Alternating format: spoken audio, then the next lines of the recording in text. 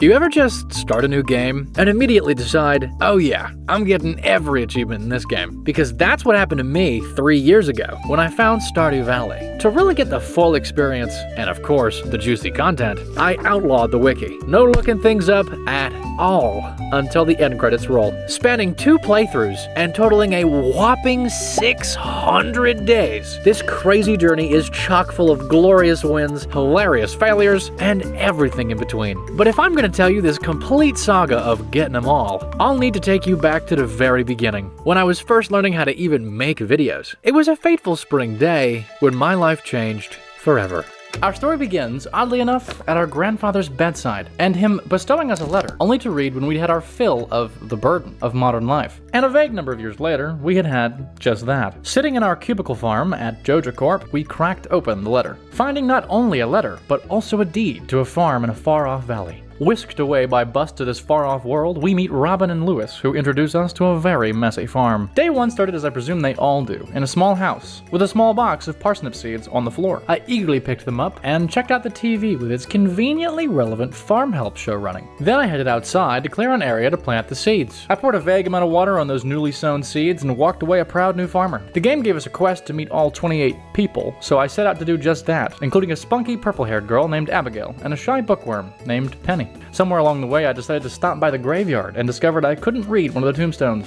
I accepted that as normal and moved on. I bought new seeds from this guy, named Pierre, who conveniently sold mostly seeds. I did this because my small game knowledge told me there was an upcoming complete the monument type objective, and I knew it would need specific crops from each season, and I was pretty sure I remembered which ones it wanted for spring. Parsnips, which we'd already been given, as well as cauliflower, potatoes, and green beans. So I planted all those next to our lovely parsnips. The next day was simple. I watered the crops, cut down some trees, made some chests, put the tools in one of them because our inventory is tiny, and went to town. I went to the museum and met a fine gentleman by the name of Gunther. I also went to the big department store across the river with the horrid name of Joja, and met an equally horrid man by the name of Morris, strongly suggesting I buy some sort of membership, which I didn't do. That night in my dreams, I leveled up my foraging to level 1, the pinnacle of achievement, and I learned how to make a field snack. I was clearly already making those god gamer moves. Real quick, I should mention I'm playing this game entirely vanilla, with no mods whatsoever. I should also mention I played these 100 days as a Let's Play first, and I will occasionally reference some hints I was given in the comments that affect my decisions. And finally, I should mention I had played once before, through about the 10th of summer, year 1, so I knew a little bit going in, but not much. But, for these 100 days, all new information had to be discovered in-game, except for the occasional hint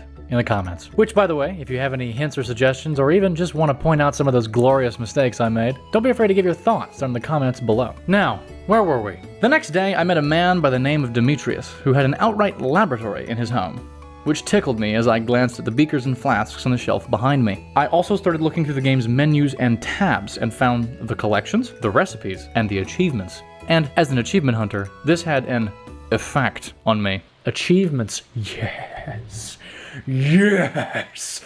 Yeah! After that was over, I took a crack at fishing and caught a shad, which I was convinced held no value beyond selling, so I stored it away for later to sell. This was, as you'll eventually see, a terrible decision. With 2 questionable activities under my belt, I decided to make more farm space and plant some mixed seeds. The day ended with a 3rd, remarkably questionable activity, when a fairy came from the east and dusted my parsnips in whatever that is. So I started day 4 by harvesting our blessed parsnips, and claimed the quest reward for growing a parsnip. Upon collecting, I received a new quest to build a coop, which I promptly ignored. I watered the crops, stored some forage. Did I mention that? There's just stuff on the ground you can forage. You don't have to grow everything you sell, apparently. So after storing those things that I found on the ground, I committed to deforesting my farm by eating these field snacks I'd made out of tree babies, which would provide me enough energy to be able to keep chopping them down. Makes sense, right? That night, I dreamed of more god gamer moves and reached the unbeaten rank of level 2 foraging. I was officially not bad at picking things up off the ground. On day 5, I found out about the atrocity that was, and still is, crows, which, in the absence of a scarecrow, would eat crops. Joja also sent us mail about a landslide they cleaned, which I believed had something to do with the mines, the part of the game I knew the most about going in. Robin also sent us mail about upgrading our house. Like almost everything in this game, I knew nothing about. So I harvested our remaining parsnips and headed towards the mines. Access had been granted, but I walked right by because I was curious what was further east, and I found a troubling broken bridge.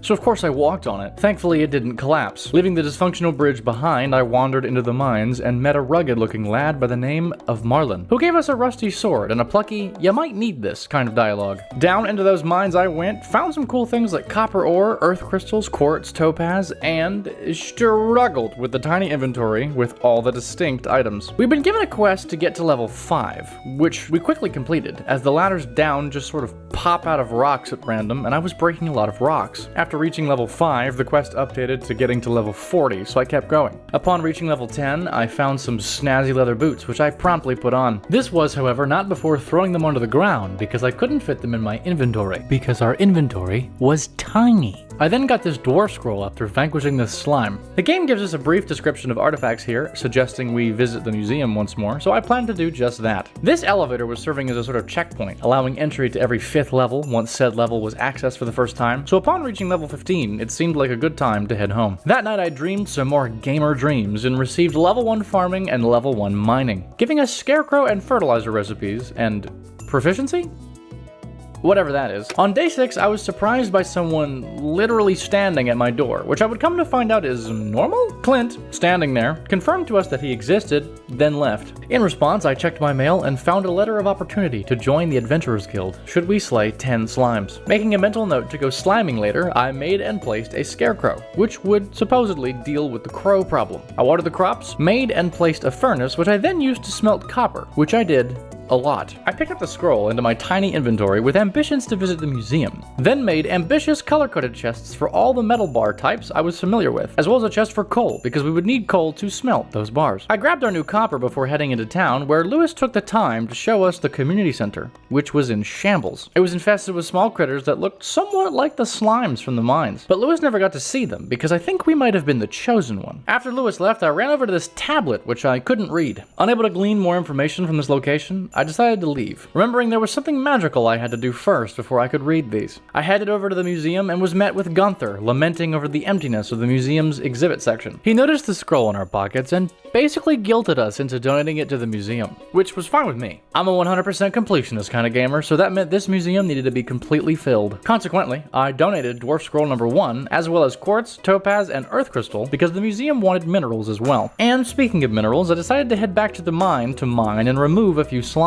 There were also these awful bugs. Awful bugs. But those slimes and awful bugs were dealt with one less awful bug giving us an ancient seed, I think. It happened somewhere in the middle of this edit in this Let's Play episode, and I'm not sure. I think that's how it happened. One of the slimes even gave us a small magnet ring, helping us pick up items from further away. That slime and 9 others allowed our Adventurers Guild quest to update, suggesting we needed to attend an initiation. I kept going a little further to level 20, found a steel sword in a chest, then went to get initiated. It was as simple as talking to Marlin, and just like that, we had access to a literal bounty board for monster eradication. That night I sold some fish, forage, stone, and wood, and hit the hay. We achieved level 1 combat that night, learning how to make a sturdy ring. Day 7 began with watering crops and reading a letter from a wizard who seems to have an idea of what was going on. There was another letter from Robin about a well, which I promptly ignored and forgot about. I forgot about this one so hard that I didn't even remember that a well was a thing until editing this video. I wonder how many more of those there were going to be. I smelted some copper and then smelted some copper, and then decided not to let my dreams just be dreams, and went to Pierre's to buy the inventory upgrade to save me some trouble. Just as I was enjoying the roominess of my new pockets, I noticed the rather expensive second upgrade to the inventory and set my sights on deeper pockets. Literally. On my way to meet the wizard, I found this extremely strange lady and her traveling cart. I didn't buy anything from her on day 7, but I will be buying things from her later. As I stepped into the wizard's tower, I remembered how I would begin to be able to read those tablets. This cutscene, one of the few cutscenes I'd seen in the game before, was absurd. The wizard identifies the existence of Junimos, the creatures which were in the community center, and we're told if we drink some mystery goop, we'll begin to understand these creatures and their writings. After verbally declining, I drank the mystery forest juice and became enlightened. After this revelation, I went back to the community center to read what the wizard said were scrolls, apparently. Not tablets after all. I walked into the crafts room, which asked for the spring forage plants, which I henceforth called forageables in my head and shall do for you too. Completing the spring forage bundle rewarded us with 30 spring seeds, and I began to look at other bundles to complete, namely the construction bundle. Upon exiting the scroll, 2 more rooms unlocked. The pantry, which had crops for each season, quality crops, and artisan items, and the fish tank, which had bundles for each type of fish. River, lake, ocean, night, and specialty. I left the parsnip in the spring crops bundle and went home. I decided to plant those new seeds and consequently nearly hoed it up until I became exhausted. But my tree baby bars saved the day. I planted and watered the new plants, all the while hunting more tree babies to make more food to keep me from being exhausted the whole way through. After some well-deserved sleep, I took the next day as a day to clear up more of the farm. I cut down trees consistently throughout the day so I could keep making field snacks to stay vigorous. During the spring cleaning, I noticed a note in the far northwest corner of the farm, stating that dear old grandpa would return in our 3rd year. This was rather daunting as I'd never even made it past the first week of summer, and this was day 8, so I wasn't even close to that. By the end of the day, sleep came easily and our dreams of gamer prowess were filled with level 3 foraging and level 2 mining, which gave us the tapper and staircase recipes. Day 9 started with me examining the staircase recipe, but rather than making any, I moved right along to the community center. There I put wood and stone in the construction bundle, and I also added a potato to the spring crops bundle. Then I was off again to the museum to drop off an amethyst and an ancient seed. And this time, we got some rewards. From what I could tell, certain items donated would yield specific rewards. Like the ancient seed would give us a plantable ancient seed and the recipe to convert them. The rest of the items donated would contribute towards a running total, which, when met, would give a set track of rewards, like the amethyst earning us the cauliflower seeds. To date, I'm not sure if this is correct, as I still haven't been to the wiki. With this in mind, I went to crack open the geodes I found in the mines over at Clint's blacksmith shop to hopefully get more minerals, the donatable rocks, and more ores, the resource rocks, to smelt to crafting component metal bars. I got both, as well as a thunder egg, which I assumed was an artifact. I donated what I could and snagged another reward, this time melon seeds, which were to be planted in summer. I decided this meant we were ahead of the intended pacing of the game, and this of course meant to me I was obviously and indisputably a pro gamer. As pro gamers do, I went to the beach and found a clam and an oyster. I immediately gave the clam to a long-haired lad named Elliot, which prompted me to check the menu tabs of the game. Here I learned about the social tab and how it tracks the gifts you give people. Then Elliot proceeded to give us a thought-provoking quote. Let's talk. A great idea can pass through your head when you least expect it. But if your mind is too busy, you might miss it. That was profound as fuck. After reflecting on my life choices, I wandered eastward to find another broken bridge. This one was smaller and set at a cost of 300 wood to fix, so I made a mental note to save wood for this purpose. I then brought that oyster back to the community center and turned it into the crab pot bundle in the fish tank area. This very bundle actually needed a clam, so I was again questioning my life choices. Painfully moving on, I started looking more carefully at the social tab, realizing there was a 2 gift per week and 1 talk per day structure to being social. Why don't they teach this kind of thing in school? I could have had way more friends. While there, I noticed I hadn't met Alex, the token jock of the town. I attempted to meet him, but couldn't go in his bedroom because I didn't know him well enough. Accepting my helplessness here, I decided to go back to the farm and unintentionally took my Stardew frustrations out on a cauliflower plant. But I had more, so I planted the new seeds. I spent the rest of the day chopping trees and smelting copper, and then brought the preceding wood to that broken bridge. I found more ocean forage, as I tended to call it in my head, sea urchins and coral and such, as well as a sweet new pier. Not having any idea what else to do with the newfound area, I headed home and sold the ocean forage. The next day started with Marnie, a local purveyor of livestock, standing directly in front of our door, with a dog to give us. After some sufficient guilting, I accepted the dog and took the default name, believing that was just the name of the dog. One financial liability later, I decided to head into town and finally meet Alex, who declared himself the sporty type. He assumed I wasn't, and I was quick to tell him otherwise. He then proceeded to cop out rather quickly because his arm was sore. I see how it is, Alex. I spoke to Haley, who just grumbled about the town, then left to check the calendar for birthdays, which I must warn you, I did this a lot. I'll just call them birthday checks from now on. I went on to forage some daffodils and was shocked by how fast the time had passed on that day. It's locked. It's 6 p.m. It's so late. I bothered Abigail at a grave on the way home and then ended the day smelting some more copper. Day 11 started with a letter from Robin saying she had lost her axe. Fortunately, I remembered where I had found that in my trial run of the game, so I ran straight there and picked it up, slightly surprised it wasn't a randomized thing. I also looked at this locked sewer, remembering there was some sort of cutscene about that, and like magic, I immediately caused that very cutscene. I still didn't probably know what that was all about though, as I had never unlocked said sewer before. I went onward to try to complete the meeting everyone quest and assumed I had forgotten to meet Gunther and all the excitement. I gave it my best, but I couldn't walk up to him to speak to him properly, so I began to look in the social tab for somebody to meet. Turned out some green-haired lady was left and I had no idea where to find her. I asked the awkward man, who I have forever since voiced intentionally awkwardly, to make us a copper axe, to which he awkwardly responded that he would, but it would take a couple of days. I left him to his work and went to Joja to compare prices to Pierre's store. I found that Pierre's was cheaper, at least for now. Luckily, in that very home, I found the green-haired lady, who had a name. Caroline. One more quest in the bag, and pro gamer status clearly maintained, I headed back to the farm and watered the crops. I then found I had a quest to give a person a gift, which I knew was going to be the beginning of a massive trial and error process. But I knew a little bit about Linus, the man in the tent, and how he loved foraging for food. So I foraged a leek and handed it to him, then went to Robin to return her axe. And while I was there, I claimed the quest reward and took a look at the fabled coop I was being told I needed to order. I then promptly ordered no such thing, went home, smelted some copper, and spent the rest of the day chopping wood, because I realized I was going to need a bunch of that. For everything. While dreaming, I gazed at the piles of money I had made from today's harvest. I started the next day tending to the farm, as would soon become very normal. Day 12 yielded our first green beans, and I smelted more copper as per usual. A couple of letters came through, one from our dear mother packed with some awesome cookies, and another from Lewis letting us know about the egg festival tomorrow. This was one of the only 2 events I had any clue what would happen, but I knew we'd be hunting for eggs. I smelted a bit more copper, bringing us to a total of 6 bars. Then I brought the green bean to the spring crops bundle in the community center. I also noticed I was getting hearts with people, and I made an effort to get more, but instead I just found out some people don't like daffodils. One of the bundles in this room, the pantry, is the quality crops bundle, and it calls for 5 gold star crops from a few different seasons. I haven't explicitly pointed this out, but you may have noticed that some of the crops and or forageables that I've picked up have a little star next to them. This is to indicate their quality level. Throughout the playthrough, I deduced there were 4 different qualities. So far, at this point, I knew about 3 of them. A neutral quality, as I called it, which had no star, a silver quality, which had a silver star, and a gold one that had a gold star.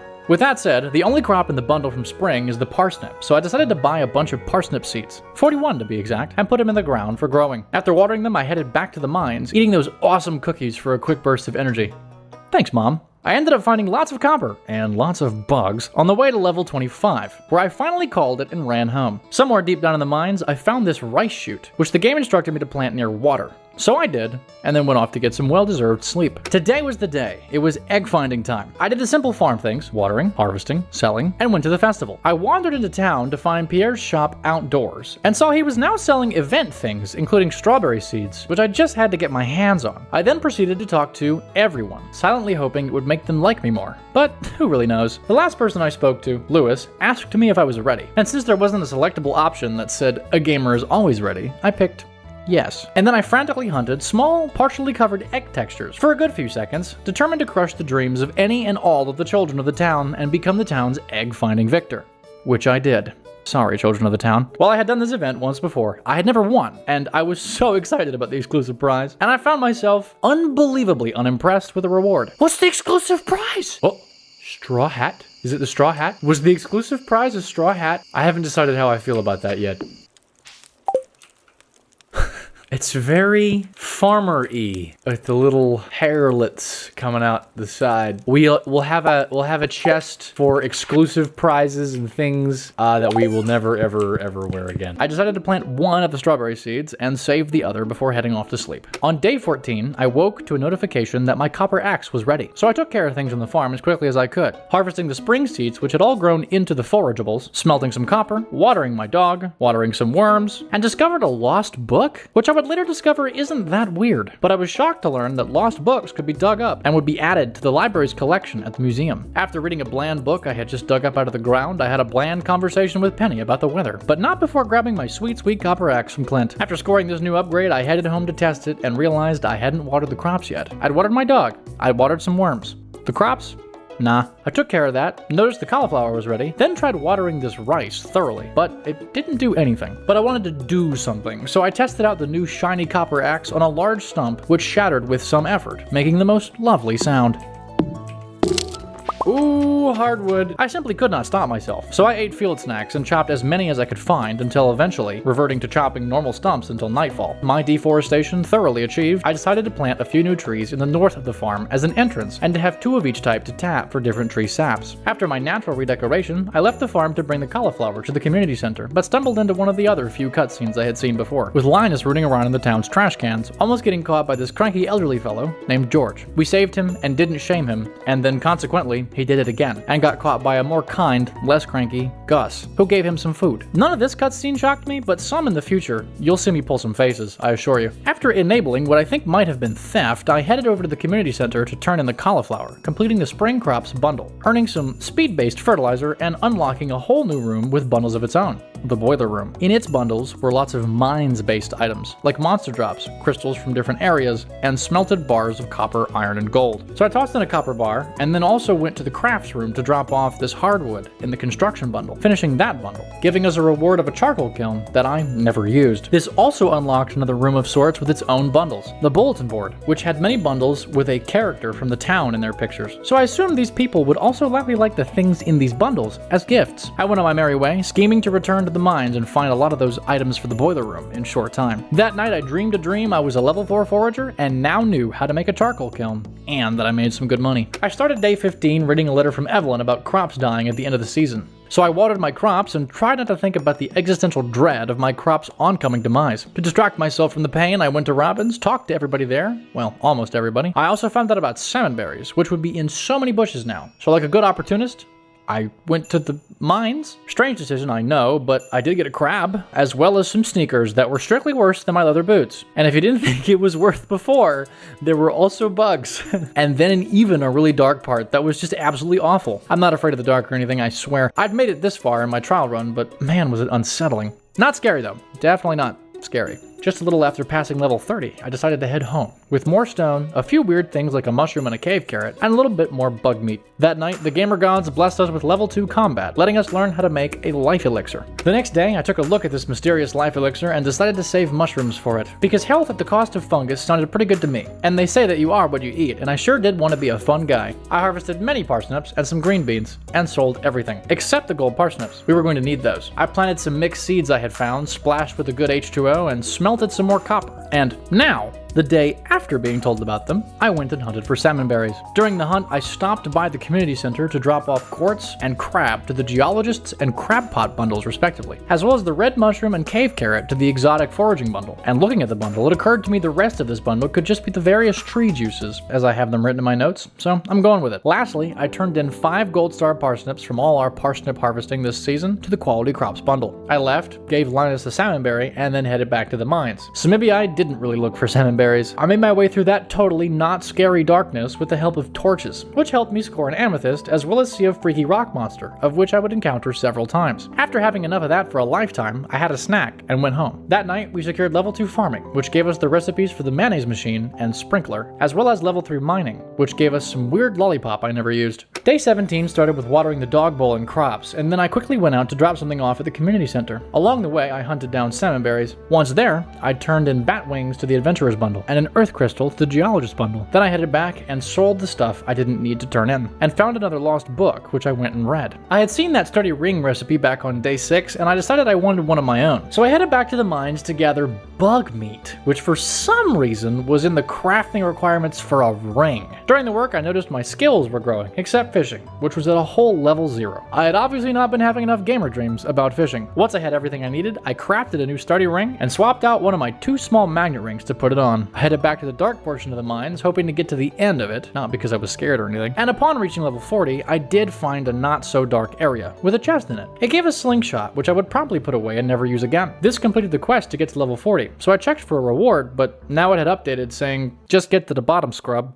Get good. In the interest of therefore getting good, I headed downwards once more. It was in this new icy area that I began to gather iron finally. I'd only ever reached level 70 in my trial run, and I had almost entirely focused the mines in that trial run, so I was getting close to the end of all of my game knowledge. Still, I figured the iron was going to be important. The next morning, I sold the proceeds of the mining trip and smelted our first iron, then watered the crops and smelted more.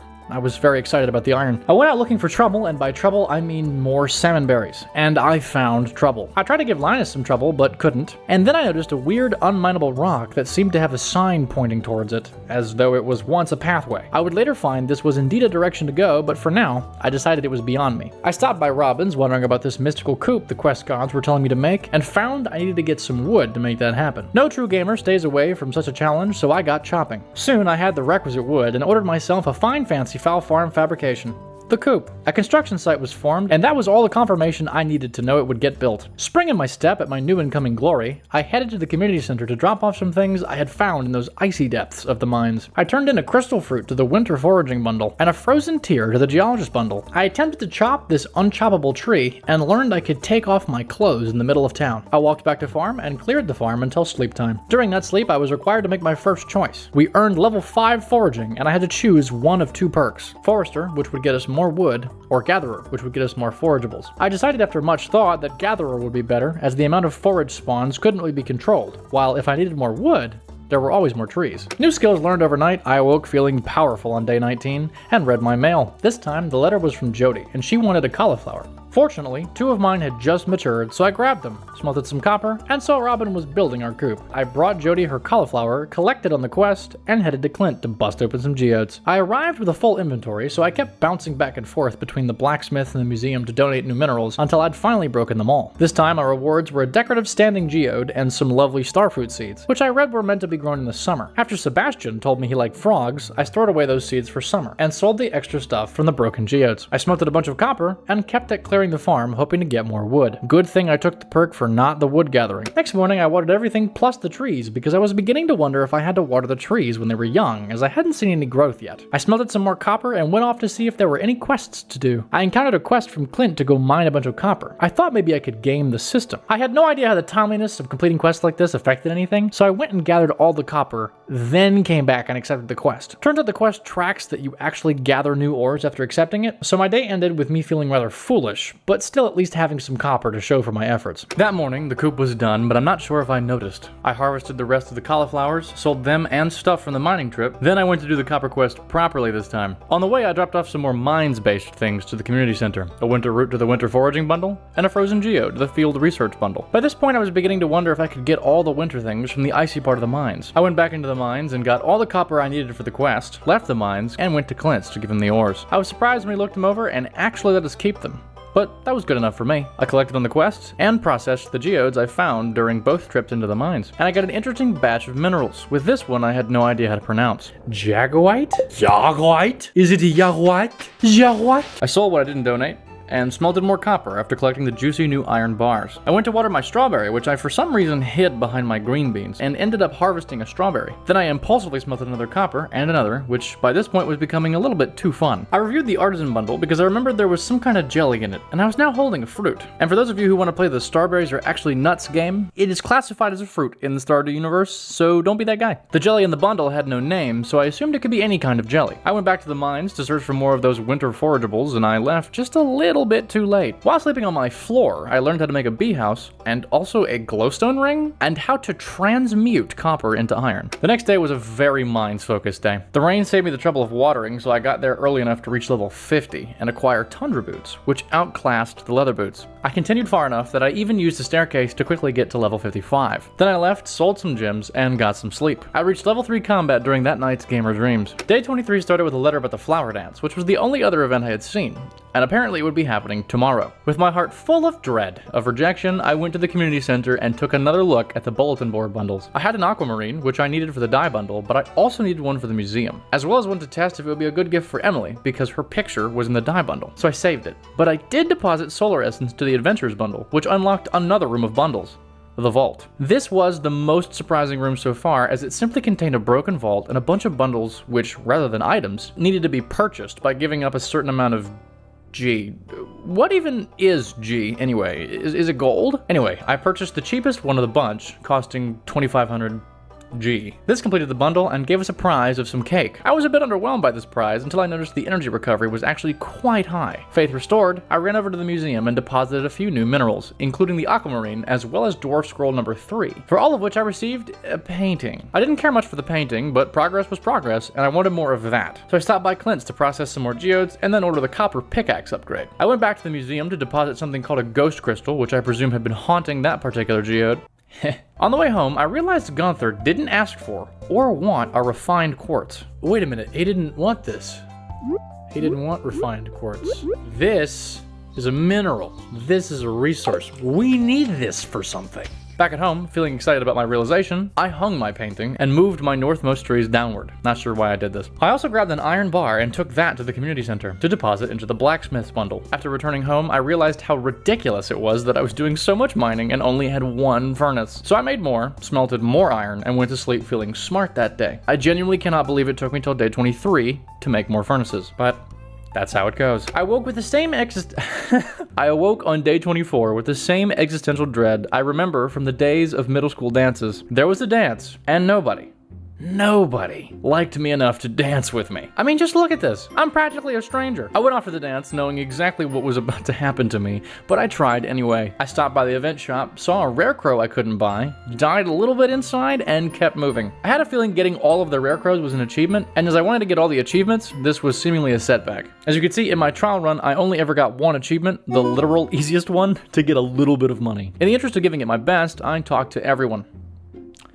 No one would dance with me. Absolutely no one. So I watched everyone dance and noticed some obvious pairings between the people of the town that were single. I went home that night lonely, but not discouraged. The next day, I could feel the season getting close to its end, which was fairly intimidating, as I knew nothing about fall or winter, and barely anything about summer. I started harvesting a strawberry and beans, realizing I couldn't plant anything new, or it would just wilt in a couple of days. Then I picked up my mail to find a letter from a local purveyor of hats, as well as a letter from Mom with a little cash to set us up for a good summer. I actually watched the TV long enough to learn about fruit trees, but I'm not sure I retained any of it. I went by Clint's to get our new copper pickaxe and gave some gifts out. After the pain of rejection, now that I have my one truest love though, my pickaxe back in hand, I headed back to the mines, fought my way through an infested level, and found myself next to water, and a chest with a crystal dagger in it. I had really pushed it to make it to this level though, and fell asleep at the top of the mines. I woke the next morning to find a letter from Linus about retrieving me in my mailbox, which it turned out I was gonna have to get used to. I started testing the new crystal dagger, and noticed it had no cooldown, which I have to admit was rather exciting. I smelted 3 more iron, then took the aquamarine to the community center, this time to turn it into the dye bundle. I used the logic I mentioned before with the characters in the bulletin bundles and gave a frozen geode to Demetrius, but he disliked it. Ashamed, I went back to the mines, starting this time at level 60. Our new weapon, the crystal dagger, got its debut on this run, and I soon learned right-clicking was very powerful with this weapon. Speaking of powerful weapons, I found a chest on level 70 with a new weapon, the Master Slingshot, which I promptly forgot about. These new levels, this cave biome I would refer to as bricked ice, this was as far as I'd ever gotten in the mines. And that was both exciting and terrifying. I didn't quite make it back to bed that night and passed out on the farm, dreaming about the combat level 4 I would use in those very mines. I woke up and smelted more iron. Smelting was becoming an obsession. Jojo sent me a letter letting me know they picked me up and charged me a fee to move me from my farm into my bed. How nice of them. I brought Jody some jade and took dwarf scroll number 2, which I'd found in my spelunking, to the museum. I was in the giving mood, as I wanted to start focusing on getting hearts with as many of the townsfolk as possible. I started to give a topaz to Penny, then last second switched and gave this aquamarine to Haley instead, which she liked. Don't worry, I gave Penny the topaz after that, and she liked that also. I wanted to try my theory one more time with the bulletin board bundles and gifts, so I went to give Emily an aquamarine this time, and I almost didn't because she was in her room, but she started to leave, so I hid and waited to surprise her. Surprise! A birthday gift? Oh, yes! I didn't even know it was her birthday! My track record of giving stones to girls of the town was stellar, despite how strange that sounds. Ooh, do you like quartz? Hey, how'd you know I was hungry? What'd I just give you? Did I not just give you quartz? Wait, I just gave you quartz, right? Am I going insane? Or did I just give you a crystal and you just said? 4 for 4 on giving gemstones to people of the town, I went to get something for myself, hoping to make a good investment. I paid a visit to Marnie and bought a chicken, which I was shocked was a chick when I arrived home at the coop to see her. It was unreasonably cute and tiny, in fact. I remembered around this time to water the crops in Yogi's bowl, then went off in search of more shenanigans. I discovered the arcade, but was confused by the fact I could only use one machine. The other called for a skull-shaped key in order to operate it. On the way out, Willie mentioned the idea of expanding the shop's stock if the fishing scene got more lively. I took the hint, but delayed action because fishing was hard. I wanted to give more tangible progress a try, so I went and hit this weird rock on the east of the mines entrance to see if it would budge, but my pick wasn't strong enough. Yet. The final day of spring began, and I started it by picking beans. And of course, petting my new little chick, because how could I not? I had recently realized while perusing the social tab that there weren't just liked gifts. Loved gifts existed, such as Emily's attitude towards aquamarine. Speaking of Emily, it turns out I wasn't the only one in town having gamer dreams. What is going on? Whoa! What is happening right now? What are we doing? What is going on? What? What? Dude, what is happening? This is a dream. I handled this situation by not handling it. I went over to Marnie's and bought the new chick some hay to eat, and started looking at the sprinklers I had learned, maybe to craft some, which, thanks to my obsessive smelting, I was able to do immediately. I toyed around with a few different orientations of sprinklers because it seemed they would water one crop directly on each side of them, north, south, east, and west. I tried some patterns that would conserve farm space and some that would maximize sprinkler efficiency, and considering how much space was available and how few sprinklers I had, I went for the latter. By the time my experimentations were through, it was time for sleep, and time to begin the next season. At last, on day 29, summer had arrived, and with it, new music. The persistent crops from spring had wilted upon summer's heat, and as I went to cut them, I realized my dagger wasn't gonna cut it. Literally. I began building a new farm, this time with irrigation. I planted the melon and starfruit seeds I had earned from Gunther, as well as a few mixed seeds, put down a chest to store farm items in, and then watered the seeds because the sprinklers were only going to go off in the mornings from what I could tell, and the morning had already passed. I even actually used fertilizer this time, not knowing what mechanically it would do. I found this little door for the chickens to walk through, which I thought was rather cute, then headed to Pierre's to buy some other seeds. When I walked in, I was greeted by the final cutscene I had ever seen before in this game. Morris, the Joja gremlin, had come by to put Pierre out of business, announcing a sale at Joja Mart, causing the customers to leave Pierre's and investigate said sale. Morris was executing a classic big dog move: operate at a loss briefly to put local businesses out of business, then return to higher prices than the original local companies had been selling at. A nasty scheme for sure, but it was working. I resolved by that point not to buy a Joja membership because even though Pierre had his flaws, I'd rather support the local business and town than an encroaching corporation who would use tactics like this. It was now personal. Kid. I went back to the mines for the rest of the day, finding this aquamarine. I later gave that to Emily, dropping it off to her at the saloon, before picking up a lost book on the way home. The next morning, I was surprised by a new friend walking through the coop's gate. That little chick I had gotten just a few days ago was now a full-blown hen. No adolescent stage or anything. Just hen now. And it had laid an egg, which I then promptly stared at, not knowing what to do with. I checked the bundles, but they only wanted big eggs. So with no idea what to do with this egg, I sold it. I headed over to Pierre's and bought more seeds, according to what the bundle wanted from me. Melons, which we already had, blueberries, tomatoes, and hot peppers. I bought those, headed home, planted them, and fertilized them with Speed Grow, which I assumed would make them grow speedily. Then I headed back to the community center to drop off a sweet pea I had found earlier to the summer foraging bundle. Then I headed towards the mines, and as I did, Linus asked a rather strange question, and we ended up finding another summer forage, the spiceberry. I brought that back to the community center and then started heading to the mines again. But on the way, I found another summer forage, a grape. So I brought that back to the community center, completing that bundle, and receiving a lovely gift of 30 summer seeds. Emily told me she felt lazy today as I headed back to the farm. I made several more sprinklers and planted all the new seeds. I placed a few more scarecrows as I had no idea what their effective radius was. I grabbed a bunch of torches from all around the farm to put them in the farm,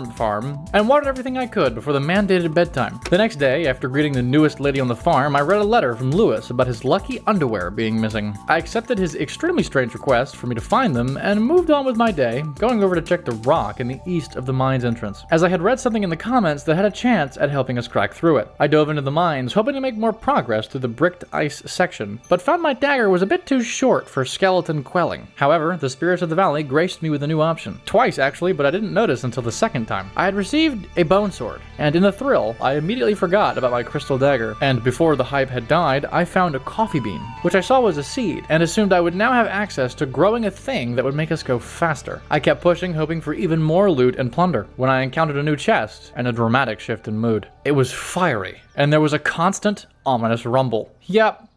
This would be the kind of place to find fire quartz, alright. Within this chest, I found some more lovely boots. Why did all the chests have either weapons or shoes in them? No matter, these new Firewalker boots were superior to my existing Tundra boots, so I swapped them out permanently. I stepped bravely into the new cave biome and found out very quickly that things down here hit very hard. But in exchange, gold.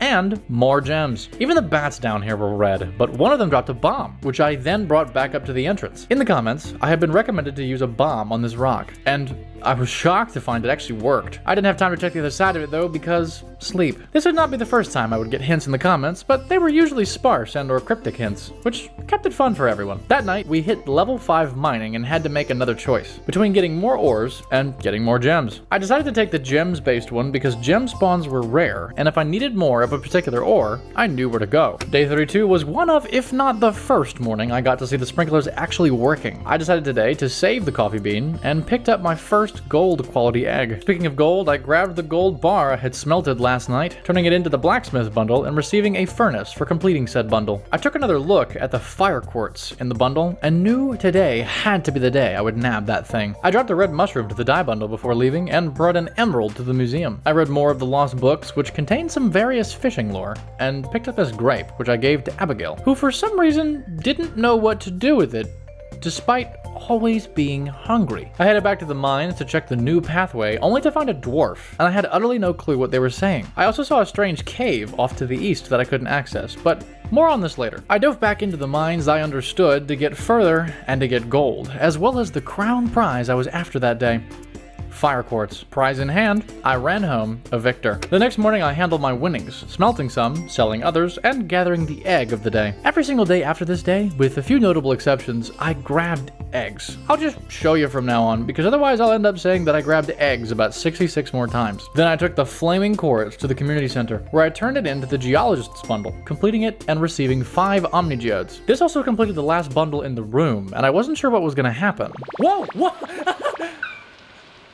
Look at them, they're so happy! They're so... We are the Junimos, keepers of the forest. Whoa! Whoa! Whoa! Whoa! Whoa! The music's so sweet, I'm gonna cry. I actually have tears in my eyes. Oh! What's happening?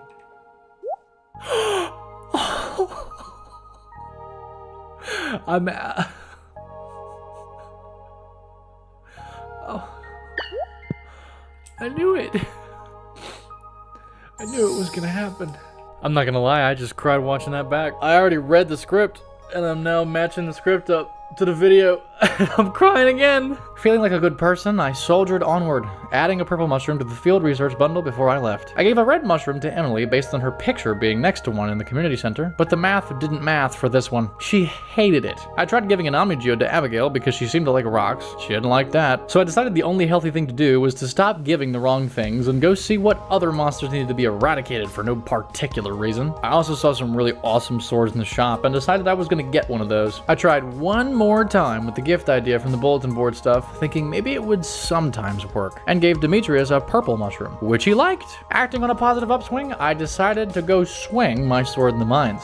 But I died. Too many ouches in one time frame, apparently. Somehow, Linus found me, but I had lost items. I headed home, confused by the massive up and down that was today's emotions, grabbed my newly smelted gold, and headed to sleep. As I slept, I saw the Junimos working some kind of magic next to one of the broken minecarts, and as well, secured level 5 combat, choosing the perk that increased my crit chance by 50% over a blanket damage increase of 10%. I wanted to hit really hard when I hit really hard. I started off day 34 by bringing a hot pepper to the summer crop bundle and a fire quartz to the museum. I ended up getting a very nice reward for this, a singing stone that sounded very much like an iPhone text tone.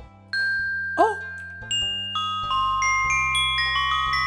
I processed some geodes, getting new gems and iridium ore. This was in fact my first discovery of iridium, period. I had no idea there was going to be a tier above gold. I turned the new minerals into Gunther and tested out the new minecarts next to Clint's place. I went home with my new speedy capacity and realized I would need more hay. I decided it was time to get a silo because I was pretty sure that was going to be part of the hay gathering scheme. I did some ocean foraging, then put the singing stone down by the dog bowl to function as a bell for the dog to know his water bowl was full. I have no idea if this had any in-game effect. In fact, I imagine it didn't, but it felt nice, so I kept doing it. I then decided to move the smelting operation to its own area. I recolored the chests and organized the ores, this time including a chest for iridium stuff, then headed back home for some much-needed sleep. I started off the morning with the usual business, then put some tree tappers in the new trees. I tried giving a red mushroom to Demetrius since he liked the purple one, but he hated it. I noticed this new pathway up to the north, which led to a train station and a sauna, of which I explored both thoroughly, but failed to gain much more than confusion and blocked pathways,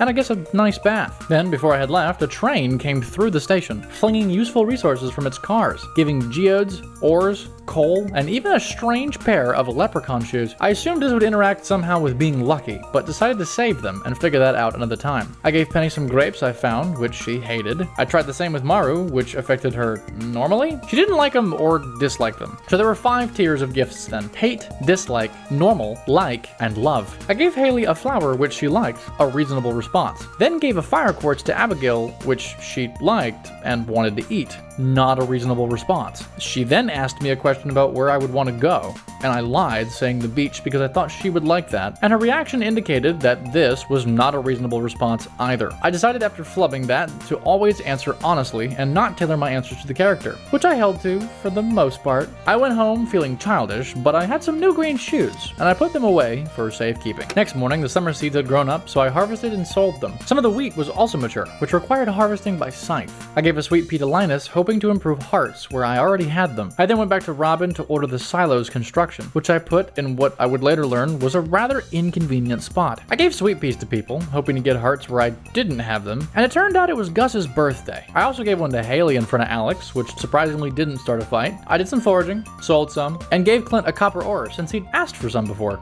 He probably got depressed. I had the depressed man process my geodes and received some new minerals as well as a whole helmet. There was a whole helmet in that rock! I donated what I could to the museum, and Gunther gave me a hideous chair as thanks. As I was leaving, I found another artifact, a rusty spoon, and ran back to donate that too. Apparently a rusty spoon was an artifact.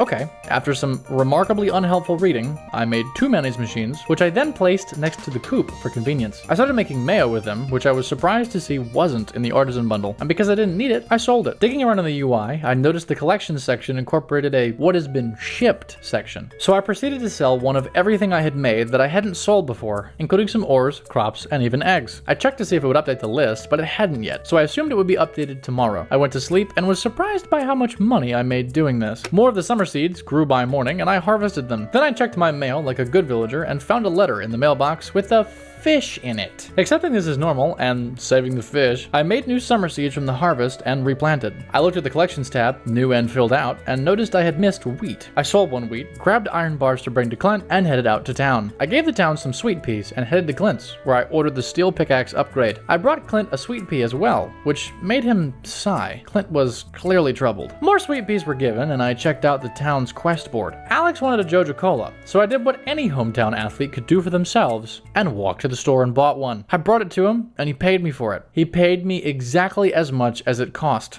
Thanks, Alex. I brought the largemouth bass that had been sent in the mail to the lakefish bundle. Then I headed home to grab all the equipment I didn't need to sell to the Adventurers Guild. It let me sell everything except the slingshots, and I'm still not sure why. On the way back home, I dropped by the mayor's and learned about divorce as an option. Noted. Day 38 started with the silo being finished, so I tossed my bounty of 4 hay into it. Then I harvested a new plant, a radish, but it wasn't in any bundles, so I immediately sold it. I checked the mail, terrified I would find another fish flopping about in my mailbox, but it was just a letter about a new event, the luau, suggesting I bring an ingredient for the soup to impress the governor. This got me frantic, wondering what in the world to choose. I foraged, gave some of it away, and encountered this hat shop, which I admit I had seen before, but was still so weird to me. After a little more exploration and gift giving, I went to Marnie to purchase 2 new chickens and more hay to feed them. I went home, pet the new friends, and added the new hay to the silo. I started consistently making more mayo by this point, and made as many summer seeds as I could out of the forageables to plant. I decided to start selling sweet peas with quality, and keep the ones without quality to gift people. With that, I went to get more seeds from Pierre, but it was closed. So I went to give Maru a birthday gift, but she wasn't home. I wandered around that whole day, not sure where to find who, until by nighttime, I finally found Maru stargazing, where I gave her a sweet pea. I checked on my new sleeping chickens, then went off to sleep myself, dreaming about new foraging powers like making fall seeds and lightning rods. The next morning, another person was weirdly standing outside our door at the crack of dawn, this time with an offer and a choice. Demetrius wanted to set up something in our farm cave, either something to attract fruit bats and score us some left behind fruit, or something to grow mushrooms in for every day. I deliberated this one thoroughly because I didn't have either of these things, but eventually the fungal choice seemed clear. I decided this because I knew fruit trees existed, and had no clear understanding of how else I would get mushrooms beyond random chance in the mines. Since I could guarantee myself fruit later, I'd make sure I'd guarantee myself both later on by picking mushrooms now. New cave plans underway, I set to work on making a lightning rod. After grabbing the supplies, I encountered our first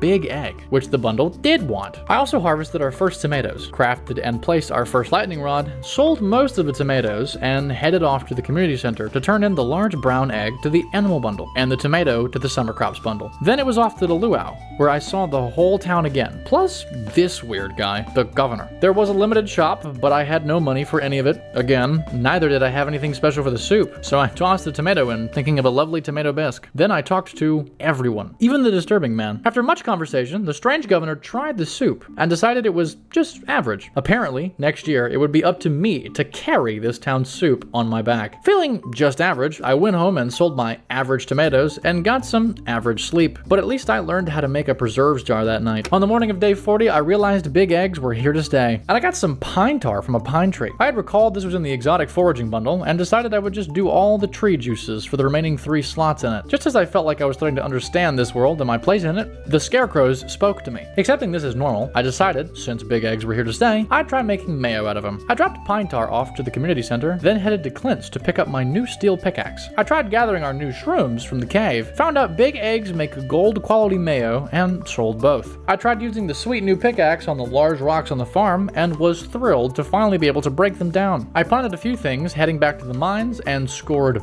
big time. Gems, gold, and even a chest at level 90 with a new sword called the Obsidian Edge. It was slower, but more powerful, and seemed the right choice. I continued a little further in the mines that night, then bailed at level 95. I went home with the plan to sell, then passed out by the selling box because I'm really good at keeping track of time. Day 41 began with a rainy day of harvesting melons, and a letter from Joja kindly billing me for picking me up from my own farm. I sold the melons except the gold ones, which I was saving for the quality set of 5. The new chickens had grown up, and I got the gold a-smeltin'. I took care of all the farm things I could, getting into the groove of summer. Then I brought a diamond to the museum. I grabbed more melon seeds from Pierre to keep working towards the quality melons and headed home to plant them. I decided to try out this new preserves jar while doing more farm things. I brought the melon to the summer crops bundle, then headed to the beach and found an old mariner talking cryptically. Clueless on this, I left and brought a mussel to the crab pot bundle. I brought Alex a safe gift for his birthday and then headed home. I sold stuff, got some blueberries, which I was surprised to learn drop in bunches of them, sold some gold bars, and headed to Clint's to see about upgrades. But the blacksmith's was closed, so I took a blueberry to the summer crops bundle, completing it and receiving the first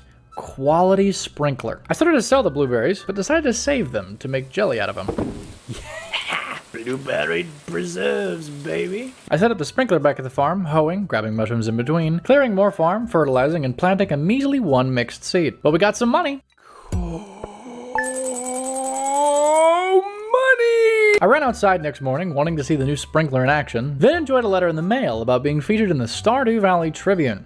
Whatever that is. Pam sent us a letter as well, asking for a pale ale, which I then ignored. I got some new resources this day, like a battery, oak resin, and 3 eggs, because eggs were definitely new. I gathered up some gold bars, harvested the 1 star fruit, and stored it away with the fruit to preserve. I headed off to Clint's, but I didn't get very far as Emily was having a moment. These birds flew overhead, and one of them didn't quite do the bird thing correctly, or maybe it did the bird thing perfectly. Kinda depends on your perspective on birds. She decided to take care of this bird and nurse it back to health. After that, I headed to Clint's to order the gold pickaxe, but it was too expensive, so I ordered the copper trash can instead. This would apparently improve the percentage of money value we would get if we tossed an item in the trash can in our inventory. Seemed useful to me. I noticed Emily and I were at 4 hearts and began to suspect cutscenes might relate to that. I took the oak resin to the exotic foraging bundle, and I went to inspect the Emily situation further and found I could now open her door in not a creepy way. I swear. So I of course walked in and played with the parrot. I headed to Pierre's to buy more melons, and I also grabbed some grass stars while I was there. From there, I headed to Marnie's and bought another chicken. Then I headed home and tried something I learned from the comments. Apparently, if you use a scythe, once you have a silo on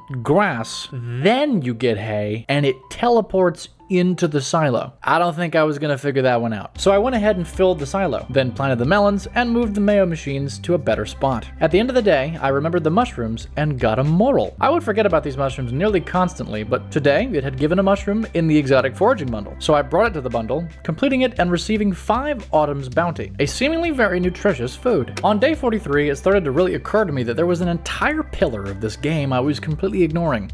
Fishing. I decided today I'd put a dent in that. But first, I made an observation. Corn was in 2 of the bundles, fall crops and quality crops, and could grow in summer and fall. So I figured it wouldn't wither when the season changed. Curious. Very curious. I went to the beach to experiment with fishing, but instead, Alex wanted to be sporty, and I wanted to be sporty too. Unfortunately, the game didn't want me to be sporty. So after getting my ego bruised enough to assert my own sportiness, I walked about the beach, gave flowers out, and found a clam. I went ahead and brought this clam to the crab pot bundle and took a look at what other fish I needed to get a hold of. I decided the river fish were my best bet and tried my luck giving gifts to people as they passed by. I did catch some fish, a few during the day and a few during the night, and brought what ended up being 2 fish to the bundles, a sunfish to the river fishing bundle and a brim to the night fishing bundle. Then I headed home and sold everything else. That night, I finally gained my first level in fishing. The next day was a day for poor decisions and great discovery. I got some more tree juice. This time it was the maple kind, which I nearly dismissed, as we had already completed the exotic foraging bundle, but I noticed on a cursory inspection, it was in the chef's bundle. Spicy. I'd be bringing that soon, but first, I needed to get distracted doing other things. I started that distraction journey with a mail from Mom, continued it with getting my first batch of jelly, and taking care of a few things on the farm, then heading into town to give gifts and get a new trash can from Clint. Then, of course, it was mines time, all while carrying this maple syrup in my inventory. In the mines, I had a skill issue and paid the price for it. But somehow, I didn't lose the syrup, or the jelly, which I had also been carrying this whole time. I decided to turn these 2 things in before doing anything else, then had a bountiful snack, and headed back into the mines. This time, sans skill issue, +1 staircase, I made it to level 100 to discover a new chest, with something I could have never expected inside. Whoa. Whoa, what just happened? I didn't say to eat that. Whoa, whoa, whoa! Did my max energy just get increased or something? I found a star drop. It's strange, but the taste reminds you of gold. Your maximum energy level has increased. Then, after eating this extremely rare, liquid gold tasting energy providing fruit, I passed out. Makes sense, right? But level 6 mining, and with it, the recipe for bombs. Day 45, I decided to keep pushing the mines. While taking care of all the different things on the farm, I checked what the cost of making more furnaces would be, and they had one requirement I didn't have: copper ore. Because I'd been so fervent with smelting, I would have to go back to the mines to get ore. Driven by progress, I headed to level 100, instead of the highest levels for easy copper. I tried my hand at fishing in this weird red water, and didn't get anything except trash. Not knowing something very important, I trashed all of this trash, and headed onwards into the depths. This starred slime dropped dark boots, which I decided to wear from now on. I made it all the way to level 105 before bailing for the day, and I decided before heading home to try my hand at lake fishing. It was agreeable. Chub. I got a chub. And I got one of those. I also managed to find a bullhead, which I took to the lakefish bundle. When I got home, I wasn't swimming in copper, but I had more gold, and I definitely made it home. That night in the dirt, I dreamt about different kinds of eggs, scoring level 6 combat. The 18th of summer was when chaos really started to settle in. I started the day off confused by a dead plant on the farm, but also secured a gold corn for the quality bundles. I took care of the plants and hens, even replanting before heading to town and checking the quest board. Willie had asked for green algae, so I grabbed a couple from home and headed his way. I stopped by the museum to read more books and drop off a ruby, for which we earned pumpkin seeds. These were for fall, so I just pocketed them on my way to Willie. But I stopped by Emily's house to give gifts, and I said hello to the parrot, gave some gems to the girls, and finally headed to Willie's for real. He took the time to suggest a training rod to me, and also implied heavily that he had a non-working sea vessel in the back of his shack. I sold him what ocean forage I'd snagged along the way, and almost forgot to give him the algae. Then I gave it to him twice to see if he'd like it as a non-quest gift. He hated it. Shocked someone could want something and hate something at the same time, I decided to go fishing. Fishing took the rest of the day up, but I did secure the second achievement in the game, Fisherman, for catching 10 different species of fish. Caught a red snapper in the ocean, a chub and a carp in the lake, and deposited them into the ocean fishing, field research, and lake fishing bundles respectively. As the day was winding down, I noticed the common mushroom was in the fall foraging bundle. I had been harvesting those frequently from the mushroom cave, so I boldly ran one of those over to the community center as well, barely making it back in time for sleep. That night, I dreamed of being a better fisherman and making some good money. The next day I went to work, taking care of all the usual farm things in the morning before running off to the community center to drop off hay to the fodder bundle, then heading over to Clint's to order the golden pickaxe upgrade. I went to Robin's after that to see about another farm building, but stumbled into a Maru cutscene instead. But Maru wasn't the only one in it. Maru's a good kid. She's my special little girl. What's happening right now? I wouldn't want anything getting in the way of her bright future. Know what I mean? Just some food for thought. That's right. Demetrius was trying to get me to stop talking to his daughter. After that lovely conversation, I decided to talk to Robin about why I came. which was the barn. I just wanted to know what it cost, man. Feeling like I was trespassing at this point, I gave Demetrius a flower and found out it was his birthday. He liked the flower, so despite the sternness from before, we ended up gaining hearts. I gave a flower to his wife for good measure on the way out, which in hindsight might have been a bit weird, but that's okay. With the dates in my mind, I decided to look at the calendar and noticed there was some weird dance coming up. Hopefully I wouldn't strike out this time. I headed over to Pierre's upon looking at the fodder bundle and bought weed seeds. Oh shit. Not those. I headed over to Pierre's upon looking at the fodder bundle and bought wheat seeds to get the 10 wheat I needed for it. I headed home and went to work expanding the farm to accommodate more crops, including wheat, moving the furnaces in the process. I decided after this to cut some trees, as the barn I'd looked at would be needing wood. I continued to turn the supplies of eggs and jelly during this, even tossing starfruit in for jelly making. I wanted to know what the differences were for prices of crops versus processed crops, so I sold a blueberry and blueberry jelly before heading to bed to compare. That night, I hit level 5 farming, requiring a choice. I decided to choose tiller in this instance because crops seemed more scalable than animal products. Also, blueberry jam turned out to be 3 times the value of a blueberry. The 20th of summer started with watering the new part of the farm I'd added yesterday that didn't yet have sprinklers, and then immediately continued with 3 pieces of mail. 1 from Willie, letting us know his fishing-related wares had expanded, and 2 from Demetrius about samples. In one, he gave us a sample, and the other, he was asking for a melon sample. The comments had also mentioned something about using a lightning rod to keep grass alive in your animal buildings, so I moved this lightning rod for that reason. I left to drop off the oak resin I'd picked up on the farm to the community center because it was in more than 1 bundle, but I first ran into a cutscene with Penny. This was a cutscene about somebody being cranky and not liking being helped, somebody else not realizing that and insisting to help. After that little debacle, I turned oak resin into the enchanter's bundle, answered a weird question from Haley, and took to fishing. I ended that night selling a whole bunch of marine stuff and making some decent money from it. I started off day 49, heading over to Clint's to pick up our new gold pickaxe, and for the first time saw what the iridium tools looked like, and had a very moving conversation with Alex and his dog. Alex apparently had some family troubles, and this was something that I was able to relate to, more than necessarily I was prepared for in the moment. And then I cleared the farm for hours. I also found this rusty spur whilst clearing the farm. Today marked the halfway point. Today would be the last day of the first half of this challenge. If you made it this far, you may have realized I initially had no idea I would be doing this as a 100 days video or challenge. I was still just learning how to make a let's play when this first started. I did happen, however, to hit an awesome goal exactly on day 50. But I have had a wild time creating this video. Literally 2 months of work, not counting the recording and editing of the original Let's Play videos. 2 months of learning and editing this video alone. So, if you like this video, like you are genuinely enjoying it, please press the like button so YouTube knows that I did a good job so more people can get to see it and enjoy it too. Thanks. Now, what did I do on the halfway day, you ask? Well, after the animals and the plants, of which I sold most, I took the rusty spur to the museum. I also stopped by Clint's to order the steel axe upgrade, but when I got there I realized I didn't have enough money. So I sold him some iron, and then I had enough money, but now I didn't have enough iron. So I went home, got more iron, and came back, finally ordering the steel axe. Hang on, Watson, you said something cool happened. Yes, because now I finally had my pickaxe again, and this time it was golden. With gumption and confidence, I strode back to the mines. I found plenty of gold, finally ate that strange bun that just been floating in my inventory, and made it down 5 levels to level 110, finding another chest. This one had space boots in it, even more powerful than the dark boots, so I made the permanent switch. But I wanted to see more, and the comments had been hinting at the bottom was now only 10 levels away. I kept pushing on despite the time, swinging and swinging, using a staircase occasionally, until finally, we reached the bottom of the mines. It's a key! That's a key!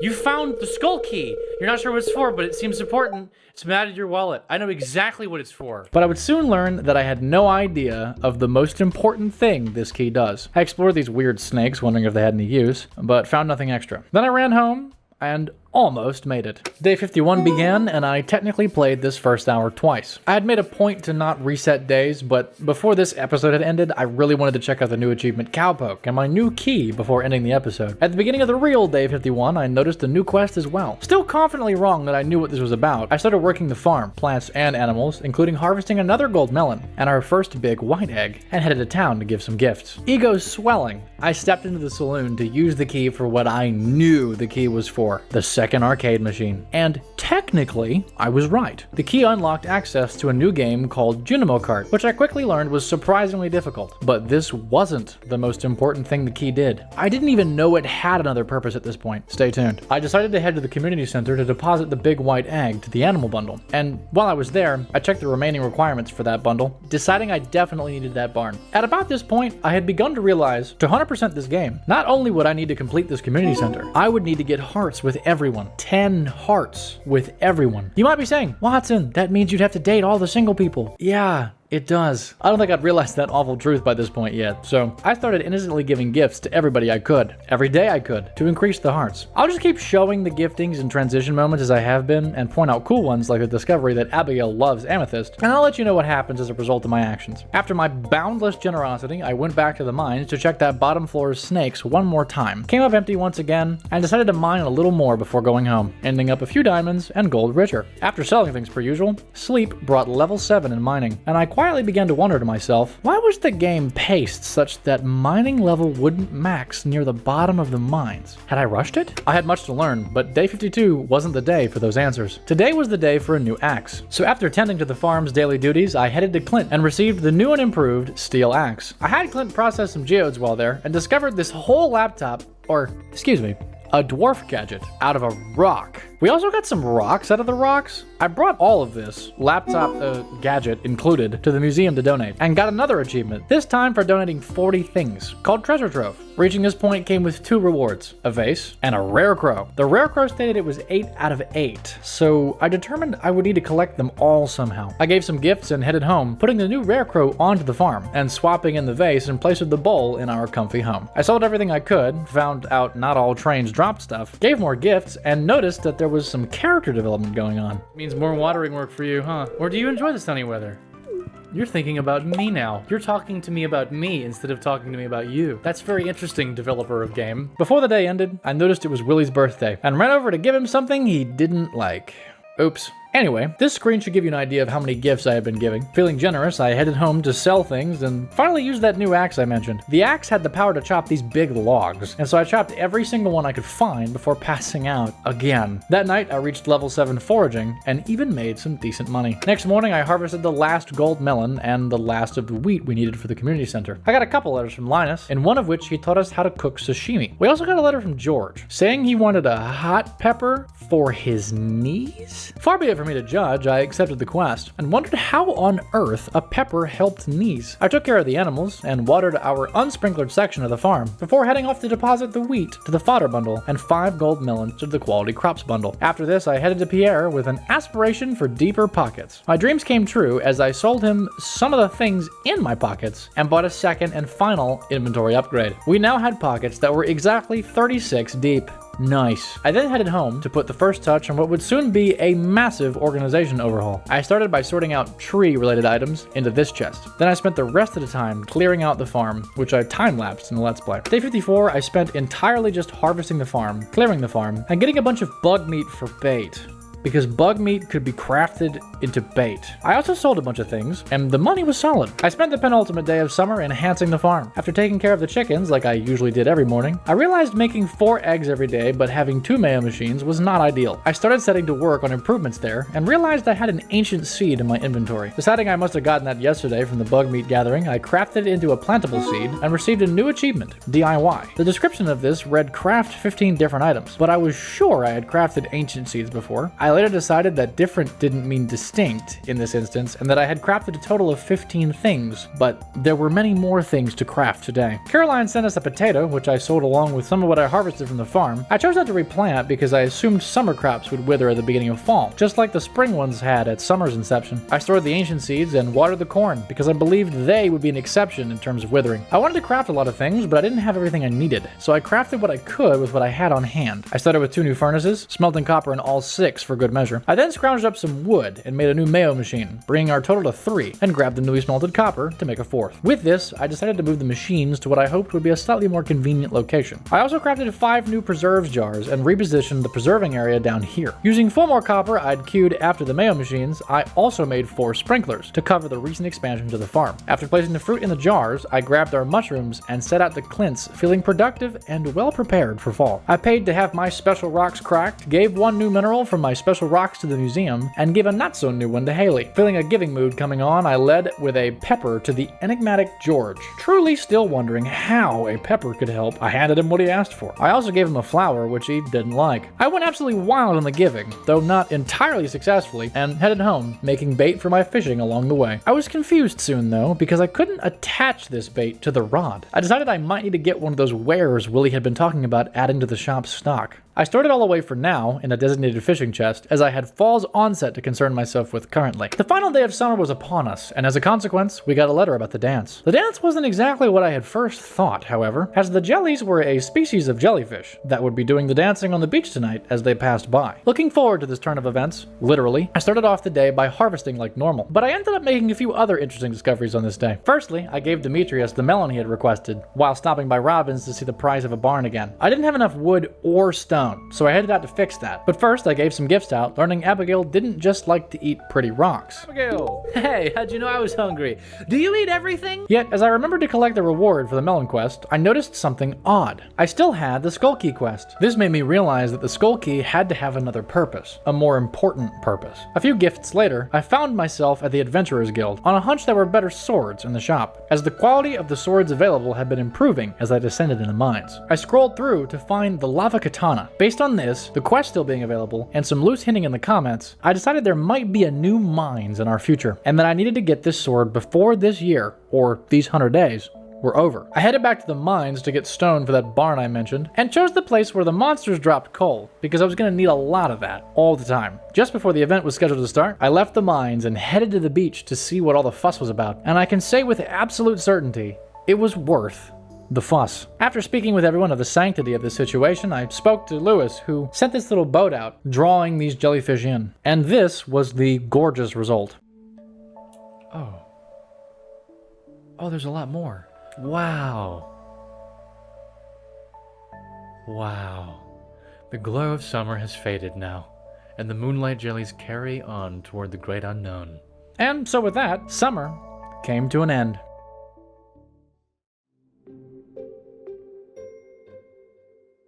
Fall's beauty absolutely shocked me, and I couldn't have my dead plants marring that. Fall had new forageables, the common mushroom I had noticed before, as well as the plum, the hazelnut, and the blackberry. I gathered up some of these on my way to the mines, hoping to quickly get enough stone for the barn, and enjoy the rest of my time basking in fall's orange glow. After getting plenty of stone and some copper along the way, I headed to Robin's to order the barn. 1 or 2 clicks later, construction had begun, and I was thrilled. I swung by the community center to put the 3 new forageables into the fall foraging bundle, earning myself some fall seeds at the perfect time. I headed down to the ocean, giving gifts along the way, and once there, picked up a bunch of stuff. And I also caught a can's worth of sardines. I headed back to the good old CC and dropped off a sardine in the ocean fishing bundle. I headed home to sell stuff, cleared up the rest of the farm, smelted 3 iron, moved the last preserves jar, and planted the new fall seeds. Then I grabbed that iron and made 3 new sprinklers to expand the farm, just a bit more, so we can make even more cash than this. The next day on the farm, I wasn't alone, as Robin was on the scene, swinging her hammer at this exact spot all morning long, as I did the day's tasks. I was expressing my disinterest in fertilizers, and this happened. Speed grow, wah. Retaining soil, wah, wah, wah.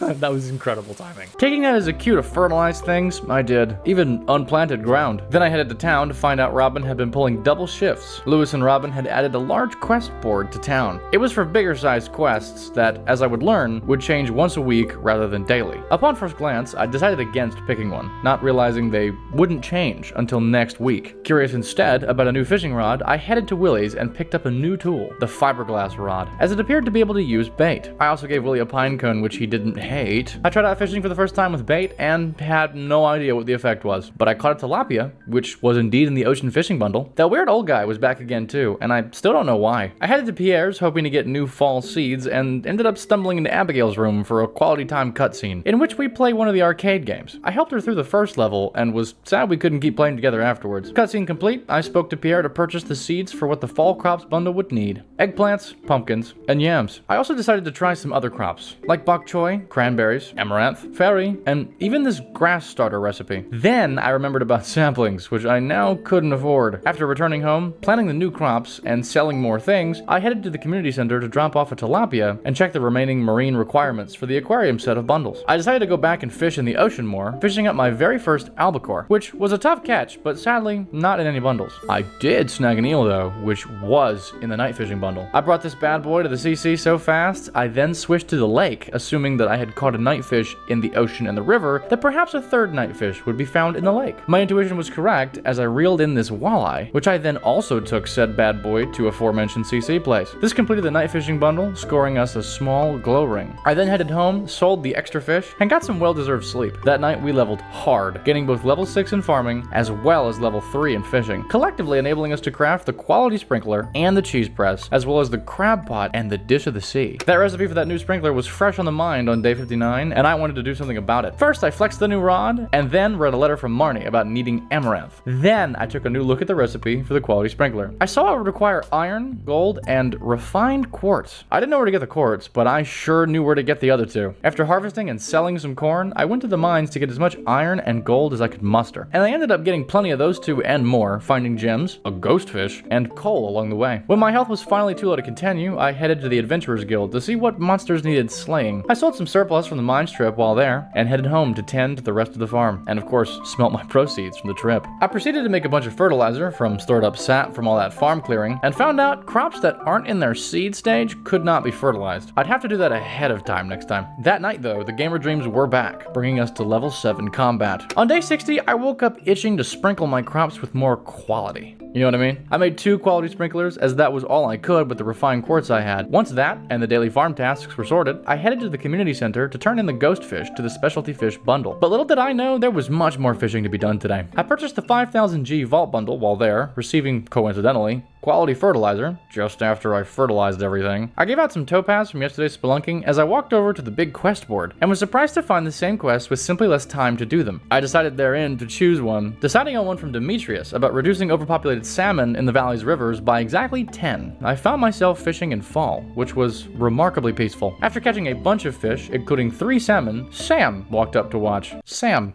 Of all people. I caught more fish, including 2 more salmon, a tiger trout, and even somehow an aquamarine. By then, though, night had fallen, and I was seemingly only getting night fish. I decided to call it on salmon for today, being satisfied with a halfway done quest in one day that I had 5 more days to do. I headed home to gather the farm's daily yield and sold it all, along with the fish, except for the tiger trout, which I actually needed for the community center. I dropped off the trout in the river fish bundle, and headed home to sleep, and gander at a good day's money. I decided to check the calendar first on day 61, knowing it was going to be a very busy day today. And so, after determining that it was indeed Elliot's birthday, I headed home to check out our brand new barn. After the usual suspects of farm duties, I walked around inside our new barn, then headed to Marnie's to buy some cows. I bought 4 outright, then immediately headed to the river to polish off the other half of that salmon depopulation we'd quested to do. I managed to snag this nautilus fossil among the salmon, and completed the quest with flying fish. Flying colors. After this, I headed down to the ocean to give Elliot a gift of a dazzling ruby, and sell the fish and marine stuff to Willie, from whom I then bought a crab pot, thinking I could get crab pot stuff for the crab pot bundle this way. But I didn't read the description. I decided to buy some trout soup from him as well, hoping I could improve my fishing this way, as it gave a temporary +1 buff to fishing. I took that snazzy nautilus fossil to the museum, then I gave Caroline this gift I just knew she would love. She hated it. I decided to head to the mines to try my hand at cave lake fishing, and once again, only got trash. But this time, I also got a ghost fish. I headed home, throwing away the trash, and went to visit my sleeping new cows before sleeping myself, dreaming of being a better angler and learning how to recycle things. The next morning, I decided to meet the cows while they were awake this time. I gave them pets and did the farm routine, which included more petting. I harvested plenty of corn and bok choy, selling all but the gold corn, which would be for the quality crops bundle. Demetrius thanked us for murdering 10 specific fish by teaching us by mail how to make a farm computer. It needed one of those fancy laptops that came from Rocks though, so I couldn't couldn't make it yet. Shane also sent us a pizza through the mail. What's up with this town and mailing everything? I quickly snagged the day's quest of copper collection, then I collected the mayo flawlessly. I headed to Marnie to buy a milk pail to milk the cows with, as well as a heater, which I assumed I would soon need. I tested out the use of the bucket, and it looked like this. Questionable activity. I then promptly went and did this to a cow, and found out it was too young. Also questionable activity. Morals completely intact, I headed to the coop to put the heater in it for the birds to be warm this winter. Then I made a chest to leave this pail in by the barn. I headed to the mines to get copper for the day's quest, and ended up scoring the Monster Slayer goal for bug eradication. It was too late that day to check the reward, so I went home with a little extra fiber from the cave as well, which I made grass starters out of. I've been told about a strat with lightning rods and grass, so I tried it by the coop and fenced it in. New fence in place, it seemed there was now a better place for the mail machines to sit for what would be a very, very long time. I went home to get some sleep, but had some trouble with that. But at least I made good money. Bok choy seemed to have sold really well. When I woke, I added more fencing to the coop, threw down more grass, and saved some for the cows, who I then also built a fence for. Once the fence was built, I let them out to watch them eat grass for the first time. Too cute. I did the daily farm chores and found myself harvesting eggplants for the first time. I sold everything from the mines trip and today's yield, except an eggplant and the geodes, and headed to town. I stopped by Pierre's to buy a lot of bok choy based on what I saw from last night's invoice. Pockets laden now with bok choy seeds, I headed to Clint's, showing him the ores for the quest, cracked the geodes, I donated one new mineral to the museum next door, then headed home to replant. After planting all the bok choy I could, I crafted a recycling machine to place by the fishing chest. I headed back into town because I forgot to turn in the eggplant and accepted a day quest about catching 2 chub. I turned in the eggplant to the fall crops bundle and headed back home again to smelt 6 copper, which I wanted to use to craft cheese press, considering multiple cheeses were in the Artisan bundle. That night, I noticed my money was good. And right now, I'm just noticing how juicy melon jelly is. On day 64, a new foraging season began. Linus sent us a letter letting us know blackberry season had begun and that we could find them on bushes. He, however, had lost his basket and needed us to find it for him. I accepted that quest, looking forward to clicking on bushes for a week or so. I eventually left the farm to see what I could find and ended up chopping trees and fishing for a few chub for the quest. After catching them both, I headed down to Willie to complete the quest and accidentally sold everything, including the chub, first. Fortunately, we somehow got away with this, getting paid for 2 chub twice. That's good business right there. Today I also noticed the issue with the crab pot collection and added bait to it before leaving, feeling a bit dumb. I then headed over to the big quest board where I took another fishing depop quest, this time in the ocean. I was quietly hoping this would convince me to actually level my fishing skills so I could catch it up to everything else. I kept giving all these blackberries I was finding to everyone I encountered, with mixed results. I walked to the Adventurers Guild whilst giving out gifts, hoping to receive a gift myself, as we had slain a certain specific number of bugs. I was genuinely appalled by the reward. Insect head, level 4 sword, not very pleasant to wield. Yeah, that's pretty damn strange. Hey, would you like an insect head? Not gonna use that. I then glanced at the goals board to learn a star meant we'd done it. Stardew Valley seemed to have a whole lot of stars in it. I headed to the mines where we'd recently gotten a star drop, struggled a good bit to get gold, and ate the mail order pizza we'd gotten from Shane. I made it home that night, barely, and got some decent sleep. Though I imagine I woke up at least once that night due to the pizza. On day 65, we received some very startling news. There was a Stardew Valley fair in a week, and I was supposed to present in it. So after accidentally eating an egg and throwing a tapper on a mahogany tree, I got to work on making sure I could make things to present in this fair. I started by making this cheese press I'd mentioned before, hoping to make our first cheeses as soon as the cows were old enough. The comments had lobbed me a pretty solid hint that I could get refined quartz now that I had a recycling machine, and I instantly realized things like broken glasses and broken CDs must be the source. Broken glasses indeed provided some quartz, and I was sure I had found the only source of refined quartz. Yet I was still missing the more simple option. Still, this enabled me to make quality sprinklers. So I harvested, sold, and stored things, including the amaranth that Marnie was asking for. Excited about refined quartz, but knowing it could wait, I headed to Marnie's to drop off her request. I had noticed something in her bedroom, and after giving her the amaranth in question, I had the capacity to enter it. I found some rather incriminating evidence in here that I immediately ran away with, grabbing more and more blackberries when I saw them. I started looking around for Lewis, but didn't find him. I returned to plant a lot more bok choy, then took to focusing on recycling. I began to place the torches made from trash on the ground here, and avidly fished for all trash types in this small lake. Once I'd caught a sufficient amount of quartz making garbage, I headed over to the beach to start working on the ocean fishing quest I had taken, collecting shrimp and rebaiting the newly working crab pot. I gave more gifts on the way home that night and made decent money on the day's harvest. Day 66 started off with some selling, some good old classic gathering, and discovering that our cows could now be milked. I got milk from each of them, but it wasn't large, so it wouldn't work for the animal bundle. I went ahead and put all 4 of them in the cheese press I'd preemptively made, hoping to get cheese by the end of the day. I noticed as well that the mahogany tapper just produced sap, which I admit was a bit underwhelming. The jelly production was going swimmingly, as I simply just kept queuing more fruit from the summer yield that I had saved, mostly being blueberries. But I was saving a lot of blackberries for this as well. After selling and harvesting more, I was left with this sunflower, which was needed in the dye bundle. As I left, I caught a quartz making trash and queued it for production. Then I left to go find Lewis and return his shorts, and I grabbed this ghost slaying quest on the way. I handed Lewis the shorts, giving me a chance to lie, and then demand I tell no one what happened here. After doing that questionable deed, I brought the sunflower to the dye bundle, and headed back to the farm. The animal products were ready, and so we got our first look at cheese. I sold most of it, but saved 1 for the Artisan bundle, which I took it to, as well as bringing the shrimp to the crab pot bundle, buying the 10,000 G bundle, and bringing the 5-star gold corn to the quality crops bundle. Each of those last 3 completed bundles, giving 3 crab pots, a lightning rod, and a preserves jar respectively. I headed back home with all the loot, expanding our preserving station to 7 strong, and heading to the mines to slaughter a ghost for the quest. 1 dead ghost later, I went home for sleep and made this much money. I started off day 67 harvesting and replanting bok choy, then taking care of both sets of animals. This animal routine would become a consistent pattern of behavior for nearly every morning. I collected a forgotten reward for the mayor's shorts quest while walking to the wizard's tower, and of course picking blackberries. After speaking to Rasmodius the wizard and acquiring the cash, I headed to Emily's to give her a sunflower, since one was by her picture in the dye bundle. But instead, I got a private show. What is happening?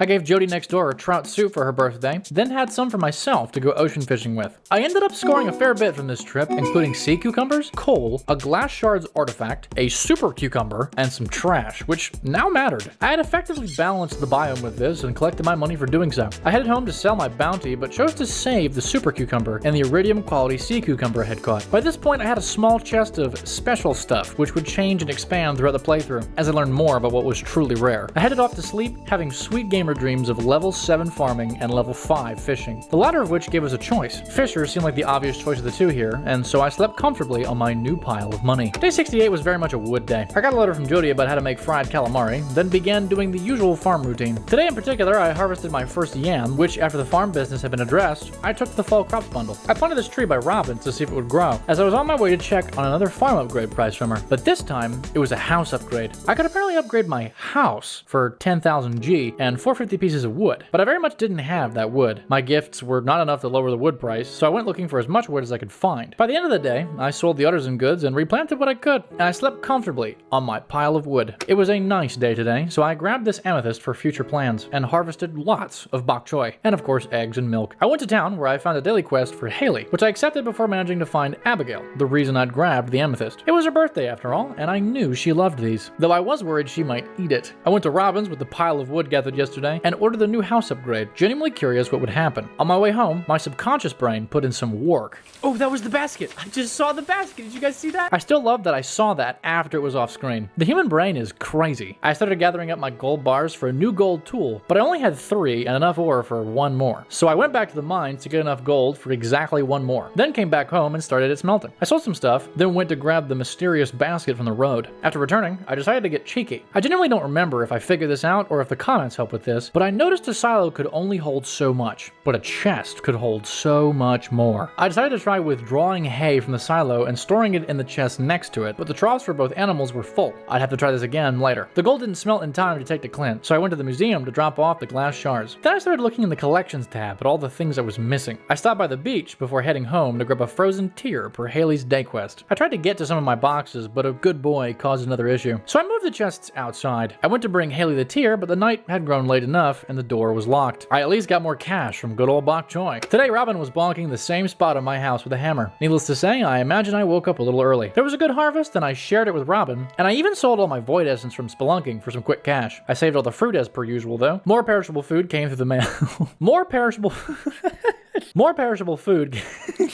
This time it was a cake, though, from Mom. Our harvest included these fairy roses, which I decided were best given to people who would like them. I went to give a couple to Emily and Haley and stumbled into a cutscene about cleaning the couch. I came up with what was apparently a great solution, gave them both roses and Haley a tear, and went on my way. Not before Haley started being Haley, though. Penny and Alex also liked the roses, and I went on a gift-giving spree to the whole town, searching for Linus the whole time to give him his basket. I even tried to give this lady a gift, but it simply wouldn't work. After giving everyone I could find gifts, I found Linus and ended up with a very strange cutscene from him.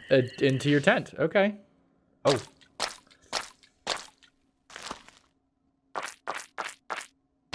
There we go. See this? It's a special kind of fish bait that I make. Awesome. Okay. One super special bit of knowledge later, I headed home, running into Abigail and answering a question about her hair. Very incorrectly, apparently. I headed home, confused how my wide generosity would end with meanness, handled the day's remaining farm things, and went to sleep. On day 71, I got some surprising news. After the farm's usual chores, during which I harvested the first pumpkins of the playthrough, we got a letter in the mail. It stated that the Stardew Valley Fair was tomorrow? How had time gone by this quickly? I picked out 9 items, hoping they would help me do well at whatever it was I was supposed to be doing at this fair, and then cleared some grass for hay. I headed to town to do some community centering, and stopped by Pierre's to sell some harvest directly to get enough cash to reach 25,000 G. I took this hard change over to the town's decaying center and bought the very expensive 25,000 G bundle in the vault set. We received this fascinating gift of a crystallarium and completed further with this the entire room. We earned another star, the second of 6, towards full completion of the center, and I was genuinely so happy about it. I didn't forget to drop off the pumpkin of the fall crops bundle before leaving, finishing that bundle and earning a bee house. I took the few nickels I still had to rub together and bought more bok choy to grow and headed home to replant. I also grabbed our gelling and placed down our rewards. I attempted to put refined quartz into the crystallarium, which sadly didn't work. My brain was slowly turning over the predicament here though, as I did finally have the premonition to put regular quartz in the machine instead. I added jelly to the box for the fair, knowing this was too many items, but hoping I could make a good decision on the next day. I did a brief mind trip before heading to bed, dreaming of a vision of a bunch of Junimos dancing around a bus. On the morning of the fair, I awoke in a newly upgraded house, complete with a new room and a kitchen with cooking capacity and a fridge. I moved some things around, headed outside, and began to prep for the fair. During the usual tasks, I got our first large milk, which would be useful in the animal bundle. I also used an egg to test cooking, netting us a fried egg. The kitchen worked. I started heading towards the fair and saw Pam walking to the bus. I learned by speaking to her that she was the bus driver and that soon we'd be able to go somewhere with it. Then I headed into the fair. I discovered a much larger event than I expected, complete with its own minigames and currency called star tokens. I tried my hand at one of those minigames, netting a cool 2 tokens. Lewis directed us to an empty grange, which, after speaking to a few locals and a few tourists, I placed 9 items of choice in. I continued talking to everyone I saw, taking in the sights, encountering the very oracle from the TV who read our personal fortune, being rather ominous about it, and I eventually stumbled into a minigame about fishing with a pay-to-play scheme, but I earned considerably more star tokens from playing it. I also found one about slingshots, which was decent, but the payout was far less than the fishing one. I decided not to continue with this as the price to play was the same as the fishing game, with less payout. I went to the shop, realizing this was where to spend the star tokens, and within it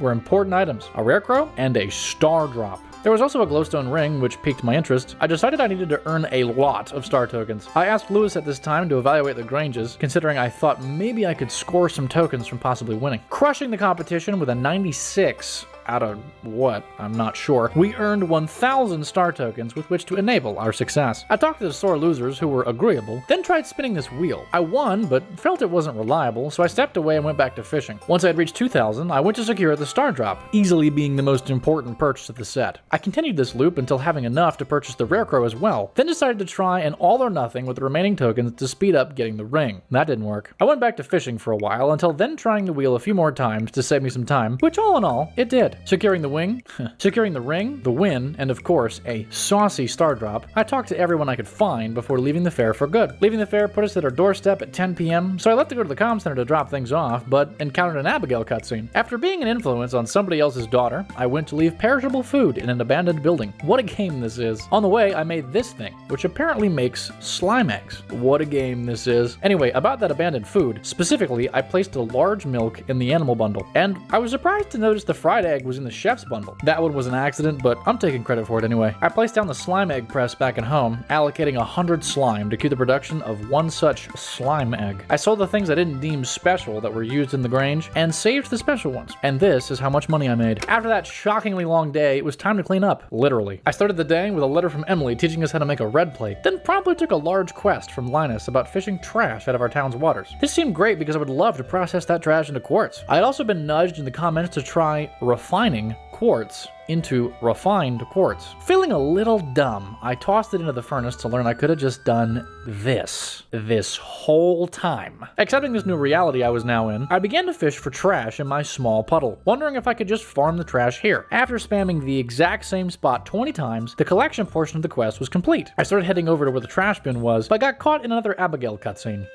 Oh, really? That's beautiful. That is beautiful. And much to my surprise, we joined in. Yes. I ended up loving it so much, I looped it later and played along with my violin.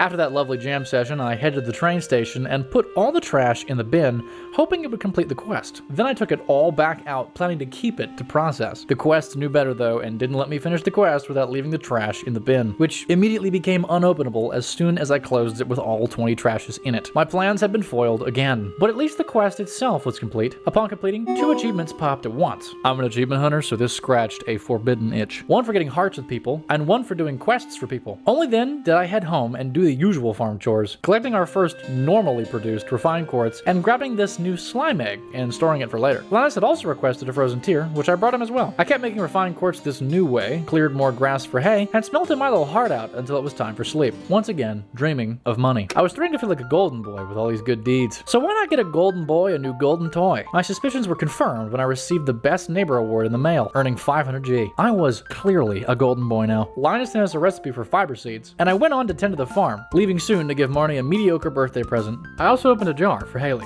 A few gifts later, I was in Pierre's, selling things to reach 10k gold. Then I made the golden purchase in question, donated a new mineral to the museum, and tried giving one as a gift, which flopped hard. I did some more farm clearing that day, except things that required an axe, considering I temporarily now didn't have one of those. This is how much money I made. The third quarter was ending today, beginning our home stretch of these 100 days. What better to do than to try out a whole new location? Day 75 began with Marnie at our doorstep, asking for something. She wanted, oddly enough, a cave carrot to teach her new goat tricks with. Probably one of the odder starts to a Stardew day, but that's what happened. Among the farm chores, I discovered our first honey from the bee house and sold even more bok choy. We also got a few letters, one from Marnie with a new recipe and one from Caroline asking for a pumpkin in typical quest form. I forgot I had these pumpkins planted already, so thinking I had sold them all already, I went to buy one more pumpkin seed. While there, I purchased this apricot sapling, hoping I could start the fruit tree train soon. I also saw this quest from Sebastian, which I accepted. Since it had asked for ocean fish, I took to the beach, but after several fish, I lost interest in doing even more fishing, so I headed back home. I had fished some iridium quality fish and was beginning to store iridium quality things for later. I planted the pumpkin seed, but stored the apricot sapling for later, worried winter would freeze it to death. Winter was coming after all, and I had no idea what that would mean. But I did say whole new location was explored today. I bought our first ticket to a new place at the bus stop. It turned out to be this sprawling desert hotspot. Sorry about that one. Complete with a desert trader with absolutely wild wares and a camel, coconuts and palm trees, cacti and cactus fruit, and a new shop run by someone named Sandy. She had an interesting assortment of new seeds and a really weird guy in the back called a bouncer. Suspicious. Very suspicious. Tucked away in the northwest of what was called Calico Desert was a small, unassuming cave. Upon entering, however, I discovered a skull door, which was openable via the skull key. I had found the key's true use. Finally, I was immediately blasted with shockingly hard-hitting and undoubtedly freaky-looking creatures, and I really tried to survive the first level. After consuming a lot of food and still not making much headway, this creepy smoke appeared, which always meant the flying creatures were going to arrive in droves. In the mines, that had been bugs and bats. Here,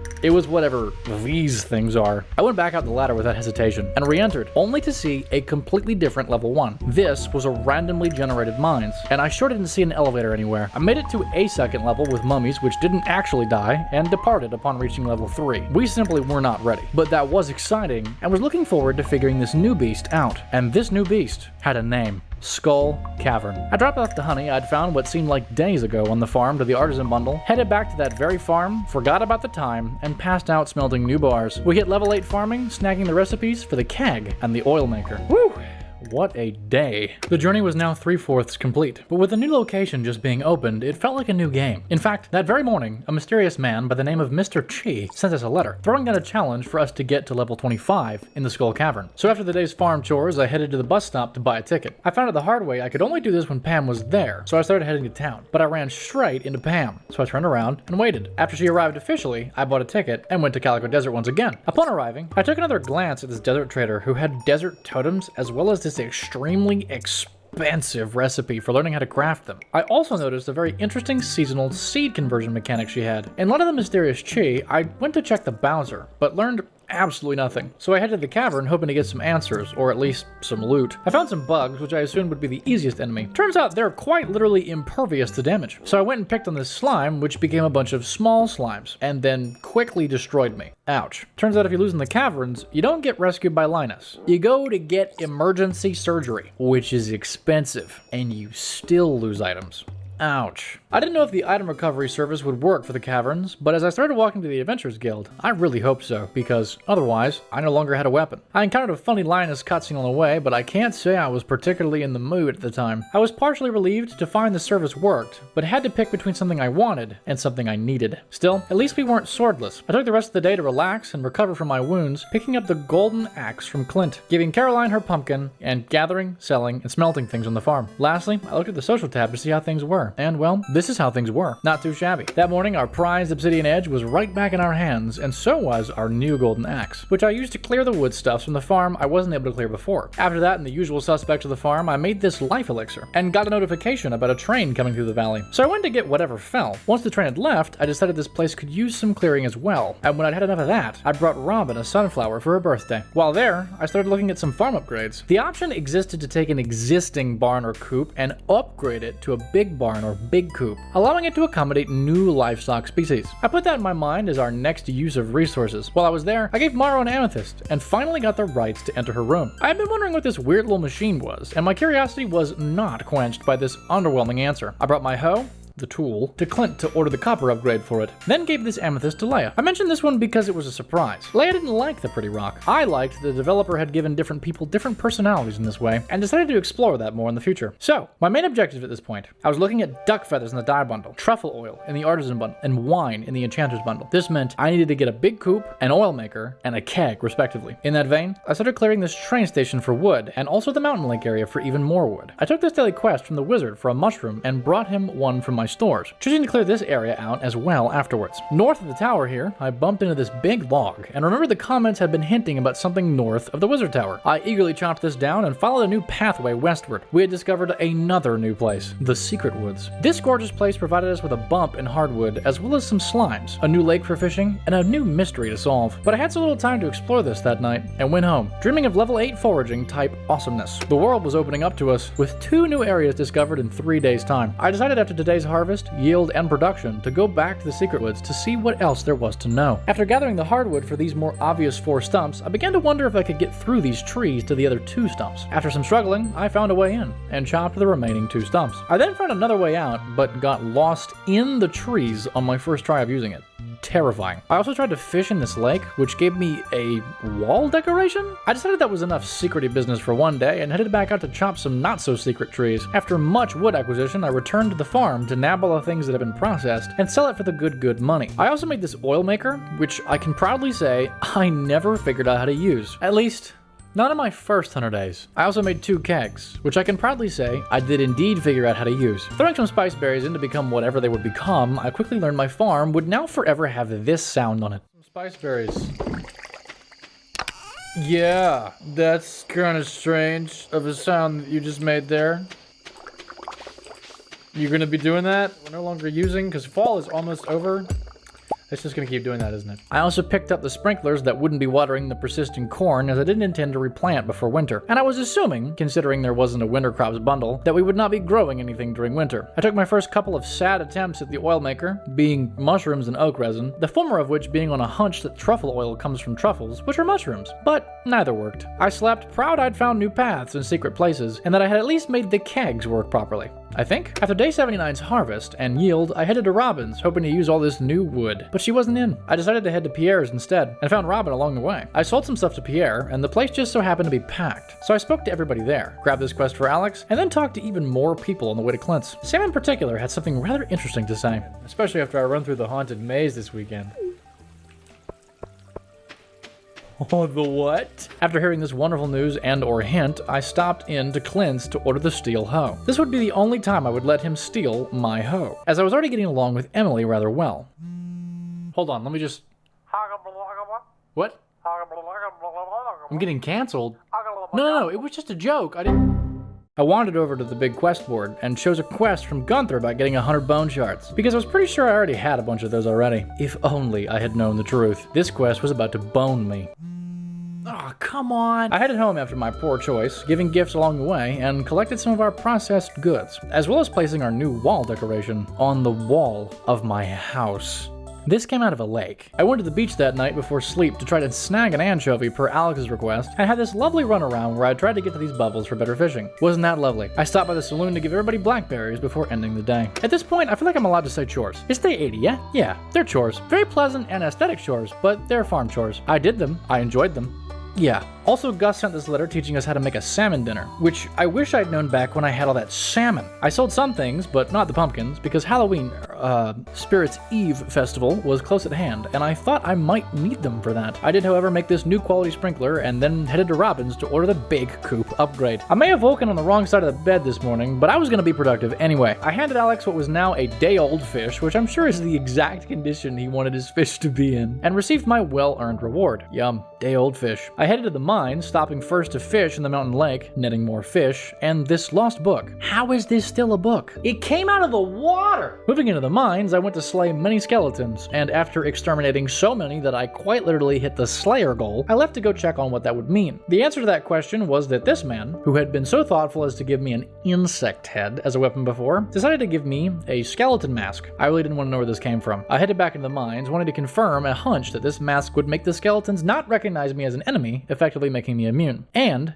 no, it doesn't do that at all. It's just a mask. As I slew more of the things I was wearing a face of on my face, I thought to myself that at least I had a Halloween costume Spirits Eve costume. After much more of this tomfoolery, I headed home, attempted to grab processed stuff to sell, but my inventory was full, and it was too late. But that night, amidst my gamer dreams, the secrets of the Mega Bombs crafting entered my brain. It was day 81 when I realized why choosing the bone quest was a mistake. After the farm chores, I headed straight to Clint's to steal back our new steel hoe, process some geodes, and order the steel trash can upgrade. I added this new mineral to the museum, and added 67 bones to Gunther's counter for the quest. But when I looked at the quest, I realized I had to gather 100 bones in the time allotted, and I had only gathered 27 so far. I suddenly had a bone to pick with this quest. I got in a cave carrot on my previous bone picking, and I brought it to Marnie, who had been requesting just such a thing. I gave some pretty rocks to people, with mixed results, and headed back to the mines to prune more skeletons. When my inventory was full of bones-based boons, I brought the bone-based boons back before this boy. Say that 3 times fast. I sold this gentleman the calcium-constructed collateral and headed back to do more of the same. I did that very thing into the wee sleep times. Upon waking from my bombastic bone-beating spree, I got this letter next morning from Lewis about winter's approach, as well as this Spirits Eve thing happening tomorrow. I started the morning chores thinking on this, and I discovered the coop had been upgraded. I was pretty sure this meant we could get ducks, but first I greedily stared at my 106 iron ore I had, thanks to my skeleton slaying charades. It was a surprise I still had this much because I had been fervently smelting this whole playthrough. I also received a letter from Robin, speaking of that coop upgrade, mentioning it contained an incubator. I decided that had to be this thing because it was the only thing I didn't know what it was. Proud of my new farm building, I decided to go get the new things we could put in it. Ducks. 4 of them. Which I then pet reassuringly before selling the yield and stuff from the mining trips. When I was sure there was no birthday on this day, I dove back into the mines to do the exact same thing again. You starting to see why I said this was a mistake? After more man hours in the mines, I had enough to reach 100 delivered, so I brought the bones to Gunther. But I hadn't gathered enough, so I had to go gather more to complete the quest, despite Gunther now having 100 bones. A mistake, I tell you. I did this until sleep time once again. Today was the day of the Spirits Eve festival, and oh boy, did I want nothing to do with skeletons. We reached the part of the season where I began to store things because I wasn't really sure what I would need later on. I collected, harvested, and processed everything I could before heading back to the mines once again to boop some skeletons on the nose hole. The quest finally popped when I had now gathered enough bones, and I collected my reward, feeling downright exhausted. I went home, looking on the bright side, because I now had so much iron, and got straight to smelting. I did this until I got a notification late in the day about an event starting, and I grabbed a few things just in case I would need them for the event. I wandered in, taking in the scenery, and immediately approaching this limited shop. It had a few nifty things in it, most importantly, a rare crow, which this time I could afford. To my absolute amazement, utter shock, and a little bit of bitterness in there, I saw skeletons at the event. I talked to everyone at the event, including those onlooking the skeletons, reading an interesting remark from Clint. Lewis mentioned a strange maze that Rasmodius had set up, so I jumped in to see what might be at the end, if there was one. A few different villagers were either lost or scared, but when I got deeper into the maze, Alex and I both saw a chest. Challenge accepted. After finding a secret passage here through the shrubs, which was an absolute cakewalk after finding the ones in the secret woods, I followed the logical path all the way to this lovely chest. In it was contained a golden pumpkin. One golden pumpkin richer, I headed all the way out the way I came and decided to buy the jack-o'-lantern recipe and a single gravestone from Pierre's shop, before concluding that must be the end of the event and heading home. At home, the fancy pumpkin's description was a massive implication that I was supposed to sell it, but I just couldn't bring myself to do it. I decided to save it with my special stash, put down a new jack-o'-lantern and gravestone, and called it a night, picking up equipment items to sell to Marlon in the morning. That night, we earned level 8 combat. I can't say I was surprised, but the slime incubator recipe wasn't expected for sure. The final day of fall was upon me, and so were the comments telling me eagerly to start watching the TV every morning. Apparently 2 shows, this being one of them, would teach us very important information. The Queen of Sauce would literally give us new cooking recipes, like artichoke dip for example. It was day 84 and I still had so much to learn. Gunther sent this letter teaching us something else new in exchange for the hard labor we put in. The bone mill. He mentions in the letter that we can make stuff from bones with these. He also said, To think each fragment belonged to a living, breathing body from the past. if only you knew, Gunther, if only you knew. I checked out my 2 new crafting recipes and immediately made 4 new bones mills, which in hindsight was probably 3 too many, considering I wasn't planning on getting any more bones anytime soon. I tried to convert bone-based loot using them, but that didn't work. It seemed bone fragments were the only option, and I had just spent all the ones I had on crafting the mills, so I just left them to do nothing at all while I did the farm things, including taking care of our new baby ducks. After those things, I headed to Robin's to inquire about the big barn, and learned about the existence of the deluxe tier, seeing this deluxe coop upgrade option. I was short on wood and funds to be able to make either of them, but the deluxe coop apparently had an auto feed system, which was rather exciting. I wanted to give the local angsty boy in town something rebellious, so I thought he might like... Can I gift you a bomb? Oh my god, run! Oh my god! It said gift! I decided to leave the townspeople alone for a while after that, and just started chopping wood for more farm construction. Except Marlon, who I sold these extra pieces of equipment to. I sold some of my product to Pierre directly, getting enough money for the big barn, but was unable to get the wood in time for Robin to start that day. I decided to get some hardwood as well on my tree cutting spree, but stopped by this cart before going into the secret woods. She had an oddly large number of things we still needed for the community center, and I happily obliged, purchasing the sandfish, poppy, sturgeon, and even a rare crow. I almost bought the snow yam, but I figured that would be plentiful starting tomorrow. Then I did the secret woods, as planned, gave Abigail something that was actually food that she wanted to eat, and returned to the farm to put down our half-complete collection of rare crows. Then to finish off fall, I headed to the community center one more time, dropping off the poppy to the chef's bundle, the sandfish to the specialty fish bundle, and the sturgeon to the river fishing bundle. I received a dressed spinner for completing the river bundle. This was a piece of fishing tackle that I assumed I could put on my fishing rod, but it didn't work. And I once again assumed, like long ago with the bait, that I needed a better fishing rod to be able to use it. I went home, chopping more wood along the way, sold the last of our fall production, and went to sleep, wondering what in the world winter was going to look like. Winter did not disappoint, with what I must say was the best soundtrack for a season in the whole game, and... The snow sounds are delightful. Delightful indeed. The music and sounds coupled with this beautiful exterior, I could not have been more pleased. The other educational television program, Living Off the Land, advised us to do literally all of the other things besides farming during this season, and that made plenty of sense to me. The 2 kegs had finally made something, so that was a good start. They had produced wine, spiceberry wine in fact. I assumed going forward that putting anything in the keg would make a wine out of it, and this was half right. I'll go ahead and tell you that it was true for fruits specifically. Speaking of fruits, our jack-o'-lantern had already rotted, and I wasn't able to recycle it, so I sold it. I paid the price for this later. I made a new life elixir out of these mushrooms and went to do the daily farm tasks. In the coop this time, I noticed the heater was pulsing, so I assumed it was working properly. I was, however, making one horrible mistake. I didn't notice it now. My gamer senses didn't tingle as they should have. I instead went to Marnie's to buy a heater for the barn, but she wasn't home, so I fished in the river nearby. And wow, was there a surprisingly tough fish this season. It did a little sparkle. Mom!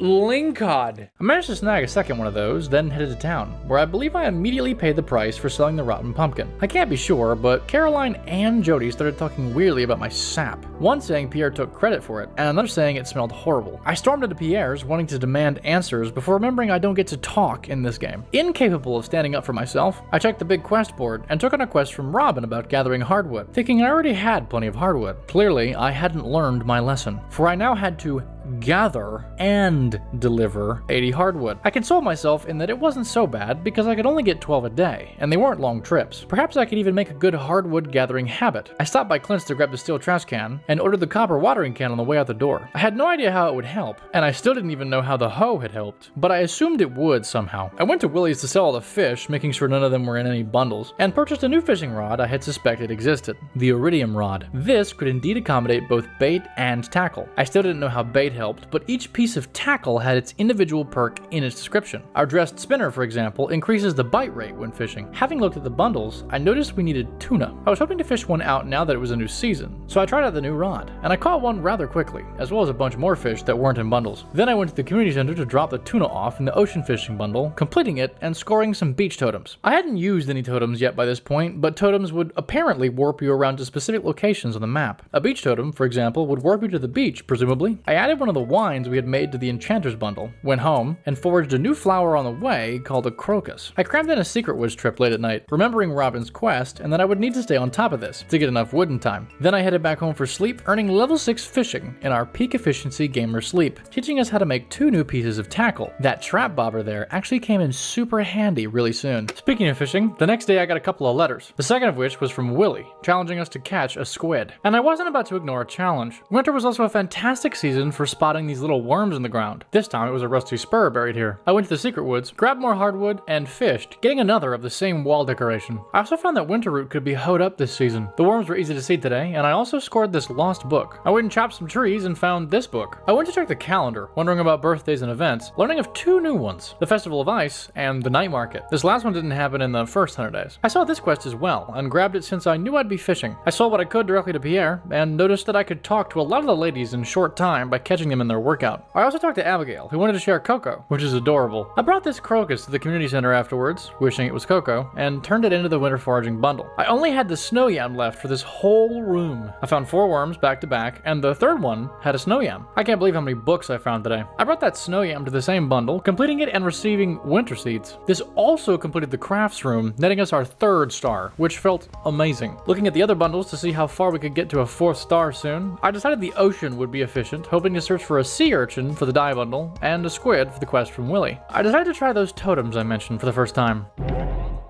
Whoa. Whoa. After that extremely strange display, I arrived on the scene and began fishing relentlessly. I caught so many fish, I ended up making a whole box just to store them in, and kept going until eventually... Oh, yes! I had spent so much time fishing, I had no chance of making it home. But that night, the Junos got to work preparing something new. I woke up that morning with a notification about a copper watering can, and a letter in my mail about Harvey having found me last night. I wonder how that happened. I stored those winter seeds from yesterday and headed towards town, running into this thing, and then it ran away. I found this ancient doll and followed that thing into town, but didn't see it anywhere. Despite the rather obvious indication of which way it went, I missed it. So I resolved to look for it later. We had a new quest after all, to find the shadowy figure. I went to the secret woods to continue my work towards Robin's quest, then warped to the ocean to fish for Willie's herring. I found this sea urchin and fished the herring, which I gave him as well as the squid from last night. I also found this rusty cog while fishing. I took some of the things I'd dug and fished to the museum, and earned this strange bear statue. I also took this time to read the many new lost books in the museum, then left to collect the copper watering can, then immediately order the steel watering can. There wasn't much to water in winter, so this seemed like the right time. I dropped the sea urchin to the dye bundle, then went looking for Linus because it was his birthday. I didn't see him outside, and I had a hunch he might be trying to stay warm, so I checked the bathhouse. I gave the warm man his birthday gift, and this is how the socials were looking. I headed back to farm and realized I'd been forgetting about the animals, so I took care of them, but they weren't very happy with me. After placing my new bear statue and tending to the live animals, I headed to the saloon to give gifts, then returned home to sell and sleep soundly, securing level 7 fishing. The next morning, I was shocked by how beautiful the snow falling was. I grabbed a letter with a recipe, then chopped down the mahogany tree. I didn't immediately notice the tree gave 12 hardwood, but after checking the Robin quest, I realized both that fact and another fact. I needed to plant more hardwood trees. A lot more. I grabbed all my hardwood so I could give it to Robin whenever I saw her next, and found out cows don't make milk if you don't feed them. But the ducks grew up, and now I had 8 eggs. I sold one aptly named duck egg, as well as one large big white chicken egg for the collection tab, and queued 4 of the remaining 6, hoping to see what duck eggs did. On my way to buy another heater from Marty for the barn, I found a prehistoric hand axe. I then got that heater and went to gather more hardwood because,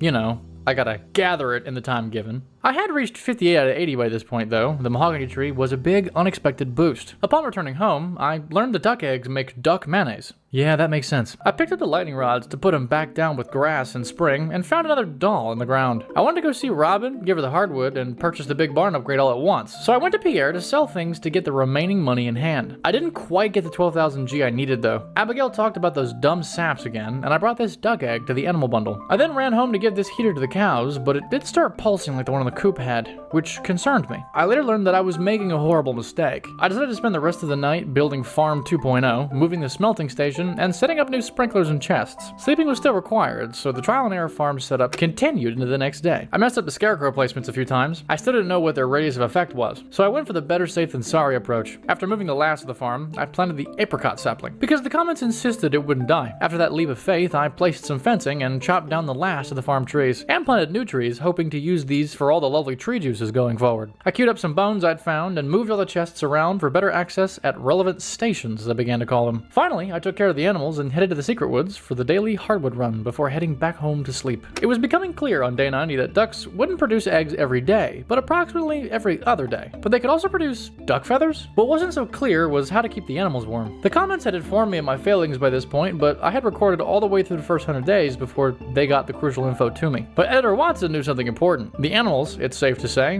were not warm. No one is in winter when the door is wide open. The bones had made deluxe speed grow, and in the mail was a particularly sad letter. Clint was asking us to give Emily an amethyst, saying it was from him. I knew full well she loved these, and even the game knew what was about to happen with the quest it gave us.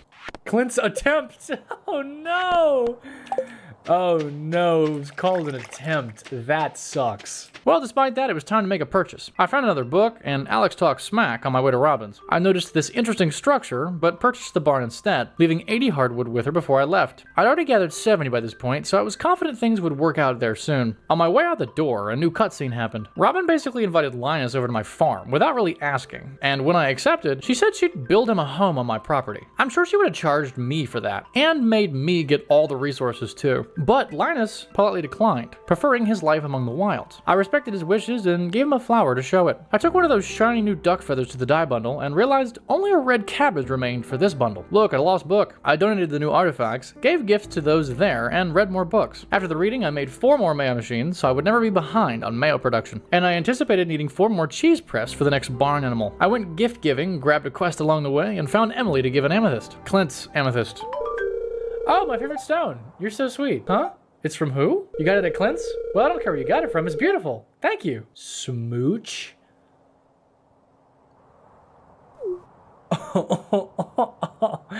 Oh no, dude.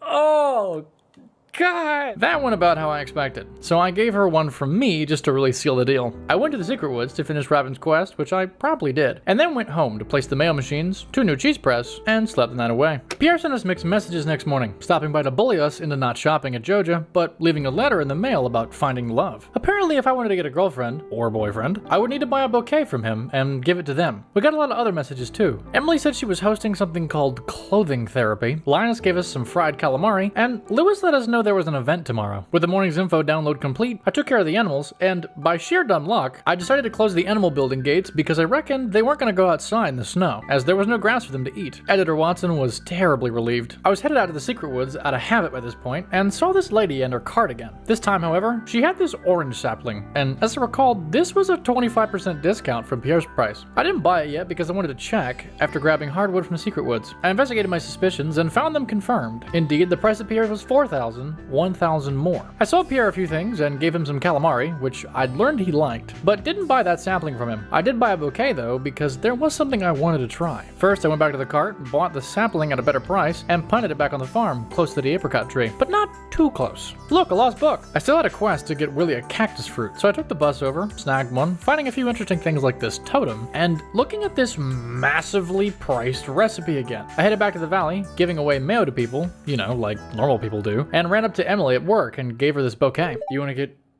more serious? I feel the same way. Girlfriend. Oh, crazy. Now that was a weird experience, but I was down for it. I handed Willie the cactus in drive-by style, like most of my gifts were, completing that quest and heading to the mayor's place, where Emily had said this would happen. You're probably wondering, what is clothing therapy? You all have a unique style to share with the world. Oh, not bad. He's gonna come out wearing the exact same thing. Oh, that is cute. Oh, cute. Watson, I couldn't do it. I don't want to break out of my shell. Oh, I guess I'm interrupting something here, aren't I? I understand. I'll leave now. Congrats, Watson.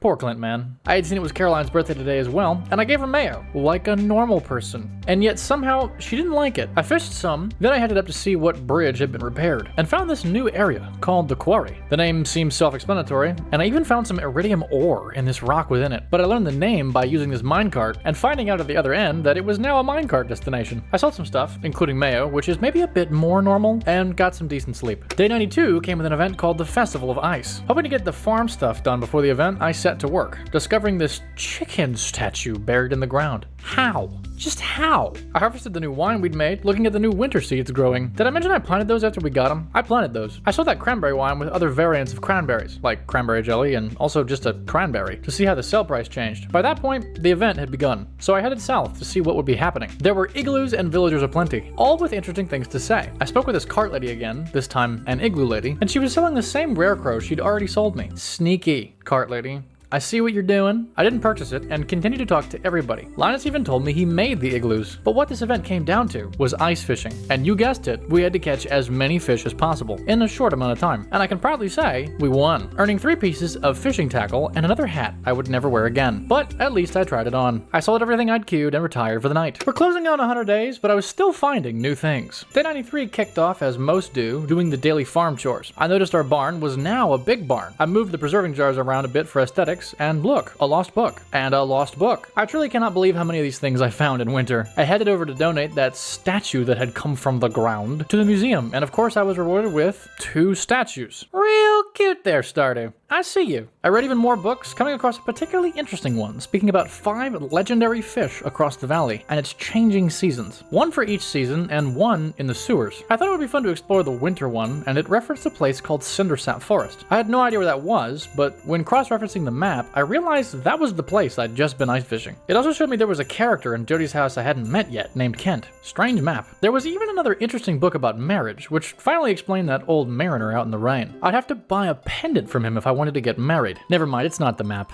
Strange Valley. I went to clear the quarry with thoughts about the glacier fish, our new winter hunt, in the back of my mind. After cutting a few trees, I noticed a strange mines-like entrance in the northwest of the quarry. I wandered in, and what I found needed no words. A ladder with a skull sign next to it. So I immediately went in. I assumed that skull meant danger, but what I hadn't realized was how literal it was. This cave was one long, single floor with literal magic skulls flying at you to mess you up real bad as you mind your way to an uncertain end. Skull sign. Got it. Making it to the far end of this strange cave, I found what looked like a reaper, but it wasn't real. Instead, it was a statue holding a very real golden scythe. It must be better somehow, but I had no idea how or why. I left the same long way I came, giving a few gifts that day, and floundering with the oil maker again before heading off to sleep, wondering what I had just found. The next morning, I placed this statue down next to the chickens to keep them guessing, moved some of my tackle around, and headed to Marnie's to buy the new animals, because the big barn was done. I walked in right at 9 a.m. when the door unlocked, and immediately bought 4 goats from her, hoping soon to make goat cheese. I also grabbed these shears for later, thinking I might need them when I got what I assumed would be the deluxe barn. Back at the farm, I pet our new baby goats, and went to processing eggs and milk as usual. I headed to town, giving our girlfriend Emily an amethyst, and went to Robin's because it was Sebastian's birthday. I was hit back to back with 2 cutscenes. The first one incorporated her giving us these musical block recipes, which I never used, and the second was a strange conversation about bedposts, and their aesthetic importance versus their lack of utility. After settling an argument about such things between husband and wife, which I'm sure wasn't intrusive at all, I gave them both gifts to smooth things over. In the end, I couldn't get to Sebastian because I didn't have permission to go in his room. Leaving what was a decidedly strange household, I went to clear the entire quarry for resources. Well, okay, just the trees in the quarry. What do I look like? That argument was exhausting. I headed home, gathered all, and sold some of my processed goods, and made 2 more cheese press for the barn. Then I went gift giving, and I got lucky because for a brief moment, Sebastian came outside, and I was able to give him a birthday present before we got lost in thought again. Broody, eh? I hear the ladies love that, Seabass. I went into the mines to get some gold, then headed home again, putting those cheese press I for some reason carried into the mines with me down by the other presses. I checked on the fungus before sleep, making 1 life elixir as the day ended. On day 95, the TV told us we'd already caught the winter exclusive fish, the squid and the lingcod. Yet I knew better. After petting my 16 total livestock animals, and after a Secret Woods run, I decided to follow directions. Now this isn't something I normally do, but it's the 95th day, and I gotta keep you guessing. The Lost Book had said the glacier fish, winter's super secret legendary fish, could be found specifically at the southern tip of the arrowhead-shaped island in Cindersap Forest. I reckon that meant to stand in exactly this spot right here, and this thing showed up. I failed at this several times, but felt proud I had at least figured out where to look, and I schemed to come back very soon to catch this. I wandered about, foraging, and wondering how I could nab this fish promptly. I headed home, chopped a few trees along the way. Look, a lost book. Look! A lost book! I made a few winter seeds from the forage and planted them, collected new jelly, and made some field snacks before heading to bed, dreaming about a particular fish. On day 96, I woke to a new achievement.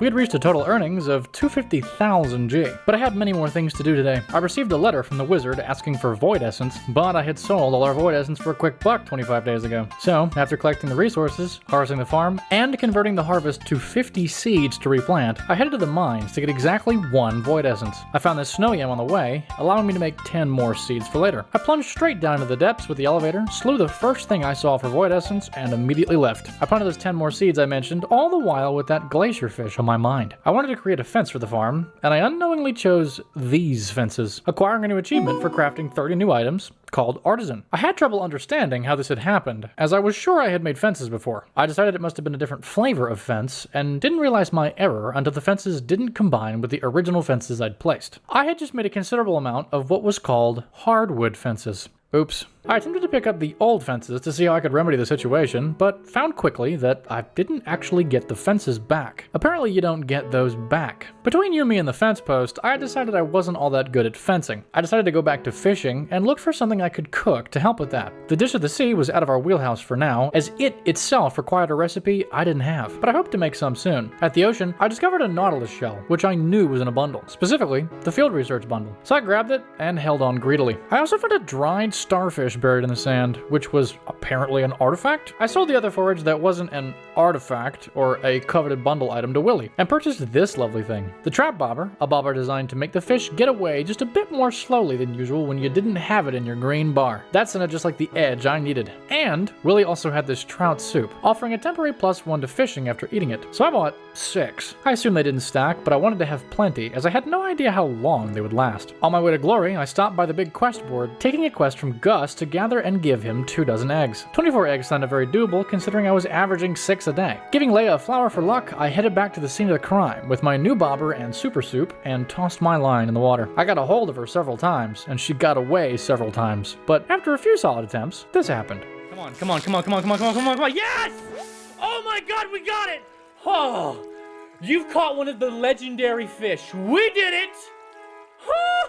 That was such a fight, dude. Feeling on top of the world, I brought the new catch home and stored away the fish because it was apparently the only one. Like, the only one. Because it was the legendary fish of winter. I never confirmed this, but the Lost Book heavily implied there was just the one. With my new one-of-a-kind trophy stored away for later, I headed to bed, scoring level 9 foraging in my gamer dreams. I think I had the winter seeds to thank for that one. Day 97 wouldn't seem like a day to find out about a mysterious quest line that had been hiding under our noses, yet day 97 was in fact that day. I started storing eggs for Gus's quest, accidentally eating one like the pro farmer I am. I floundered once again with the oil maker with every type of mushroom I could find. Nothing. The apricot tree had grown some, and I donated 2 new things to the museum, but I had some new books, one of which mentioned something called void mayonnaise, which was apparently a delicacy of the goblins in this world. Okay, sure, that makes sense. But there was another book, which started a very peculiar goose chase. Gunther himself mentions in it that he found a small little door in the tunnel leading out of town. I couldn't help but take the bait, just like that glacier fish had many times, and went to the tunnel. I found this little door, and was informed it was a lockbox that had no battery. Curious. Very curious. I went home and tried using void essence on my mayonnaise machine, which did nothing. The book said void mayonnaise, okay, I had to check. I brought that void essence to the wizard per his request, and headed home to grab a battery to try on that gnarly hidden lockbox. It opened with a satisfying,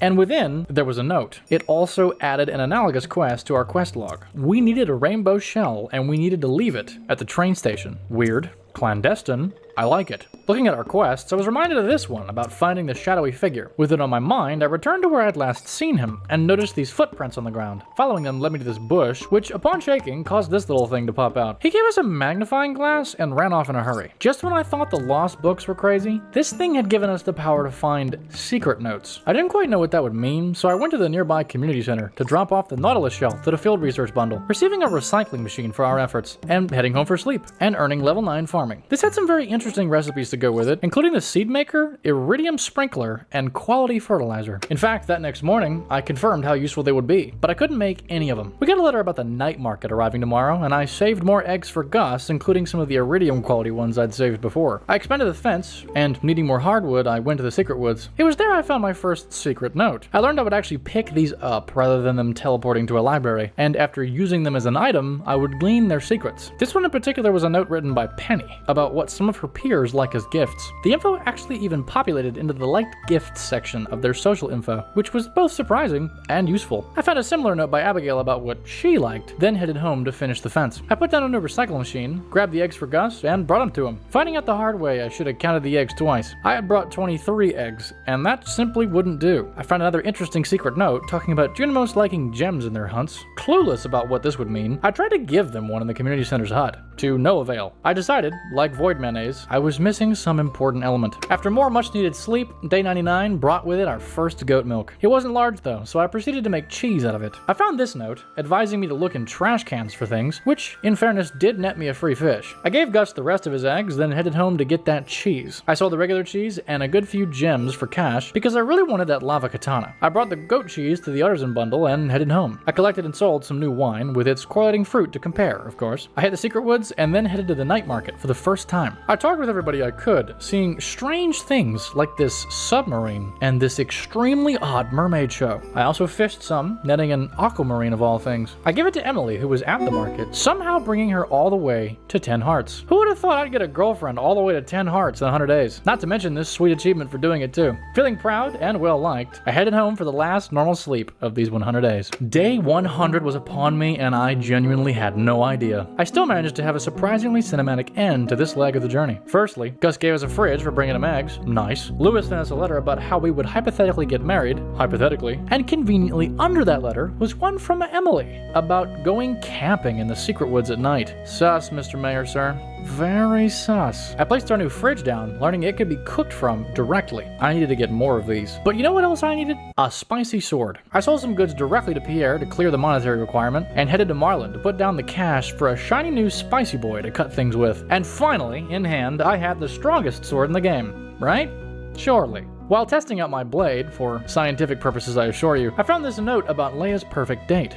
how did that get down here? Not to mention these other two about a bush and about gifts for Emily and Haley. I decided it was time to go on a camping date. Warping to the beach and completely ignoring the night market, I ran to the secret woods, only to run into Shane, who decided to be really depressing first. Then I went camping. But of course, Emily conveniently left her sleeping bag outside the tent, and a bear showed up, scaring us into the tent. So she and I decided to share one. That bear was a paid actor, I swear. At this point in the journey, my efforts combined with the Let's Play comments had taught me much, but I still had much more to learn. I still hadn't even heard of 100 Days videos, much less did I know I wanted to make this journey into multiple of them. So, as you can imagine, I had no idea I'd finished exactly 100 days, and I kept right on going. But soon, that all changed. It was day 101 and I was back on the farm, relearning the unfamiliar territory. The day started with a letter from Emily, mentioning that she was glad that a bear had shown up while we were camping. I'm still convinced it was a paid actor. Clint sent us a letter asking for an iron bar, and I gathered the mushrooms, trying to figure out where I had stored everything, like mushrooms and iron bars, for example. I started taking care of the animals, cows and goats for milk to turn to cheese, and chickens and ducks for eggs to turn to mayo. And I found myself back in the routine like I'd never left, smelting gold, running out of coal, and of course, looking at the hearts of people in town, scheming to get more. I went to town after grabbing an iron bar and did a quick birthday check, noticing today was the wizard's special day. Then I went to Clint, nabbing the steel watering can and giving him the iron bar he requested. I took a look at the prices for new gold tools, but decided I wanted to save my gold for quality sprinkler crafting. Homebound for crafting shenanigans, I decided to take the TV for luck. I'd practically ignored this mechanic in the first 100 days, but this oracle would tell us about the day's luck forecast, which truly had an in-game impact on random chance happenings. Places like the lovely Skull Cavern, to which I went on day 101, were best went on days where the spirits were agreeable at minimum. I foraged some desert forage and dove into the cave, beginning with a not-so-lucky infested level. Lovely. I got a notification about the night market while in here, which I'd completely forgotten about. I decided instead to smack these slimes like a goober, netting a tiny amount of iridium ore in exchange for many cuts and bruises. As I mined, I began to deduce that reaching level 25 like this was impractical at best. I would clearly need the whole day, crafted staircases, and immaculate luck. Still, I had noted I was occasionally getting iridium ore from the slimes, so I kept going, smacking everyone I found with my new spicy stick. I found this weird secret note and realized I had forsaken the wizard's birthday along with the night market. Guess his day wasn't as magical as it could have been. I tried using a bomb on these powerful bugs and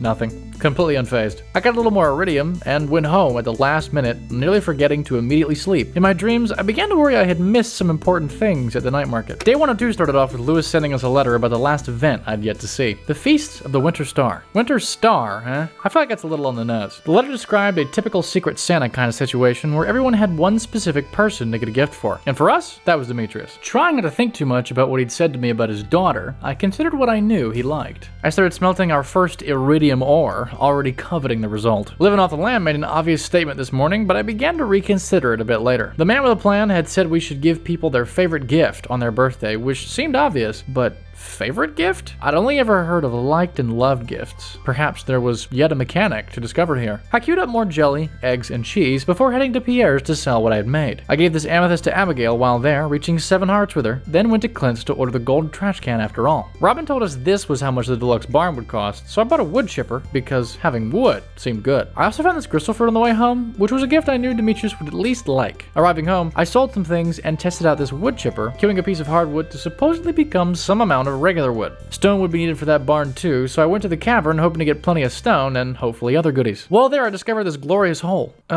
This big shaft.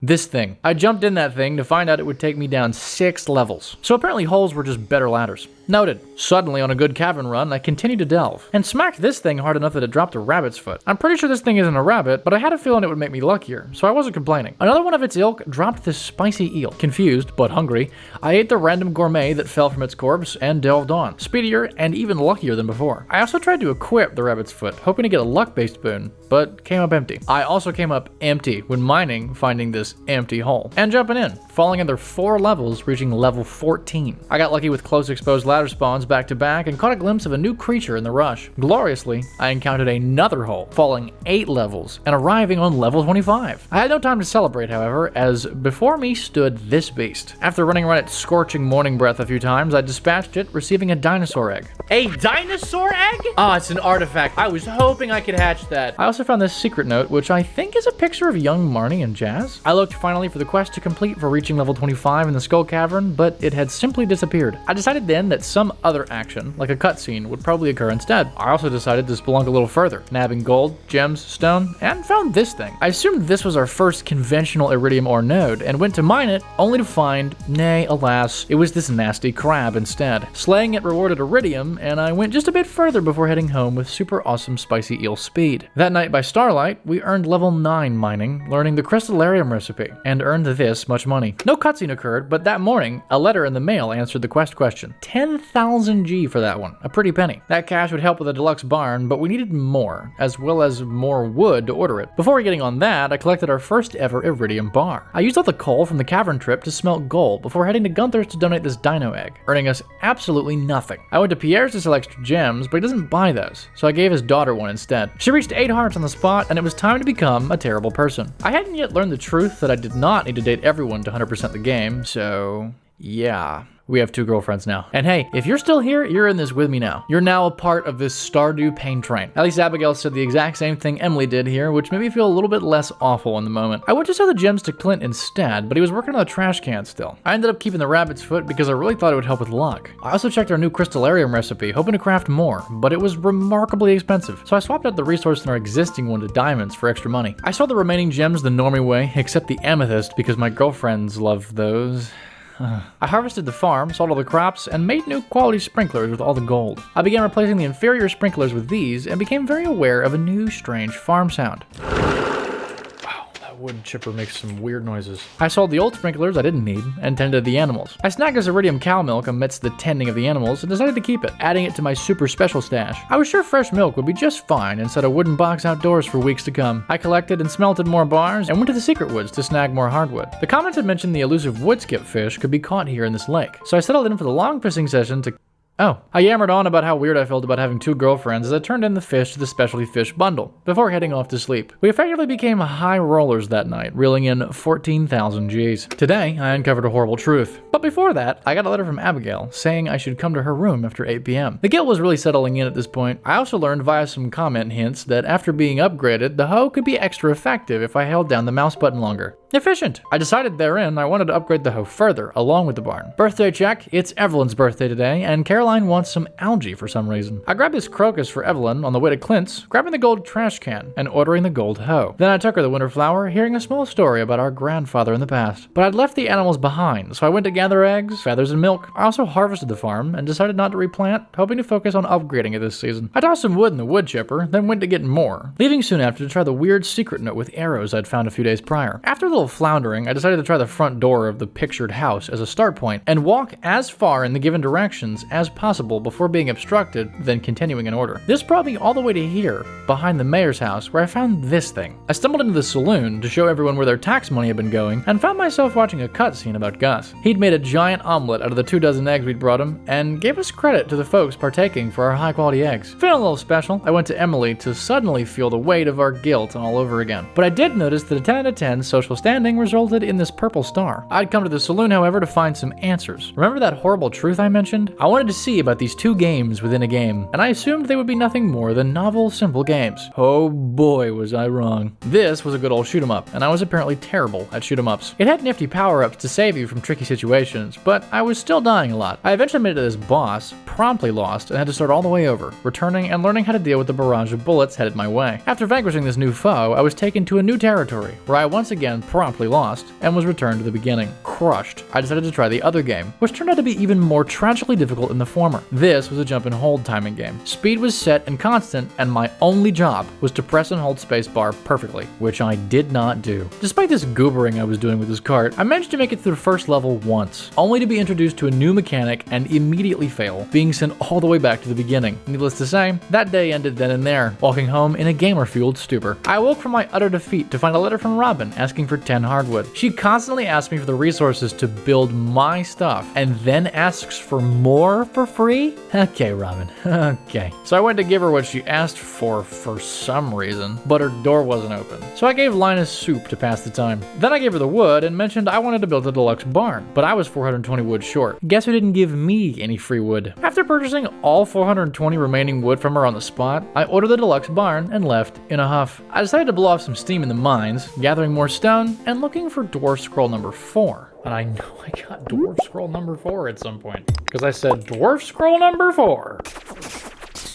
Dwarf scroll number 4. What? This was the final bit of game knowledge I had from my trial run of the game that hadn't panned out in this full playthrough. My efforts didn't end up yielding that scroll, but I did find 3 interesting secret notes. The first said something was hidden behind the community center, and the second said something absurd. Someone is waiting for you on level 100 in the Skull Cavern. You're kidding me. Yeah, and I had no idea how I was gonna get there. The third note was something of a treasure map with an X marking the spot and everything. Officially 3 reasons deep for leaving the mines, I did so, following our new treasure map to the X, but lacking the hoe to dig it up. I also ran behind the community center, finding this strange stone Junimo statue. Abigail asked a strange question about art, and I noticed the Skull Cavern level 100 absurd note actually became an official quest. You have got to be kidding me. I smelted a little iron with the tiny amount of coal from today, collected this wine, and headed to bed, forgetting the animals entirely. I woke up on day 106 to a gold hoe notification, grumpy animals, and a letter from the ever-generous Robin with a pumpkin soup recipe. I love that she gave us a recipe for something that's grown in the fall, in the middle of winter. She's so thoughtful. I went to Clint's to collect the golden hoe and process some geodes. 3 of these were new minerals, which I gave to Gunther, earning a chair, and sold the rest back to Clint. Birthday check. Leia's was tomorrow. Okay, wait. Apparently it's Leah. I've been getting that wrong. Leah's birthday was tomorrow. I followed our new treasure map once more, this time with my hoe, to dig up our prize, which was this strange doll.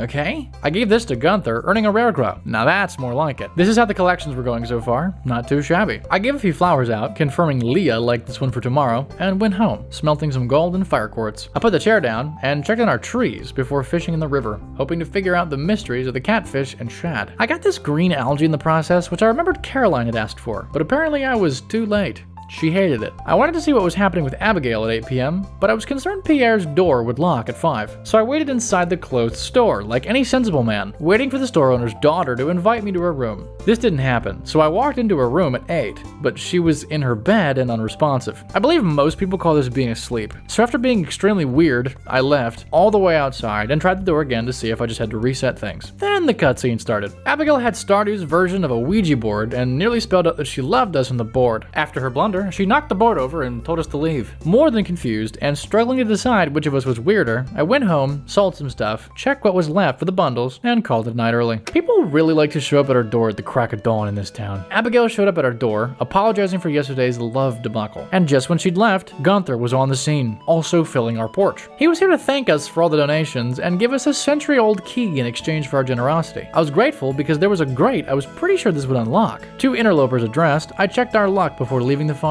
talking about how I'd like to cook spicy eels for luck. Like, the spicy eel stuff was really good, but I assume that I need both the recipe for spicy eel and also an eel and also some spice, which I feel like I have 0 of those things. Shane mentioned Marnie liked to eat this thing. Okay, Shane, thanks for telling me that, I think. I rolled up on this ominous sewer doorway and turned the key to see what might happen. This was indeed my first time in a strange green sludge sauna, and the first thing I encountered was something that looked like it might have once been a dog. It would seemingly allow an offering in exchange for respeccing my career choices at levels 5 and 10. But I didn't want that. I also found the strange shadowy figure from before, down here standing proudly among the grime. I walked up further to learn he had a name. And my guy Krobus had a shop, let me tell you. He had void eggs, whatever those are. He had a star drop, and I know what those are. And he even had this exceedingly expensive return scepter. For a crisp 2 million G, I could have a magic go home right now stick. This game is wild. I checked this nearby ladder, and it brought us directly into town. I descended once more to check this spot in the west, and, well, it's a weird statue. Whoa! Well, there's some kind of weird, some kind of force field blocking your path. Okay. Astonished and bewildered, I went back to farm to do the farm things. I noticed amidst these farm things that the barn had been upgraded. Oh, Robin finished. Oh, it's time for pigs, baby. It's time for pigs. Oh, it's time for pigs and sheep.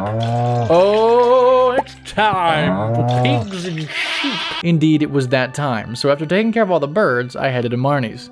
But she wasn't home. So I went back to the farm to process all the goods from today's gatherings. I dug this skeletal hand on the way to Robin, hoping to see if there was another upgrade past deluxe. But she wasn't home. So I went mining, once again looking for that dwarf scroll. I got a bunch of stone, as well as this interesting sword I recycled, and a secret note about Maru's invention, and what pieces she still needed. These became loved gifts for her, which made enough sense. I turned in late that night and heard this strange cooing noise overnight. Okay, lots of mining. Oh. Why did that happen? I did a bunch of mining. I don't know why that just happened. I woke up on day 108 confused, searching for answers about the noise, but found nothing. I ended up just collecting the processed goods and gandering at our lovely auto feed system in the barn. I went to Gunther's to lend him a hand, then stopped by Marnie's to buy pigs. But pigs are quite expensive, so I bought a sheep instead because they're slightly less expensive. I ran to the barn to see my new baby sheep, and it appeared to have wool. I assumed I could perhaps shear the thing, given this wasn't like milk. Nope. Just tried to shear a baby, didn't I? Okay. I found Maru on my way to Robin's and gave her a battery, one of the few items on our invention list, and she was thrilled. I went to the quarry to bonk rocks while making plans for how to use the day, and found this secret note in one of them. This one seemed to be a treasure map leading to Calico Desert this time. I also found this ancient sword buried in the quarry. I sold some things and decided to turn in early so I could see the new event. It took a full day, but on day 109, I found the source of that strange cooing the night before last. I don't know how this thing just showed up on the farm, but okay, it's not that weird compared to some other things that have happened. I also figured out today that the watering can has the same upgrade benefits as the hoe, watering a larger area when held. That very hoe, now golden, had a third stage of this, enabling a 3x3 area of hoeage. After the testing, I walked to town to find Stardew Valley's version of Christmas in full swing. From the giant, decadent evergreen to the presents underneath it, to the feast of foods among the townsfolk, this was indeed holiday cheer. I spoke to everyone, gleaning very little other than festive spirit, old legends, and recipe secrets. I gave Demetrius his crystal fruit, which I think he liked, and then immediately, George gave us our gift, a purple mushroom. He immediately went full grumpy mode and decided we didn't like his gift, further grumbling about how expensive it was. I, for the record, did like it, and was full well planning to use it for a life elixir. I checked the socials around this time, and this is how they were doing. The limited shop had nothing but decoration, so I headed home, having traded a fruit for a mushroom. It was now automatically quite late, and I had forgotten the animals. Again. So I milked our sleeping livestock, stole eggs from sleeping birds, and went to sleep myself. The season was nearing its end on day 110, so Gus decided this was the perfect time to ask for a seasonal fish. Come on, Gus, why you gotta do me like that? I gathered up the processed goods, tended to the animals, found another chicken statue buried in the ground. What is going on with this game and statues? I bought this pig quickly before leaving, petting it reassuringly despite its huge size as a baby. I grabbed our processed goods and went to Pam to buy a ticket. But my pig purchase had left me without enough funds to purchase a ticket. So I ran back to the farm, grabbed the mayo out of the shipping box, and ran it over to Pierre to sell quickly. Pennies in hand, I ran back to the bus to pay the fare, and soon found myself back in the cavern. I did manage to get some iridium ore, even an actual node that wasn't a crab this time, but never got any holes. I did find the strange secret note about checking a bush at 12:40 a.m., but by this point, there was absolutely no way I was making it to level 100 tonight. So I chose instead to check the treasure map from before, hoeing this area, and receiving another strange doll. Okay, doll in hand, I traveled back to the valley and decided to follow instructions. Oh!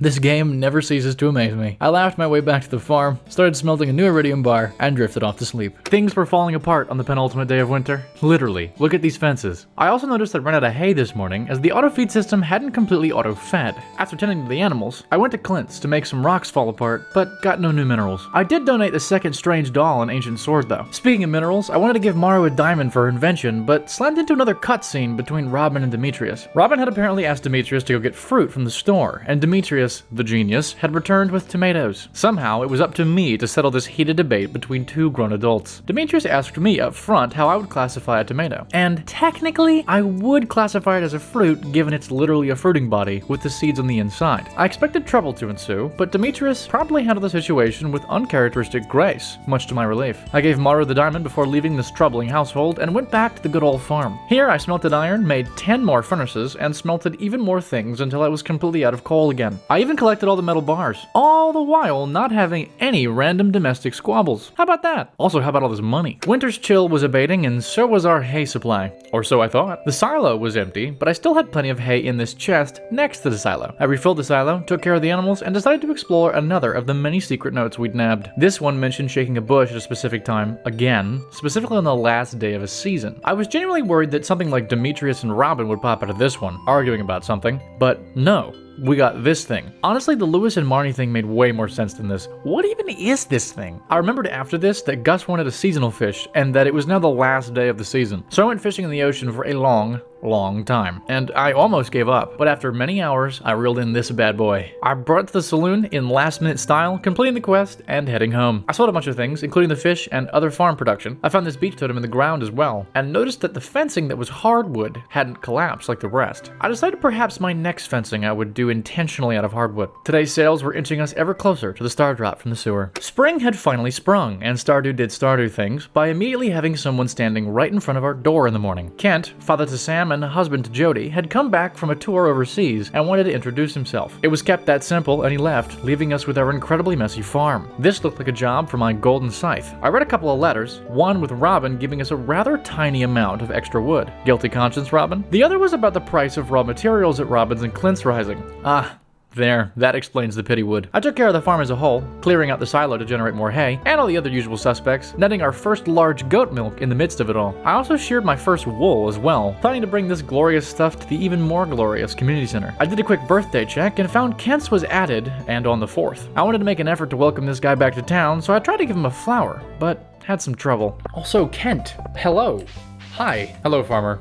I've been gone so long, I feel like a stranger. Yeah, perhaps a flower will make you feel less strange? You just got away from me there. You just got away. Wait. Haley, you're getting in the way. I'm trying to make a stranger feel less strange. But maybe it'll make him feel more strange. Hey, this is a really great gift. Thanks. All right. See? Welcome home, Kent. Welcome home. Welcome to the land of the home. Welcome to the homeland.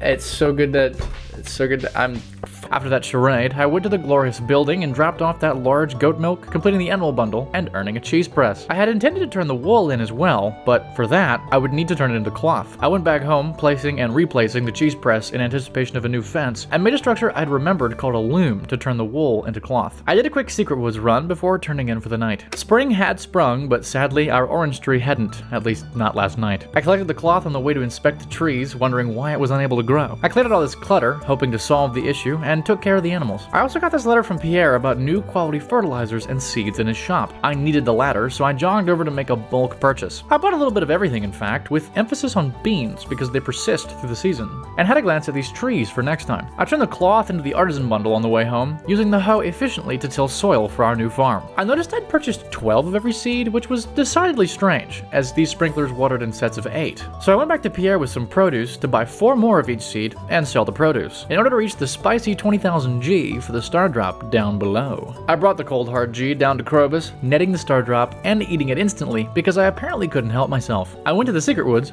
buzzing with energy, and saw Leah painting by the water. She had something flirty to say before I went to bonk big stumps. Then I headed home, planting and fertilizing the new seeds, as well as the strawberry and ancient seeds I'd saved. In the midst of my farming glory, I passed out once again on my own farm. Linus apparently found us last night, but that was no reason to slow down. Now there was the rain, as I planted everything I hadn't managed last night, except for some of the beans. The beans grow on something solid, so you can't walk through them like most plants, so I had to be careful where I planted those. I also planted this rice by the southern lake before setting to making more quality sprinklers. I was pleasantly surprised by how much iron, gold, and refined quartz I had, and after a little transmutation, filled the whole farm with quality sprinklers. But then I had an idea with all those bean seeds I didn't know what to do with. With a new northern edition, the farm was roaring with future funds, all automated and ready to go. I took care of the animals, worked on additional fencing and gates, and collected the processed goods before sleep. I started the day once again focused on this farm, taking care of the animals and selling the sprinklers I hadn't added back in. I did a quick birthday check and saw it was the new guy's day of birth. I stopped in Pierre's to sell stuff and buy more seeds, buying 60 kale this time, as it seemed to have a similar vibe to bok choy, which I thoroughly liked. I also noticed Pierre had a daffodil, which I knew Kent liked from my flawless welcome attempts, so I bought that as well. I took another wistful gander at these tree saplings, but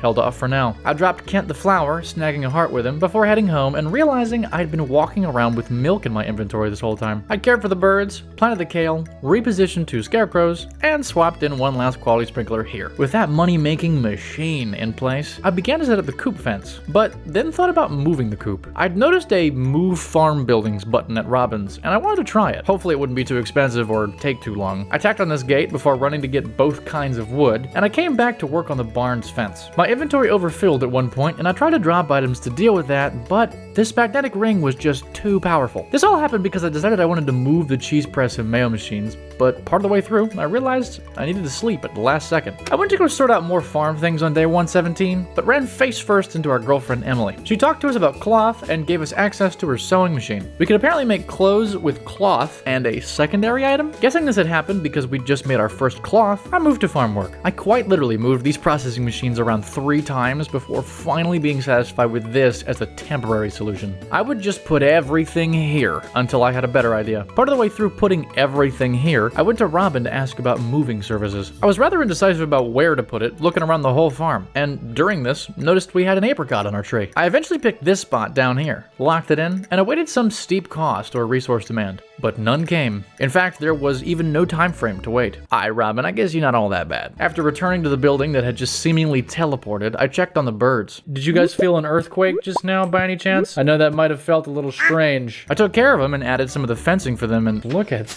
this. Yes! We're growing fruit! I also checked on the pig. That pig looks like it might be an adult. That's a little bit of a large rump I'm seeing right there. Everything else looks the same. I think you just got a fatter ass now, my friend. Good for you. Society would indicate that that's a good thing for you. Congratulations. Queuing the yield, creating useful storage spots, and clearing up other areas of the farm, I managed the goobiest thing so far. This area. No, God, what? No!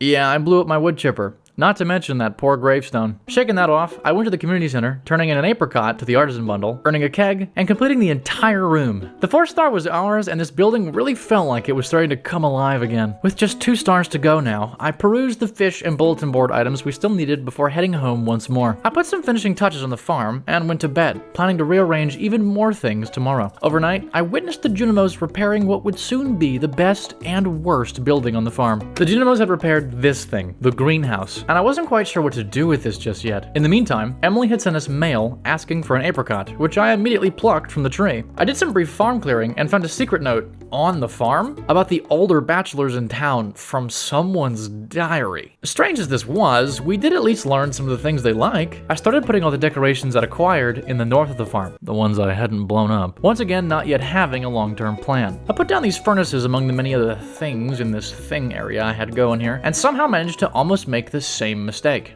This is a decoration I can go put by the decorations. Oh my god. Pick it up. Oh my god. Okay. I almost lost it.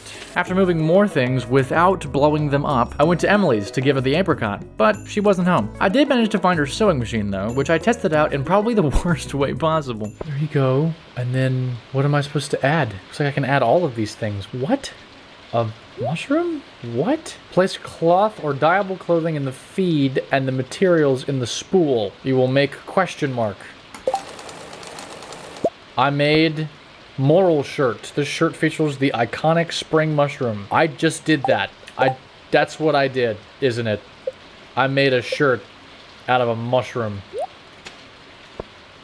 God, that's awful. Okay, let's never do that again. Yes, I chose my first secondary clothing item as the nastiest looking mushroom in the game. Press the like button if you're impressed by how horrible of a choice that was. I went looking for Emily, not only for the apricot, but also now to apologize for the mushroom chunks that were probably in her sewing machine. I decided to check the saloon, but ran into a Gus cutscene. This one was cut and dry. The saloon wasn't doing great financially, and Pam hadn't paid her tab in weeks. I politely, but sternly, told her the former, implying she'd best be fixing the ladder, which she did rather quickly. Weeks, Pam? Weeks? Emily was indeed in the non-cutscene Celino? Emily was indeed in a non-cutscened saloon, and I gave her the new fruit, completing the quest, before scurrying back to the farm to continue to get things in order. I took care of the four-legged animals who were both walking and trying to sleep. I had a wild time trying to milk the sleepwalking cows in the middle of the day. I continued organizing, including putting away my fungal shirt, never to be seen again. I also threw down some torches, more gates, and moved literally everything I could before heading to sleep for the night. I forgot the birds though, and so I began day 119 apologetically gathering eggs. I continued aggressively shifting things to this catch-all zone, queuing some bones, eggs, and an apricot for processing. Lastly, I moved my super rare stuff chest onto the porch. With that action, I had completed the farm revamp. Within seconds, I got a notification about a train passing through, so after gathering the mushrooms, I went to the station. This train was just a passenger train, but it had brought me close to Robin's, where I stopped to have Robin move the silo to this spot right here. Birthday check.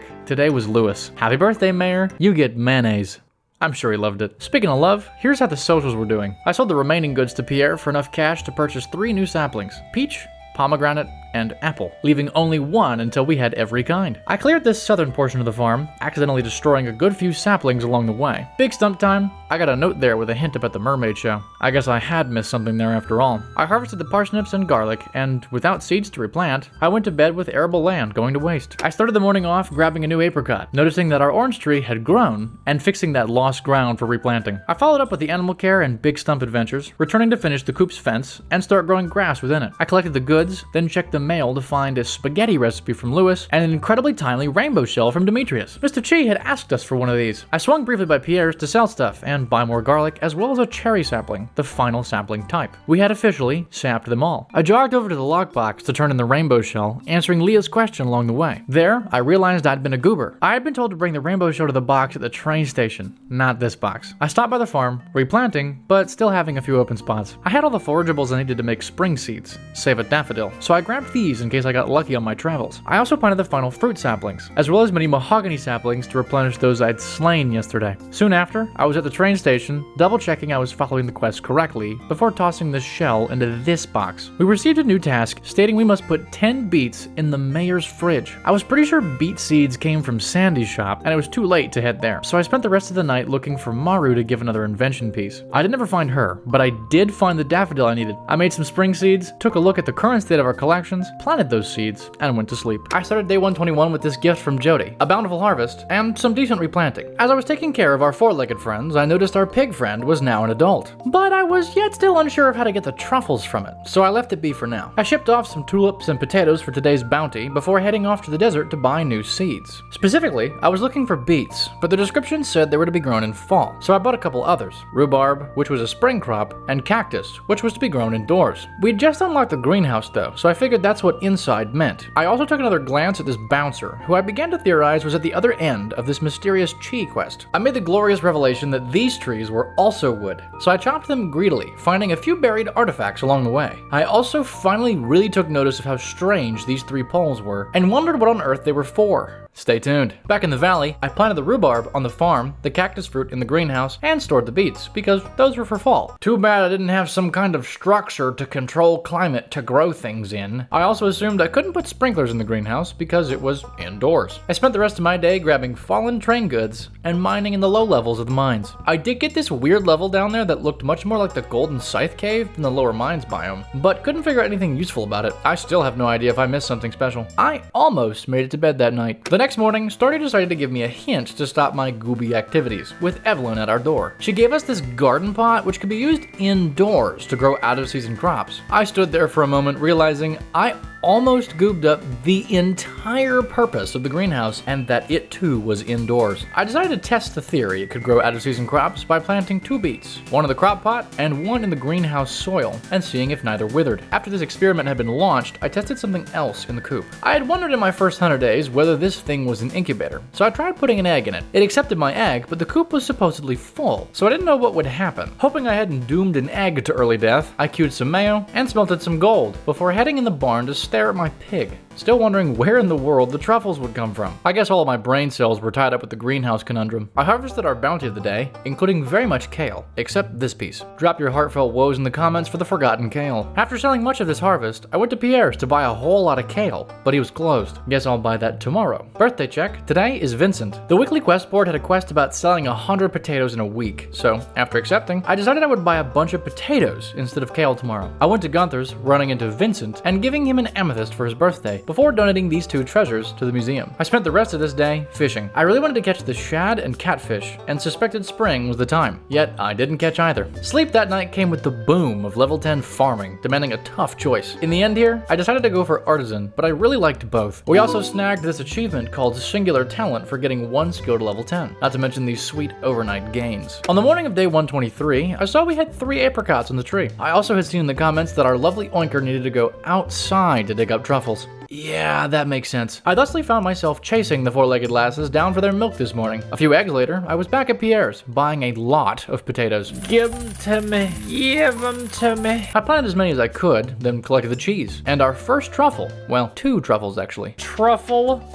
Yes, sir. That's such a weird sound. Okay. I stepped back in the greenhouse, noting both the beets remained unwilted. A few minutes later, the greenhouse was full, with every beet planted and every extra space having a potato in it. I figured, why not? We have the space to grow, may as well grow. Soon after, I got to thinking, perhaps this greenhouse would be best used as a place to plant persisting crops, as perhaps they would just keep growing, never withering. I took our second truffle to the chef's bundle, and took stock of what was remaining for this building's magical repair before heading into the mines. I stopped by the quarry on the way, learning it doesn't just auto-respawn everything immediately. I grabbed ore for 1 more gold bar, as I wanted the next watering can's upgrade, since I would be using it every day for the greenhouse. I barely made it home that night, so I started smelting the gold first thing in the morning. I collected our first truffle oil, milked the animals, and employed a strategy the comments had mentioned regarding putting the correlating animal product processing machines in their correlating structures. So I put the cheese press in the barn for easy cheese making. Good stuff. I collected this truffle, then did the same process with the mayo machines, finding a beach totem in the dirt along the way. After watering the greenhouse, I read this letter from Marnie about a new luxury item called the Auto Grabber. It mentioned the capacity to take care of every farm animal I'd even heard about so far, including rabbits, which I didn't even have yet. Well, almost all of them. It was pricey, however, with a big tag of 25,000 G. Lewis also sent us a reminder about the Egg Festival, which I hadn't even considered. The events were going to happen all over again because it was a new year. I took the recently acquired gold to the local depressed blacksmith, ordered the gold watering can, and decided to begin saving for the auto grabber. I took to fishing again, searching once more for the elusive shad and or catfish, but came up empty once again. The rest of the day had passed by whilst I'd angled, so I went home and tucked myself in for a fishless Betty Bye. In that night's gamer dreams, level 8 fishing came along, giving me recipes I immediately forgot about. Day 125 was the day of our second egg festival, but I didn't remember that. I started the day harvesting, learning while at it that pigs make a digging sound when they dig up a truffle. I also found that forgotten kale today, harvested the garlic, and took a look at our potato quest. I hadn't realized when I'd taken it, but we were going to get to sell our potatoes the normal way, not to someone in particular, meaning we'd make money from them normally, as well as from the quest. After replanting more potato seeds in open spots, the egg festival notification popped, and I got frantic. I sold things, quickly took care of both the livestock and birds, and made it to the festival just in time. The event was similar to last year, including this lovely shop that I bought 10 strawberry seeds from. The dialogue, however, was different in some ways from the previous year. Most importantly was the dialogue from Willie, cluing me into something very important. On rainy days, you'll find catfish in these waters. Right.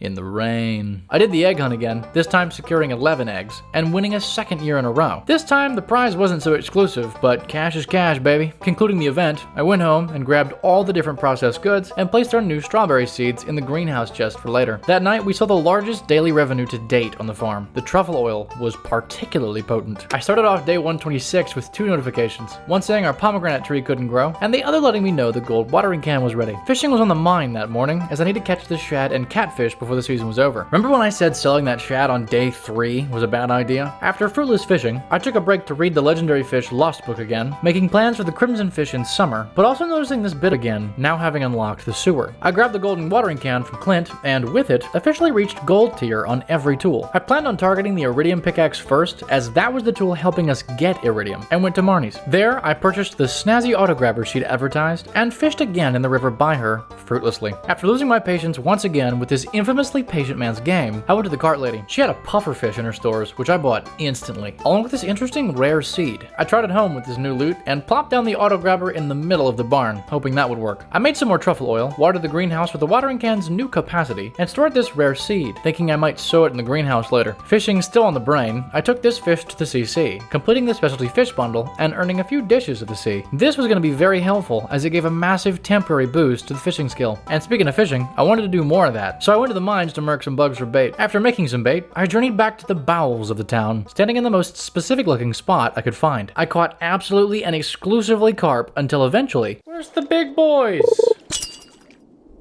Ooh, the big boys. The big boys. Oh no, I'm messing it up. I'm not messing it up. I'm doing great. I'm doing awesome! Mutant carp. And that was another legend in the bag. I snagged some more hardwood before heading to sleep that night, proud of my hideous catch. On day 127, I got a familiar notification about my pomegranate tree being unable to grow. Guess I forgot about that. I also got these letters, one with some loose change from Lewis, and another from Evelyn, asking for a leak. I sold a few things from last night before checking the barn. Ooh, it grabbed everything. Ooh.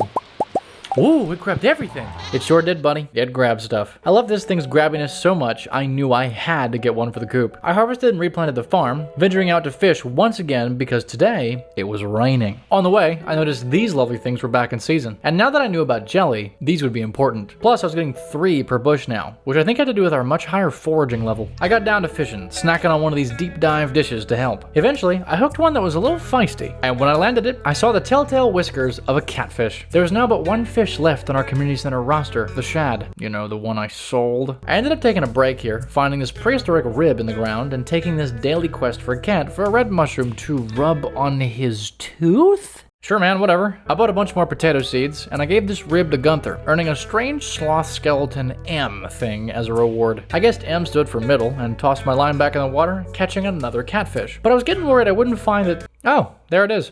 How about that? I took this Giga Shad over to the community center, turned both fresh fish in, and completed the river fish bundle. We technically earned 30 bait from this, but the big win was that this completed the entire aquarium. Look at that little guy, carrying our 5th star. 5 down, 1 to go. I took a glance at what was left in our final set of bundles, gazed happily at the better looking rooms, and started making plans on the way home. Next up, we'd go for that deluxe coop, then scoop up an auto grabber to go with it, once we already had the auto feeding in place. I did the usual suspects to the farm late this day, tacking on a hardwood plus berries run before heading home. I barely remembered about the pomegranate tree, and watered as much of the greenhouse as I could before running home to sleep. Overnight, the Junimos could be seen doing something to this glittering boulder. I sold more things from last night next morning, and watered our poor dog's bowl for the first time in a while. I harvested the farm, checking the quests along the way, as I just pulled up Evelyn's leak. I replaced the poor tiny trees I destroyed clearing the farm, before heading to the coop and encountering this error message. This made sense, and I was glad I didn't just auto-delete the poor baby chick. More berries. I gave Kent his toothache mushroom, completed the quest, and checked on the socials, of which some seemed to be decaying. Yikes, so that's a thing. I went to Evelyn's to give her a sneak peek at this leak, but Alex decided to cut in. I'll keep it brief and tell you he felt worthless for not being the book smart type, but I reassured him that everyone has their strengths and weaknesses. Then no, that's Alex again, this time without a shirt. He mentioned apologizing for his bravado and arrogance for having believed in his dream to go pro with his sports ball. This one actually caught me off guard, because I honestly disagreed. I liked his go-getter confident attitude, but the game didn't give me any choices this time. Stay strong, Alex. Don't let anybody bring you down. After pulling double duty on Alex's emotional state, I finally got a hold of Evelyn, handing over the leak, completing the quest. I decided that was enough for one day, and allocated the rest of the day to wood and berries. Oh, I remembered the boulder! The glittering boulder! Actually, I went to go see about that boulder, running into Willie, standing by where it used to be. In this cutscene, Willie taught us we could pan for ore, and gave us a new copper pan. I didn't find anything I could pan out the gate here, but I thought maybe soon I could upgrade the pan, as it was at copper tier already. Boulder questions answered, I ran home, chopping trees along the way. That night, the Gamer Sleep invoice brought in more than 22,000 G. Quite spicy, I must say. On day 129, I heard a lovely while harvesting potatoes. After the livestock and also grabbing iron for the pan upgrade, I took a look at our potato quest. We had officially harvested the requisite potatoes and just needed to ship them, and wait a day for that to process, it turned out. I also watered the greenhouse, getting 1 beet of the 10 I would need for the Chi quest. More berries. At Robin's, I learned the stone and wood costs for the coop. Then, at Clint's, I learned the pan did not have an upgrade. And, at the mayor's, I learned I couldn't put any beets in his fridge until I had all 10. And, at Marnie's, I learned she wasn't home. Well, Okay then, I decided maybe the town wasn't for me today. Okay, the rest of this day is now allocated literally just to chopping wood. I ended up with this much wood for the coop and future projects. I awoke to the sound of quest completion on day 130 as the potatoes had officially shipped. We now had a rather spicy chunk of change. Lewis sent us a letter with a mini shipping bin, giving us a smaller but more portable spot to sell things from. I tossed it on the farm, had a few horseradish for breakfast, and made my way to Robin's with all the supplies needed for this lovely coop upgrade. I ended up encountering some pannable water while waiting for a door to unlock, and nabbed 2 gold ore. Nifty. Once that door was open, I ordered the deluxe coupe, before accosting Marnie, grabbing a second auto grabber. Look how many berries we have. I made a bunch of hardwood fence for the 4-legged livestock, as well as a life elixir, before harvesting 73 more potatoes, and some beets from the greenhouse. So maybe I'd gone a little overboard. I sold it all but the beets for Chi or Lewis. I fenced in our non-winged friends before picking a strangely large number of daffodils on the way to Lewis's fridge. Upon delivering the beets, I found something strange. Wait a second, there's a note taped to the milk. It's addressed to you. Okay, good job, kid. Your final task, give the sand dragon his last meal. After raiding his fridge, I gave the mayor a springweed before realizing that the milk note had become a quest. I let the comments know I didn't want help with this one, and they listened. So prepare to enjoy the floundering that resulted. Before heading to sleep, I chopped down this green bean so I could see what the ancient seed had grown into so far. Then I sold more things, catching a nice 26,000 G bag in my sleep. Days 131 and 132 were very brief, and I'll explain why very soon. But on the first of those, I found these spring onions, encountered a secret note about Alex's training diet, and completely cleared Cindersap Forest of all of its resources. I also hit the secret woods and earned level 10 foraging overnight, picking the tracker talent, allowing us to locate nearby forageables. And on day 132, the coop finished upgrading, giving more room, and allowing the baby chick to hatch. I spent a large portion of the day trying to figure out how the forage was being revealed to me, until I finally noticed very tiny arrows at the edge of the screen. I also gave Shane an amethyst for his birthday. Now why were those days so short, you might be asking? Well, I should mention, right at the time of those days being recorded, several troubling real-life events happened all at once, and I didn't play Stardew for 5 months. I'm happy to say I did make my way back to this game, as it's absolutely lovely. But why bother mentioning this? It's all in a compressed format anyway, right? Well, 5 months away has a way of making you forget about lots of things. The biggest shock of them all was remembering that we have a greenhouse. I also took a gander at our collections tab, realizing we still had so much to do. I also had another review of this legendary fish lost book, and started talking about that in the future, I'd probably have to ask you guys for help with finding these fish. It's the future. If you've got some hints for catching the remaining fish, drop them in the comments. I dug up this trilobite before having a look at the socials and skills we'd achieved so far. Seeing as we had mining, combat, and fishing left to level up, I decided we'd focus on the first 2 on lucky days in the cavern, and fishing on the not so lucky days. When I got back to the farm, I sold things, and decided immediately that I hated the organization of the farm. Again. I started working furiously on changes for that, moving very many things. And I mean moving very many things. I had this little oopsie along the way. Why did I think that was a good idea? When and what? Why did I do any? I was forced to sleep before I'd concluded the rework, earning the monoculture achievement for selling 300 of a single crop, as well as earning 11,000 G. I guess maybe the overkill on the potatoes wasn't such a bad idea. Day 134 was the second day of the great reorganization. By today, I'd moved everything that wasn't literally the coop or barn. I also found this organize button. I also began on this day this idea of saving some things instead of selling everything we produced. Strap in for the wildest storing bonanza on this side of the Gem Sea. I went to Calico late that day, hoping to snag some skill points as well as iridium ore. I did manage to get some ore from the slimes, as well as gems, other ores, and funny clips for YouTube Shorts and TikTok from my reintroduction to this cavern of terror. Oh! Is that a bone? Yo, stop everything. Did you just drop a bone? Man said, and then left a bone behind. A prehistoric tibia.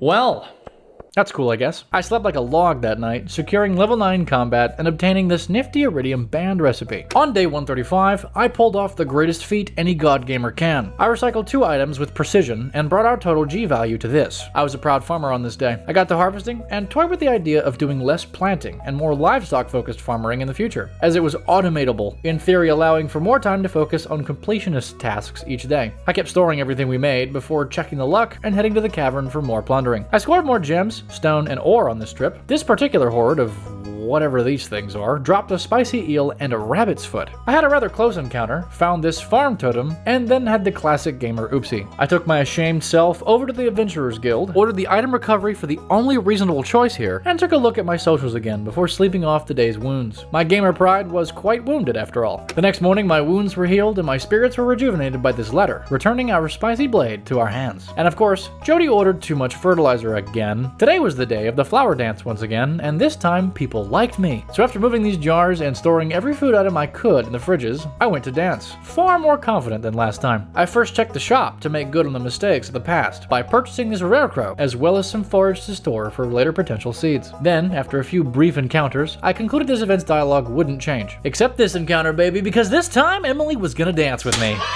The dance itself was rather strange though, with me positioned slightly forward and also not wearing the same outfit as the other dudes. Ah well, despite the symmetry, or lack thereof, I'd done it. I'd really danced with someone. Manhood intact, I was brought home, quickly stepping onto the farm to place our 6th rare crow. There were supposedly 8 of these, so I was starting to ponder the final 2's locations. I also jogged over to the central boy to drop off this rabbit's foot to the enchanter's bundle, before literally writing down the remaining requirements. 2 were clearly fruit that we'd receive in fall, while the other 3 I was still unsure of. After some lovely snoozing, I awoke to do the bean business once more, then repositioned these rare crows, harvested kale, and found a super useful game setting.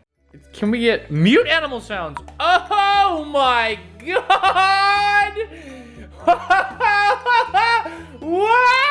Ah. Sweet cranial peace. How sweet the lack of sound. I once again missed some kale whilst harvesting and got to business on the other daily chores, among which I planted 10 strawberry seeds in the greenhouse. I also found some of the missing kale, testing out our new mini shipping bin with it. Today, one of my worries of the 5 remaining community center items took over my very soul. I looked avidly for this thing called a fiddlehead fern. I searched high and low, muttering fiddlehead fern to myself most of the time. Where are the fiddlehead ferns? Fiddlehead fern. Fiddlehead fern. Fiddlehead fern. Fiddlehead fern. Fiddlehead fern. Fiddlehead fern. Fiddlehead with the head of a fiddle. And while I didn't find the fiddlehead fern, I did get a pretty sizable amount of wood and learned that the green forage tracker arrows pointed to panning spots. Not even the train station held answers for my fern queries, and still too did it hold secrets of its own, with this big immovable rock and triple question marked green thing. I came home that night without a fern, but still got everything else I could have needed done in the day. I even had another one of these odd things show up overnight. This hasn't happened since like the 2nd day. I mean, I can tell you, I really don't think I needed this.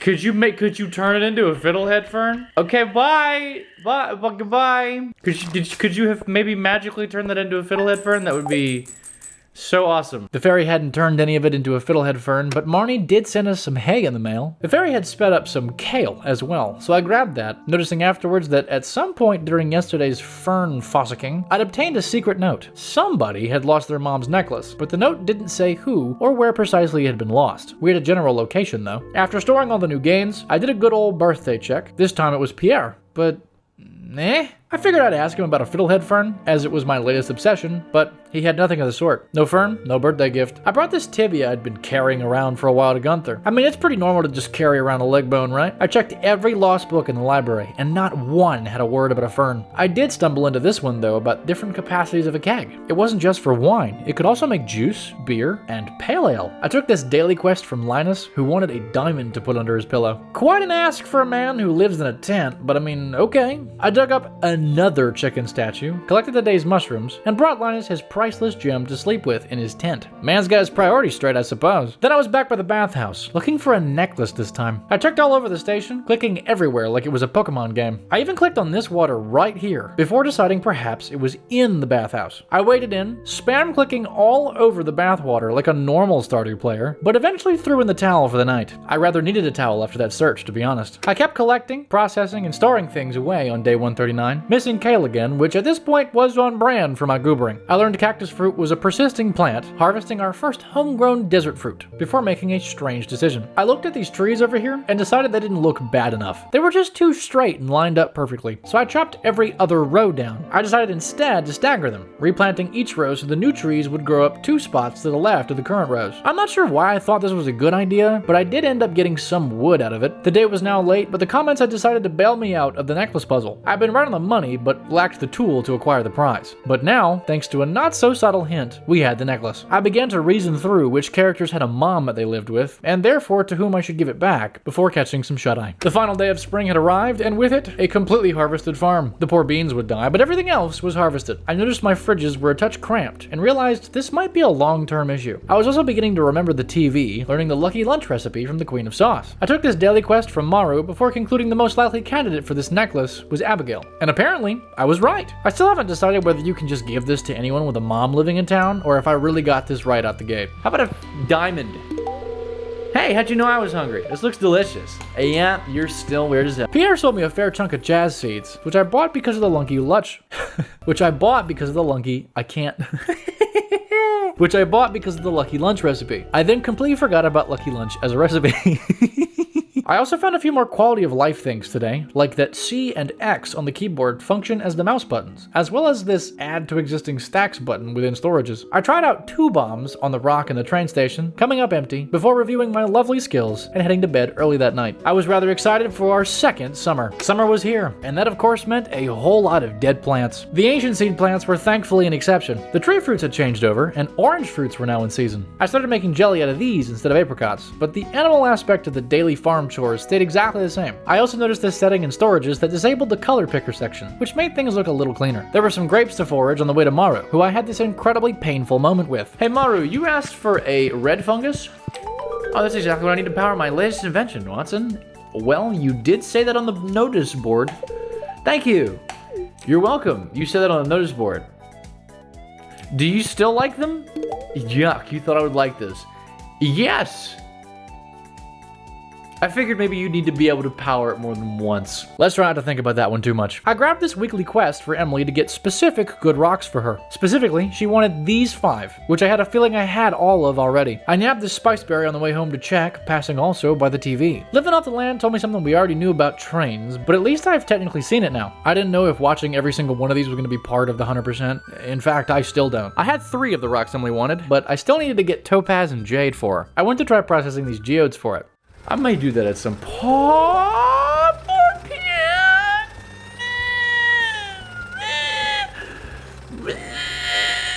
Well, I guess that's not happening today. I went instead by Pierre's to buy seeds. Pierre, I need to buy seeds. Are you closed? Why is everything closed so quickly? Why is everything closed so quickly? I missed birthdays.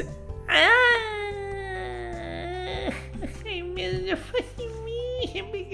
Right then, who needs seeds anyway? I checked the train station for fiddleheads, but no luck. I foraged the sweet pea before checking the secret woods as well. We get a perk that...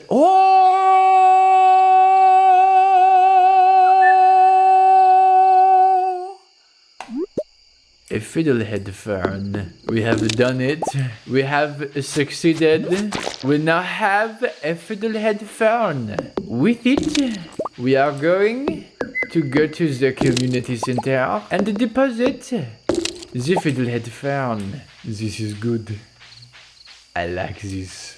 I excitedly took this to the chef's bundle, but all the excitement faded when I noticed this maki roll requirement. I was very afraid I would need to get the recipe for this to be able to progress, and that I might have to wait for an unknown Queen of Sauce episode. I slept poorly that night, fearful I'd missed something key to my progression for a long, long time. I decided I need more space in my fridges on day 142, but I couldn't do that. So I made these pretend fridges instead. Pretend these are fridges. I did the usual farm things, featuring an orange this time, before checking the luck and seeing the spirits were very happy. I had Clint crack all our geodes, but to no avail. I turned in this new mineral though, scoring some espresso as a reward. It appeared to buff our movement speed, which seemed promising. I stored all the extra minerals, grabbed some food to test in the cavern, including cheese, which was surprisingly good for health, and set off for the cavern. I got the usual loot, gems, gold, stone, dropping down every hole or ladder I could find. I tested this spicy eel with the espresso and found myself faster than I could handle, hustling around, poking big slimes for iridium. Sadly, the speed got to my head, and I did the gamer bad, landing back in the hospital once again. I didn't actually lose that much, besides a decent run and a decent chunk of my dignity. I smelted 2 new iridium bars, as well as a lot of gold, before storing things and getting some recovery sleep. Those bars came out nice and shiny by the morning, and the animals were doing just fine in summer's heat. Caroline sent us a cauliflower, and fascinatingly, this was one of the few spring crops I hadn't saved that many of. What I did have a lot of, though, was cheese. This would become very important later. The Queen of Sauce taught us the plum pudding recipe before I left to get seeds from Pierre. That might be how it's not closed on Wednesdays. No,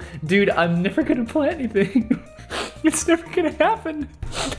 God, I'm on the 3rd day of the season and I don't have any seeds. With nothing to plant and my mining ego thoroughly bruised, I turned my attention to the summer's legendary fish, the crimson fish. I gave Kent this pea on the way home, grabbed the fishing gear, and noticed we'd grown our first ancient fruit from the ancient seeds. I also grabbed some not so ancient fruit and threw some taps on our grown oak trees. And with that, it was time to go fishing. But I checked the luck first, and there was slightly good luck today. So I proceeded to abandon all other plans and dive right back into the caverns. I guess my ego wasn't that bruised. I found this secret note before the spelunking, and while I understood how the arrows worked, I had no idea where that start point was. I jumped into the cavern, jittering from espresso and spicy eel goodness, and quickly found a topaz for Emily. I found another secret note containing more liked gift info, as well as another rabbit's foot. I kept hunting for jade and getting more ore from slimes. And remember how I said I was getting clips for TikTok by this point? Here, this one got 500,000 views.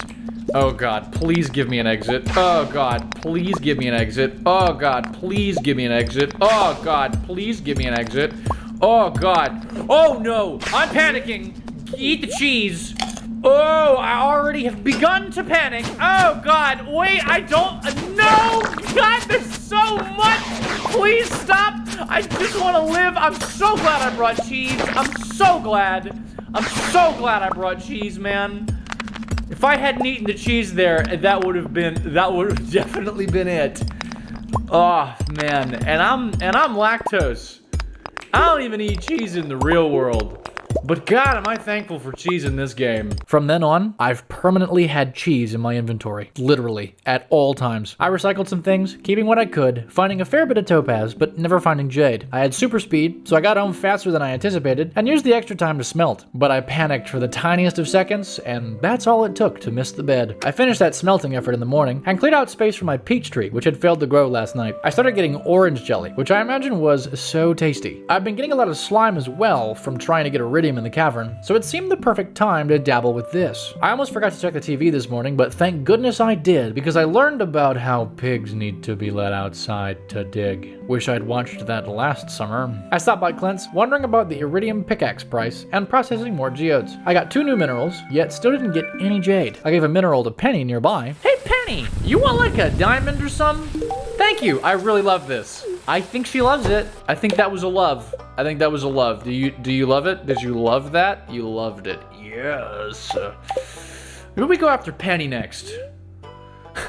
Gotta make friends. It's just friends. We're all just friends. Gunther took my new minerals, and finally, on the 4th of summer, I bought seeds. I found important things I'd clearly missed last summer, like hops for Pam, and red cabbage for the community center. That answered all questions but one about where to find the remaining bundle items. But I was still sweating a bit about that maki roll. I bought a good bit of every type of seed, except specifically the sunflower seeds, as I'd run out of room. I gave Emily a topaz and gifted her a diamond, but I still needed to find a jade to get any credit at all. I planted what persisting seeds I'd bought in the greenhouse, and the rest outdoors, before storing more minerals and heading to bed. Day 145 felt like a good day to go fishing. It also feels like a good time to mention that this is about when I realized I wanted to do a 100 Days series on the game, and I thus kept all the footage from here forward. Henceforth, you will now be able to see the top left corner of the game, and I'll show you my face whenever I'm up to shenanigans that warrant it. After the typical farm tasks, featuring a battery and a green slime egg this time, I stored things and went back to Pierre's. I bought a good bit of corn, as that persists through autumn, and gave the battery to Harvey, who decided it wasn't very healthy. Astute, Harvey. It would be unhealthy to eat a battery. I knew you were a smart guy. But fishing, I said. To the ocean I went, leading things off with a lot of confusion about this magnet. Was this supposed to be going in the bait slot and not the tackle slot? Strange. But I did reel in this ornamental fan artifact. The eastern shore didn't seem quite right though, so I took to the eastern side of the pier. I attempted to stack trout soup with Dish of the Sea, and finally realized that specifically, you can have 1 buff from a drink and 1 buff from a food active at a time. That made enough sense to me. Then I made first contact, losing it nearly instantly, but now I knew where to look. I tried and failed again before pulling in this super cucumber. Then I hooked her again, but I lost her again. Then I pulled in another super cucumber, and then... Right place. Ooh, ooh, ooh, ooh, ooh, ah, ooh, ah, ooh, ah, ee, ooh, ah, ee, ooh, ha. I gotta focus. I gotta stop making funky sounds. Ooh, ooh, ooh, shoo. No, no, no, no,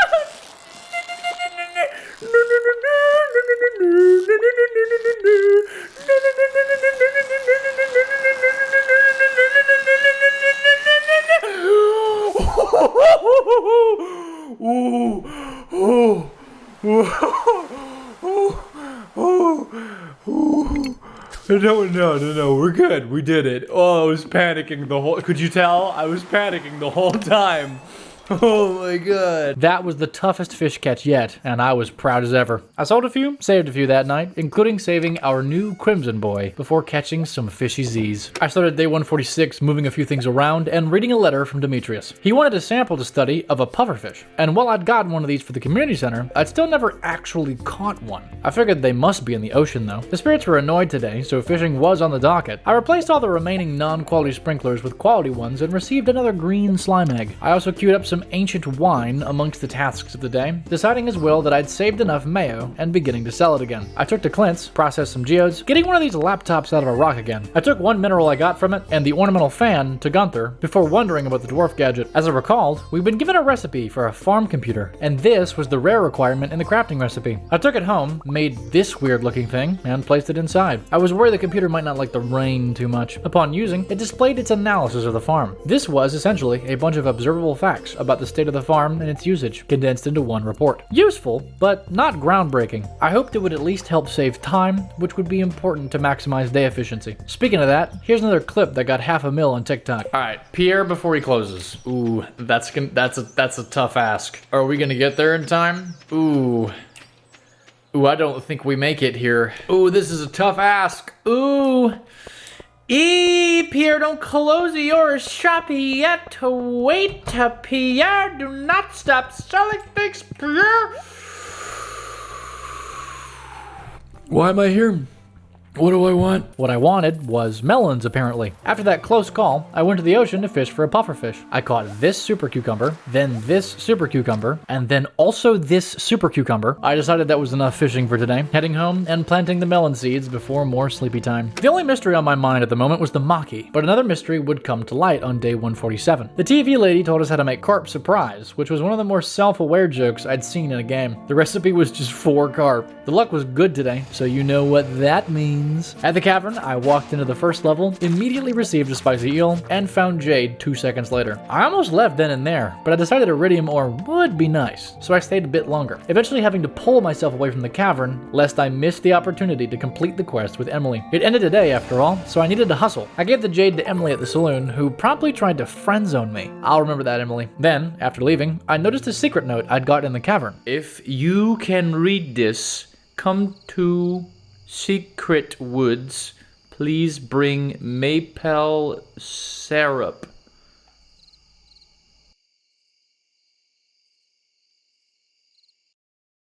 Yeah, I mean, okay, I can't do that. Sure. Yeah. What? Where? What? Okay. I think I have some. So I took what maple syrup I had to the secret woods, but nothing happened. I tried dropping it, I tried drinking it, I tried to give it to these slimes which seemed to be in love, but nothing. I went home confused that night, discovering it had indeed become a quest. Stranger and stranger, this game. The next morning, Emily decided to thank us for the rocks, and probably apologize for using the friend word by giving us this sewing machine. So now we have one of those things we can make clothes out of at home. Maybe she just wanted hers to not get mushroom chunks in it again. I checked the TV before getting on the move, and the live-in program told us about all the summer-only fish, as well as where and what time to find them. I took a screenshot of this because I had a feeling this was going to be important, and then I promptly forgot about all of this. What I hadn't forgotten about, though, was the maple syrup. So I went back to the secret woods. Oh, okay, I guess I just had to... Oh... Isn't this the bear we encountered with the Emily cutscene? That smell. Come closer. Okay. Ah! It's not every day I get to speak to a human. Looks like you've got a little forest magic in you. Okay. Now, about my note. Did you bring the good stuff?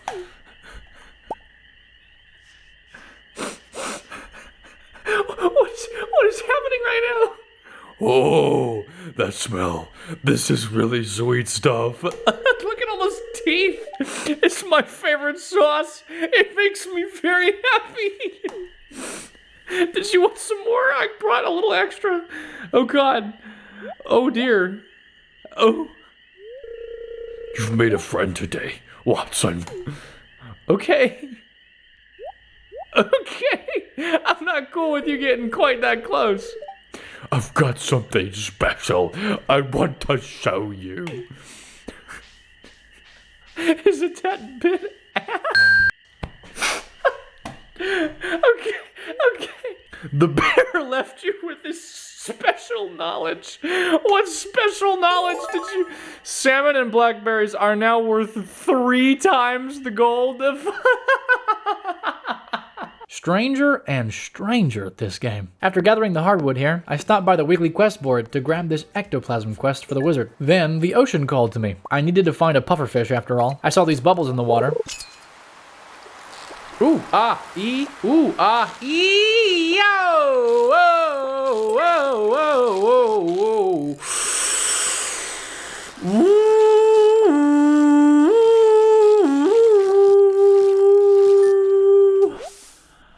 Okay, got it. I immediately brought this to Demetrius, completed the quests, and checked to see which ones we still had. Back at the farm, I smelted the ore from our previous cavern run, started storing fish for later, and planted and harvested the farm. Today our peach tree had finished growing as well, so we snagged our first other fruit of summer. I'd planted some of the jazz seeds Pierre sold us in the greenhouse, and some of that jazz had matured today. I noticed they had different colors among the different qualities. It made sense to me that the quality of a flower could be dependent on the shade of its petals. Lastly, before bed, I sold the mayo and the no-star cheese I'd saved, as saving these seemed a bit dumb, as we produced these nearly every day. It's to this I owe this big invoice. Now that's a lot of G. Day 149 kicked off with collecting all the metal bars I'd queued up yesterday. The usual farm activities came to pass, including watering these few plants I'd planted in places that wouldn't get watered for some reason. The greenhouse had more jazz to offer, as well as a round of peppers. Demetrius also thanked us for our efforts by providing us with a recipe for Autumn's bounty. With the iridium from our most recent haul, we had enough to order the iridium pickaxe from Clint. I also swung by Pierre's to grab a few more seeds for the farm. Birthday check, I missed Gus, but the luau was soon. I replanted, did some farm clearing, took note that all the fruit trees had grown up, and started making plans. I was part of the way through the master money moves I was working on in my brain when I noticed the jazz situation was far worse than I'd realized. Jazz had both colors and qualities. Its stacking mechanics were a literal nightmare for a game like this. After acknowledging I'd completely misread this, I gave them their own chest fridge. That's a fridge, remember. I also made a designated fruit fridge, as I expected to be pulling from this for jelly and wine production. I also started putting away all the farm decorations in a chest, as I didn't really care about the aesthetics of the farm at this point. And I started the beginnings of my strangest farm organization yet. I decided to use my bedroom as a makeshift storage area, at least until I could order a shed. I doubled down on this goobery idea on day 150, deciding unknowingly to make the halfway point of this journey remarkable in a unique way. I harvested the farm, including ancient fruit, which I stored at the urgent recommendation of the comments to make seeds out of via the seed maker soon. It was a good idea, to be fair, and I was in the habit of storing things anyway. I took care of the lovely animals, trees, greenhouse, and the birds, even replanting some before heading to Robin's. I wanted to get a shed so this bedroom extravaganza could be as brief as possible. I first tried moving the greenhouse, which I learned would indeed work, before committing and ordering the aforementioned shed. Then it was back to my goobtastic storage solution. I will admit I was being rather thorough. This maybe just wasn't the place. Color-coded chests began to multiply in my bedroom, and I was enabling that. Even afterwards, while scripting this video, I still feel the judgment right now. The comments had recommended a good idea for home organization though, as having the bed by the door would likely save me some troubles in the future. The rest of this day really was just piling as much into chests in my sleep room as I could, even moving some of the crafting stations into the living room. Day 151 has to be one of the most tragic days of the run. It started with Jody once again ordering too much fertilizer. How does she keep making this mistake? Then, one of our 4 fruit trees wasn't a fruit tree anymore. It was a coal tree. I later learned this has to do with lightning? Brutal. But today was the day of the luau, so I ran back inside to my growing hoard and grabbed a gold star hot pepper. I then got distracted just long enough in my hoard. I left my farm at what I thought was on time, only to realize I had to make it to the beach by 2 p.m., not just off my farm. I ran my little heart out, crossing the threshold just a mere second after 2 p.m. struck. But the beach was barren. There was no luau to be found. This made me incredibly sad. I also noticed during my brief distraction, I had even put the hot pepper away. The weight of my goobering weighed heavily on my shoulder that day, and I turned in early, ending the episode then and there. After another brief break from recording, I was back on the farm once again, selling things, taking care of the animals, and grabbing some more speed grow I'd never used from bone mills I rarely used. I planted some sunflowers, testing out the last of the summer crops, and relearning all the wild organization attempts I'd been making. This tree was still making stacking coal, and I began to worry we wouldn't get one of the 2 fall fruits that we needed for the community center. Socials update, not too shabby. Speaking of those, Alex's birthday was tomorrow. I swung by the blacksmith's to pick up our first iridium tool, then started throwing flowers at people again. Hey, you want a flower? Wait. This is a really nice gift. Thank you. You're welcome. What can I say? I'm got it for you and nobody else. I was thinking of you when I picked it and not the other. The grass is so loud. I wasn't thinking of anybody else but you, then not the other people that I gave it to. The cart lady had a couple of useful looking seeds, so I snagged them before heading home, and planted the coffee seed in the crock pot. I watered it in the rest, cleared up the farm, and continued to fret over my Santa's naughty list tree. I should mention that around this time is when I started posting the funny clips of the string to TikTok, and comments over there also began to impact this journey. On day 153, I awoke to a brand new shed. I was rather astounded by how much room was inside. So much room for activities. In the interest of such activities, I sold some goods, made some kegs with oak resin I'd been saving, and took care of the rest of the things on the farm. Our plant-based farm area had made something new as well. Have you produced things? You have. What are those the red cabbages? Is that what I'm looking at?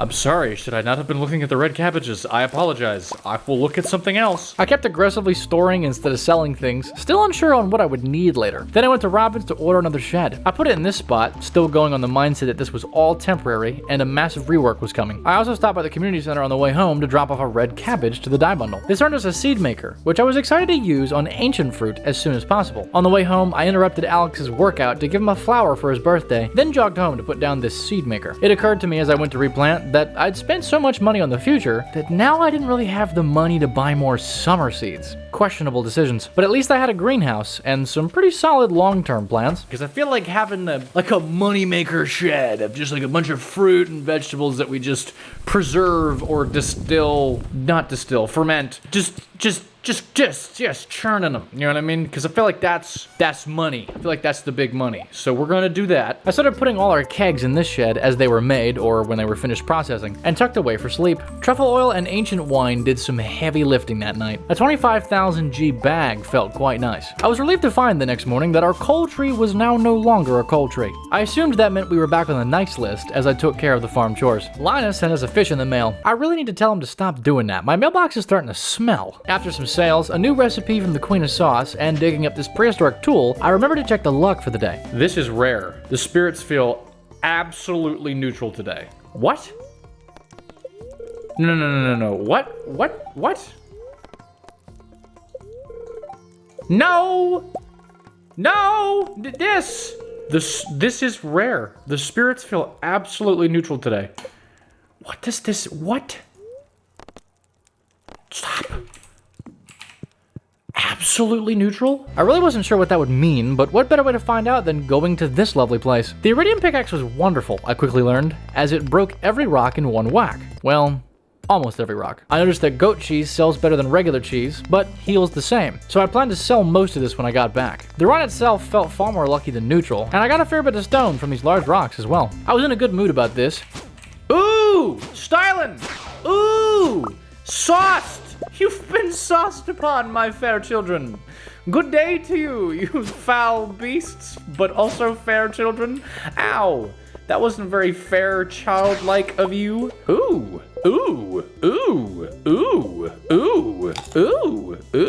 hello. Have you for me a gift? But as I went, the luck ran drier and drier. I did find this strange substance mentioned in the Wizard's Quests. Struggle with rocks, and we... yeah, it's not a rock! It's not a rock! Or not rocks. Before finally deciding to head home. And, okay, you know what? A big deal? You working late, girl, okay. Overnight, we secured level 10 mining, and I took this perk, which gives twice the geodes. It seemed more logical to get 100% more gems than to make gems 30% more valuable. The next morning, Kent was being a gem of a husband, asking us for some starfruit to give to Jody for their anniversary. Fellas, take notes. The ladies want fruit. I smelted everything I could, realizing storing the coal near the furnaces was a good idea. Our second shed was done, and after taking care of the farm, making an extra oil maker, and selling stuff, I jogged over to Pierre's to help Kent make his wife happy. But to my surprise, Pierre didn't have starfruit seeds. Pondering where I'd seen them before, I went home to do some much needed cleaning. I spent the whole rest of the day and night relocating everything from my bedroom to this shed right here, turning ancient fruit into seeds during the move. And next morning, I had this lovely shed to show off, and a nice empty bedroom once again. The luck was rather humorous this morning, so the cavern was to be in our future. But I must say, this day didn't feel very lucky. Okay, aside from the cute grandma cookies in my mailbox. I've never had any grandma cookies before, so I'm assuming these are delicious. The farm was cared for, including moving all the kegs and jars into the money shed. Then it was back to the cavern for more shenanigans. Ooh, a dinosaur egg. Ooh, hello. Oh, you getting all maneuvery on me now. Listen, that's not acceptable. Prismatic shard? Okay, excuse me? Oh my god. The most iridium in one place that I have ever seen in my entire... And no way that we got a hole out of it. There's no way. And we're getting like 3 for... I don't even care. Why care? I didn't know that they hit that hard. But aside from all this glory, I hadn't been paying attention to an important detail. When you jump down a hole, you take damage in relation to how far you fall. And I was quite low here, planning to place a cheeky bomb. But instead, all I had was an oopsie. And remember that goat cheese I said I was gonna sell? Not to mention this artifact here. It was a tough break losing that many items, but I needed that cheese back. That was a lot of money. So I headed to Marlin to ask for the cheese, noticing only after I clicked how expensive the return request was. Just to illustrate how blinded by rage I was, I went to water the greenhouse with 0 energy and immediately overexhausted myself. I smelted these ores really slowly and slept angrily. I woke up to the queen yammering about hash browns before checking my mailbox for tens of thousands of G worth of goat cheese crammed in there. Hopefully it didn't smell too much like fish. I immediately sold almost all of the smelly cheese to financially recover from my bad decisions before collecting all these lovely new metal bars. Some comments recommended I try this. What does this do? Oh shit. It really did go into the incubator. I thought that might have been a troll. It wasn't. What's that gonna do? Don't tell me it's gonna incubate it. I also did this, which the comments subsequently hated. I had a feeling it was rare, but I was hoping turning it in would give me some information. But no, it didn't. It was cavern time once again, and I redeemed myself by finding another shard, as well as some farm totems in this chest. I learned about some very terrifying bats on level 60. And a bit later, actually really late into this run, I jumped into this hole and found... levels. Dude... We gotta go. We gotta leave. Never mind. Never mind. Whoa. Nope. Nope. We're not ready. There was exactly a 0% chance I was going to remove all of those in time, but in my dreams, I did get the cheese money back. Today was the day. The TV said I was a lucky duck once again, so I was going back. But this time, I had bombs. I ignored all my other responsibilities, crafted as many bombs as I could, cleared my inventory of everything except bombs, bomb-making spares, and stairs, and I went back to the cavern once again. I was sure this time I'd pull this thing off. Okay, actually Pam wasn't ready yet, so I did some of the farm stuff. Then I was off, snacking on an early eel and bombing for ladders or holes incessantly. I constantly mined ores on the way down to make more bombs out of, and I constantly ate cheese anytime my health was below half to prevent negligent oopsie poopsies from occurring. I mined these big rocks too, as they provided significant returns for stone staircases. This chest on level 16 gave us life elixirs, 3 of them. Tasty. By 1:20 p.m., I had already reached level 25, so things were looking good. More bombs, and then level 39 hit us with another one of these. I slew these prehistoric boys as fast as I could and kept moving, but we'd lost a lot of time. After more explosions, I was caught in a dance with many ghosts, had a little close call, had another eely snack, and made more bombs from the ores I'd just gathered. The fighting was nearly too much on level 55, but a staircase saved the day. A few ladders later, I found myself on level 71. To make more of those bombs, what do we need? We need iron ore. Do you see what I see? I see bombs. You can see I was singularly focused. I used that iron and blew up more rocks, found more ladders and holes, even some tasty iridium, before arriving at level 80. The sheer amount of bats in this room immediately terrified me, and I ran for my very life. I attempted to staircase out, doing so successfully, but wasting one like a noob. By midnight, I'd reached level 84, and started leaning heavily on staircases. At level 91, it was 1 AM, and I needed to clutch this. I checked my inventory, and I had enough stone now for 9 more staircases. That math was marvelous, so I plunged via staircase 8 more levels, and at 1:40 PM, I emerged into a strange room with a strange man in it. In exchange for all our efforts, struggle, and strife, Mr. Chi complimented us and gave us a reward. Now, go over to that table and drink this special milk I've prepared for you. No, special milk? No, what the heck? No, I don't know. Wait, okay, this is not what I came down to. Don't drink special milk because some random dude. It's called iridium snake milk. One healthy swig of that and you'll become even more powerful. Can we get a rain check on... The taste is awful and the texture is even worse. Yeah, it sounds like it would be. But your health is permanently increased by 25. Okay. Is that the end of the cutscene? Good luck out there, kid. Is that the story? Is that it? And that was it. This is what we had survived 100 levels for. What a day. My secret note collection was filling up, and my pockets were full of 69 iridium ore on day 159. Nice. I smelted all of that and more, harvesting and storing crops, and testing out corn on the oil maker per the comments. Among the farm chores, I noted some very serious concern that this dinosaur egg would hatch, and I'd find my coot birds all slain by a chonky fire breather. I decided the only way to avoid this was to make another coop. I turned more ancient fruits into seeds, got some wood in the mail from Robin, and ordered the iridium watering can from Clint. Birthday check. Token science guy wants some gold for a quest too. Kent also still wanted starfruit, and I'd reckoned I'd seen that at Sandy's shop. I'm not really sure how this next part happened. I stood there, literally read aloud that these plants take 13 days to mature. Oh, they take 13 days to mature. Looked at the date being the 19th of summer, and said, We got enough time. And so I bought a bunch of starfruit seeds. Yeah. Back at home, we had a glorious 13 iridium bars. I grabbed this and some gold, finding Demetrius for his birthday pea and quest gold bar. Suddenly, this man was at 9 hearts. How about that? One of the secret notes I'd found looked like this, so I slapped this spot in the train station to find buried treasure. The description suggested it was best sold, but I was officially a hoarder at this point. So what's one more thing in my super special chest? I also found out Abigail loves spicy eels. Clearly, she has good taste. This spurred a gift-giving spree where I gave a bunch of people goat cheese, which went over very well. Then I did the dumbest thing ever.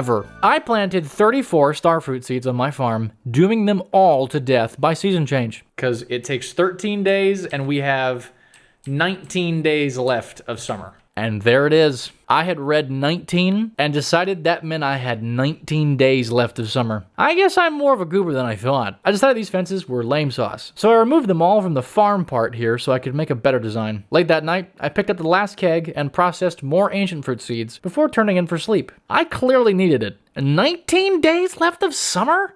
On day 19? I decided to store all those ancient seeds in the greenhouse for later, and noticed the hops had produced. Pam would get her ale soon enough. After the harvest, I tossed the keg down from last night, shoving hops in the lot of them to produce pale ale. I started having coal problems again, smelting with the last 2 I had. After the farm's duties, today was the day to try something new. And by new, I mean buying a bouquet and giving it to someone. Which sounds treacherously not new. But this time, it was Alex I was hunting for. That's right, you thought I was just gonna date all the girls? Nope, I'm twice as awful as you thought. After doing a big loop of searching for him, starting at his home, I found him later that day. At his home. He was actually rather adorably bashful about it, then promptly returned to Dude Bra, talking about how hungry he was. Lovely moment we had there, Alex. Though, who am I to judge? Leah had loved goat cheese, so I decided to just spam gift her that, as I would always have plenty, assuming I didn't lose it all in the caverns again. Speaking of mines, I headed there to look for dwarf scroll number 4 again, but on the way, I had a beautiful moment with Maru. We discussed the nebulousness of space, and eventually, she got bashful. Watson, never mind. You sure?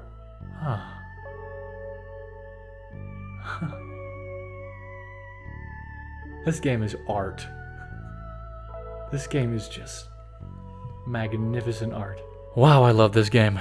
Alright, back to the plan. The comments really wanted me to go down a particular path, and I was doing my best to follow it in order and not skip steps. But I'd gotten a pretty clear idea of the steps I was supposed to take long ago, and that I'd just missed dwarf scroll number 4 along the way. I'd been recommended to take a hoe to the ground in the fiery portion of the mines, so I started slapping around, trying to do anything really, but it seemed particularly ineffective. I slept confused that night, wondering how I was going to get that scroll. The queen pulled double duty this morning, teaching us pink cake and telling us Haley loves it. I grabbed our first normal oil and got another rainbow shell from the now very happy Demetrius in the mail. And these were all well and good separate. But then I got a letter about oil. And this letter was not so well and good. And you know what else wasn't all well and good? My poor starfruit seeds, man. I'm so embarrassed about this. Farm tended, I went to Clint to snag our iridium watering can before stopping by Lewis's house to address that letter. You got the oil? Let me see. It's high quality. Very slick. Great. Thank you. Where are you going with that? What are you about to do with that? Say, you're growing any blueberries on your farm? Yes. What are you doing with the oil? I do enjoy a fresh blueberry. Why do you enjoy oil? Perhaps it was better to leave that alone, but I'm just kind of worried about Marnie's pH. Lewis wants truffle oil. He won't explain what it's for. Maybe it's none of your business. I drove those strange thoughts from my mind with prospects for an iridium hoe. I grabbed the bars and swung by Pierre's to sell cheese to have enough money. On my way to Clint, I reckoned with this new reality I was now in. Ooh, hey, boyfriend. You want some cheese? Wow, that's crazy. I've never had a boyfriend before. Okay, I gave Clint my hoe, the tool, for him to upgrade to iridium. I took the watering can we'd gotten from him earlier and tested out this new 6x3 watering zone in the greenhouse. Pretty snazzy. I also started untilling this whole area because I didn't know what kind of fertilizer was in the ground, and I wanted only the best going forward. Lastly, I finished off this very strange day by stalking Leah home because I thought cutscenes might start at 4 hearts, but I ended up just stalking her and arriving at a locked door. Yeah, that makes sense. We hit 10 hearts with Abigail moments after though, with cheese of course. With that strange day out of the way, I had time to reflect. I looked at the starfruit, and I looked at the date. Then I looked back at the starfruit, and then back at the date. I began to think I may have made a mistake. I even accidentally destroyed one of them whilst harvesting the farm. Not that it mattered anyway. I harvested the rest of this jazz, being appalled by the sheer amount of space this jazz took up, before getting a bomb from Kent.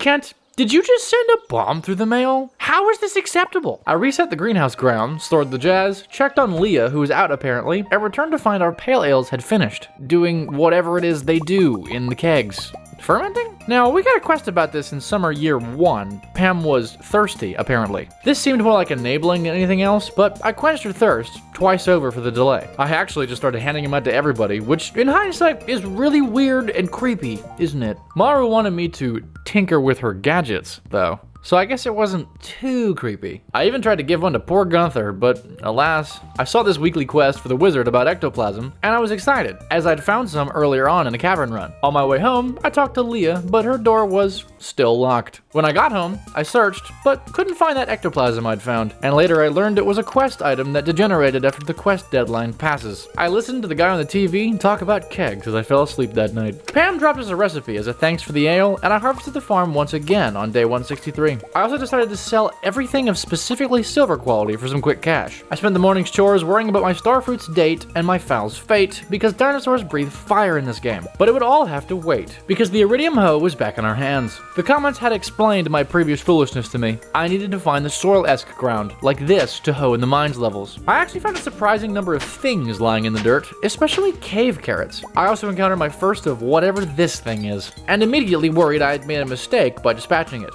Eventually, I came upon one of these rooms with plenty of dirt and found this green strange doll, which looked oddly familiar, as well as our main objective, the scroll itself. I TP'd home with our prize and slept, reeling in 32,000 G overnight. The next morning I did farmer things, fretting over my same 2 looming concerns, both of which I had caused. I grabbed more pale ale, tossing corn in some kegs this time to see what would happen. I started impulsively giving Pam ale just to get hearts, even if that's questionable. I stopped in Gunther's to drop off the scroll and doll, but he didn't want the doll. We did get this cool Dwarvish translation guide for providing all 4 scrolls, and from then on, we were able to understand Dwarvish. But I also realized in this moment that we'd given him this strange doll already. This was another copy, yet the description was still 3 question marks.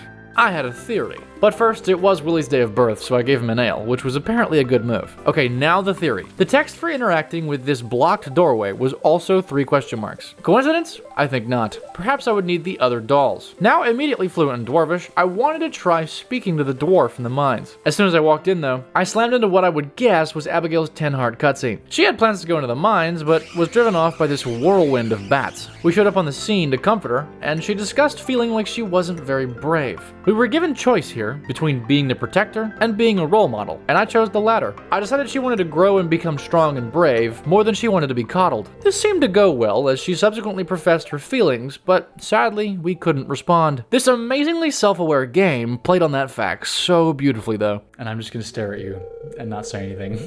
Cool. You don't have to say anything right now. Jesus.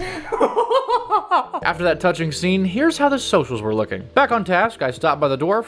Just like that, he spoke to us, and we could understand him. More so, the dude has a shop with a rare crow and lots of bomb types. I gave him an ale, which reminded him of home apparently. Then I left, going to do what the comments were dying for me to do. I went to the graveyard, where within, this gravestone, which I couldn't read long ago, had become legible, and its cryptic instructions were rather clear. I needed to take a prismatic shard to Calico Desert, and stand in the middle of those 3 pillars I'd been casually ignoring. I placed our 7th rare crow onto the farm, and grabbed our remaining shard, planning to acquire this new coveted item on the morrow. Day 165 started with the simple things, but became grand. Another recipe was learned thanks to Willie's letter. This cow got out, the little rascal, and I continued to fret over my birds' lives. I'd queued up the iridium axe when I retrieved the hoe, and it too was now ready. I had to make the iridium trash can, which I definitely didn't forget the iridium for and have to go back to get. I went over to Robin's, checking wood requirements before setting out to chopping. I quickly discovered this axe was blazing fast and chopped the tree in 2 hits, and the stump in a 3rd, before the tree could even hit the ground. With new speed, I chopped madly, securing the wood and returning to order another shed, putting it in another spot I knew I'd change later. Then it was to the desert, where I hopped out of this bus and strode over to do what needed to be done. So, excuse me, Pillars 3, if I maybe just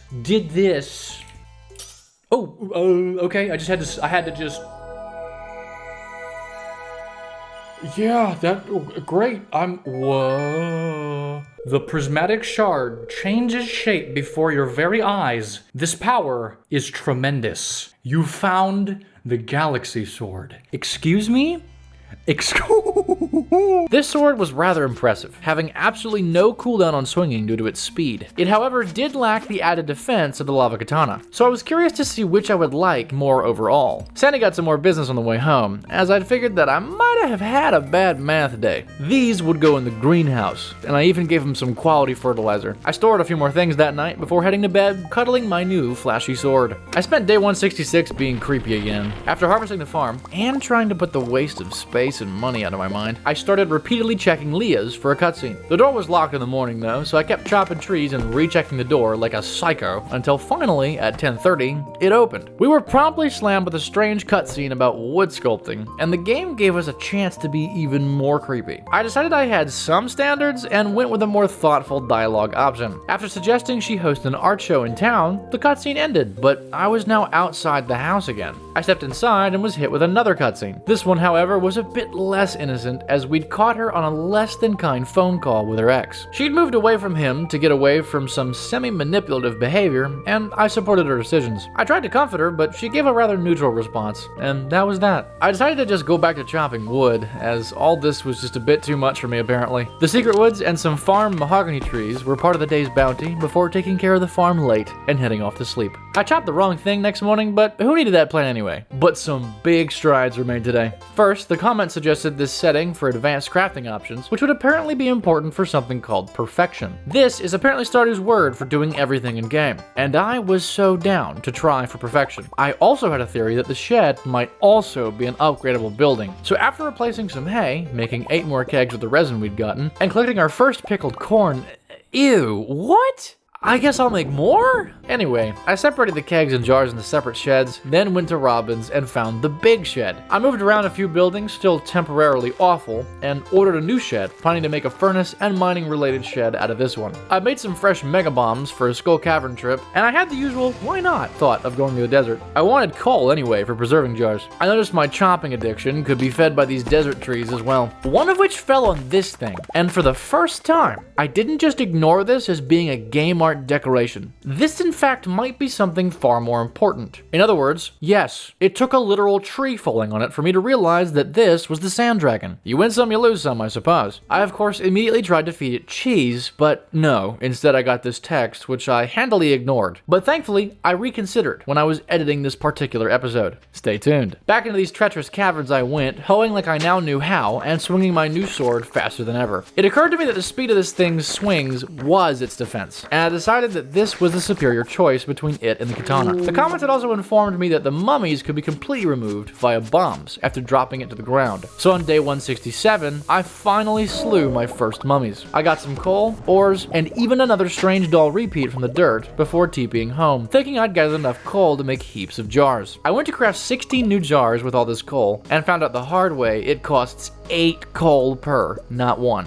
Oops. I gave out more saloon gifts and swung by the dwarf shop to see if these dolls had anything to do with him. Strangely, he said they reminded him of home. Interesting. Also, apparently pickled corn has more value than regular corn. That's surprising when I really think about it because pickled corn sounds awful. But roasted hazelnuts sounded pretty good, and the Queen of Sauce happily taught us this on the morning of day 168. I'm convinced collecting these recipes is gonna matter, so I'm gonna keep showing that I did get them. A letter in the mail reminded me that the moonlight jellies would be out and about this night, which explained why Robin wasn't here building my shed. Among the day's chores, I noticed that the kegs didn't make corn wine, but instead corn juice. You know, that's a bit of a relief, actually. I learned the hard way that the autofeed system doesn't feed unless there's hay in the silo in the morning. And I picked up the smelting stuff for the shed later. Off the farm, I waltzed into an Emily cutscene relating to all the fancy rocks we gave her. Everybody was zenning out to their particular special rock, and I was sure I was gonna bust in and break up the vibes. Now close your eyes and take slow, deep breaths.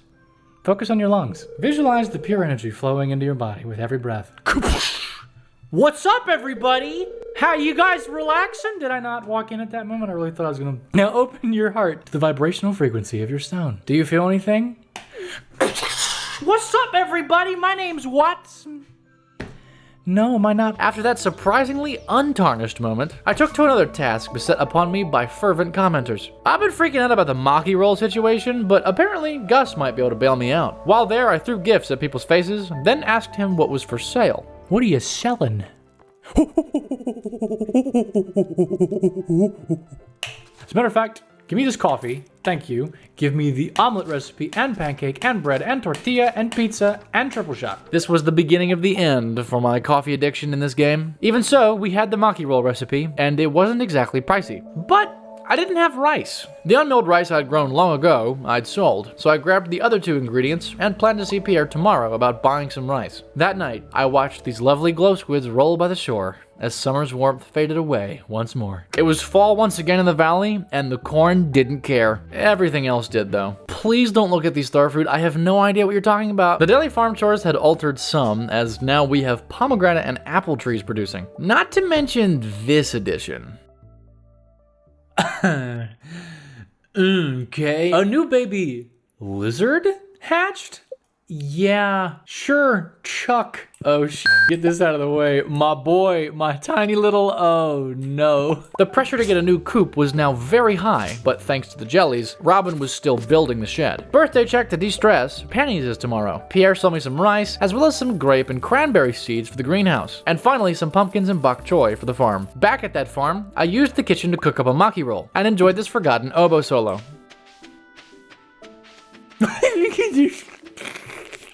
After replanting, I betook myself to the glorious community center to drop off both the pomegranate to the enchanter's bundle and the Maki roll to the chef's bundle, earning 5 gold bars and 3 pink cakes. All that remained was an apple a day for 2 more days. How about that? I headhunted Haley immediately afterwards because I knew she loved pink cake, and I'd just gotten some from the forest magic, which I'm sure added to the flavor. She said it was her favorite thing, and I began to wonder if this favorite thing was a legitimate mechanic in the game. But that was enough of the town for today. I went back home, removed the corn I'd constantly forget to water anyway, and decided against expanding the farm since I'd be reworking it in winter. I also managed to harvest our first coffee beans from the pot in the greenhouse late that night, before selling lots of cheese for money, and earned 32,000 G overnight. Our fourth shed was done on day 170, and Caroline gave us another of those recipes. After all the usual plant-related tasks, including grabbing and queuing up more pickled things, I went to Pierre to buy a bunch of pumpkin seeds. Clint had the iridium trash can for us, completing all the upgrades we could buy from him. I gave Penny cheese for her birthday, and checked for the next birthday. Elliot was on deck.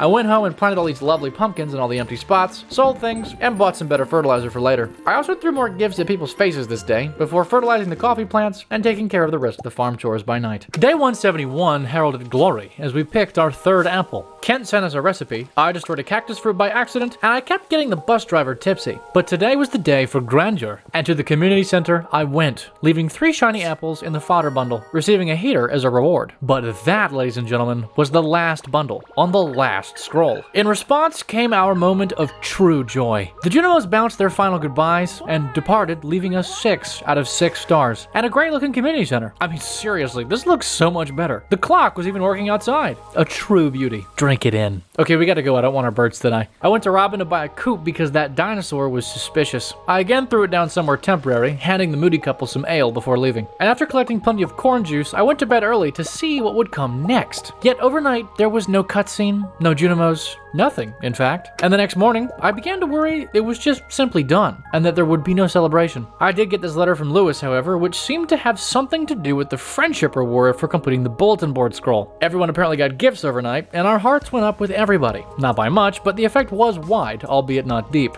But then, upon heading to town, the fanfare I wanted so badly had arrived. Lewis presented us with the Stardew Hero Award for having finished this objective, but no sooner had we received this than Morris showed up to cause problems. Pierre quickly confronted him, and the way this would be resolved was up to me. I decided after much agonizing to choose the reasonable option, in which Pierre gives a motivational speech and successfully starts a boycott against Joja. Morris's plans had been thoroughly thwarted. Morris and his Joja Mart cronies were never heard from again.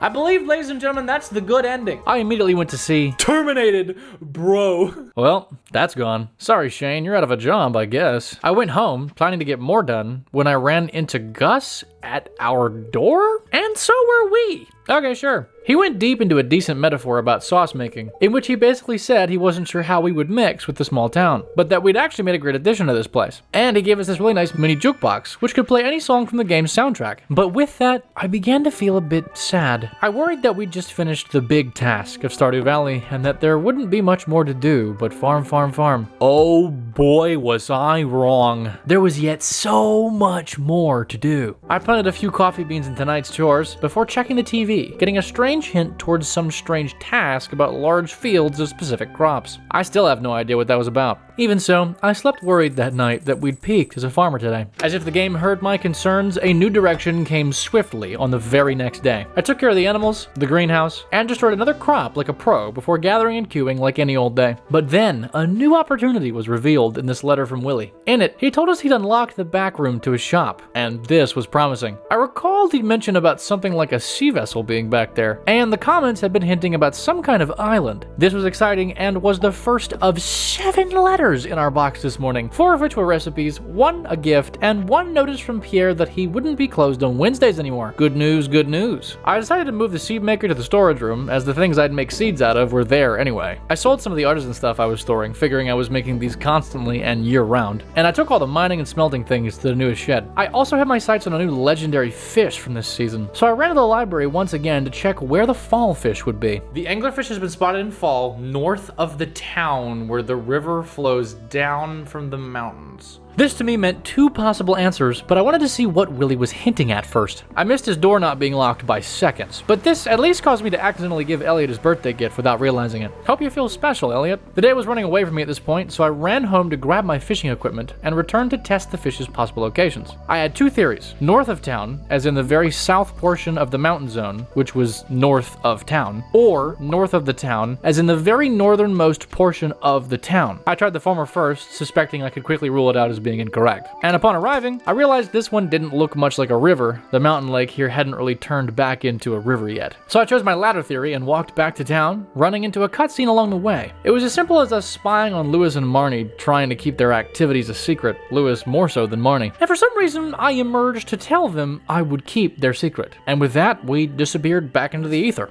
Right, fishing. I stood in the most northern spot and far back enough so I could get a max cast. To be honest, I still don't know if the max cast does anything, but I thought it might be required to encounter tough fish. I immediately hooked it once, lost it soon after, and never found it again, fishing a bunch of other things out there instead. But I'd found the right spot, but I stayed in that spot too long. Linus found us that night with all that fish in our pockets, but that was okay, because Clint, who somehow doesn't hate us, sent us an extra gold bar. Sure, this makes sense. We also got a letter from Gus asking for a lobster, and I promptly and repeatedly ignored this quest. Our second coop was done, and after a few minutes, so was the rest of the farm. I went to Marnie's to ask her to move my animals from one coop to another, and found myself in an unexpected cutscene once again. This time, however, it was Shane as the star, and he was out cold. He clearly had too much soda. And after another bout of depressing Shane stuff, I gave him some cheese, which somehow always makes everything better. I then asked Marnie about why I'd come, and realized she doesn't even do that. So glad I came here. Lay off the soda, Shane. I walked up to my chickens on the farm, clicked on 4 of the 5 of them, and moved them of my own accord. The 5th wouldn't fit for now, not until we'd managed an upgrade on that coop. So I ran to Robin to order the big coop, but I didn't have enough stone. Then I noticed the time, and ran again to Willie's, but found him out here fishing, so I assumed his door was already locked. Torn and losing time, I ran to the mines, hoping to get enough stone for the coop. But that wasn't happening fast enough, so I bailed and decided to try fishing once again. But now it was night, and it didn't seem to be catchable at night according to yesterday's failings. So finally, I decided in my self-inflicted chaos to go to the quarry and mine and chop it dry. I even somehow found this among the gatherings.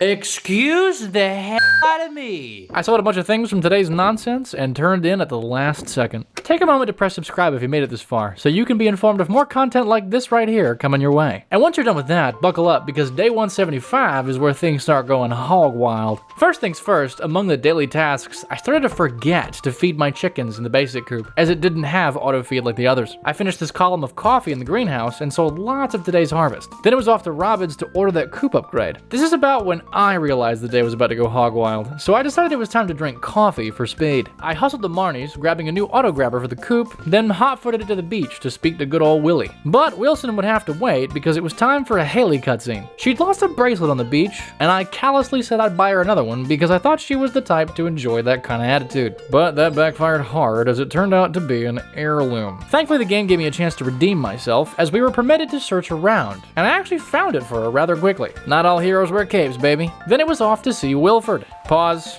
Cutscene time. Willington had apparently been experimenting with crabs, and something had gone both very right and very wrong. Gus arrived soon after to buy them, and the 3 of us had to gather them all up. Gus snagged these at a discount for the extra labor, and apparently there would be a crab cake special at the saloon for a little while. But finally, the reason I'd come to the beach was to go through this door. The sea vessel was here, but she was beaten up, and William couldn't fix her because he lacked the supplies. So it was tasked to me to acquire 5 batteries, 200 hardwood, and 5 iridium bars to fix the boat. Alright, Wilbur, you're on. I stopped by the saloon to buy some more coffee and now crab cakes, because today was going to be a long day. At home, I slapped down the new auto grabber and found that I already had all the batteries, more than half the hardwood, and enough ore to have 2 total iridium bars. I swung by the secret woods for more hardwood, buying sashimi from the cart lady along the way. Pierre had said he wanted some of this, so much that it had become a quest, so I handed it to him, chatting with him about his excitement about Joja's disappearance. Oh, just you wait, Pierre. I brought Haley another pink cake, who thanked us again about the bracelet. Then I sauntered back over to the saloon to see if the crab cake thing would cause a cutscene. And well, I can't believe it, but another cutscene happened.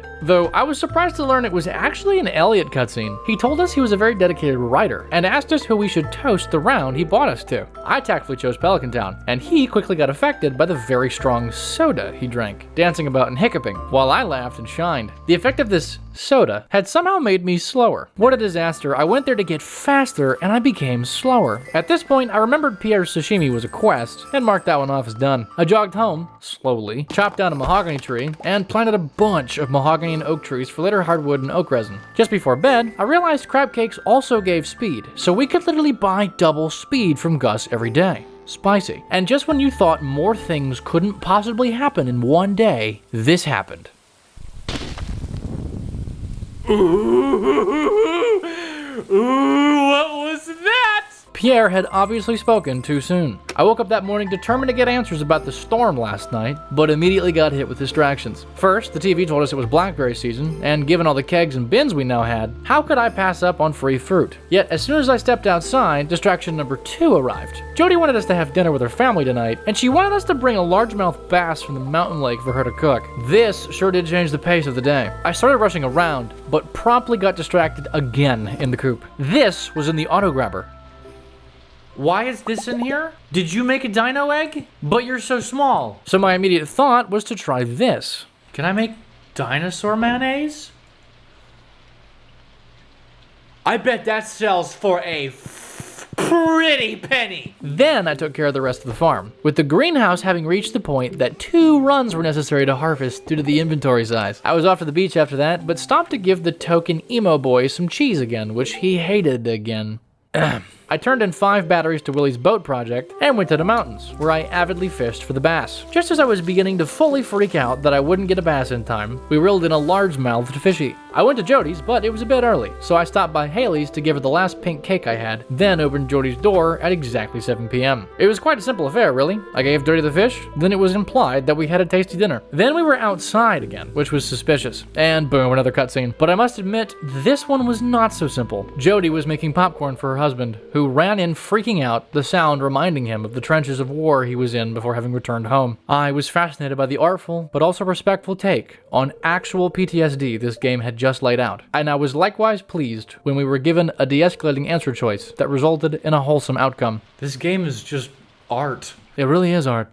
It really is. Having had far more than the dinner I bargained for, I left another of this town's marriages to sort itself out. I decided instead chugging coffee and hunting blackberries by nightfall was the move. In fact, I cleared and chopped a lot of the area as well. And at the end, after a secret was run, I barely made it home in time, with more than 50 blackberries in my pockets. That night, thanks to the bass rush, we snagged level 9 fishing, earning 2 curious recipes for the magnet and seafoam pudding. Joja's lightning had all but left my mind thanks to the chaos of yesterday, and today was no better. Leah started us off with a weird one, standing at our door to give us the essence of the wood she'd been beating earlier. It was entitled, How I Feel About Watson. Considering this looked like pure natural chaos encapsulated in a sculpture, that kinda made sense. Sure, okay, thanks, Leah. Mail time. Pam sent us a recipe, and Lewis reminded us about the upcoming Stardew Valley Fair. That dino egg I put in the mail machine made dinosaur mayonnaise. Okay, that makes sense, kinda, but also, what? It's thick and creamy with a vivid green hue. It smells like grass and leather. Dude, I bet that's great. I planted a fair bit of pumpkins, checked on Robin who wasn't home, chopped wood, whiffed again on Sebastian with the gift of ale, then went to try fishing for that fall legendary fish again. This was the location that was successful. Okay. This is the only place I actually got. Okay. This is the only place that I got it to ship. Okay. After some patience, we hooked her again and landed it, albeit partially off screen. Still, we had finally caught the angler. There was but one legendary fish left, according to the lost book, and it was all the way in spring. I gathered more... Oh, hello. Hello? Well. Hello. Hello, hello. Hello. Well, hello.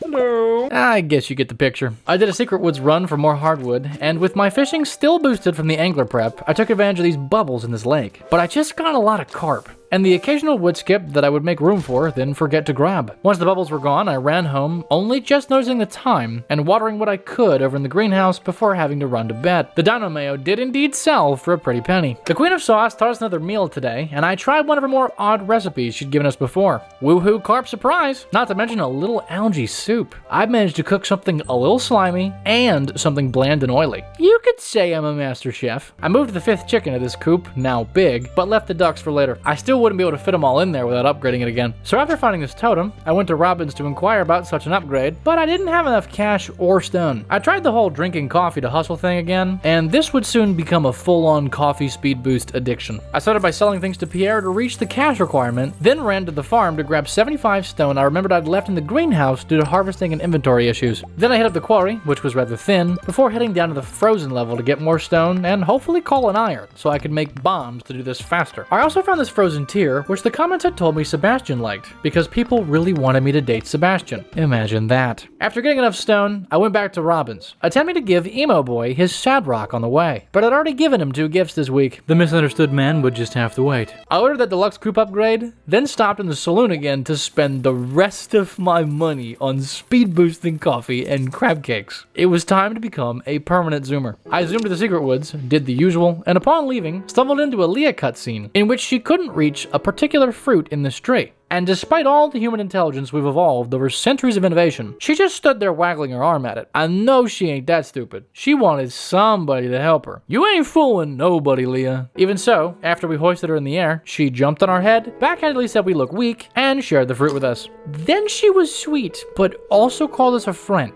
I'm officially getting mixed signals here. Back at home, I sold the stuff I'd cooked, realizing I was just gonna eat cheese anyway. I took stock of the special stuff box, and decided to put the fishing rod away for a while, as the final legendary was in spring. I also planted our first rare seed in the spot where I'd accidentally destroyed a cactus, and upon consideration, destroyed 2 more to plant our other 2 rare seeds there. I moved 3 of the 4 ducks out of what was soon to be the dino coop on day 179, but still couldn't move the last, as it wasn't yet deluxe. The farm tending was slightly different today, as I decided to stop harvesting the greenhouse briefly, so hopefully I could sync all the crops up and harvest them on one day. The mail had a recipe and a piece of cloth in it, and I immediately followed with a hardwood run, as I wanted that boat done soon. This run indeed brought our grand total to 205, which was just enough to fix the boat with. I also did a fair bit of regular wood and blackberry gathering, letting the time get away before realizing I needed to hustle to get to Willy. Double speeded up, I zoomed, and just made it in time. I dropped it off rather unceremoniously, and left, knowing only 3 iridium bars stood between me and wherever that boat was gonna go. I handed Elliot this cheese, earning us a new achievement for having a lot of hearts with a lot of people, and it reminded me to check birthdays. I saw it was Jody, so I gave her cheese. Then I went crazy with gifts to her family and anybody else who was nearby, before finally remembering about the weather event by Joja's ruins. Ooh! The abandoned Joja Mart, question mark, question mark, question mark? The missing bundle? Yeah! You can tell I was very excited about this. It had 6 choices to fill 5 slots. A silver quality wine, some dino mayo, a prismatic shard, 5 gold quality ancient fruit, 1 gold quality void salmon, and caviar. And out of 6, I only had any idea how to get 3 of these. Back at home, checking my stores, I found 3 dino eggs. I set up 2 to become mayo and 1 to incubate. I had recently found that shard in the quarry, so I was covered there. I quickly checked to see if it could be put in a crystallarium, but alas, it wasn't to be. I also had already secured 3 gold ancient fruit, so we were on track to have 5 soon. But I had no idea where to get any quality wine, nor even a clue on the other 2. Well, actually, I had one idea, but we'll get back to that. I decided to try and investigate the silver quality wine concept first, as I already had at least made wine. I had 2 working theories off rip, the first of which being that perhaps I could use silver quality fruit to get silver quality wine. I didn't have a ton of faith in this, but I started my testing there. I'll come back to my other idea soon. That night, we earned level 10 combat, which I guess must have been thanks to those secret wood slimes. I had 2 choices here, and Desperado seemed the clear choice, as I didn't use the special moves often, but I did crit quite often. Fall was in full swing by this point, but the Stardew world building was about to take a dark turn today.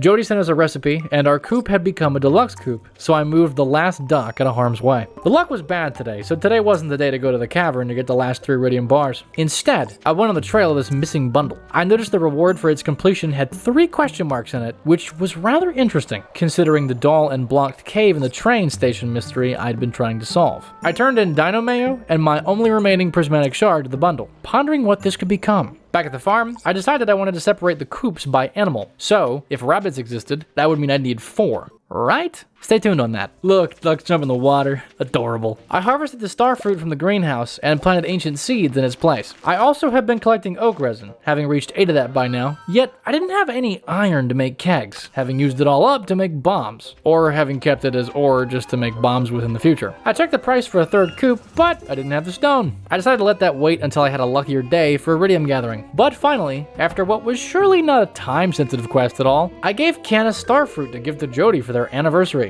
I really came through for them there, didn't I? Upon completing the quest, I looked through what remained, and I noticed the Sand Dragon quest, which I'd also completely forgotten. Remember when I said I'd considered the text of the dragon's bones while editing? It was time to act on my hunch. The text had indicated that the dragon was staring at the desert sun, and that even in death, it wanted a taste. Perhaps its meal was to be the sun, or more derivatively, solar essence. And So perhaps solar essence is the answer.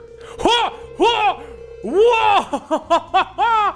You placed the essence in the dragon's maw. Only then do you notice a note hidden in the eye socket. You've proven yourself, kid. Check out the pile of lumber next to your house, Mr. Chi. I was very proud of myself for this one, and so of course I excitedly chopped trees in celebration. I also stopped by Sandy's while here to buy honey to use in crafting these farm totems, like that. I decided the kegs were important enough to me that I would smelt the iron I had for bars, and that I'd get new iron ore soon in the upcoming Iridium run. I noticed that the Chi quest had updated in our journal, and decided to wait on checking the lumber pile next to our house until tomorrow. I harvested another gold ancient fruit, bringing our total to 4 out of 5, consequently taking another gander at this missing bundle. Really wondering what I was gonna do about all this. Remember how I said I had one other theory about one of these items? Now I was looking at this void salmon, and I'd remembered that Krobus sold void eggs. Perhaps these could be incubated into salmon? It seemed off, but the egg existed, so I jogged to the sewer to test it, only to run head first into that dark turn I mentioned earlier. Who would have imagined a cutscene in the sewer? Stardew built some lore here quickly and intensely with this one. The dwarf and shadow person were arguing, as there had apparently been a war between their peoples. Something to do with both of them and lots of territory underground. Both had lost much, the dwarf his family, the shadow person his ancestral home, and eventually the nasty jeers came out, and hands were thrown. I was forced to step in and break up the fight between these two little tykes, before Rasmodius teleported in to tell them off. He name-dropped something called the Elemental Wars, which were apparently long over, and demanded that the two of them make peace for the sake of the humans that live around them. They made peace begrudgingly, and the wizard did some corny sparkles to make a real special promise. Sparkles to make a promise. That's cute, but will it hold in a court of law, Rasmodius? I didn't trust it, but this was well beyond my pay grade. I was here for funky-looking eggs, so that's what I got. I also snagged a few nifty recipes before testing this force field again. I went home with my new egg, and more knowledge than I'd bargained for. I have to wonder if I can use this incubator to incubate this. Well, guess that means I might need 5 coops then. I picked up the iron, made 8 new kegs, and now we had this many. I tested my other theory about silver wine with these kegs, involving picking items that would make better wines, such as grapes, or other conventionally appreciated wine fruits. I slept a bit restlessly that night, from the rather long day, and the worries about strange wars between strange peoples. The comments made a small hint that the wine answers lay in upgrading my house. I was confused, but willing to play along, so I began to work towards that objective as well. Unfortunately, the hardwood trees hadn't grown much, and I'd just spent our hardwood on Willie's boat, so I suspected it might be a while. I gathered what hay was available on the farm, worrying that we may be in trouble for winter. Thankfully, Marnie gave us an extra 30. I harvested the greenhouse, completely forgetting I'd meant to not harvest it, and did a secret woods run for more hardwood for our future home. I also wanted to explore the Chi quest, which had updated yesterday, but my special things chest was in the way. After moving that, I discovered the club card, which was added to our wallet, which was beginning to look rather full. The bus was down for the night, so I couldn't check where I suspected that club card would be used, but I did see this lobster quest. I half-heartedly ran down to the crab pots, thinking I should trap them, and decided, fine, I'll go get some bugs. I booped some bugs on the antennae, pulling this early game looking haul, before heading back to the beach, baiting the traps, and returning home for sleep. In the morning, I checked my mail, and Pam had sent us a battery. Okay, Pam. I harvested our lovely pumpkins, took care of the farm, including the birds, the coop animals, before heading to the desert to explore the club card's use. I had remembered about a bouncer in Sandy's shop. Don't mind me, Sandy. Hey, bouncer, would you let me through now? Is that a club card? Yes. Well, I guess you made your point. All right, well, what's in here? Let's go find out. What?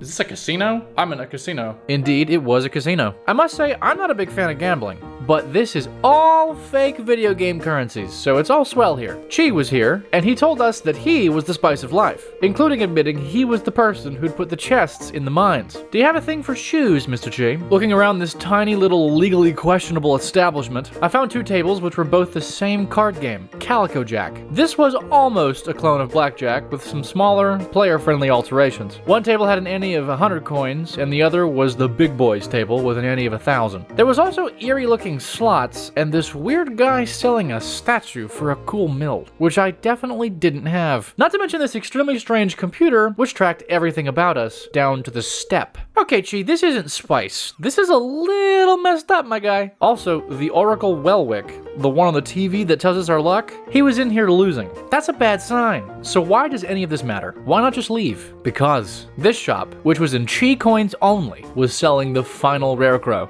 Dastardly stuff, Chi, dastardly stuff. So the game was afoot then, and I went to this machine to exchange 1000 G to 100 coins. Need I mention there was no reversing this? There was no way to convert one's coins back into G. Dastardly. Or should I say spicy. I hadn't come with very much money, so I was gonna have to make what I'd brought count. I used basic blackjack logic, ask for another card if my total was 14 or less, decline if it was 16 or more, and play it by ear if it was 15. There was no splitting here for you card sharks, nor were there any other players to count cards of. I did this very simple strategy for a long time until my 100 coins became 1000 coins. I hoped to speed the process up, so I took my new hard-earned 1000 to the big boys table and immediately lost it all on the first hand. That hurt, let me tell you. I started up again, but the strat failed twice in a row and I didn't have any more G to play with. I left mortified and further terrified by the fact I would have to return and do this again, as this was the only path I'd found to the last rare crow. I had one saving grace, and that was that no in-game time passed whilst playing Calico Jack. Back at the valley, I went to Robin's to check the official home upgrade price before heading to get more hardwood. That night, I returned to the farm and cut down all the fences and trees that weren't oak before sleeping uncomfortably from all that spice of life business. This Stardew Valley day lasted literal hours in real life. The usual farm-type shenanigans occurred in the morning, including moving the lightning rods, and noticing the distinction between wild honey and just honey. We also got a reminder that the Stardew Valley Fair was tomorrow. I also had Robin move around my farm buildings a bunch, hoping to start getting them in a slightly more usable state until winter's big reformation. Then I sold cheese to Pierre for gambling money and took the bus back to this troubling club Chi was maintaining. I noticed in Sandy's shop, though, that Emily had come to visit and had given Sandy a gift. I therefore suspected it might be Sandy's birthday, but I couldn't get to her to give her a gift, so I gave Emily one instead. Then I stepped back into this seedy place, weighing my options. I needed to get 10,000 Chi coins to buy the rare crow, and if you're doing the math, that's 100,000 G to buy it outright. Therein, I needed to make some big wins via the gambling system. So I stood here at this table, turned on a TV show on the side, and got through the entire thing whilst using the same strategy as before. Hours went by. I peaked somewhere in the mid to high 1000s, but my luck slowly turned around there and it all bled away rather quickly. Sounds like some spice of life mischief if you ask me. I must admit I was frustrated by this point, so I put on another show and began spinning the slots machine over and over, switching between 10 and 100 on whim basis. I came close to hitting zero several times, and I frequently missed big wins by one of the slots. Rather, it was these cherries keeping me in the game, strangely, as it was the only item I hadn't actually seen in-game on this list. I eventually reached a point where I'd done better on this than I'd done on blackjack, Calico Jack, so I decided to stick on it, and after much time, we got this spin. Like magic, our life had finally gotten its spice, and with it, I bought this rare crow. I then promptly left and never came back. That was quite enough of that for one lifetime. Sandy and Emily had moved, so I gave Sandy this gift, finding out my birthday hunch was correct. I then returned home, absolutely exhausted in the real world, and chopped down these oak trees for more farm room to potentially move buildings to. I placed down the final rare crow, received absolutely zero fanfare, and at this point, was rather over it. So I decided to cannibalize some sprinklers from the farm where they were only watering corn to test and see if they worked in the greenhouse. I also grabbed some jelly, put torches down in front of some farm buildings, and turned in early, as real Watson also needed sleep. On day 184, I was recharged and ready to go, harvesting more pumpkins and learning the glorious fact that sprinklers did work in the greenhouse. I watered the area the sprinklers hadn't been placed for yet, making plans for the day before being reminded in the mail that today was the fair. We also got some food and this letter, which was the fanfare for getting all 8 rare crows. Man, I could have used that yesterday. The Rare Crow Society had congratulated our efforts by giving us the recipe to craft a deluxe scarecrow, which was twice as effective as a regular scarecrow. Apparently it had double the radius, which I learned was about 16 tiles. That's right, I just learned the effective radius of a scarecrow on fall 16th of year 2. I'd also just learned that these spaces are called tiles. You know, that makes sense. I was excited to use these deluxe crows, but they had iridium ore in their recipe, so they would have to wait. It was fair time, so I grabbed a bunch of stuff from the special chest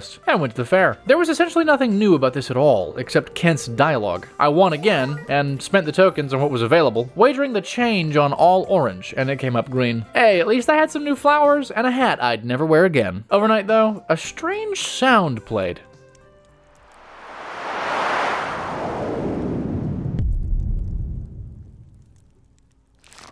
I'm sorry? My skin is crawling. Would you like to share with the class? An explosion was heard in the night? An explosion sounds like that, apparently. I searched around finding this thing, which seemed to be a meteor. That actually adds up because iridium comes from meteors in the real world. So I thought this was actually pretty cool. I grabbed some more sprinklers to add to the greenhouse, setting up everything except the bottom row. I was also just kind of letting the barn animals go everywhere, as I still wanted the pig to dig up truffles. In fact, the animal products had built up a bit from chi-related delays. So I started processing what I could, including this silver dino egg. I stored what I could, gave Harvey a blackberry, and took this weekly quest from Robin to collect 1,000 stone. I checked those traps for lobster, but I think I was too late, because it was all just trash. I sold some ocean forage to Willie, and bought bait directly from him to rebait the traps with. I chopped a lot of wood, including secret wood that day, before catching more sleep and having another strange event overnight. Firstly, this happened. Excuse me?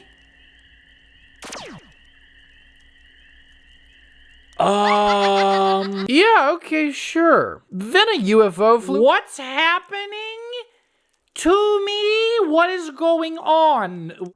Sure. Okay. Because of that, I started the day frantic, and it never stopped. My concern was that this was the creepy version of the fairy that accelerated plant growth, and that it had arrived to accelerate animal growth. Namely, the dinosaur I had in this coop. But instead of finding an evolved big boy in here, I found this void egg. Okay, so now I had one incubating, and one in my hand. What to do?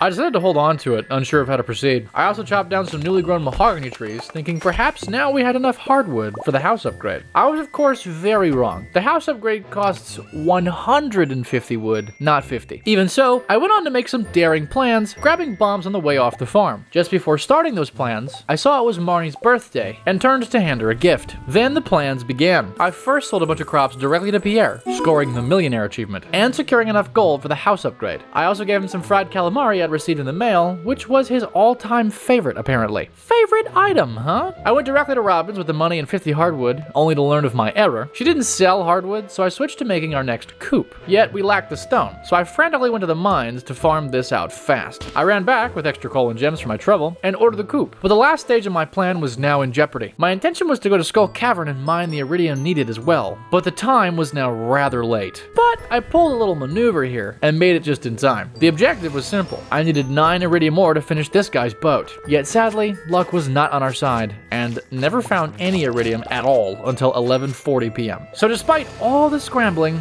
I'd only successfully ordered a coop. On day 187, I harvested our 5th ancient fruit of gold quality. I also had a new coal tree from the most recent storm's lightning. The oak trees had started to grow, and Marnie sent us another recipe. And then Pam sent this absolutely absurd letter. The woman wanted a battery. She literally sent us a battery through the mail 5 days ago. Okay, Pam, lay off the sauce, hun. I gave her back her battery, completing this completely reasonable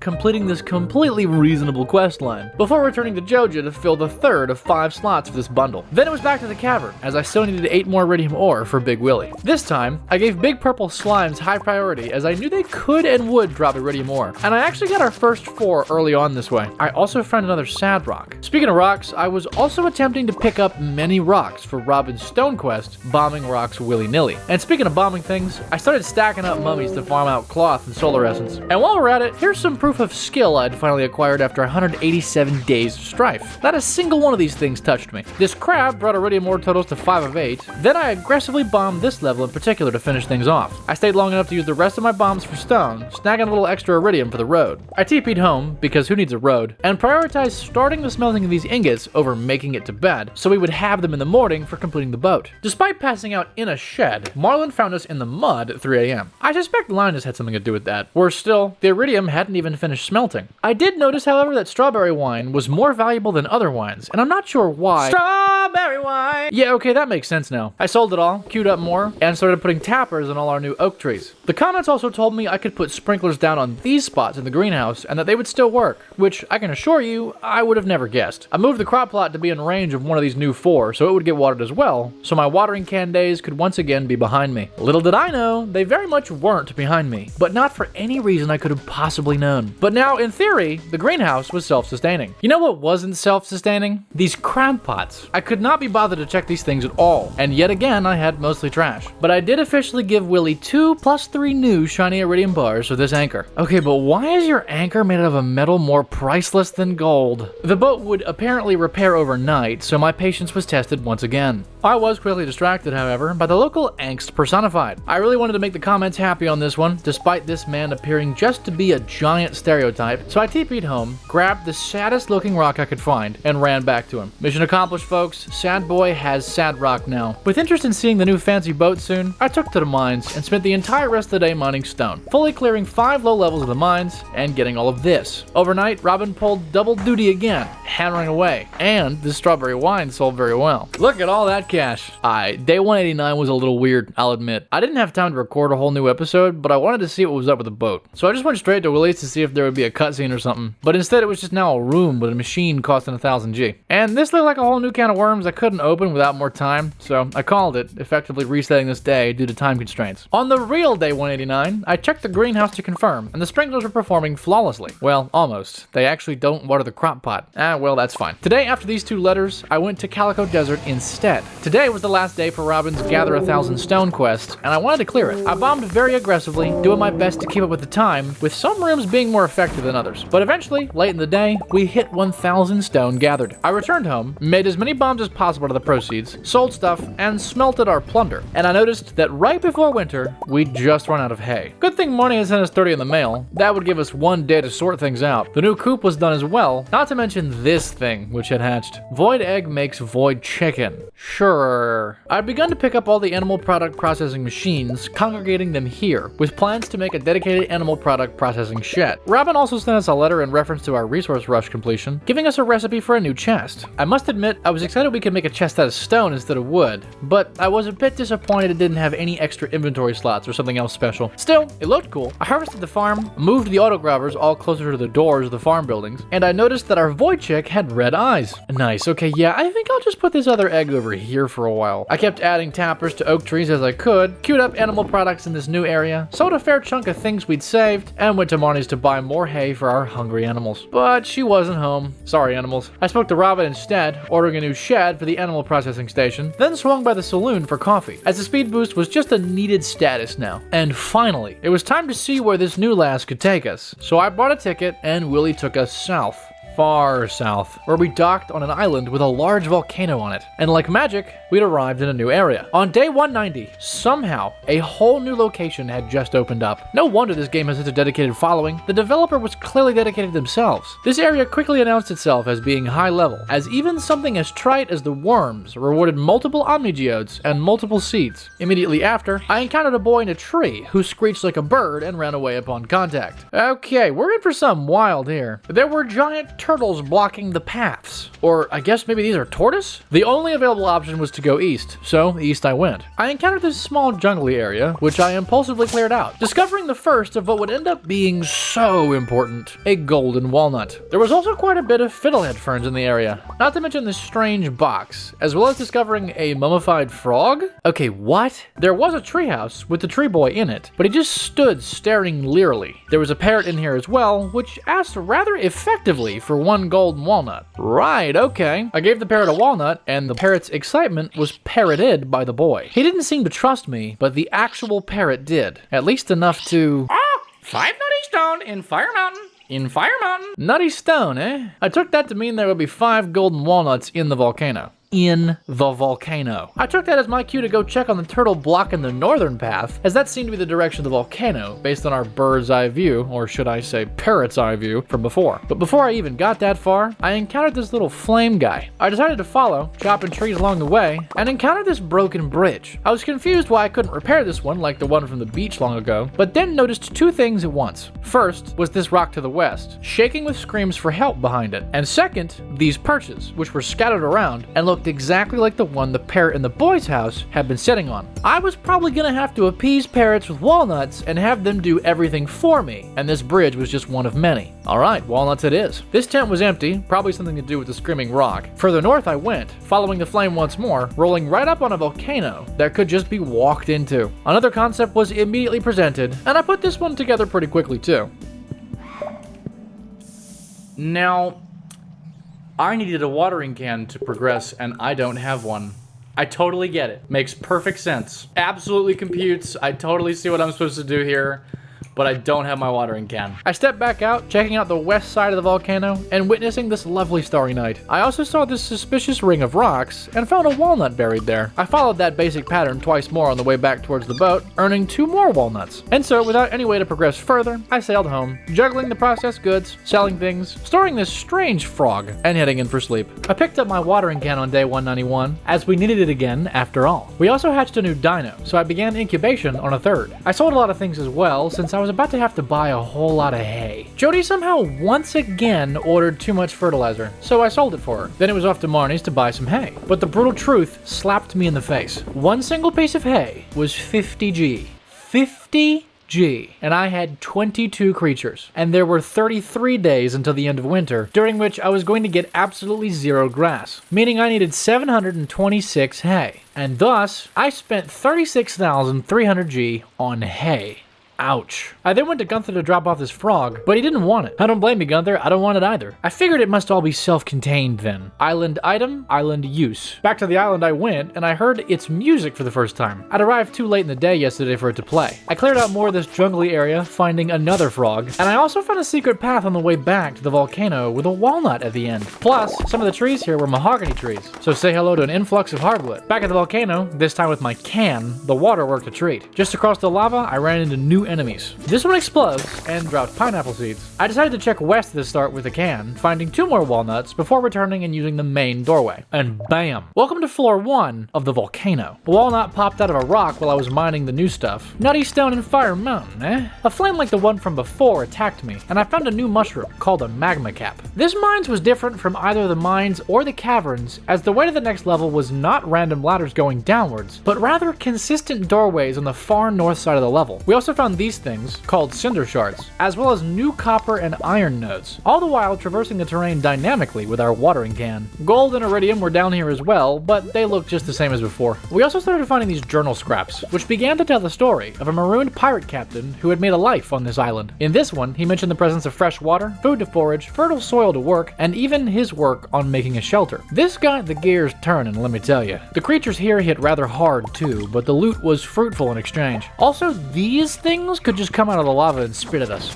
Charming. I was surprised, honestly, by how many golden walnuts were just popping out of random places as I tunnel visioned for level 5, hoping to see if there was an elevator system. Just before level 5, though, I encountered this chest, between which and these bombs, we scored 2 more walnuts. Level 5 didn't have an elevator. It was a safe zone, with a place to refill the watering can, and a dwarf with an interesting shop. He had this pair of shoes for a rather pricey 100 cinder shards, but they were even better than the galaxy boots I was still wearing. Target acquired. He also sold bombs, super meals, and 2 recipes which I immediately bought. And finally, while I can't say I found an elevator, I did see this unoccupied parrot stand. But that was that. I had to head home and get sleep. And overnight, we made our hay money back. I sold and stored stuff from the island, took care of the usual farm things, including this lovely hay, and planted a pineapple seed in the greenhouse. Who needs cactus fruit anyway? I also moved all the inactive processing machines into this shed. I ordered the big shed upgrade from Robin for this one, then sailed right back to the island. I had more questions. I started off by giving this parrot 10 walnuts to move the western turtle, then stepped in to clear this area impulsively. And about 3 seconds into that, it clicked that this looked exactly like a cluttered farm. An abandoned one at that. There was also a parrot here who wanted 20 walnuts to repair the sleep hut on said farm. Surely we weren't about to get a vacation home. A second place to sleep? I found a few more walnuts, as well as this bouncing plant. Against my better judgment, I hoed it, gaining our first ginger. I also found this strange door, stating, "Only the greatest walnut hunters may enter here. Your current status, 15 out of 100. Very strange. I went wild with tree chopping, finding a little shack in the west and finding these weird muscle rocks and maroon ship in the south. The ship added up properly with the journal scraps so far. One of the rocks actually had a walnut in it, though I imagine this one might be a bit salty. There was some weird whack-a-mole thing I couldn't win despite trying for a while, with a few cheeky tactics. The southeast of the farm away from farm had this closed doorway here as well. So many new things to do. After clearing the whole farm area, I'd ended up with plenty of hardwood and even these worms were lucrative, giving straight up artifact troves. But it was late, and I didn't have a sleep hut here just yet, so I went home, picked up the last of the processing stations, and went to sleep, expressing my utter shock at how much more there was in this game. I started the morning thinking about the house upgrade, considering all the hardwood we'd snagged yesterday, and found we had even more that had grown on the farm. Clint sent us a bar, which I sold along with the other things from the trip, and I put down the processing stations in this shed. Oh look, there's Robin. I guess I can't upgrade the house today. After the chores, I began to once again call into question my storage methodology, considering the changing landscape of the farm. I smelted the little copper I had to make more tappers, and tossed some more on oak trees. I hit up the secret woods to ensure I had enough hardwood for the upgrade whenever Robin was ready again. I couldn't really help myself after everything though, and I fled back to the island late that day. First things first, this bird dropped topaz. Sure, why not? I started rather consistently digging up omnigeodes, and started noticing how many different places were going to be asking for walnuts. I'd noticed I'd missed a fair bit of hardwood, but was a bit lost in thought, missing this nut here. This was not a case of the blind squirrel getting the nut, it seems. I was curious rather about that volcano. I went back afterwards, wondering if the levels would be the same, or if they would be random. Upon entering level 1, I had my answer. This level 1 was distinct from the first level 1. I decided these must change on a daily basis, and pushed in, hoping to get some late day loot. Another journal scrap implied that the southeast shore had caves that were great for fishing. There were more walnuts as well, not to mention this sick ring in this chest, returning energy to us upon each slain enemy. Then I found this. You best be below. Dragon.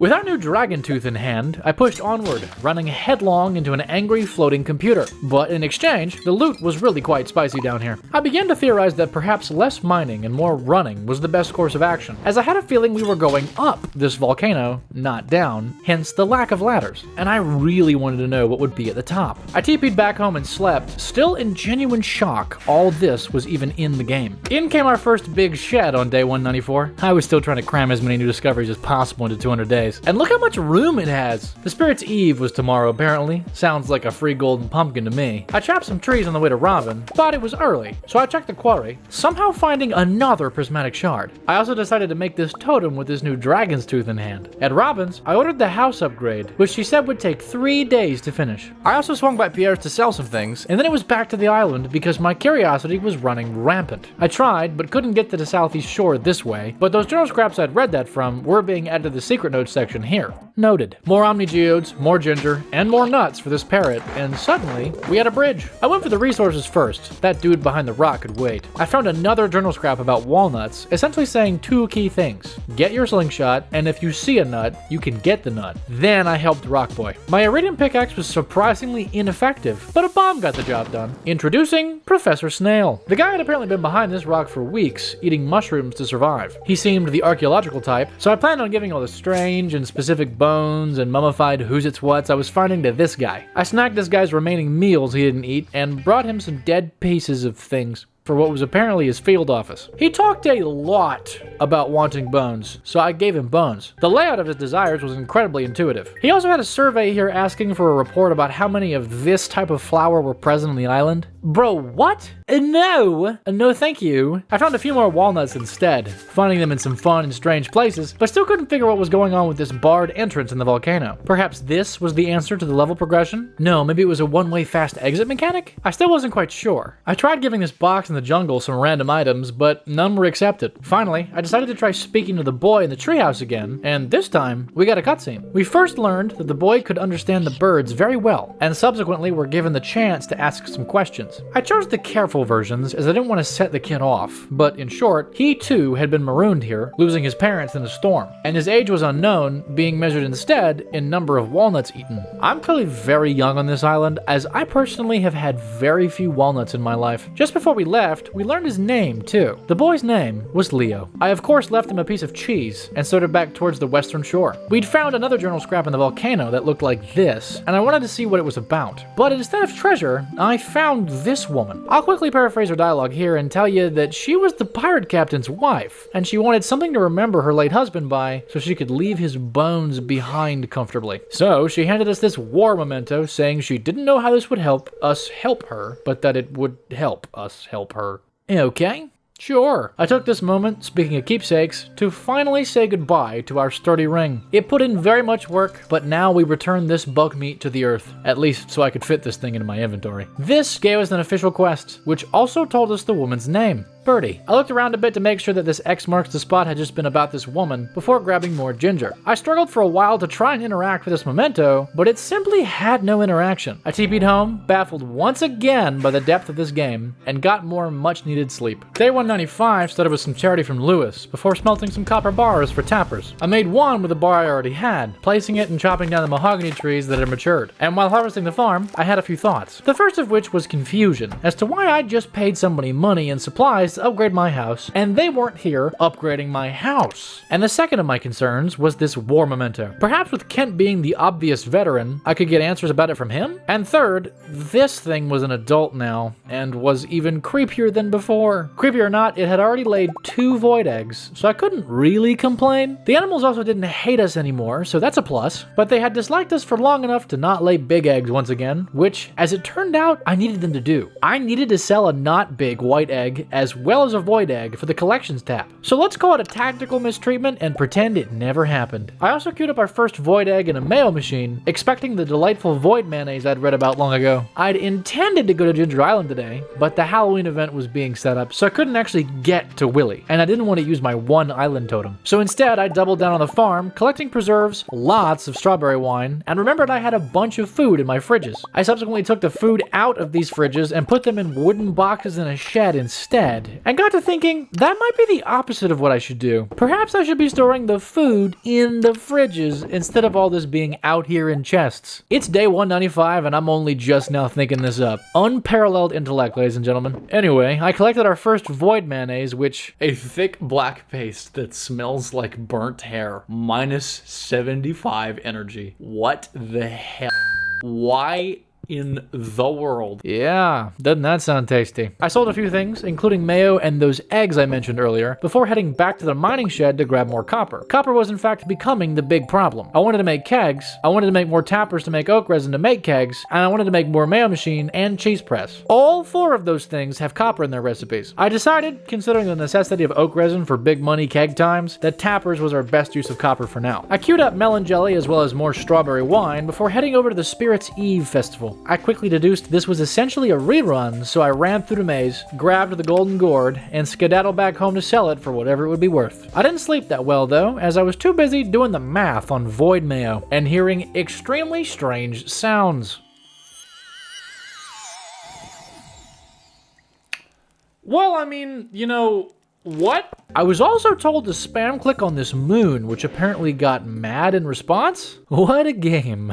The game was thoughtful enough to remind me that I'd heard a strange sound last night. Thanks for the reminder, Stardew. I definitely didn't pee myself last night when I heard it or anything. Easily could have forgotten. Robin was smacking our house with a hammer finally, and the queen had taught us a new recipe. But then I found this. I elected to chop down the trees just to show you guys because it legitimately looked like an alien embryo in a glass vat. Stardew truncated that description down to strange capsule. Fair play, that isn't technically wrong. I was able to pick it up, and I truly didn't know what on not Earth I was supposed to do with it. I suspected this could hatch at some point, so I thought maybe leaving it indoors would enable us to catch whatever it was when it did so. I mean, just look at it. It's pulsing like any other processing machine. It's gotta be active. I decided after that to leave my farm entirely for no reason in particular. Today felt like a good day to ask Kent about the war we knew he had literal PTSD about, which somehow ended up being a good thing. The war memento was apparently a picture of a brother in arms he'd lost in the war, and he was grateful for the image. In exchange, he gave us this gourmet tomato salt, and I immediately smelled a goose chase. I also smelled tomatoes, but you know what I mean. I had a feeling this was going to be a trading game, where I'd continue to get items that would suit another villager, until eventually, I'd get the thing that Birdie wanted. I guessed this one was for the local passionate chef, Gus. And I was 2 for 2 when he ecstatically traded me a Stardew Valley rose. I quickly decided this was for Evelyn, given that she was the local flower enthusiast, and jogged over to her house. But upon entering, I found myself in an Evelyn cutscene, where I was given some cookies. We were nice about their texture, so she also taught us the recipe as well. I tried to give her the rose in return, but she said it reminded her of Emily. Swing and a miss, I suppose, feeling extra guilty for not knowing my girlfriend well enough. But upon trying to give it to Emily, she said her friend from far away would like it. The emphasis on the rose being a Stardew Valley rose suddenly made more sense as I brought this thing to Sandy in Calico Desert. Sandy accepted happily, giving us an advanced TV remote in exchange. I was 2 for 3, but I had a feeling this one would be George, considering all this TV watching we'd found him doing. I didn't find him in front of his TV though, and went looking for quite a while, losing lots of time, before finally returning and finding him right there in front of the TV. The guy had apparently been a miner in the past and gave us this Arctic shard in exchange. It was described as having otherworldly properties, so I ventured to guess this would be the wizard. On the way to check, I stopped by the saloon to see about getting more crab cakes,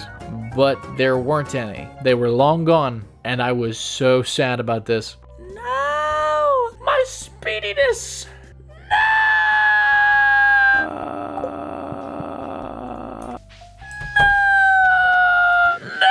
The wizard accepted the shard without giving us anything in return. I wish I could say that. No, actually he gave us a wriggling worm. What a guy. I decided this one must be for Willie, who gladly took it as bait for a future catfish catch. And in exchange, we received a pirate's locket. Goose chase complete. I'd lost too much time looking for George though, and couldn't go back to the island today. So I went and bought a bunch of coffee, took a daily quest for copper, and went mining for copper for the rest of the day. We did stumble into one of these levels though, and from the skulls, we received 2 of these dark swords. These piqued my interest as they had a starred effect on them called vampiric. I deduced that perhaps we should get to know the wizard more, because maybe weapons could be given magical effects with his help. I also managed to get the Slayer goal for the Duggies. After getting more than enough for the quest, I TP'd home and went to sleep, earning an achievement for upgrading our house to the maximum size. The new house was much bigger than I expected, complete even with what looked like a children's room. I rearranged a bit to accommodate the new walls, and I still hadn't quite pieced together how this upgrade would help with the silver wine. But with winter's beginning came the deconstruction of the plant farm, as even the corn had finally gone away. I saw the fruit trees without leaves for the first time, moved the chicken statue from the dino coop to the bird coop, and noticed the poor birds didn't have a heater. I decided they could handle it and grabbed all my non-omni geodes, plus these troves to bring to Clint's to process. There I completed the copper quest, then broke all these open, getting a large assortment of minerals, a good bit of ores, especially iron, and a few nifty non-mineral items. I earned a crystallarium and farm totems from what I donated, and sold to Clint what Gunther didn't need. By the end, I was only missing 2 more minerals. I went back home after all the bouncing back and forth that had occurred, where I smelted ores, sold saved minerals, and placed down our second crystallarium in the house. I decided also I would give the dwarf this helm I'd gotten, grabbing that Slayer gold reward while I was in the area, which ended up just being another hat I would never ever wear again. I sold Marlin 1 of the dark swords before heading home, grabbing my slingshot for future walnut hunting. It was too late for the island today, but I remembered that the comments had been suggesting I go to the train station ever since I'd completed the community center. Upon doing so, I was met with a cutscene for the wizard discussing this blocked pathway here. For all my theory crafting, it turned out this passage had just been sealed by the wizard so that no unsuspecting individuals would waltz up to his ex-wife's home. She had apparently become green and envious ever since some mistake he'd made, and begun flying around, doing wicked things. The wizard insisted, however, that the seal needed to be broken, as he needed me to go to his ex-wife's house and retrieve some magic ink that she'd taken from him. Once again, Stardew had me in the middle of marital problems. I hadn't yet made the connection about who or what the wizard's wife could be until this happened. Oh. This is you? Your wife came and gave me a void egg. I'd been instructed to go to Krobus, who would help me acquire a dark talisman in order to break the wizard's seal. I was sure I was going to need to combine those three question mark dolls to make one, but no, actually. He directed us to this odd cave in the sewer that had a force field. I say had because he removed said force field so we could go prowl around this place to find a dark talisman he apparently dropped in here. This terrible place had green bugs, green water, and green eggs everywhere. At the end of all of this was a chest with a dark talisman inside, which was apparently covered in bug slime, which I had a feeling was also green. Also, why was this in a chest, huh, Krobus? You said you dropped this. You drop a whole chest, buddy? I ran back to the blocked passageway, discovering the talisman had been added to our growing wallet. Using it on the seal caused the seal to just fly away. Of course, it just flew away. Sure, yeah, that makes sense. Inside the pathway was a very small cave with what appeared to be a glyph on the ground. For once, I was unsurprised when this teleported us somewhere else, as otherwise the wizard would have just been lying. We ended up in another green place, with a goblin to go with it, standing guard. We couldn't pass, and that was that. The gears started turning, and the quest text confirmed my hunch as I left. I needed to give that goblin something that goblins like, and we'd learned just what that was by reading the lost books. Instead of running to sleep, I ran to the processing shed to queue up just what we needed: void mayonnaise. It was now day 198, and there was so much to do, and so little time to do it. Marlin found us in the mud, but we didn't lose money. I began to suspect that if I passed out not in my house, but in a farm building, I wouldn't lose money. Gus sent us a gift of bean hot pot, which I incorrectly remembered was Emily's favorite, and planned to give it to her. I grabbed our new void mayo, bringing our running total to 3. I just had to hope that 3 would be enough for the goblin to get out of the way. I started back at the open cave and handed this goblin some void mayo. It quite literally couldn't resist, grabbing it and running away. I ran north, finding this shack, and inside was the wizard's ink, along with a lot of witchy paraphernalia. Oh, also there were 3 shrines. I figured these would require the strange dolls, only to be wrong again, as the first one wanted an offering of a strange bun. In exchange, it would allow monsters to spawn on the farm at night. I couldn't really figure out why I would want this, and I had no idea how I was going to get a strange bun. I found another glyph on the floor of the shack, which upon activating brought me to this room. I found this thing, which seemed to be able to change our appearance, as well as this ladder. Climbing it started a cutscene with the wizard, which really disoriented me. How was I here? Still, I gave him the ink, and he in turn spawned a book on this lectern. I assumed this would be the weapon modifications I'd mentioned before, only to once again be very wrong. This book was of course for summoning magical buildings. Magical buildings. At the end of the cutscene, I was in the tower, but next to a hatch in the back. Oh, so the wizard and the witch had a teleportation glyph to get to each other from their homes. Cute! I couldn't go back in the hatch despite having just come from there because he didn't trust me enough. Even after giving him cheese, I still couldn't, which was downright appalling. I checked on these magical buildings, and the first option was a Junimo hut. I actually wasn't wildly surprised by this one, considering the lost book about them liking gems in their huts would otherwise be hot garbage, but I was happy. I really quite liked the idea of having the little nature fuzzballs back in action, though I didn't know what they would actually do. What did catch me by surprise was these obelisks. There were 4 very expensive towers that had the power of the various totems that could be placed on the farm. This was promising. And finally was this unbelievably extravagant golden clock, which kept everything as good as new. My heart was set on them all, and so I knew I needed lots and lots of money. I was especially excited about the obelisks, as those would essentially negate the need for any totems besides farm totems. I stumbled upon the weekly quests board, practically drooling, before noticing a strange quest that would last a whole month rather than a week. Pierre wanted 25 gold star vegetables, and I was pretty sure I already had that stored on my farm, so I accepted and teleported back home to quickly grab them. I somehow had still not learned that I would need to harvest these in the time allotted, and was caught off guard by this yet again when I checked the quest. At this point, I think I might just be a little dumb when it comes to quests. My only chance at success for this, given the season, was the greenhouse, but fortunately, I had persistent vegetables growing in there. I harvested what was available, then ran like the wind to Willie's, hoping to go on an island retreat today as well. I did buy 4 bait for the crab pots, hoping casually to trap a lobster for Gus's quest I'd been ignoring. On Ginger Island, I started by running to the bone guy to give him a mummified frog. There were 4 sets, 2 of which were one-piece sets, and this completed one of them. As a consequence, we earned a walnut from him. I mined out this area in search of bones, gave Leo some cheese, and tried to use the slingshot to retrieve this walnut with no success. I must have misunderstood that as well. I found a new journal scrap on the way to Birdie, confirming my suspicions that the volcano had a top. The dwarves had made a home of this volcano once, and there was a forge at the top of this fire mountain. Buzzing with intrigue, I gave Birdie the keepsake, which Birdie appreciated, bothering even to tell us that it smelled putrid, just like her late husband. Lovely, Birdie.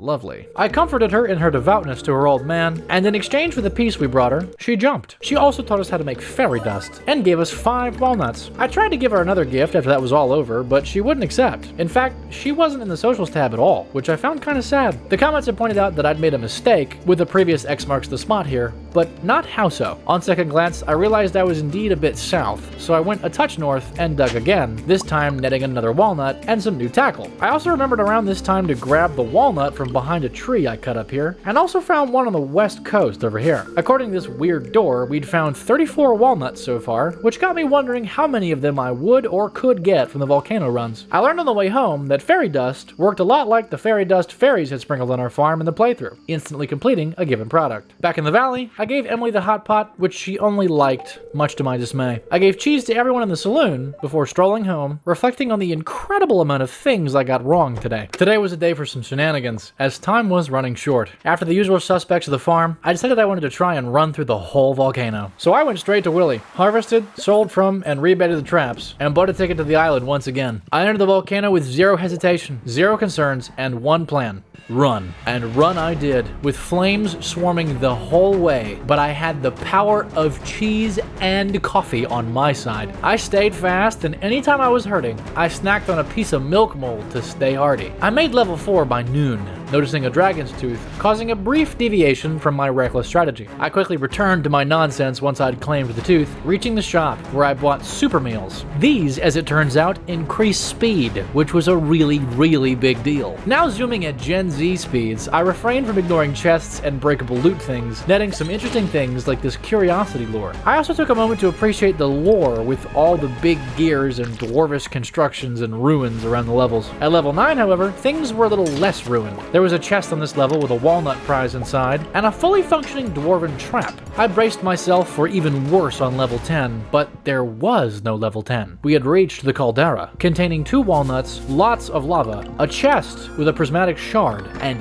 this was a wild forge with the capacity to improve weapons via expending a gem as well as a given number of cinder shards. It also had the capacity to fuse 2 rings together. There was a path to the southwest here, which conveniently led to the beginning, and on returning to the top, I encountered lava monkeys. Sure, why not? I wanted to test the forge, but I didn't have enough shards due to all the rushing, so I went backwards through the levels to try to get some. I had to go all the way back to level 6 to get enough, but I did, and returned with enough, even dodging the trap at the end like a pro. I can't say I quite got a hold of the way the forge worked. I understood it partially, including that different gems produced different upgrades, but I didn't understand what those upgrades actually did. Still, I figured the best play would be to use the ever-revered prismatic shard on the galaxy sword. In the end, it gave some sort of effect called the Crusader, which I honestly still don't know the impact of, but it looks cool. I left, heading through this door, which I expected to close behind me, and I was surprised to find it didn't. Would we have access to the forge from now on? I haven't been back since, and I honestly still don't know. But now it was quite late, so I went home, desperately trying to figure out what I had actually done to my sword. And while I sold stuff, I wondered if all the minerals that I'd just sold would have worked in the forge. I began talking as well about this thing the Stardew community seems to call perfection. The idea of doing all that can be done to perfect a playthrough exists mechanically in the game, and it's called perfection apparently. I wasn't sure what all was required to achieve this, but I get this feeling between in-game hints and the comments, I'll find my way there. Feel free to comment below what you think I need to be working on for that. I went to Robin's on the final day of the 200-day run, planning to rearrange the farm like I'd been constantly talking about. I cleared the quarry while I waited for it to open shop before heading in, and learned our house was not fully upgraded. Not only could we make renovations, of which I made every one, but also we could add a cellar for 100,000 G, allowing us to age wine and cheese. So that's how we could get starred wine. I also bought fridges while I was in here, 6 in fact, before getting down to moving the buildings around. After a fair bit of agonizing, I allocated the southeast corner to animal stuff, including the coops, the barn, and the shed with animal product processing machines. I made the northwest corner for plant stuff, including the sheds with kegs and bins, as well as the greenhouse, leaving room south of this for arable land. I made the northeast corner for storage, mining, and our house, and I left plenty of room in the middle for potential magical buildings. I spoke about wanting to improve the ground with things like pathways, but I didn't have any idea how I would do that just yet. I'd also seen something about fruit trees in the greenhouse. Apparently they could just be shoved in the floor. I went and bought one of each sapling, and then slammed trees down in the greenhouse like an absolute animal. I tucked the spring ones in the northwest, the summer ones in the northeast, and the fall trees in the due north of the building. I started putting some final finishing touches on things when I realized I might have made a dangerous mistake. The embryo wasn't in the strange capsule anymore. It was now just a broken capsule. Actually terrifying. I put this broken boy down by the storage shed before revamping the storage in a big way, moving all the animal goods, food, and mining things to their respective locations. I was especially happy with the fridge situation as I now had a separate fruit, vegetable, fungus, forage, and fish fridges. I sold a fair few things for the collections tab at the last minute, some of which I was surprised that I still needed to sell. I never once sold a salmonberry, for example, despite having so many of them. Last but not least, I picked up all the empty chests in the storage shed and emptied my inventory for the first time in a very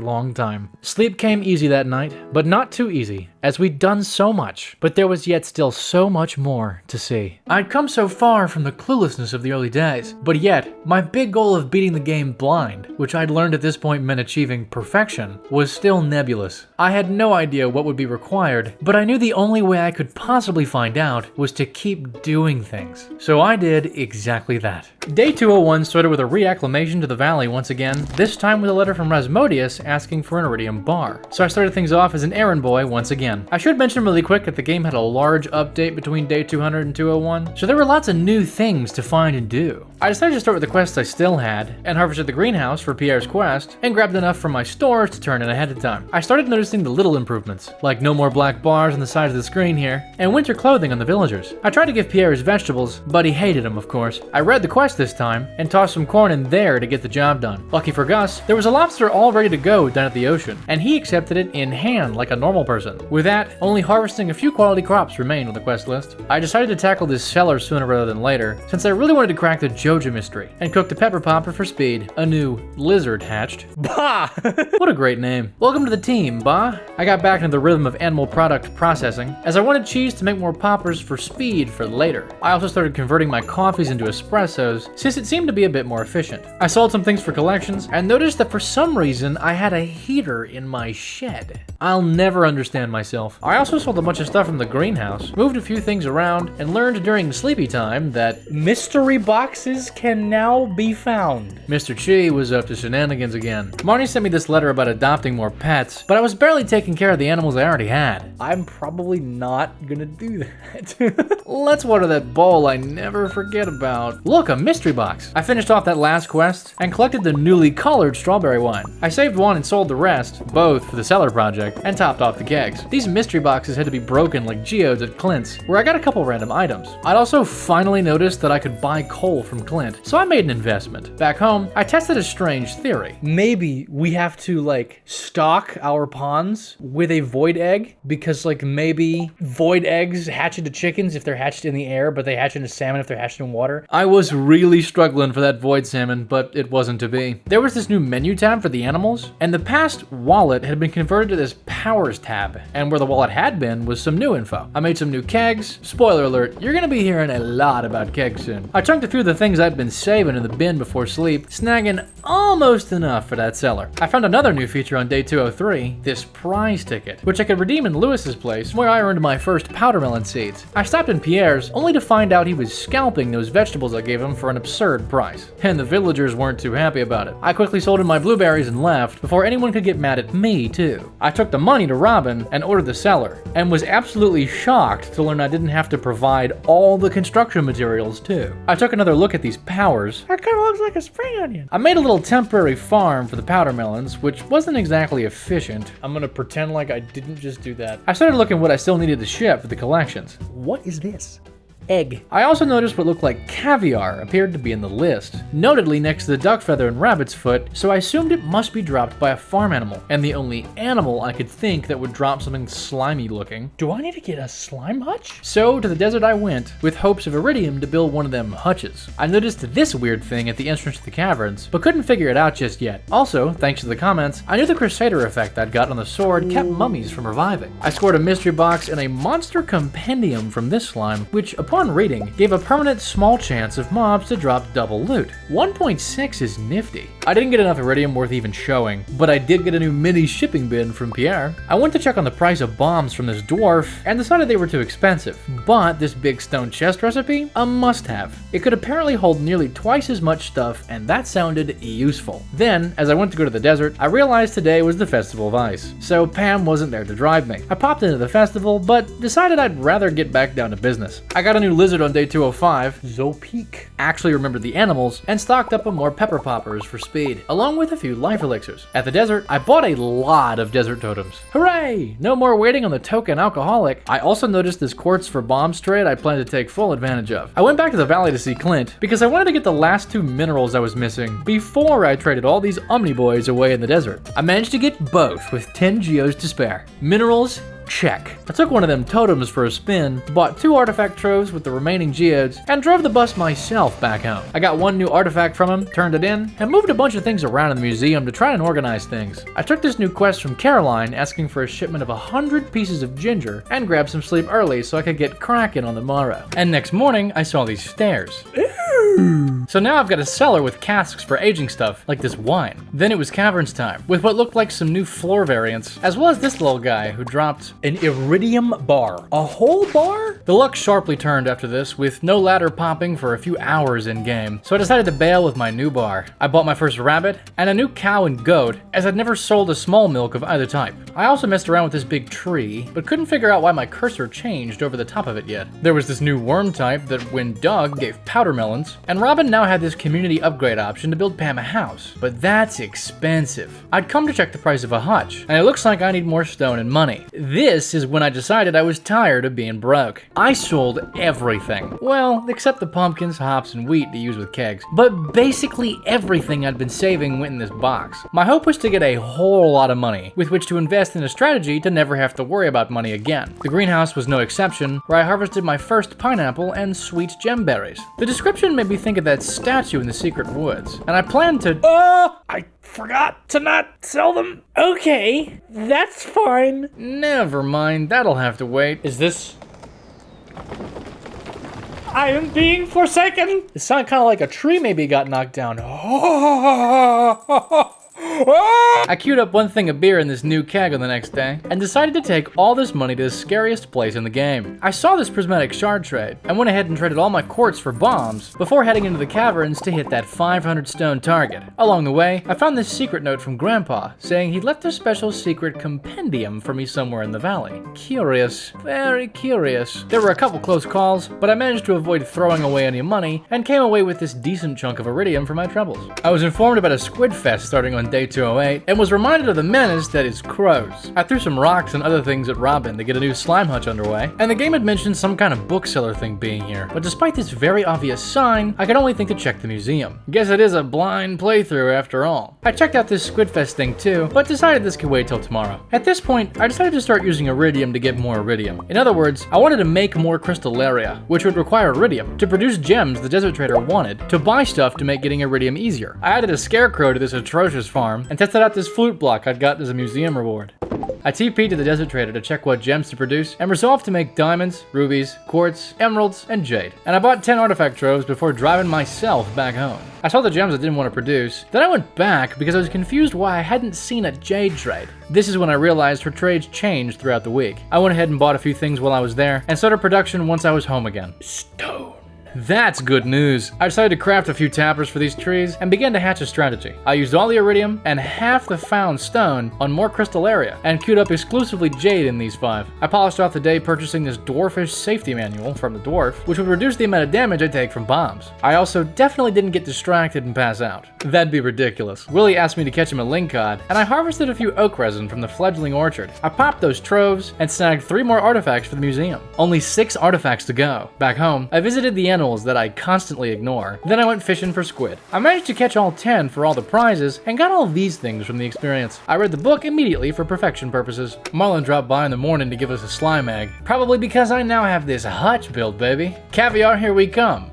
Right? I set that egg to incubate in the hutch, harvested from these delightful kegs, and started rearranging them in a way I thought would save time to refill in Harvest Pro. Then I went to do something strange. I spent 100,000 G on copper ore. This was the next stage of my strategy. Everything, and I mean everything, that I needed to make to stop having to worry about money needed copper. Kegs, tappers, mayo machines, you name it. The next problem was wood, but I noticed something crucial, even in winter. This tree fertilizer could help expedite both wood and oak resin production. It only costs stone and fiber, so I got to work on the oak trees immediately. And those fertilizers got to work. Unfortunately, I'd forgotten some of these were hardwood trees. I resolved to fix that later, and harvested my first powder melons. I bought more coal to smelt future things, tossed some pumpkins in the kegs, and went to Robin to spend an absolutely disgusting amount of money on wood, and a slightly less disgusting amount of money on stone. I made a few more kegs, and made the large amount of tappers I needed to get this oak resin business roaring. I placed what I could, and chopped what wasn't oak. Then life happened.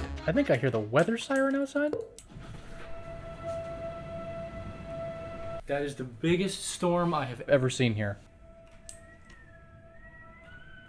Holy. So I ended that day early. Moments after the game saved and I ended the recording, the power went out. By mere seconds, I had managed to save the footage. Once the real weather was agreeable, I got back to work on the trees on day 212. Placed the kegs I made yesterday, and ran into the issue that I hadn't sold anything yesterday. Pierre helped me out with that, and on the way to Robin's, I noticed there was now a waterfall in the north of the town. I ordered a stable, finally, since the comments were full of people insisting I should have had a horse a long time ago. The storm also reminded me that there was a storm in-game that I'd forgotten about. And it looks like this was the tree that fell. It asked for 100 hardwood to fix up, but I'd quite literally just spent my hardwood. Time to gather that again. I smelted the rest of that copper ore, and then had a very painful realization. The night market. Oh, not only had that just opened, I had no money to spend. And I'd missed the first night of it due to the storm. I'd had plans to check out this submarine, but it was too expensive, and I was concerned there might be some fishing things with this that I'd otherwise not be able to do until next year. I followed some directions of a past secret note at the mermaid show to get a free pearl, but I couldn't sell anything, so I officially had a disaster on my hands. I went home, shipped my treasure chest and pumpkin from my special things chest, and slept very, very worried that night.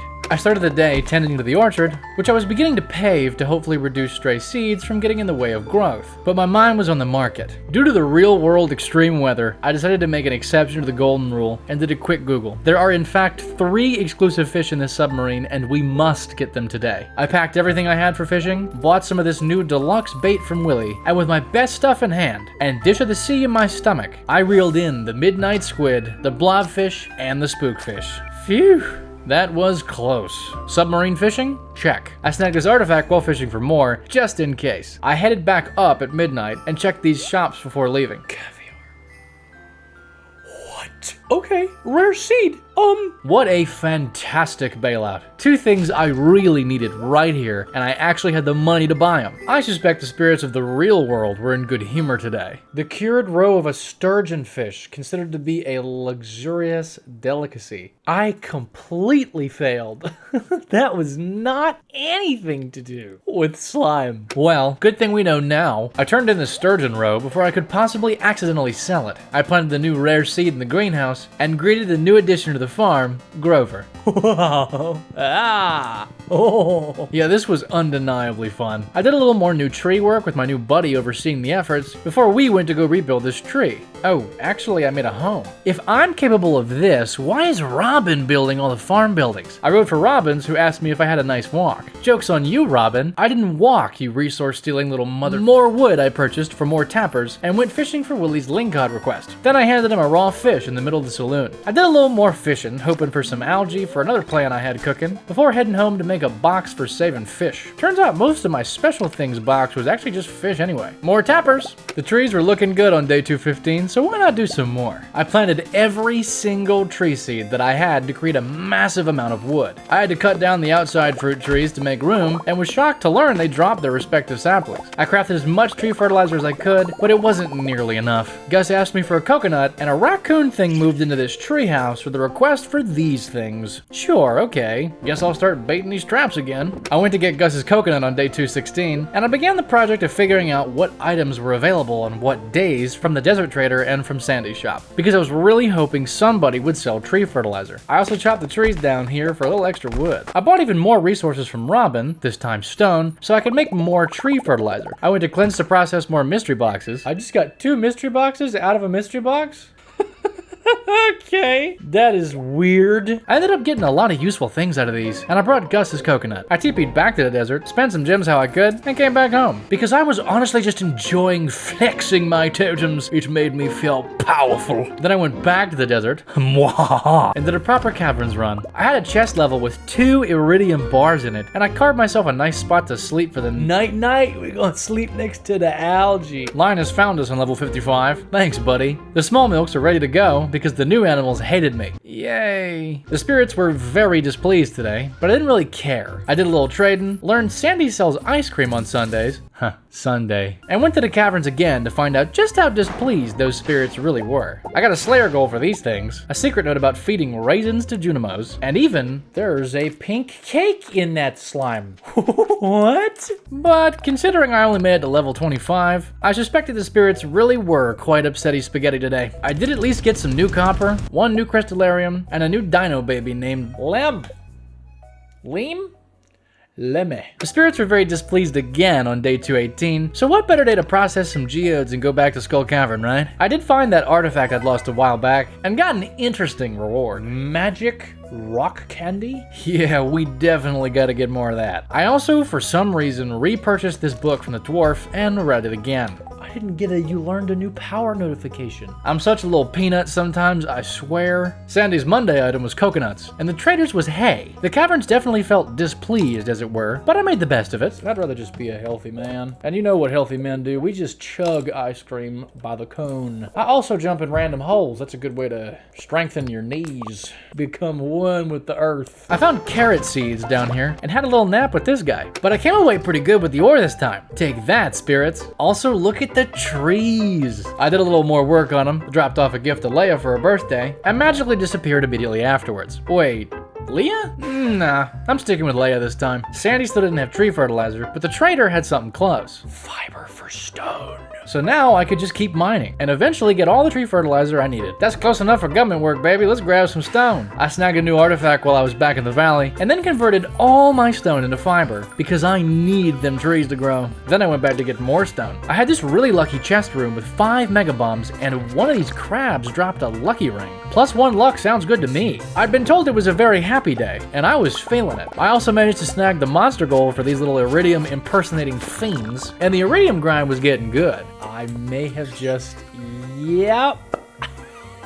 Spicy nap time. Marlin found me this time, so I don't even think I lost money for that one. Ken sent us a bomb in the mail again, and I made a whole bunch of tree fertilizer. Poco joined the ranks of the lizards, and all this pumpkin juice was ready to go, so I started making more. I went into the cellar and saw this silver star on the cask, so I knew what I had to do. Upon placing it in the dilapidated Joja, this cute little Junimo waved goodbye and exploded into a bunch of stars. Something good will happen soon. Okay, thanks for the reassurance. Cool, look forward to knowing what that is. Back to them caverns, baby. Sandy sells exactly 3 Omni Geodes on Wednesdays, and the trader does cloth, weirdly enough. I went back to the valley because I had an overflowing inventory, and look how much this pumpkin juice sells for. I noticed the sign this time and found this guy's bookshop. There were lots of useful books in here, but I had to choose. I ended up buying this one that boosted move speed, this one which shows the sell value of things permanently, this one which makes horses go faster, and this one which gives some experience in each skill. I was hoping I'd finally get the push over level 10 fishing, to be honest. Back home, I got to fertilizing trees because I really needed that wood to make all this effort pay off. And when that ran out, I did some smelting. And that night, the lone Junimo did some overnight work. Day 221 was the valley's version of Christmas again, and my person to gift was Emily. So I gave the gift that started it all so many days ago. Then Evelyn gave us some cookies, which was adorable. Once that was over, it was now magically 10 p.m. and I went to see what that Joja business was all about. What? Movies? It's a movie theater now? Yeah, that was a surprise. I was so baffled by this that I got up to my old tricks next morning. No way, dude, no. Whoa. I was quick thinking enough to save the trophy, but that bee house and broken capsule are gone for good. I really need to stop putting my bombs in the slot I usually have coffee. Pam sent us a letter. Pam, you sent me a battery again, huh? Okay, you better not ask for this in 5 days. I bought my first movie ticket and learned I could get a second one to invite somebody with me. Perfect. A new opportunity to be a terrible person. I scored a new achievement for seeing a movie upon entering, and noticed I could order my friend a whole meal for the movie. I got her the most natural looking kind of option and walked in to watch this thing. It was a cute vibe, and Leia enjoyed her salad. After it was over, 0 time had actually passed, which was astonishing. I've managed to score an extra heart with her doing this, and you know what that means. Introducing significant other number 4. Yup, I'm a terrible person. Truly awful. The worst. Let's mine some more. I got another Monster Slayer goal, but had an otherwise uneventful day in the caverns of accidentally getting hit by my own bombs. I made this mining day chest here next to my bed and decided I needed some more quick cash. I sold all these unprocessed animal products and these to buy a whole lot of iron ore. And a new mass smelting project began, along with a desperate attempt to get more fiber in the mines, which netted me a little extra copper too, and of course, a nice nap with my bug friends. I only managed a measly 37 fiber, so I won't be doing that again. I spent all the money I had for the day on this small amount of wood and smelted the day away. I put 8 more kegs down with that wood and filled my first shed finally. I was low on pumpkins, so I went for pale ale and decided to start having a keg outside each shed to know when the ones inside were done. I also made a couple of Crystallaria and realized my limiting factor was now gold of all things. Also, this little guy exists now, and I started making him a blue friend. And I went to top off my coal in this section of the mines and got the Slayer goal for bats. With these last minute tasks complete, winter and year 2 were suddenly over. Then the fabled meeting took place. This touching reunion was a posthumous passing of the torch of Chess Farm forevermore. But I got this feeling that there was more to the story of why this had happened. Then Leia showed up seconds later to invite me to her art show. Excuse me, Leia, I'm trying to have a moment here, okay? Those candles gave me this. Statue of Perfection? What is this? I wasn't sure quite yet, but look at these trees. The wood was at hand, baby. 56 more kegs. Oh yeah, it's happening now. I thought perhaps the year 3 thing might involve this immovable boulder, yet still nothing. It kind of looks like it's off, you know? It looks like it's not lit up or something. I decided to leave it out overnight because lots of cool things happen overnight in this game. And next morning, it gave me 8 iridium ore? What is happening? I'm so lost. The animals hated me at this point, but at least they could come outside again. I was also getting moss while collecting the oak resin, and the pale ale was ready to rotate in both sheds now. I chose to trim down the oak trees to here and keep this section producing ongoing. I planted the few acorns I'd missed, finished off the second shed's keg count, and started working on making sure every oak tree had a tapper on it, and paving stuff between the trees to hopefully keep it nice and clean. This was surprisingly difficult considering the, trees in the way. I spent basically all of day 227 desperately trying to pave the area between these trees. But I can't see what I'm doing. Yeah, so it wasn't really working. I spent a little bit of time setting up a tiny farm where there weren't already trees in the way. I also had a little fun harvesting the kegs as they were finishing, thanks to being able to hear the outside kegs. I TP'd to the desert next morning to grab a piece of magic rock candy from the trader. This trade is gonna be useful. Sandy's Thursday thing was deluxe speed grow at a low price of 80G. And so it was time to never have to worry about fertilizer again. Then I decided the tropics were calling my name. Whoa! Reached Ginger Island? A couple achievements got added for things I'd already done, and this was one of them. These worms dropped a surprise. Jack be nimble, Jack be thick. Gain +1 defense. I'll be thick. Yeah, I'm thick, baby. Then in the west, I said, what am I doing?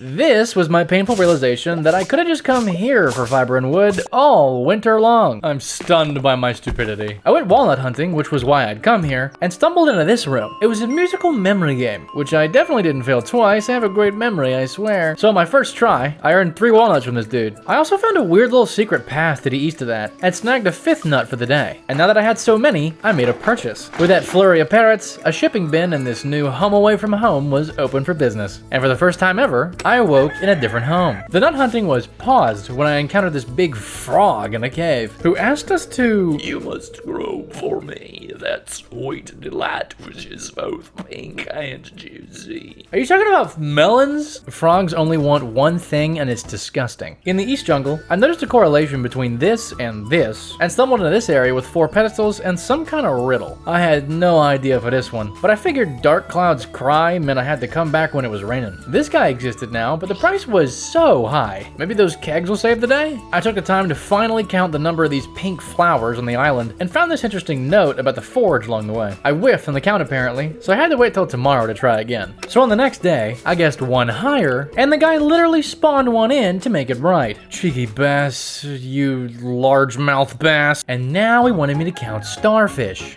Fine. I found a couple nuts in the ground during the count and got the count right this time. That seemed to be the end of the counting shenanigans, so I went to the volcano to hopefully find some more walnuts, as I was out of ideas. I found this nifty ring, and this thing did drop a nut. Perhaps it's 5 nutty stone per day in Fire Mountain. I started looking at the map and realized this boat was accessible. A nut.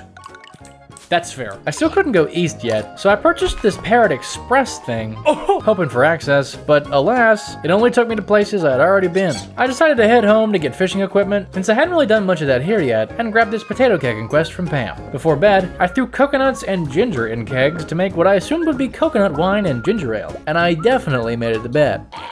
I harvested the first round of spring crops next morning and planted some potatoes for Bam. I got to work expanding farmland where trees weren't in the way, but I had a sprinkler problem. I put down the rest of my garlic and potato seeds and set to work. It was Sunday, so I bought as many staircases as I could because I needed to go mining. I also bought as many bombs as I could because now I need more stone, more copper, more iron, and more gold. The spirits were mildly perturbed, and to be fair, so was I at this point, so I decided we could be perturbed together. With all the last minute equipment in hand, I dove in to make my own luck. This time, I was able to save all the iron and gold ore, seeing as I'd already bought so many bombs. I ignored most of every level, trying to get as far down as possible early on, which meant skipping some levels if they just didn't look good. By 3 p.m., I was already down to level 53. The spirits kept it spicy every now and then, but there were ample rewards for the danger. We're getting into the good stuff now, baby. I even got an auto grabber and a chest level, but it was still quite spicy. Right, okay, alright, okay, I see a lot. Not today! Oh, it might be today. Hold on, wait. Ooh, and a hole. Level 90 plus 6 equals 90. 90. Wait a second. Time out. Whoa.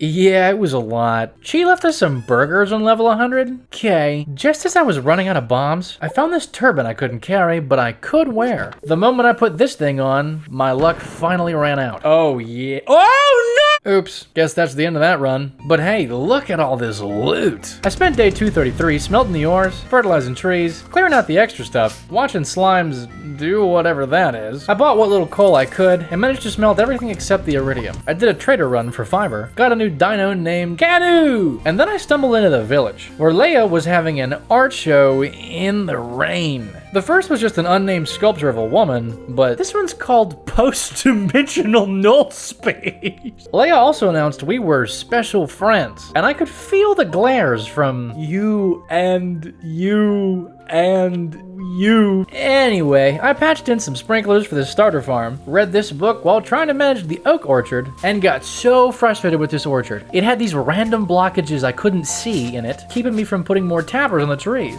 I made an executive decision on day 234 and chose violence. I had enough oak resin for now, and I was gonna need all this wood anyway. I cleaned this thing up all nice and pretty-like, got all the pathways arranged, and planted all the acorns for Oak Resin Orchard 2.0. Before sleep, I sold the rabbit's foot for the collections, and determined I would need to make 26 more tappers to have one for every tree. I grabbed my new ginger juice on the next day, guess that doesn't make ginger ale, along with some potato juice and garlic juice. Let's not think about how terrible those sound. I got an extra copy of this thick book, so I gave it to the bookseller in exchange for stuffing, apparently. I started doing the whole harvesting and replanting thing again finally, even if it was still a bit of a small farm at the moment. The greenhouse had flourished in my absence, so this was all gonna go in kegs too. I started working on making more pineapple seeds for hopefully a flourishing island farm, and sold my first cherry ever. Day 235, first cherry, that's gotta be a world record, right? I also decided to clear out the areas of the farm that required destroying some trees, because whatever at this point. I tried making squid ink with a squid and an oil maker, but nah, that ain't it. And I went ahead and picked up every tree seed that hadn't sprouted yet, because whatever at this point. Grow faster or you're getting uprooted, tree boys. I chopped trees, shook trees, harvested potatoes, replanted a bunch of things, and even queued a bunch of dino mayo in the morning, and spent the rest of the day trying different fishing spots on Ginger Island. I got this lionfish early on, and surmised these 7 spots were the island fish, since a journal scrap had mentioned something about stingrays, I think. This lake gave me 2 walnuts, a blue discus, and a new power book. The river gave me a river jelly, of which there appeared to be more variants. The south shore tossed me another 2 nuts, a flounder, and some roe, thanks to that book from earlier. Perhaps we could get sturgeon roe like this for more caviar? I found this secret path and got the 5th nut of the day, and I tried this cave spot for fishing, but didn't come up with anything extra. And finally, P. Snail hit us with a hint that to get more falciform, I'd have to pan. Oh yeah, that exists. Okay, sure. I banished more trees, harvested crops, and set up some more farm space on day 237, and made use of it immediately. That coconut wine I'd made had finished. Does anybody want this? Does anybody want coconut wine? Probably not. I planted those fruit saplings in the greenhouse so I could hopefully make wine out of some more appealing fruits, and rode south by night to grab some spring onions in case I needed those for something. Then I got hit with a nuisance. surprise. Tomorrow begins a 3-day festival in the Calico Desert. More of the farm trees were vanquished, and the farm was thusly expanded again. I gave Haley her best birthday gift ever, and had to break the news to Emily that I would also be dating her sister now. Well, that's number 5. I'm gonna lose track at this rate. I bought the fish smoker recipe from Willie to hopefully help out the raccoon friend, but the crafting cost was steep, but also insightful. Those are the 3 variants right there. I stopped by the traveling cart. This snail is suspicious. It honestly was, because why is it called a fish? I spent the rest of the evening clearing out Cindersap Forest and found this. Yo, what? Yo! Only a master of the 5 ways may enter here, 4 out of 5. We gotta fish more. Then me and Grover had a little nature nap. You know the drill with the trees, yeah? Salmonberry season had begun, which just sounded like more wine to me. I harvested this sweet gemberry, which I didn't sell this time. It was festival time though, so I TP'd to make up for lost time. This was a shockingly large event. This guy had an animal race going on, and I was allowed to guess the winner for a chance at a prize, so of course I guessed this fabulous speed rooster would win, and he did, just like any fabulous rooster should. I received 20 calico eggs for this, which I later learned was the exclusive currency of this event. But first, are you ready to welcome a new cactus into your life? I am. Oh, good lord. I won't say why, but this is the one perfect match for you. So how's your little guy doing? It's doing great. Thank you for my cactus. What is this, bro? I decided this was a good chance to give the townsfolk gifts. So basically everyone got a spicy eel for lunch. Sandy gave me a makeover in this cardboard box, which was really just her giving me a Luigi outfit, but it was too late in the game to be changing outfits now. There were some shops from the villagers with strange items, and this really creepy looking chef who used a pickaxe to make me some nachos. There were actually a lot of recipes to choose from, and the effects stacked on top of the existing food and drink effects I had going. There were more shops, and this scholar whose quiz I failed because I couldn't remember how much a cow cost. Gil and Marlin had challenges and rewards for spelunking in a revamped skull cavern, but I wasn't quite prepared to do this. Apparently I could find eggs down there, and they would be more plentiful the deeper I went. Sounds familiar. This was just a little too much at the moment, so I went home with hopes to prepare for the second day of it. And by prepare, I meant sell everything I could to be able to buy bombs for the augmented caverns run. I bought those bombs the next day and went back to the desert, where I acquired some spicy tacos, which upped my speed and defense, and took a cavern challenge to reach level 30. With this speed, that was a cinch. I had this little egg indicator, and getting deeper, or sometimes by interacting with these statues, would increase the number. Sometimes those statues did bad things though. Mummies have become angry.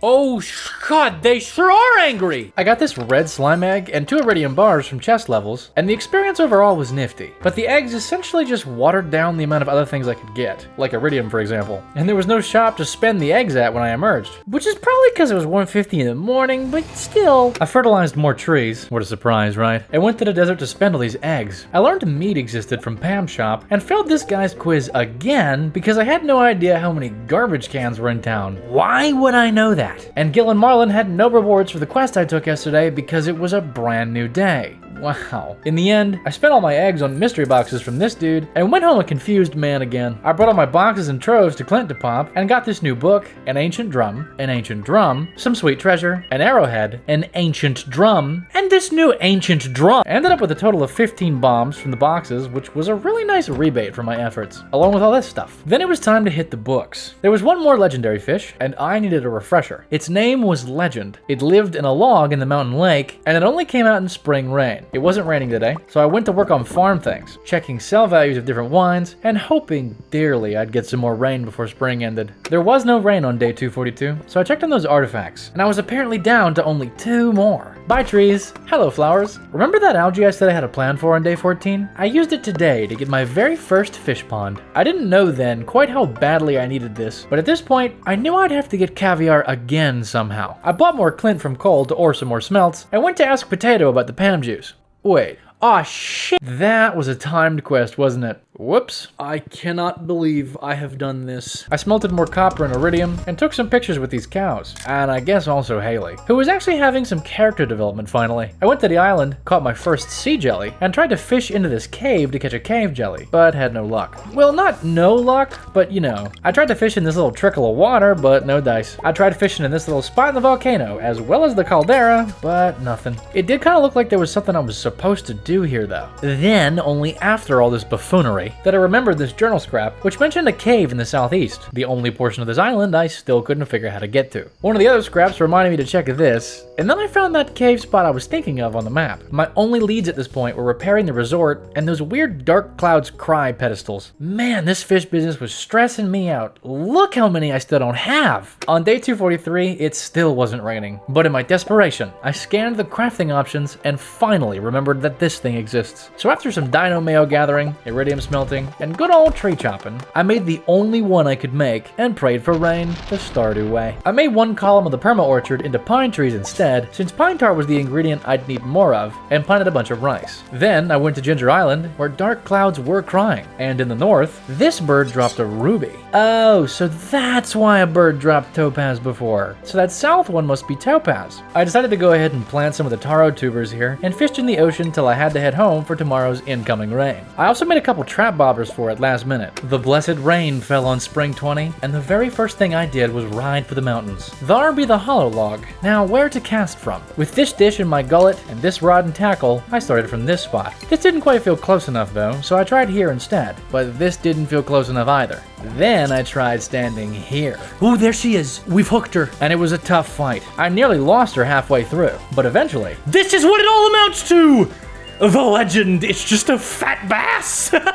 Legendary fish? Check. I went to the desert to catch my first sandfish, since the one I'd used for the community center had been from a traveling cart. And look at all this iridium! I chopped more trees and tested this fish pond, learning I can only have one species of fish in it at a time, and that roe can't be used or hatched in it. So I planned on using this for sturgeon whenever I got one. Finally, I decided to let some of these trees go, so I could start carving up the land early for the upcoming farm. But I didn't have enough iron or gold for the sprinklers. That'd have to wait, because today was a day for very much confusion. I used my Fern Island totem to see some crying skies once again, only to encounter a different gem bird in the south. Needless to say, this confused me greatly. I found this while ruminating, but my theory was that this gem bird had come from the east, since I couldn't access the east yet. I went around trying to pan for fossils, and managed to snag this one. Then P. Snail suggested I go fishing, but I had a feeling he was referring to fishing in a cave that I couldn't reach yet. I tried this cave just in case, but no. I tried next to the boat, but no. I tried fishing this little thing, but no. I decided to concede for the day, and see if I could just mine up the remaining gems, topaz and amethyst, because I thought I'd seen a bird that looked like these gem birds that was purple somewhere else. And in fact, I had, every time I launched the game. The only gem I managed to find, though, was aquamarine. The next day, I finished off the iridium smelting, snagged the fifth and final cockle for the raccoon friend, and headed back to a rainy isle once again, where I found an amethyst bird in the east. I'd nailed the amethyst part,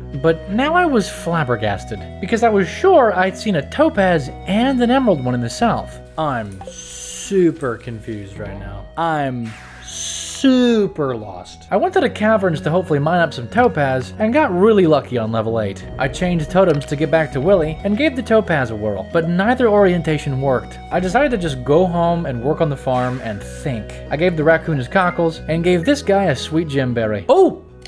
Okay, nice. Haven't found one of those in a while. A win is a win. Let's sleep on that. And the sleep helped because I had a plan on day 247. My thought process was, since I'd got that achievement for going there for the first time, the gem bird thing had probably been reset, and that there were more than 4 types of gem birds. Since I knew what 3 of them were, I could probably just try the other gems besides topaz in that last slot. And when I tried aquamarine, woo! Okay.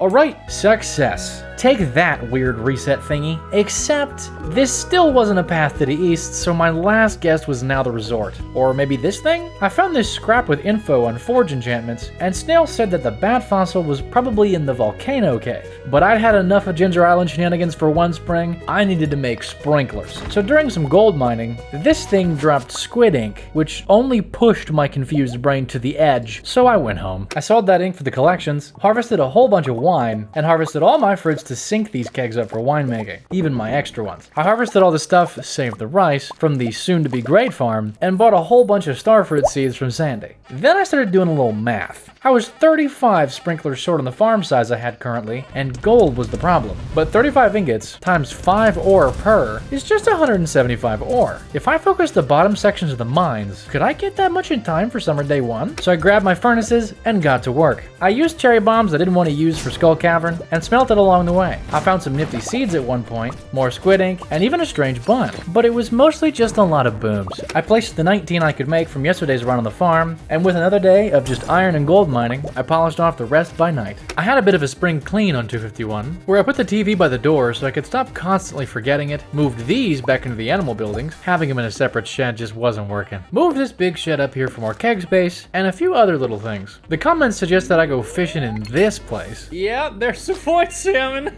There it was this whole time. And after doing a little extra fishing, I got this notification. I took another comments section recommendation to break these bad boys out for tree fertilizer, and I sold a whole lot of stuff, including reluctantly these 85 iridium bars for seed money. During the move, I took the big chest out for a spin. Hot diggity dang, man, that's a whole lot of space. Oh, Lord. And overnight, the gamer dreams returned, and I became a master of the 5 ways. Look at this money. I bought a ridiculous amount of starfruit seeds first, then went to check out this door. The room was something Grandpa had left me, with a whole lot of new recipes and perks I could acquire, so long as I pursued this mastery thing, which I learned soon after is accrued by doing any of the 5 ways. This plump little guy wanted a smallmouth bass, but I didn't have one. I harvested all the rice to clear up the farm, and hid it away in this chest of things I was hiding from myself in case I needed these things later. I started using the fertilizer the bones were making on the orchard, and started getting into the habit of harvesting this greenhouse for stuff to keg, and storing it in the new fancy big stone chest. There we go, yeah.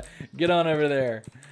Yeah, look at that, that was great. I loved that. I spent the rest of the day trying to pre-hoe the farm for summer's big planting and trying to pickle cauliflower because despite how disgusting that sounds, Cauliflower juice is the only thing that sounds worse than pickled cauliflower. that pre-hoeing was basically useless, turns out. I spent the day tending to the now messy farm and noticed that the paved part didn't get messed up. I bought a bunch of melon seeds, retrieved these crab pots, and didn't start working on actually re-hoeing the farm until 4 p.m., which was a huge mistake. That meant I couldn't start fertilizing until 9 p.m., and I couldn't even start planting until 12:20 a.m. Oh man, I got a bunch, but I did not get it all. And look, it isn't even watered. Some farmer I am. I atoned for my sins in the next day's rain, hoping that this would be okay, because 75% of 13 is 9 point something. If the luck speed grow rounds down, then I still had the full 27 days to achieve 3 harvests, maybe. I started throwing the tappers on the new trees and discussed an idea. Works in streams, lakes, and the ocean, not just the ocean. So that's probably where I'm supposed to get the snail. And yes, I forgot to bait them. I'm a peanut. The Ginger Island crops didn't die on season change, so I planted a whole bunch of melons and other stuff without any plans for sprinklers just yet. This is when I learned you can fertilize post-plant now? Gotta love 1.6. I tried fishing near ancient bones again, and came up with a new catch. Then I mined the bones for more fertilizer production and had a nap with snail. Oh, we wake up here. Which was perfect because I was able to get straight to the beach for octopus fishing. I encountered it twice back to back, but it was fearsome. Tomorrow then. Also, the ground becomes unpaved randomly.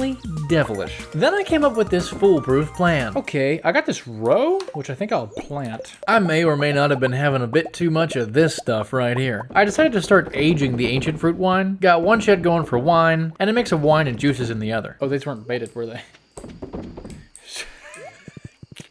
I decided to complete this offer in the witch's hut since I thought it might later unlock some new, more useful options later, and had a little nap in the cave. The broadcast that I'd been recollecting came on again on day 256. I'd remembered the octopus part, but this Dorado I'd completely missed. I also realized with those 2 new midnight carp, I could make this. It didn't stack with Dish of the Sea, but it was still strictly better. I whiffed on my first attempt, but just before morning's end, I hooked her again. This one was a battle. Every time I moved, that octopus did the opposite. And the pudding buff had run out, so I was on my own. But with some patience... Woo, yeah, buddy!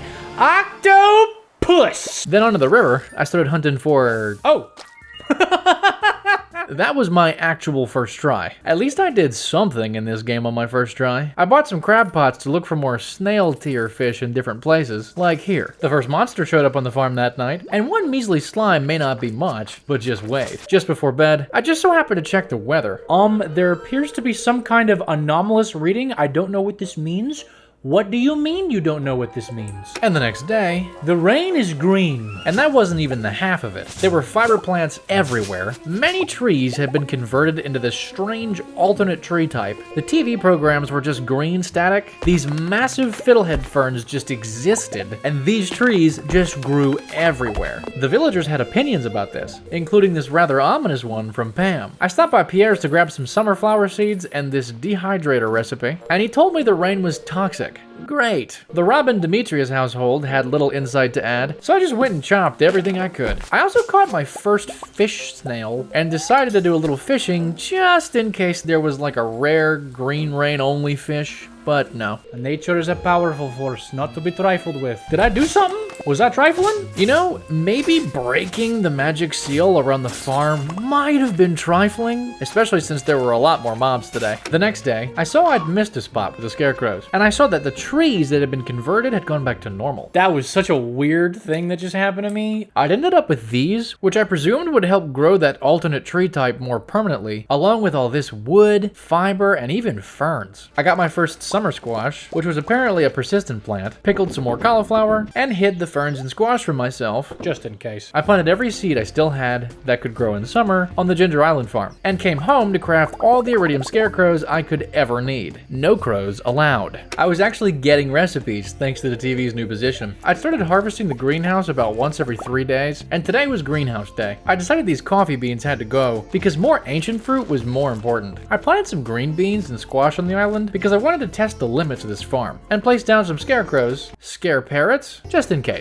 I also tossed down some crab pots, just in case. You may see a pattern developing here. Then I decided to jump in this volcano again, living purely off the local shrooms, and picking up dragon teeth. I also got this cryptic message that seemed to have something to do with communing with a mermaid on a rainy day via flute and drum blocks. I got a nut by slapping a fireboy, and made it all the way back to this dwarf, who is now selling a new book. I bought a bunch of super meals from him to help with speed, and I started mining the ores along the way. And of course, I took a nap with my flame friend. I manually watered the farm away from farm when I woke, and when I got home, the OG farm was looking fantastic. I grabbed my bombs, crafted an island totem with one of those teeth, and harvested all this juice early for a little extra cash from Pierre. From there, I TP'd to the desert to buy 2 spicy eels, then TP'd back to the island to get down to business. Oh, walnut! Yes! 4 more till I get my 3. This was working. I ended up getting a total of 4 today, along with ores, stone, and shards. Clearly this is where I needed to be. I started making a habit of watering the island farm, and started trying to give gifts to Elliot and Penny. The conglomerate must expand.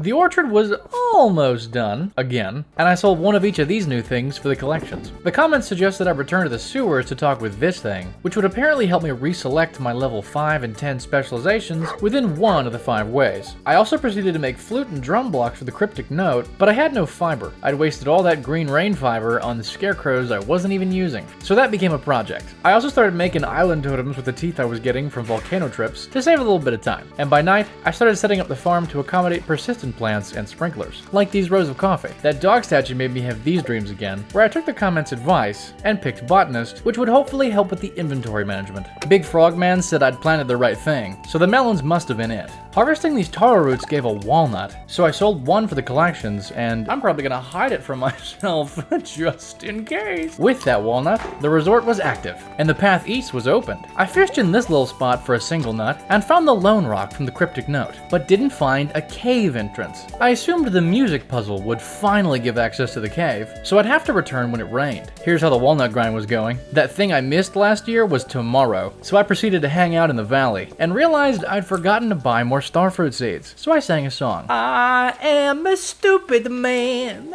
I am a stupid fool. I am a big dummy. I did not buy more starfruit seeds. I am a stupid man. Then this happened. Oh my god, what just happened to me? That was the sound of the orchard being set back, actually. Before sleep, I sold pomegranate wine, peach wine, and orange wine.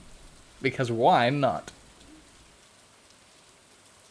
Day 263 was Starfruit Harvest Day, and the farming XP from it was enough to push me over the mastery line. Looks like this will come in tiers, and to unlock all the goodness, I'd have to clear all 5 of them. And look at all this Starfruit. The plan had been to sell some of this directly to Pierre to buy more seeds, but the luau meant he was closed. So I went to the luau to hopefully sell to him at his seasonal shop, but that didn't work either. Once again, the luau was causing me trouble. I gave the soup a gold star hot pepper, but apparently the governor isn't a fan of spice. You don't like spice, bro? And suddenly, it was 10 p.m. I went ahead and sold the stuff the normal way, and made some high dollar overnight. I picked up all the outside kegs, put one next to the house, since all the sheds would be synced up now anyway, and put the rest in the big shed, and started filling them things up with starfruit, baby. Then I had an interesting idea. I wonder if ancient fruit can grow safely on, what's-its-face? What's-its-face, of course meaning Ginger Island. So after buying a disgusting amount of starfruit seeds again, testing out my new foraging perk, rehoeing the farm, running out of replacement fertilizer, having this realization that I couldn't buy more. Pierre, it's 5. No! After that, yeah, I started working on making as many ancient seeds as I could, and of course, planning all that starfruit. Then I took this thing with me to the island, and went to check on the rainy siren puzzle. But I hadn't left myself any time to solve the puzzle, so I took a wet sand nap instead. I made the farm wet, and got a nut from it on day 265, and I started working on the ancient fruit idea, converting fruit to seeds as I watered. I threw down some chests, and continued to expand ancient stuff where I could, and saw the villagers had begun to enjoy the resort. I gave them super meals, and found out Harvey's favorite thing is super meals. You know, that makes sense. The cryptic note had said some rocks would show up the next day, but I didn't see anything. Rather, it looked like some rocks were missing. It was past 5 p.m., so I mined for bones for fertilizer instead of buying more, and as soon as I TP'd home, What do I got going on? Okay, did somebody just knock over one of my trees? well, the orchard will get there eventually. Only one tree from my shenanigans remained as of today, and I realized the animals hadn't been getting fed for a long time. And the 10th dino showed up, Sienna. I sold some greenhouse produce to Pierre to buy deluxe speed grow. Pain. Oh, no! I didn't mean to do that. I was trying to... Peanut. I looped that process, this time to buy this new catalog, as well as a bunch of hay for the poor abused animals. Once I'd patched up the fertilizer situation, I grabbed all my ores, made 3 new furnaces, picked up the rest, and spent the rest of the day watering Ginger Farm, converting ancient fruit and pineapples to seeds, and smelting ores along the way. I made the giant frog happy with the melons, and he gave me 5 walnuts. Fair trade. Then he asked for this, which I later worked out was wheat. I harvested these poppies, which dropped 3 walnuts back to back, and spent 5 of my recent bounty on getting my mail delivered here, or doubled here, or maybe it's a dimensional mailbox? Maybe it's an ender chest mailbox. Anyway, the blessed rain had saved me the trouble of watering, so I spent the morning fertilizing what I could. I spent the afternoon working out this puzzle, which eventually made sense. Stones as big as 1s and stones as big as 5s, right? Okay, so if the small stones are 1 and the big stones are 5, this must be a sequence 2, 11, 9, 5, 7. I decided I'd need a total of 6 flute blocks, so the fiber project continued. I accepted this island fishing quest, which curiously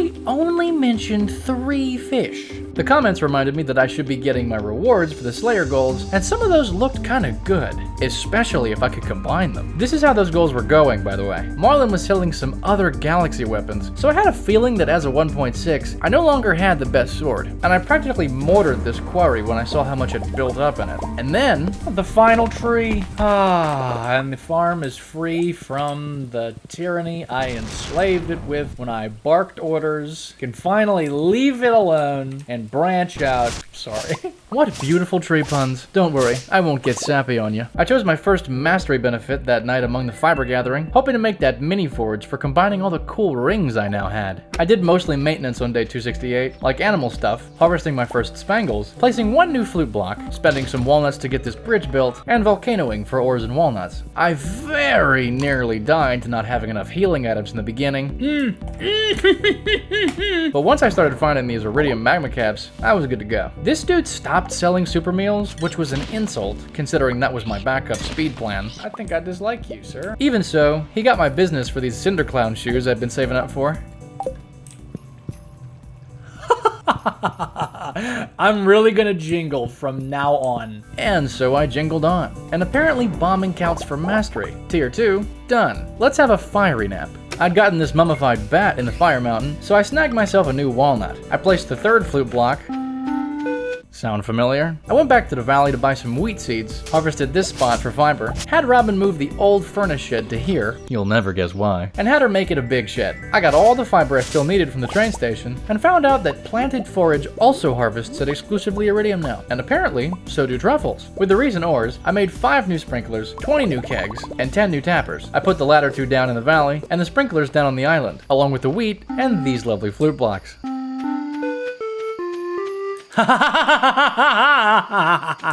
I knew it was gonna be the mermaid call. I can't say that was a surprise, but it was still cool. Frog Boy told me the wheat was right on day 270, and Mermaid Girl gave me 5 walnuts for the trouble. But that wasn't what I'd been hoping for. I thought she'd show me how to get to the daggum cave. So I went back to the drawing board on that one, but then I saw this board on the ground. Oh, it was right there. Oh, I saw the little thing! Does anyone else smell peanuts? Anyway, the cave. I fished here aggressively, hoping to get a stingray and a cave jelly, and the first was a success. Along with this statue, another decoration out of a lake I see, not a lake, an ocean? Never mind. The cave jelly, however, was nowhere to be found. At this point, all the pieces clicked. Jellies aren't Ginger Island fish, but instead a 1.6 thing. Where better to look for a cave jelly than a big old cave? But I may have lost what was left of my sanity at this point. Where would a man get a cave jelly from? Where would a man have to go to get a cave jelly from? I've tried a couple different caves.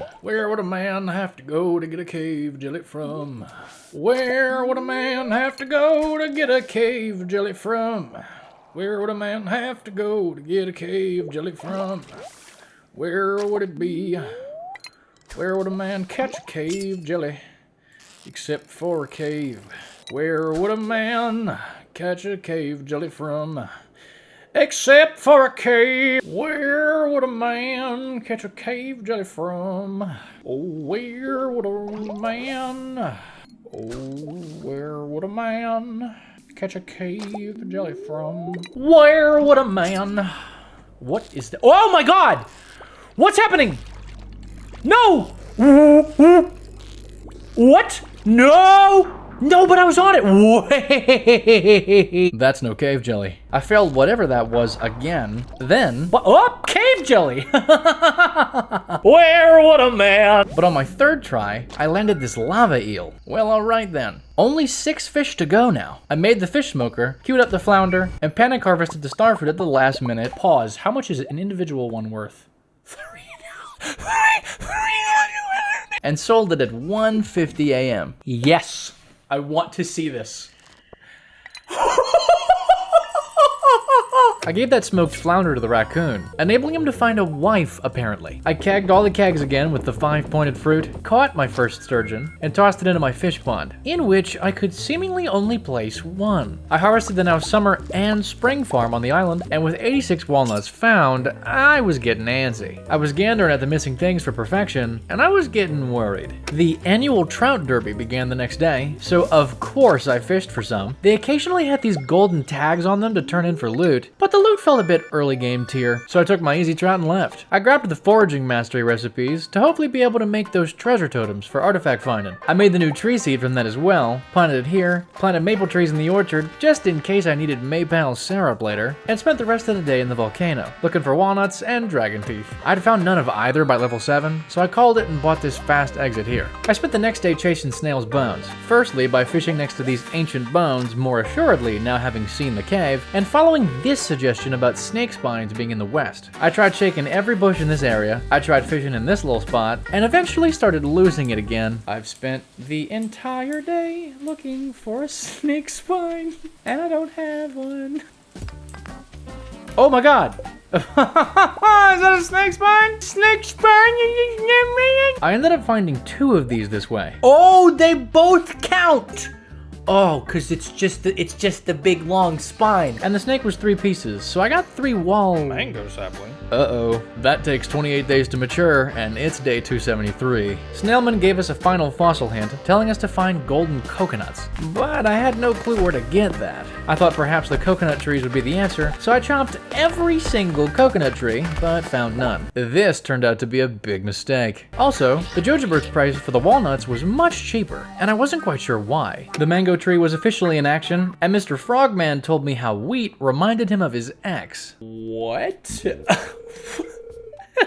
Wait. He gave 5 more nuts for this, and then the second blow came. This was clearly garlic, but that's all the way back in spring. In my desperation, I went to the valley, sold some things to Pierre, and grabbed my slingshot. I brought it back to try hitting this thing for a coconut, but alas, the Joja bird's price was lower again today, but upon accepting, am I sure about this? If the parrots find all the remaining golden walnuts, I won't have the true Ginger Island experience. All? So this seems to be a bit of a cheesy shortcut to receive all the nuts, so I held off for now. I did finally manage to shoot down a walnut though, and then the price was 10,000 G cheaper. I see what's going on here. 34 total walnuts to go, and only 5 more to get in this door. The Joja bird was becoming difficult to resist. I don't want to not have the true Ginger Island experience. That sounds so sad. Oh, man. What's a boy to do, man? With the nuts I had left, I bought this trading hut, where I found the banana sapling. Uh-oh, that also takes 28 days, and I didn't even have the teeth to buy it. I went home and harvested the absolute bounty of starfruit. Perfection may be looking grim, but money? That was happening. Most of day 275 was looking for dragon teeth, but I didn't find any. I did find these broccoli seeds and this journal scrap. I also tested the ring combining at the forge and got this combined ring with the boons of each. Simple, but effective. I like it. The journal scrap led me to a walnut and this ostrich egg buried in the sand. I went home to incubate it, but first, my fish asked me for a diamond. Good thing I was making those. Here you go, little guy. Oh, now the population can increase. Weird, but okay. My incubators were occupied, so I'd have to wait on the egg. But this crab shell ring was about to join the party. I planted some of that broccoli in the greenhouse and grabbed my TV to use on the island. Willie mentioned something cryptic about a special fish in the pools between waterfalls, but I didn't quite work out what that meant. Then, I committed to taking out my frustration with the banana garlic situation on the volcano for a few days, which was a lot easier with the extra 5 defense from the crab ring. The first day of it yielded this golden mystery box, these mermaid boots, 3 dragon teeth, since these apparently could benefit from the forage doubling perk, and this dwarf sword. Day 2 of denial-fueled teeth hunting yielded 0 teeth, but I did combine these 2 rings. Day 3 of the depression-fueled volcano delving yielded 3 teeth, and with that, I had enough to buy the much-needed sapling. I put that one in the ground and went home to try for tree fertilizer for the coconut trees, but noticed the raccoon friend had his wife. Oh, so that's how you do it. I'll be back in a sec. I'm gonna go grab some fish. She sold the new 1.6 seeds, but the original raccoon now needed fruit, including these dried apples. I figured that would need the dehydrator, but I hadn't saved any fire quartz. Clint popped my golden mystery box, only to give me another weird hat, and I grabbed that fire quartz with some elevator shenanigans. I harvested all the starfruit wine, a crisp 144 of it, and dehydrated an apple. 5 apples, apparently. A new lizard hatched. What's up, Lack? That is exactly how I feel. I was having a tough time, okay? I really wanted to finish perfection by 300 days. I couldn't seem to incubate the ostrich egg just yet, despite it seeming to want to interact. But look at all this money. That's the most I've gotten so far for sure. I gave the little guy his waterless apples and bought a couple more books from the bookseller next morning and managed a measly 3 tree fertilizer for the coconut mission. So, without coconuts to look for, I went fishing for extra sturgeon, just in case, and reeled in my penultimate artifact as well. This is also probably a good time to mention I'd had another cheeky Google for the golden coconuts, because I was getting a little desperate. Evidently, I had to shake the trees, not cut them down. Oops. I had Robin upgrade another shed on the last day of summer, and was reaching the acceptance stage of grief around this time. Drying my tears with the hundreds of thousands of G I'd made with starfruit made me feel a whole lot better. Now that I knew it was garlic I was supposed to be hiding from myself, I went ahead and moved all the hidden items back with the rest of the produce. I turned in that artifact, only 1 to go, and used those tear-soaked bills to buy a full stack of deluxe speed grow. I also decided it was time to go for aesthetics. If I'm in this for another 100 days yet, this place ought to look awesome. To that end, I moved the whole farm down to the right and started working on this nice worn pathway to hopefully start giving this place the dignity it deserved. Day 281 was pumpkin time. My math said this was how many pumpkins we needed, and I spent the entire day setting up this 18 by 39 farm for 624 pumpkin seeds. This sturgeon row finished up during the process, and I realized that shape is right there. Oh. So I need to sell roe also. The sturgeon were reproducing successfully as well. Good news. And with a trick I'd worked out regarding holding X and left click at the same time, I placed all 620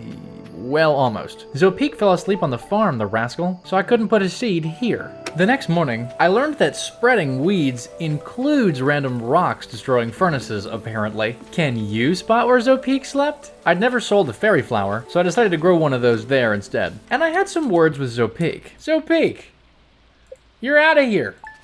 Goodbye. That's what you get for sleeping on the farm. I'm the only one that gets to take random naps around here. Oh my god, what is this? Okay, that one was on me. I had Robin upgrade the fourth and final planned keg shed and crafted some sprinklers for Ginger Island, but iron was the new problem. I grabbed a blackberry for the raccoon and kept trying to figure out Willie's waterfall suggestion, but this just wasn't working. I went looking for some other places a waterfall could have been added, and I found this new addition where I caught this thing. That clears up the 1.6 fish, but I wonder what those last 4 are. I'd reached a new level of mastery with the fishing, and this iridium scythe just looked too cool to deny any longer. And look at that harvesting efficiency. Worth. I sold most of the quality crops I had, and started saving only the qualityless ones for possible recipes. I bought more starfruit seeds for a Ginger Island starfruit money farm. I bought 999 copper ore from Clint. I made more weathered floors, and grabbed my furnaces for another Ginger Island multitasking adventure. Do I have enough coal? Oh yeah, that. I bought out on iron ore too, and started spamming these super meals to everyone I came across. Then I threw some stuff away to be able to pay for the ticket because I bought too much iron. I spent the rest of my day smelting, shaking trees, and reworking this farm to start making me some money too. Featuring a short explosive break to get bones for more tree fertilizer, and a fertilizing break that went really well. Oh! Hey, I got one! Ooh. I'm not sure what that owl impression was. Oh, I got one. I got one. You could tell it was hyped. I brought it to Clint, but I was actually disappointed to see I got 1 walnut from it, rather than that skull I needed, since I'd probably be getting 6 walnuts from that. I spent the rest of this day too, working on taking control of Ginger Farm, and of course, I smelted a considerable amount. This is what I had by nighttime. I was lamenting my missing 3 walnuts on day 285, but I did accidentally remember Elliot's birthday again. 7 hearts already? Watch out, Elliot. I gave this married man his blackberry jelly. He gave me a book about finding mixed seeds, and then he told me he was gonna start a family. Sounds good, little guy. I made some more sprinklers, and my sturgeon asked for maypal syrup for some reason, but far be it from me to argue. I polished off the tapper crafting for good, and made 37 more kegs for the keg god, and started workshopping the best way to lay them out. I also started trying to figure out what was missing in the collections, and realized this was dried fruits, and this was probably smoked fish, so I got to work on that. The next day, something unexpected happened. Ordered too much for Jody, jeez, man. It's every season. You have a problem. You need to get some help. I sold that smoked fish and dried fruits I mentioned, bought some more iron, once again failing to save enough for a boat ride, and went to work on Ginger Farm again. I got things arranged pretty well, but then...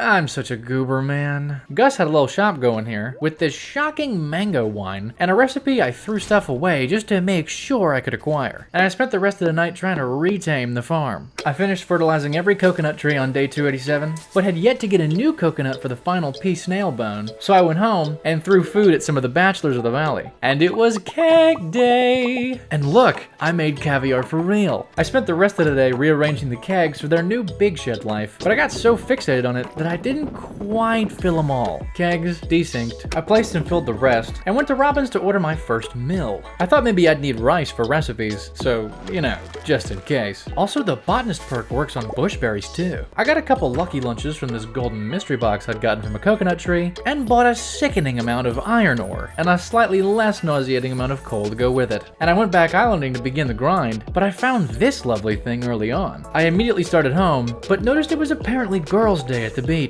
so I gave them all food, as one does when they see a gaggle of gals on the beach. Then I made it to Clint's. Please? Yes! Oh, we're gonna get the walnuts. And I took it straight back. Check it out. Snail and I admired my work, despite how freaky it looks, and he thanked me by teaching me how to craft Ostrich incubator. There it is. There it is. Farewell, Watson. Hey, You owe me 6 walnuts. Don't leave. I got an extra banana sapling too, go figure. But it was time. And who else would be behind a door like this but Mr. Chi? He told me I was special. You got a very special energy. My mom always said I was special. But now, Chi threw down the gauntlet. The challenge had begun. He had his own quest board of sorts, with the rewards as his exclusive currency, Chi gems, which were apparently highly radioactive. They could be spent at this shop, full of strange and fantastic rewards. But most importantly, the answer to the question I'd been wondering for so long: what is perfection? Yes, see? Wow, we are not even close. And you know, that was bittersweet. At least I had no reason to be depressed about bananas anymore. I furiously took notes in hopes that I could keep track of all these lovely goals, and I chose this quest about chi beans, thinking all my efforts towards farm making could finally pay off if I just grew the beans and made seeds from them. I planted my second banana tree and did what I could to sort this farm for starfruit and chi beans. I got a suspicious letter the next day from this guy named Fizz. That name makes sense considering how much Joja cola I've been seeing. Apparently I was supposed to meet him in a watery cave. And also, Jody. I checked this cave first, but no dice. Though I did notice a little patch here with a walnut in it. Then I checked this cave, where this really creepy guy was selling papers to purchase 1% of perfection for 500,000 G apiece. Jojo was back at it again, trying to take away experiences in exchange for money. No thanks. I headed home, unsure of which day the pumpkins would actually mature, and got some easy iridium blackberries because why not? Then I tried to give Jazz a super meal. Oh my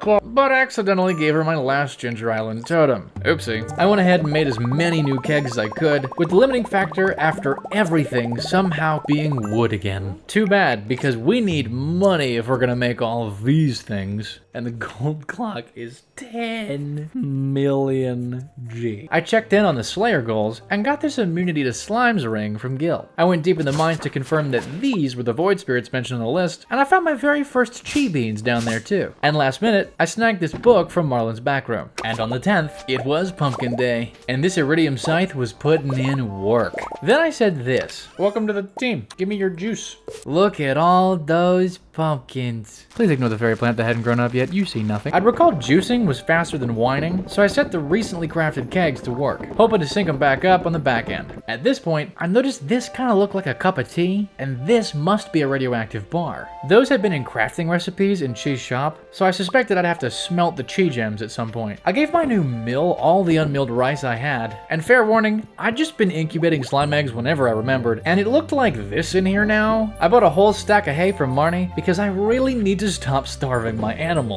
Then I went back to Ginger to do more fixing and smelting activities, featuring lots of healthy plant destruction, planting these chi beans, and finding an extra to join the party. And I called in some rain at the last minute to save me some time tomorrow with the farm work. A couple comments mentioned around this point that this bird would give walnut hints, but by the time I found this out, it would only tell me about the frog. I planted some broccoli to see if fall seeds would grow here, and that fairy rose had finished growing, so I sold my first one of those. I set up this obelisk chest where I started putting all the supplies for upcoming obelisks, and while looking at the collections, I noticed the dehydrator also worked on edible mushrooms, so I tried that. I gave Frog Statue a sword for good measure, and put these mini shipping bins in the greenhouse to quickly sell the quality crops, where I also harvested my first broccoli. I gathered clams and coral for the water obelisk, and learned that the botanist perk also applies to this. Man, that is a really good perk. The next day, I gathered more coconuts for the desert obelisk, got a few chi beans in the process, and topped off on desert trader stuff. I also snagged and sold these dried mushrooms for the collections. I elected to swap out the jade for quartz, since I didn't really need stairs for now. These raccoons seemed to have the family thing happening, but now my guy needed dried purple mushrooms and white algae, the usual family making ingredients. Then back to the island, I planted the new chi beans, and saw the broccoli was growing fine. This place might just be a bigger greenhouse. I went to work getting this whole area ready for starfruit galore, and did the usual multitasking things, minus the smelting, since I'd forgotten coal like a noob. Then I went back home, gave this guy his algae, and turned my ancient fruit into seeds before sleep. I set up for a dive for gold for sprinklers, along with seed making, went to get coal from Clint, but the ADHD hit hard. I forgot to get coal, and just didn't actually mine. Instead, I went to Sandy's, bought slightly too many starfruit, got this inspiring rhetoric from Sebastian, and planted as much— What are you saying to me, Red? Look at these strange melons. That, folks, is chi fruit.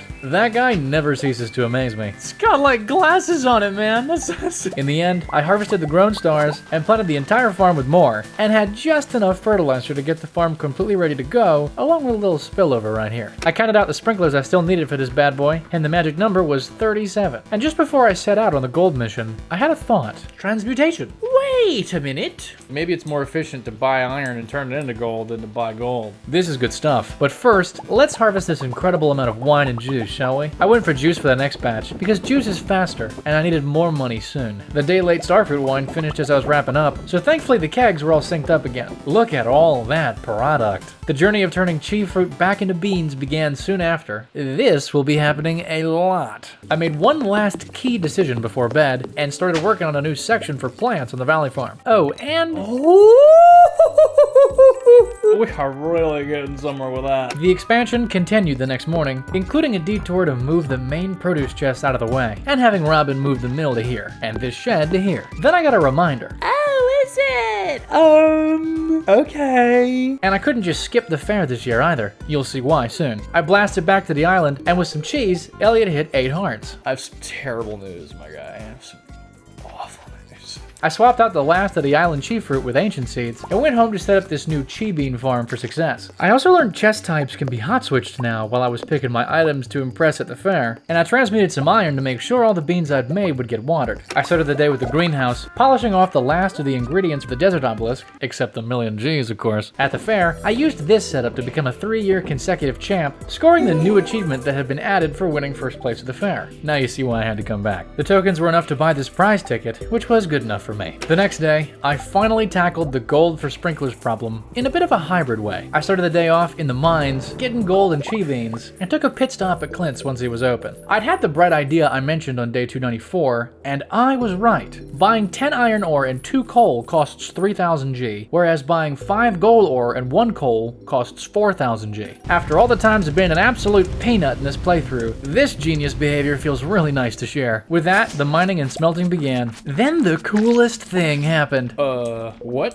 What just happened? This was my very first trinket. Fairy Box summons a level 1 fairy companion that heals you in combat situations. And that's what it did. It followed me around like an adorable little pet and healed me anytime I was fighting. That's really cool. Keep up the good work, ma'am. I snagged the Void Spirit Slayer goal amidst the fighting and healing, and I ended up with this stuff from the journey, including 10 extra chi beans, which I planted and fertilized, but didn't quite water in time. I harvested the next round of chi fruit, retrieved my furnaces, and got down to the multitasking vibes once more. Amidst the farm building, my first mystic sap had arrived, and I made my first treasure totem. I ended up with a fair bit of coal, a couple chi beans, and a whopping 3 chicken statues. What's with the chicken statues in this game? And my sturgeon were getting obscurely needy again. You want 3 omnigeodes? Guys, have I got some fantastic news for you. The animals finally didn't hate me, imagine that, and if I'm counting right, the 12th and final dino hatched today. I transmuted as much gold as I had refined quartz, and made a crisp 39 more sprinklers. I slapped those bad boys down, bought more deluxe speed grow from Sandy, placated my strange fish, and refreshed my lovely pumpkin juice makers. It's so nice seeing all this money coming in, gotta say. Pumpkin day had arrived once again, so once I'd sorted the chi beans, grabbed the quartz I'd queued up in these crystallaria, and finished off smelting the iron and quartz, I went to work on good old pumpkin acquisition. I picked up a new tier of mastery during the haul, and despite my animal's best efforts, I finally got every spot filled with a pumpkin without error. I crafted the last of the sprinklers I needed, polished off the gold and iridium smelting, re-upped the newly well-treated animal's food, and got some much-needed sleep. I harvested the last of the smelted metal bounty on day 300, and received a letter. Jody. Some things never change. I threw those furnaces in the shed they were once in quite a while ago, and I bought out one last time on starfruit seeds. And I actually saved enough money for the boat. Look at me go. But I had to make another purchase. Hey, Elliot, you wanna, join the conglomerate? As if he could resist the charms of accidentally remembering his birthday 2 years in a row. In my efforts to bring him into the fold, I ran headlong into 2 cutscenes about the perils of the creative struggle. And they were nice, but it's day 300, we gotta get a move on here. Welcome to the collective, Elliot. I got a couple clams for the future obelisk, and threw down those 37 sprinklers Ginger Farm needed. I harvested the ripe stars, rotated the broccoli out, and watered the farm for what I suspected would be the last time. I went home, stood next to my bed, churning out ancient seeds, and wondered what on earth I was going to do next. Perfection still eluded me at this point, but now I knew what it was. I had a clear goal in mind, even if some of the components of it were still a bit unclear. And the money situation was really coming along. 10 million G was still quite far away, but maybe not so impossible now. But there was still quite a lot to do. And hey, if you've made it this far, literally over 6 hours, give this video a like and subscribe to support the channel so I can make more of these things for you guys. Now, let's hit the ground running, shall we? I kicked off day 301 with a new recipe, since I was gonna need every single one. And now I only needed to learn 14 more. I spent the rest of the day harvesting, seed making, setting up the farm, and replanting chi beans for the chi gem quest I'd taken a few days ago. I ended up making 9 more seed makers to speed up the process, because otherwise this was gonna take all day every time. The comments had given me ample hints on where to find the last 4 fish I hadn't caught, so here I caught a stonefish,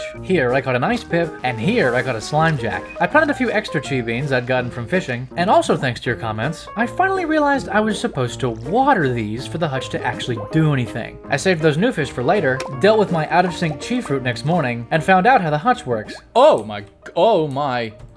What? I didn't mean to. Whoa! What in tarnation? I went to the desert looking for that last of 4 mystery fish, found another thick book, and eventually... What was that? Hey, Master Angler, we got the scorpion carp. We got them all. And 12 wood, baby. Fishing, check. I was blazing through the comment hints you guys had given me on the 300 days video. Did I do that one? In fact, I hadn't. It led me to here, where I could trade this driver a rabbit's foot in exchange for a new wallet power thing, the special charm. More luck forever and always? Sounds good to me. I stopped by Pierre's to grab some cooking supplies and addressed another comment hint to check this door. Turns out Caroline is a big fan of tea. Like, maybe a bit too big of a fan. Who knows what might appear? What? What? What's in your tea? What are you putting in your tea? Anyway, she gave me some tea leaves, which I could apparently brew into tea, and it looks like I need to sell one of each. I tossed the leaves in a keg and hoped that'd get the job done. I made a couple of new recipes and handled keg day like a seasoned pro, including the tea, which was now already done. I sold that and the pumpkin juice for collection and money and called it a night. Willie sent me this letter the next day, so I had a nice little star drop snack to celebrate the fishing victory. Hopefully completing the other sets will reward star drops too. Caroline sent this letter with the recipe for a tea sapling. What an interesting way to make a tree. Here's some seeds and some wood and some fiber. It's a tree now! I made 5, tried and failed to plant them in the greenhouse, and carved out another column of the orchard for the tea trees. I grabbed another tea leaf from Caroline to sell, but I just gave her the tea leaves! whoops. Then it was off to the island. Elliot whispers a sweet secret into your ear. Only wish I'd given you a bouquet first. Okay.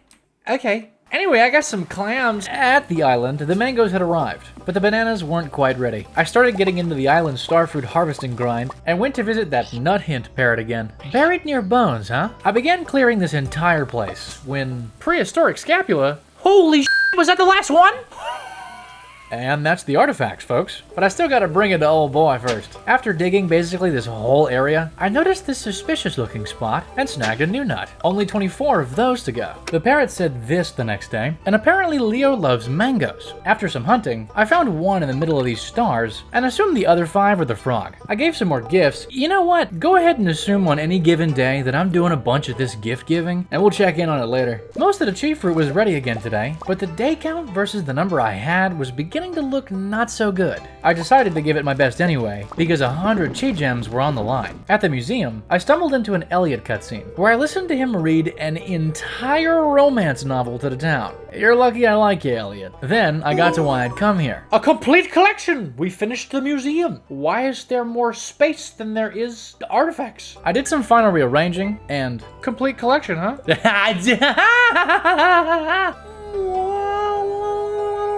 I went home to give it my best on the chi fruit seed making for the rest of the day, including making a temporary extra section down here for him. This is how the socials were looking at this point. We'll check on those after more gift giving. I spent some time on the chi fruit and ancient fruit seed conversion, and I reached a sweet 100 ancient seeds all ready to go. Then I gathered up some animal products because it was time to tackle the massive recipe making situation. I made a few things, getting this achievement, and then realized I needed plenty of fruits and veggies too. Then I made more things. This started to get a little out of hand, to the point where I just started shoving everything I had in my fridges. I got another cooking achievement. I was a proper chef now. And I went back to get even more ingredients from Pierre. Then I made more stuff. And I realized I had to get fish too. Let's just look. This is what I made. I also made a bee house and some kegs during the process. And I noticed I already had honey, which I tossed in the outside keg for meat. Most of what I was missing to cook more recipes was seasonal forage and ocean crab pot stuff. So I went looking for more wood and forage for the rest of the day. I sold my first meat on day 306 and spent the day chopping, foraging, and grabbing freshwater crab pots to put back by the ocean. I also knocked out this fall forage recipe before it was too late and checked the cart lady to find Garlic seeds. Ooh, Mr. Frog will be happy sooner than I thought. Just before bed, I made this thing, along with 52 more kegs, and got that ostrich egg incubating. I spent the entirety of day 307 in denial. The math was bad. I had 2 days left to complete the quest, and I needed a full growth cycle of 3 days to pass to get the 500 chi fruit I needed. But I did all this anyway, on the slim hope that I was wrong, or that I'd at least get to keep them.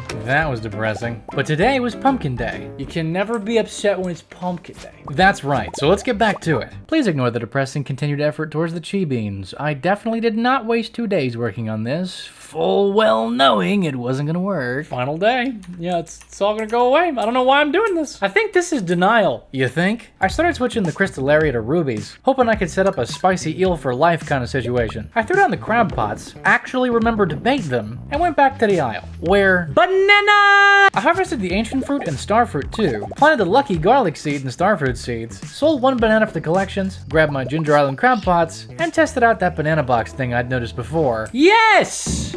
Oh!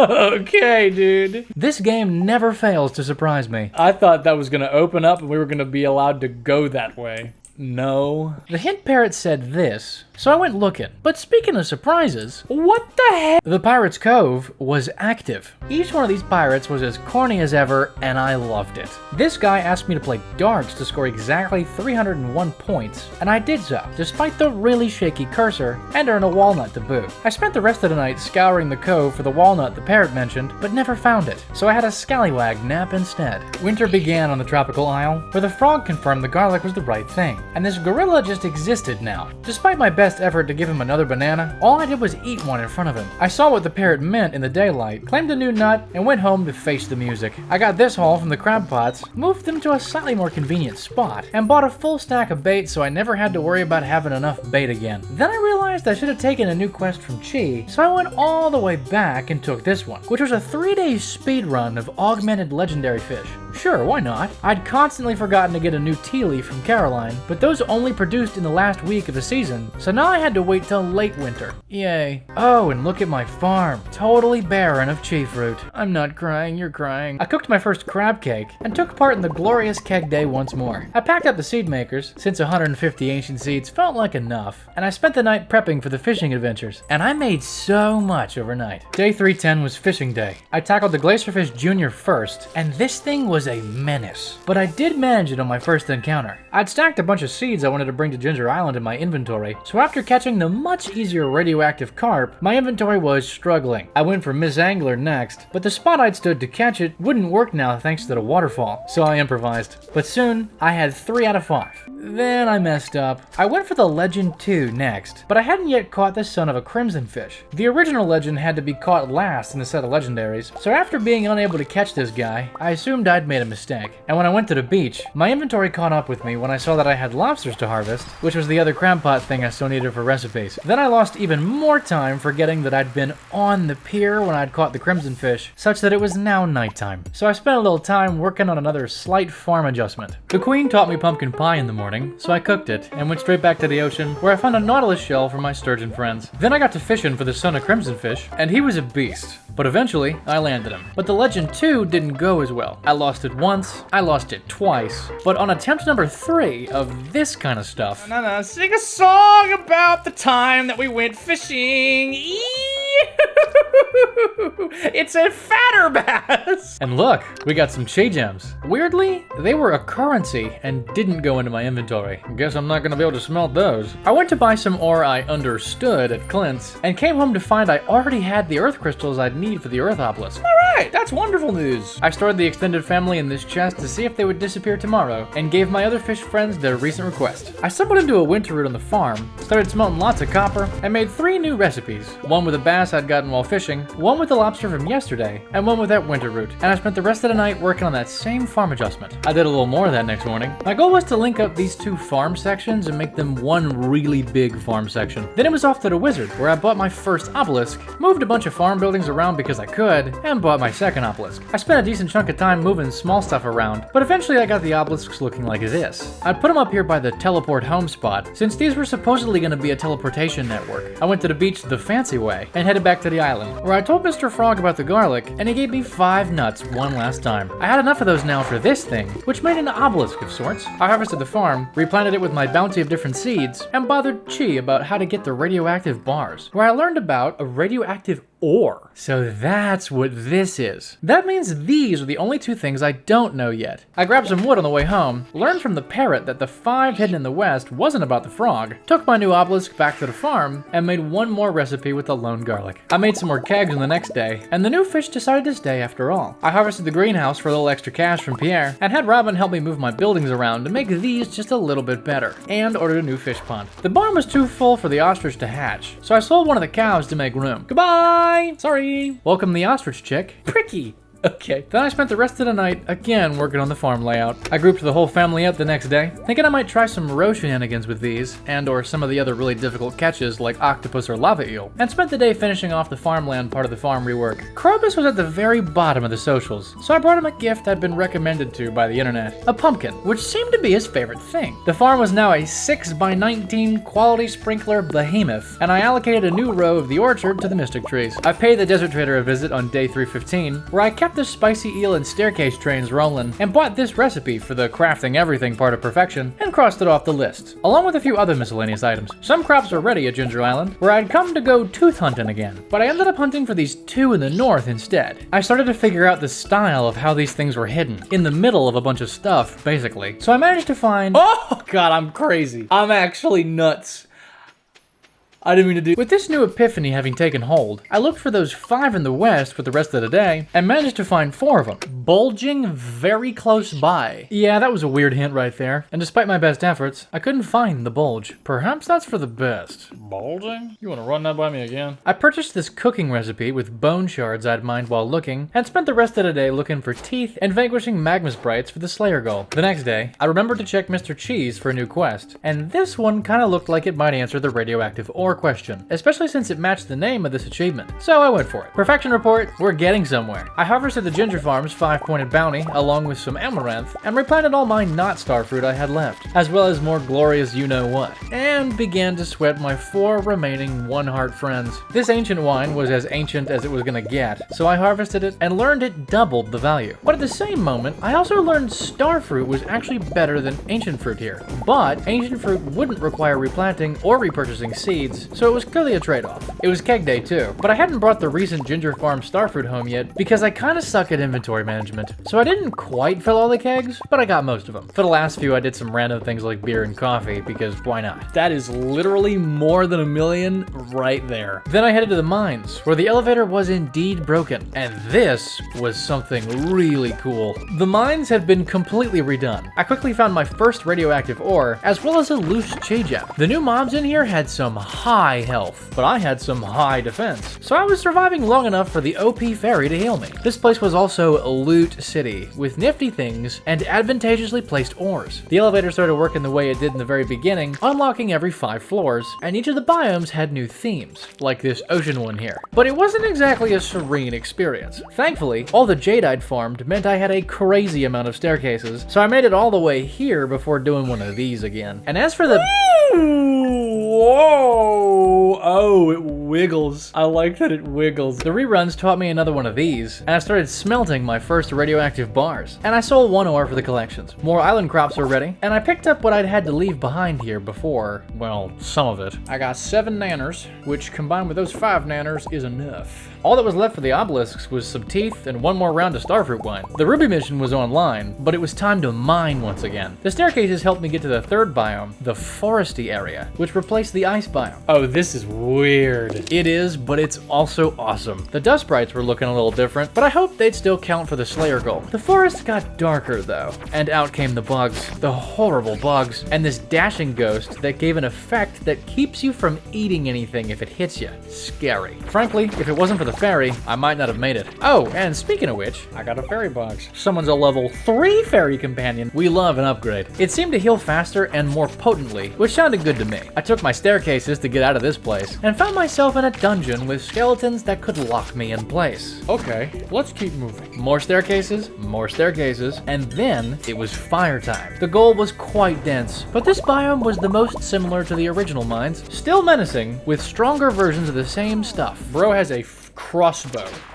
Whoa! Yeah. Stronger. It was a great chance to get fire quartz for my latent interest in a shed full of dehydrators, but was otherwise mostly me running away with staircases from the scary things. And then of course, Oh, I passed out. my first radioactive bars were finished next morning. Known by the Zuzu City Safety Commission to cause irreversible bodily harm. Awesome. Seems like a good thing to sell, right? I once again made more kegs, and then it was back to more scary staircasing. How magical this experience is. What a wonderful experience. I was lucky enough to find a mushroom floor, so the purple mushroom request for the raccoons would soon be sorted. The final biome truly had that demonic abandoned mineshaft vibe, with more mushrooms to boot, but eventually I reached the bottom. Phew, that was work.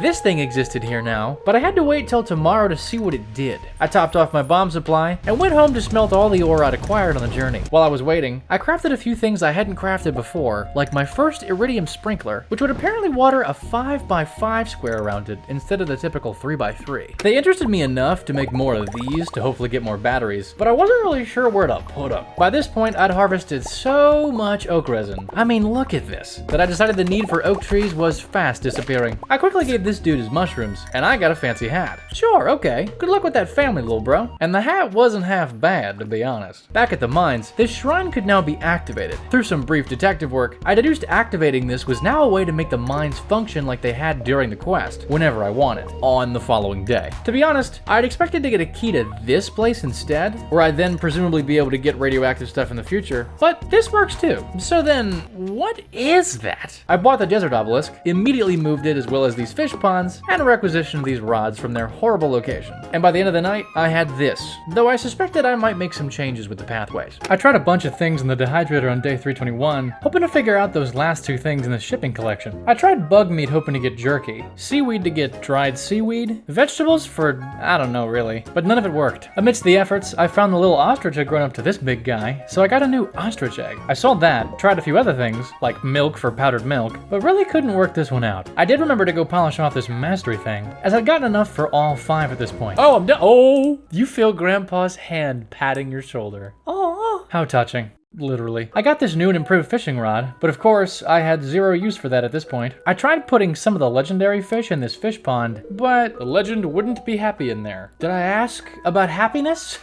I asked about profits. Yeah, so none of those worked, so I went for the octopus. I chose this as the new horrible location for the lightning rods, and did my best to make this spot look a little better, and started consistently working on the people at the bottom of the socials list, mostly with flowers. I accidentally remembered this dude's birthday, Nice. and I bought a special gift for somebody new, since it was time to expand the collective once again. Then I ran into a Sebastian cutscene which I related to deeply. He told me that he's a freelance programmer, that no one takes his job seriously, and he doesn't want to do the corporate rat race. Sebastian, my guy, we have 3 more things in common than I thought we did. I ordered a new fish pond, bought all the recipes Robin sold, as well as a hunk of wood for crafting stuff. Ginger Farm had more to harvest, and I paid Chi a visit, where I spent some walnuts on Chi gems. I figured this was safe, since this option hadn't shown up till I'd done every single parrot trade I could find. Then I used my gems to buy this Junimo chest pair, which I guess would be an actual ender chest kind of thing, and this thing, which I suspected would let me get more seeds from Pierre. I tested the chest. It's only 9 inventory spots? I'm upset. I used it to help me get more of the island harvest home, cooked 6 more recipes with said bounty, and started hypothesizing. For example, I expect that crow Krobus is going to teach me the strange bun because I get strange buns from those shadow people down there all the time. I made one more of these to produce frozen tears for my programmer buddy, and just before sleep, I learned these don't work quite like ender chests. I brought Pierre his stock list the next day, which caused him to start selling all the different season seeds permanently. Oh my god. Oh! That'll save me some trouble. I ran into a Harvey cutscene where I agreed that Harvey's generic recommendation for George's health was a good one. Krobus asked me to help him not get assassinated. I know exactly why you gave me this stone today. Do you? Do you really? The island was successfully growing powder melons I'd tested, so this farm could evidently grow any season's crops. I had these choices again for Chi, so I decided to go for the Spicy Mines rework one more time, and purchased this thing from the shop in case it had a unique mushroom I needed for the dehydrator. I got this tiger slime egg, and I made a few dehydrators to help me test more things, like maybe a banana for banana chips. Sadly, that didn't work, and surprisingly, I couldn't even use truffles. But it was keg day, so today was a win no matter what. I subbed in some ancient fruit this time since I really ran out of star fruit, and decided to leave a permanent Junimo chest here for easy swapping when teleporting. This quest was available, which had some decent synergy with the Chi quest, and a 50 Chi gem offer was hard to ignore. So after a little ginger farm work and some rampant gift giving, I put my magic chest down and got to work on rerunning these loot-filled mines for the rest of the night. And wine money is still great. I got another of those recipes from the Queen in the morning, and put a pressure nozzle I'd gotten from those loot-filled mines yesterday on this iridium sprinkler to see what it would do. And I also made another one since I hadn't seen what they do without the nozzle either. I also decided to try another one of those tough fish in a pond to see how it worked out. And I remembered something important. There'd been a secret note about raisins and Junimo that I'd completely ignored. But now I decided dehydrating grapes had to be the move. I also tried tomatoes, but no luck there. I ran into a Penny cutscene where I was a guest speaker for kids, but considering my track record on speaking out loud, that probably didn't go so well. Happy birthday, Mr. Wizard. Please build me one of these now, thanks. And I spent the rest of the day in the mines again, with a brief break to make some pumpkin pies for health, and also this recipe that I hadn't made yet. The grapes indeed produced raisins on the morrow, so now I was down to one final mystery in the produce section. The pressure nozzle iridium sprinkler is also crazy effective, evidently adding a ring compared to the normal ones. I also got my first octopus roe, which seemed to be just a bit less good than sturgeon roe by default, but I wasn't sure about the eel. Do I have to get like a lava pond or something for that? I queued up more raisins, ordered another fish pond, and did more chi mining, pausing on most levels today to slay the reskinned dust sprites for the Slayer goal and Clint quest, because thankfully they still counted. I also got one of these, which seemingly would help me get the new best weapon in the game once I had 3 of them. I'd polished off one of those 2 quests by this point, but I still had to get to the bottom. Clint sent this letter and a crafting recipe as thanks, and I tried out this new geode crusher. Looks like I might need to do some quests to get all the crafting recipes, huh? I put some raisins in this hut, as per the note, and went to the desert to try and make a new galaxy sword, which did not work. I also bought some honey there for making more farm totems, but fiber was an issue, so I tried out these fiber seeds I needed to craft at least once anyway. And speaking of seeds, I needed kale too. You may be wondering though, why on earth was I trying to make a new galaxy sword? And why did I just buy one? So this whole thing said 3 of them had to be forged into a weapon to make it extra special. But my galaxy sword had already been forged once. That's that Crusader thing. And supposedly they could only be forged 3 times. So I thought I needed a fresh one. God, I didn't realize I was low. Oopsie. The spirits were on my side though, as I lost very little of anything at all. I spent the rest of that night clearing and beginning to pave the quarry. I went to the forge bright and early to see how this would help, but just before I added this to the fresh sword, I noticed the soul 1 of 3 thing here, and reconsidered that maybe souls were a separate thing from other forges, and that I could probably just use my original blade. Oh, so I wasted my money then. And I also think it does nothing until you get to 3. Yeah, literally no change. I also checked Cheese Shop on a hunch. Do you maybe sell more Junimo chests? You do. So the idea isn't to carry Junimo chests around in your inventory, it's to place them all over the place. That makes more sense. I finally picked up the rest of the Ginger Island stockpile, and spent the rest of the day in the mines again, using a new strategy of being really aggressive with bomb usage, since I didn't really have staircases this time, but I did have money. Fortunately, I was very calm the whole time.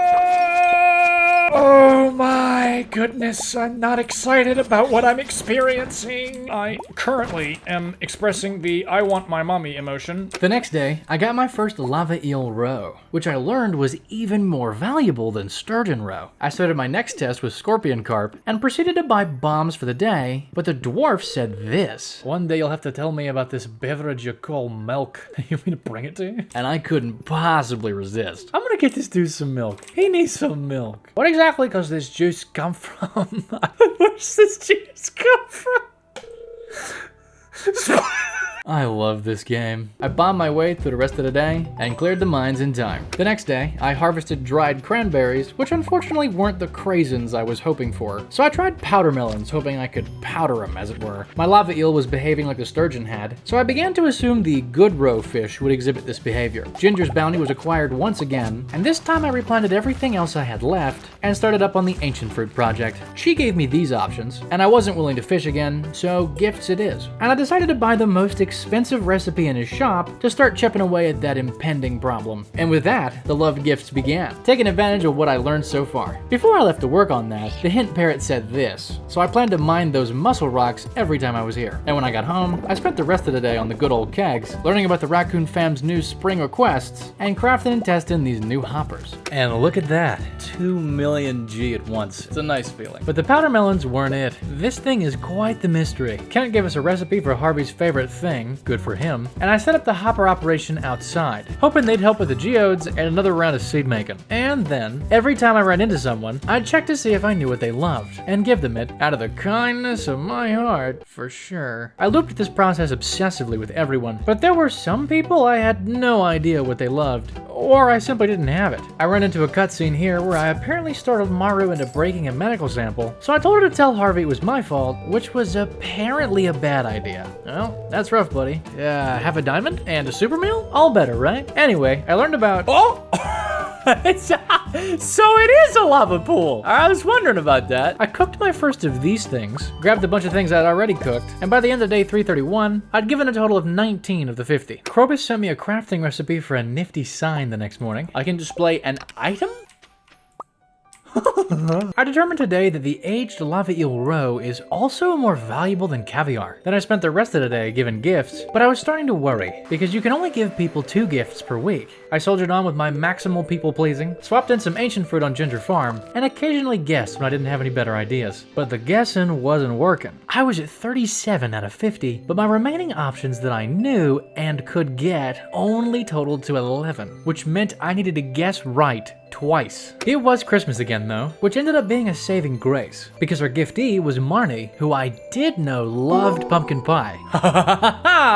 Achievement unlocked, and yes, that did count. So now I only had to guess right once. Maru actually wrapped my present, even if it was just a weird shell. The fiber seeds produced this bounty next day, along with a few mixed seeds, thankfully. So this fiber train will be continuing. I stumbled into a Sam cutscene about making a band, but didn't end up hearing any music. Then it was gift time again, in the middle of which I got a Harvey cutscene about getting a checkup. Okay, hold still, please. All right, you gonna tell me to turn my head and cough? Oh, say ah. Oh, okay. But not long after, I was running out of options, and Leo was one of my last known. Oh, shit! I never tried hitting it! Then another cutscene happened with Leo. Are there other kids? He is surmounting his denial right now. I know I'm not actually a bird, but I don't like thinking about it, because I'm so alone. I don't belong anywhere. Poor lad. I wonder if there's some way to help. Oh, that hit me into feels like a truck. And after that, I spent the whole rest of the day trying to find him, but only ever found this nut. And I came back to the valley very late to give Clint a last-minute birthday gift, which he only liked. I was down to 3 gifts, and I knew I could give Leo a mango and Elliot a pomegranate, but the last one had me worried. Once keg day was done, I did a little pond work. The scorpion carp roe wasn't revolutionary, so I decided to test the speed of caviar production versus aged lava eel roe production, and emptied the other 2 ponds, testing midnight squid in one of them. Then I had an idea. The wizard had always liked items that had magical relevance, including something called a prismatic slime with prismatic jelly, right? So perhaps, please? This is imbued with potent arcane energies. Please tell me that was a love. Yes! Yeah! I quickly gave Elliot his pom-pom, harvested, pruned, and replanted on Ginger Farm, and gave this rascal my 50th and final loved gift for the quest. Now, let's spend that reward. I really want this. I had to resist the urge and bought 2 more expensive recipes. Perfection progress report. Back home, I crafted magic bait for the first time, and the queen failed me again the next morning. I stopped into Pierre's, where I overheard Abigail and Caroline arguing about clothes, and for once, I didn't have to give them some kind of advice. I'd come to buy a truckload of wheat seeds, thinking I could use these for something special. I spent the whole day hoeing the farm with this master plan of mine, and then, out of season. Oh no, dude. Well, that didn't work. So, I used what little I had left of the day to start using hoppers for dehydrators and furnaces, which was rather satisfying to see. And now it's year 4, and it's a complete mess again. Once I'd decluttered the farm, I decided to go for kale at Pierre's, since from all my random juice testing, that one hadn't been half bad. And frankly, the rest of these didn't look like good keg options. Bean juice, anybody? I didn't have time for the whole farm thanks to the wheat fail, but I'd managed to get a good chunk of the farm in action. And the lava eel road takes less time to age than caviar, so this was clearly superior. Once I had the farm ready, I bought parsnip seeds to hopefully have the crops all be ready at the same time for the first harvest, but then I got this potato quest again, so I bought some potato seeds too. Though surprisingly, I didn't actually have to grow them again. Cheese quests looked like this, and I wasn't down for a third mines run, so now the hunt was on for 4 prismatic shards, and I got the last of the Shelly rock nuts. As I polished off the farm that night, I noticed this hut was on, and thanks to that distraction, I barely got everything planted in time. Willie checked off another recipe from the list, so I cooked her up and started working on making pineapple seeds for a future thing when Did I just dig up a chair out of the ground? Dig up a whole chair? Yup, nice. I made some more kegs, what's new, and my first big wooden chest. I threw 12 of these kegs down out here, spent a little time trying to make the front of my house not look quite like a yard sale anymore, tossed potatoes in those kegs, tossed pumpkins in all the other ones, and really leaned into the big wooden chests for making organization a little bit better. And look, an achievement. Yeah, look at that. We're a legend now. I chopped down most of the remaining oak because I figured I had basically all the resin I'd ever need. And now I had all this space to work with again. I had Robin start another shed upgrade. Then I used a totem to go home.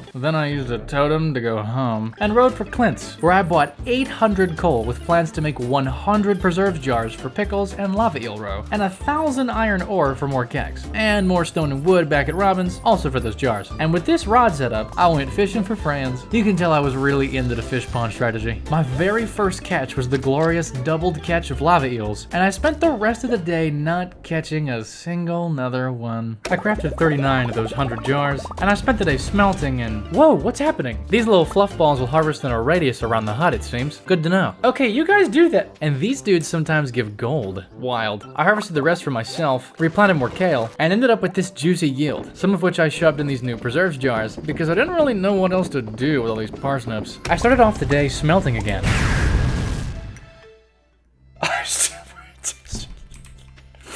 Okay. I'm really good at this game. I made use of these sprinklers to increase the hut's efficiency for now, cooked some of the things that needed kale, did a little ginger maintenance, came back home to smelt.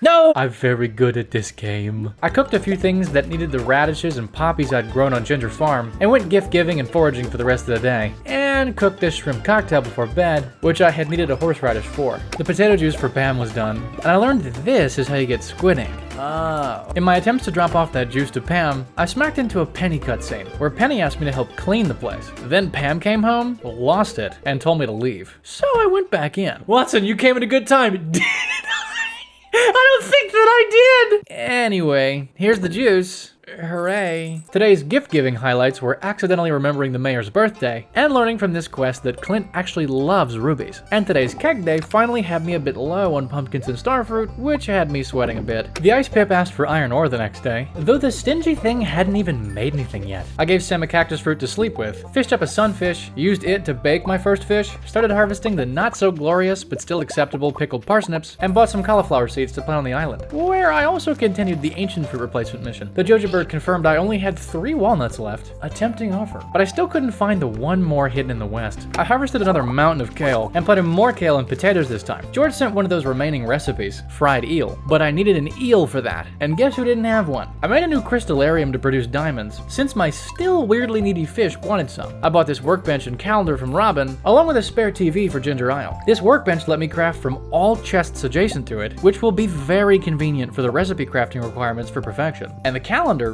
well, it's a calendar, so that's good. And I went night ocean fishing for that eel, but didn't catch one, though I did get seaweed and a diamond. I guessed it must be seasonal too, so I made some magic bait next morning, and I ordered what I suspected would be my final shed on day 346. Don't worry, I'm gonna move that later. I turned in half of the raccoon's new needs, did more foraging down south, and bought more hay for my starving animals, who I was beginning to suspect were eating my crops. How's this happening? The other half of the raccoon's needs finished soon after, and he gave me fairy dust in return. Oh, and a apparently the family still isn't done. Another? The fairy dust does this, which is nifty, so I decided to save it. And this time, with magic bait, the first thing I caught was an eel. Guess that covers that. One fried eel coming up. The diamond I'd caught yesterday was enough to make these dudes happy. And the next day, I stole Pam's sign, because apparently I can, and put it to good use. I swapped even more ancient fruit seeds on Ginger Farm, and found out the hard way that most people hate poppies for some reason, except specifically Penny. So I turned them all into these muffins instead. I was truly offended by all the rejection, so I spent the rest of the day clearing out this shed, setting up the new Crystal operation, making more preserves jars, and slamming them down where the Crystal were, and working on hiding all the items I didn't really care about behind my house. Next morning, I polished off the moved the sheds one last time, and called for one more big shed upgrade. I retrieved the Mines Junimo chest, queued up parsnips in the new preserving shed, started giving people poppy muffins instead, and set up that Junimo chest here, with plans to fix the long-awaited problem. I ran into another cutscene with Leo. These cutscenes were happening a lot thanks to the gifts, and it looks like Leo wants to be a normal kid again. Poor kid. And finally, I started working on that volcano again, but I'd forgotten my watering can, so I had to go get that. I spent time working on the magma sprays for the Slayer goal, and getting teefs for the obelisk, ending up with 3 for the day. And instead of going to the egg festival and crushing the kids' dreams again, I went after the volcano again, running into a room full of mushrooms and these little mushroom creatures. Freaky as that was, I ended up with plenty of magma caps at this point. I popped the Slayer goal for these dudes finally, but was otherwise unsuccessful in finding the tooths. I queued up magma caps in a dehydrator, hoping dearly I'd get the last thing I needed for the produce selling, and frantically harvested and replanted the farm by night with what seeds I had left, but didn't quite finish. These magma caps weren't the answer to my produce woes once again, and I was really worried at this point. Once the farm was all fixed, I faced the reality that the potatoes were a giant waste of time, since Pam never sent me anything special for the potato juice quest. Keg Day was a mix of queuing wine and juice to supply, most of the juice being from kale. But look at that. Oh man, I can't wait for summer. The rest of the day was wholesome gifts. Candy from a stranger. I also checked out these Slayer goals, only 2 to go now, and saw I could buy a new crab shell ring, with intentions to improve my combined ring situation. And for some reason, why am I killing these? Oh my god, I just impulsively killed them. Well, now I can raise better ones, I guess. And then, in the ethereal time and space between recording sessions... Guys, it's about to be 1 o'clock in the morning, but I just was in the shower thinking about Stardew, you know, like a normal person. I've been trying to figure out this whole time what this is. And I was like, well, what if it's not a dehydrator thing? Because it's on the other side of the dehydrator stuff. It's like, what if it's something else from 1.6 that isn't this? What else was 1.6? Oh, right. There was the mastery. Did mastery provide anything? Yes. Yes, it did. It's almost like that and that are the exact same shape. I got it. It's, oh my, I'm going to bed. I'm going to sleep. So on the real day 351, I sold that lovely stuff to finally knock out the produce requirements. I spent a little more time on paving the quarry that morning. Then it was off to the desert festival, where I gave people things, received a lovely new cactus from the cactus man, passed this guy's quiz and earned a crisp 50 calico eggs, and took on a relatively simple challenge, testing out my first magic rock candy. Combined with the weird chef guy, I had an additional 8 luck from food now, so I made pretty short work of the journey. I told good old Gil about it, and got even more eggs. And that night, I finally got the achievement for shipping every item. Probably could have had this several days ago, but you know. By today, thanks to focusing a lot on Jazz and George, everyone was at least 3 hearts at this point. Speaking of George, I took this big board quest for leeks for him, and the default gift to give people became rubies, thanks to the consistent crystallariuming of them. You know what I mean. Today's desert quest was pretty straightforward again, and upon its completion... Oh, I completed... That counts as help wanted quest! That was a surprise, but I'll take it. I stole Pam's sign again. This is important activity right here. I decided to make my big chunk of spring forage into spring seeds to get those leeks for George, and planted them during the next day's harvest. It was now preserving day, and the fact I didn't know how long it would take for these things to,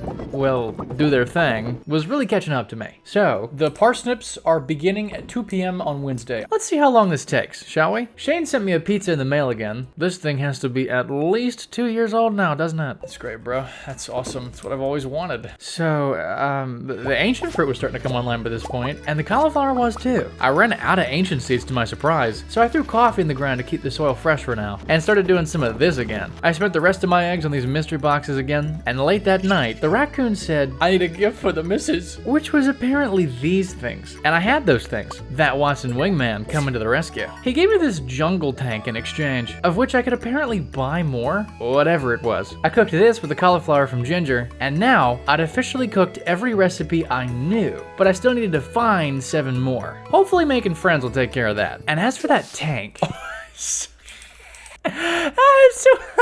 the spirits were very happy on day 354, so I decided to take action. I popped my only other magic rock candy and dropped into the caverns once more, employing the frivolous bomb usage strategy I'd refined in cheese mines. It was my absolute best run ever, and I was even lucky enough to find a dino room to help with the Slayer goal. The loot was great, and so was the iridium, but my main mission was to get these as per cheese request. By level 80, the rock candy had already run out, and my bomb supply was low, but it was only 4 p.m.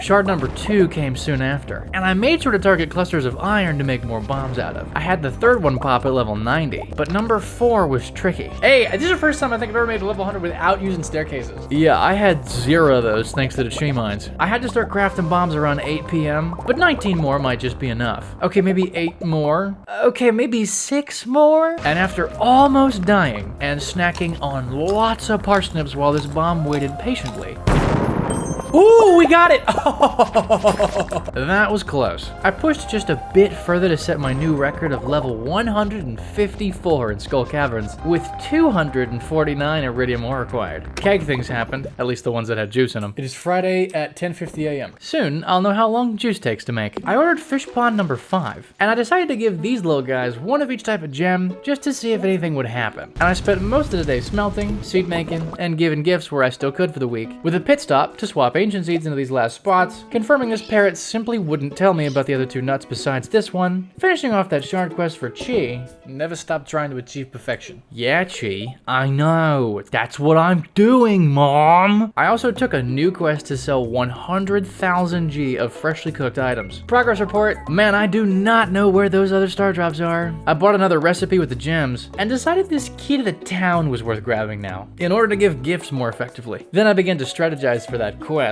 I really could just make 1,000 hash browns.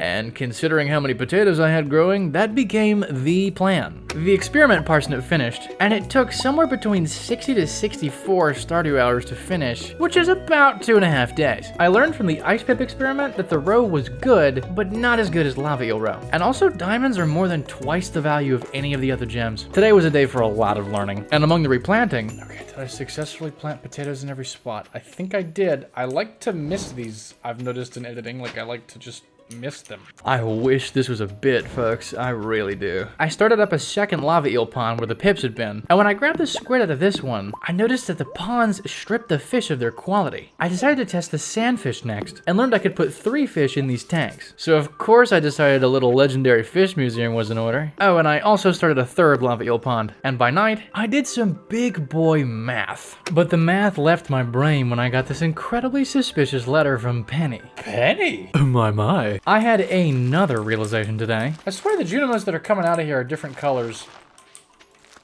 They were all red before, because they were rubies. Wait a minute now, you can choose the color of Junimo based on the gem. That's what's happening. And then it was time to use that math. And by math, I do indeed mean an absurdly large amount of copper ore, iron ore, oil, and wood. So much wood. Oh, and I guess I was wrong. Here comes a new shed in this spot for some reason. Also, I finally looked at this for the first time, and oh, wait, does that look nice? Don't look at that. Maybe this book right here will help. I bet there better be some. I better not know them all already, because I'm gonna be upset. If you give me this and there's none left, you learn 0 new recipes. You are such a dick. I began the multi-day journey to smelt the incredible amount of ore I'd bought, and immediately took a break to do this, which somehow was actually a working plan. Which is almost enough. A few more potatoes will sort that. And speaking of potatoes, Pam apparently didn't like the juice. But this Penny cutscene was a bit more positive. Let's just assume nothing untoward happened, everybody. Pam clued me into a new TV channel as a thanks for the nasty juice. And look at this, a literal guide about when and where the fish are. Bit late there, Stardew. Still, it told me where to find smallmouth bass, which I did need for that not-so-little guide down by the sewer exit. The spring seeds yielded lots of forage. I enjoyed a Mario cutscene where she electrocuted me. I fished up that bass, and dropped off the leeks for George's surprise. Hope you like them, buddy. That Ruby plan had worked, because look at all these spicy eels, baby. The desync wine was done today too, and this guy finally got his bass. Mission accomplished? Not exactly. He wants an eel now, apparently. I finished smelting the copper part of the new keg order on day 358, and I took a minute to rearrange the cellar. And I'm going to start making like basically an emergency fund. I plan to scoop a little bit off the top of all the starfruit wine I produced and age it down here for some backup cash. You know, just in case. The juice took somewhere between 86 and 91 Stardew hours, so I assumed juicing takes basically 3.75 days. Evelyn sent me one of those remaining recipes, and she told me to swing by to see George receive his leeks, giving me this coffee maker which just automatically makes coffee every morning. I am suddenly jealous of my Stardew character. I stumbled over to witness what I thought would be a funny moment with George. Leek, my favorite. Just like Mama used to make so many years ago. Well, that... I guess maybe I'm not as forgotten and ignored as I thought. Thanks, son. You made an old man's day. Wow. Well, that was emotional. I'm not crying, you're crying. Sebastian also took the time to be edgy and show off his bike. Of course he has a bike. I'd stumbled into learning Sandy likes pearls by happy accident, so I started giving her the ones I had. And as of that one, everybody was at least 4 hearts now. And by night, I fished up some fairy dust and an eel for the snack man down south. I cooked up that rice pudding in the morning, collected my morning coffee, gathered the rest of my hash browns, polished off the iron smelting for the keg bonanza, and cooked a slightly less morbid amount of hash browns to complete the cheek quest. I went to bring the eel to the mystery man, only to realize my whole day was now gone. Great. I checked the event shop. Oh, whoa. Have I been missing recipes from event shops? That's disturbing. I decided to dance with Penny since we just hung out in hot water a few nights ago. Seemed appropriate, you know? In the end, Mystery Snacky Boy was nowhere to be found, but the raccoon wanted these things again now. And by firelight, I crafted an absolutely ungodly amount of kegs, such that the spirits of the valley may never forgive my sins. I slapped those down where I could, filling every space I had in my 7 sheds, taking over most of the preserving shed, and leaving the overflow out here for now. I bought a new truckload of starfruit seeds for the first harvest, relieved Pam of another of her signs, ordered another shed upgrade, actually got rid of everything that wasn't ancient on Ginger Farm, and took another strange and wacky cheat quest, this time involving Skull Cavern. This guy got his eel, only to request I bring him another one, fried this time. And my eels were needy again, with the first pond I'd made asking for mega bombs? That's what you needed, huh? You needed...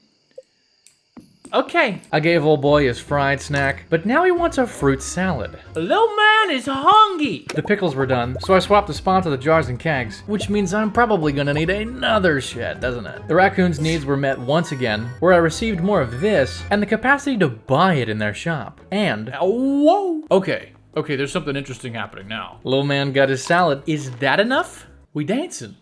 What? Oh, that looks way better. Oh.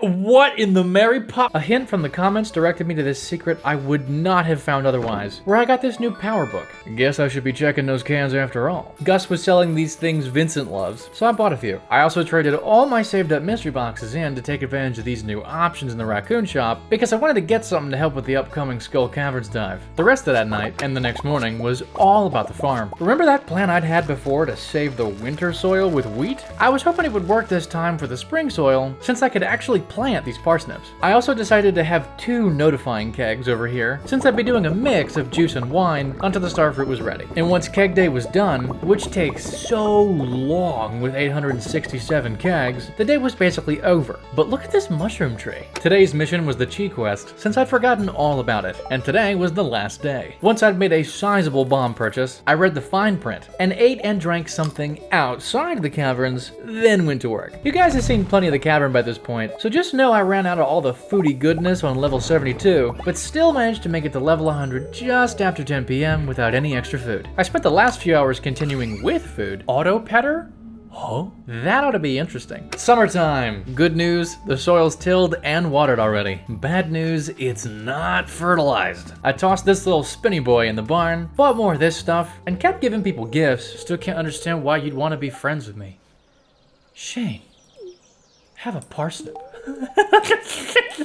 You're welcome, buddy. I have such a way with people, don't I? It took all day, but I planted and fertilized this whole thing, including a little double checking session just in case. Day 366 was almost entirely about giving gifts and watching cutscenes, like covering for Sam dropping an egg, or watching Clint give an advertisement for Joja Cola blue flavor and then literally turn blue. But a few other things happened. No! I'm clicking on the toad. No! That's my totem, bro. Why are you wasting my totem like that, dude? I also bought things, like all the seeds I'd need for the rest of the season, this random recipe from this island trade hut thing, and this recipe from Chi. I got 2 new recipes from the giftees next morning, and I cooked them up, gave more gifts, because these 4 hunters down here had me worried. But hopefully they'll give me these remaining 4 recipes soon. Today also began the first of many consecutive volcano days, in hopes of snagging some teeth, but there were none on day 367. And by night, I kegged the last of the kale. Well, almost. I did the rest in the morning, along with coffee and parsnips and the rest of the kegs I didn't have kale for. Clint taught me bean hot pot, so now, Bam, it's just green beans. it's just green beans? 3 cooking recipes to go. I also relearned the magic of loved birthday gifts, as Jazz went from 4 to 7 hearts, just like that. Today's obligatory cutscene involved me finding Pierre's,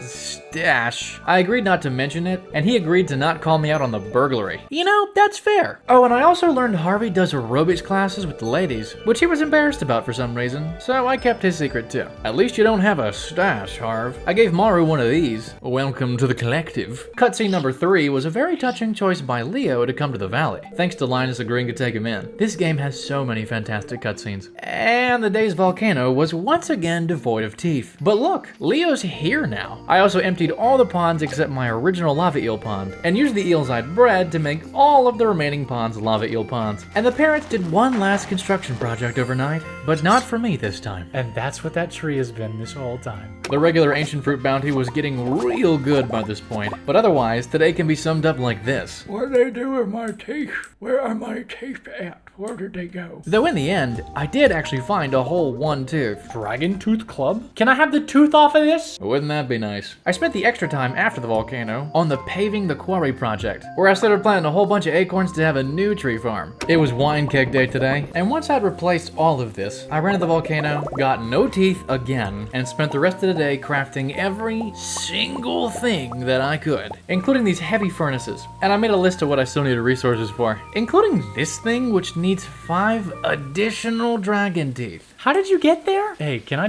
sit with this man?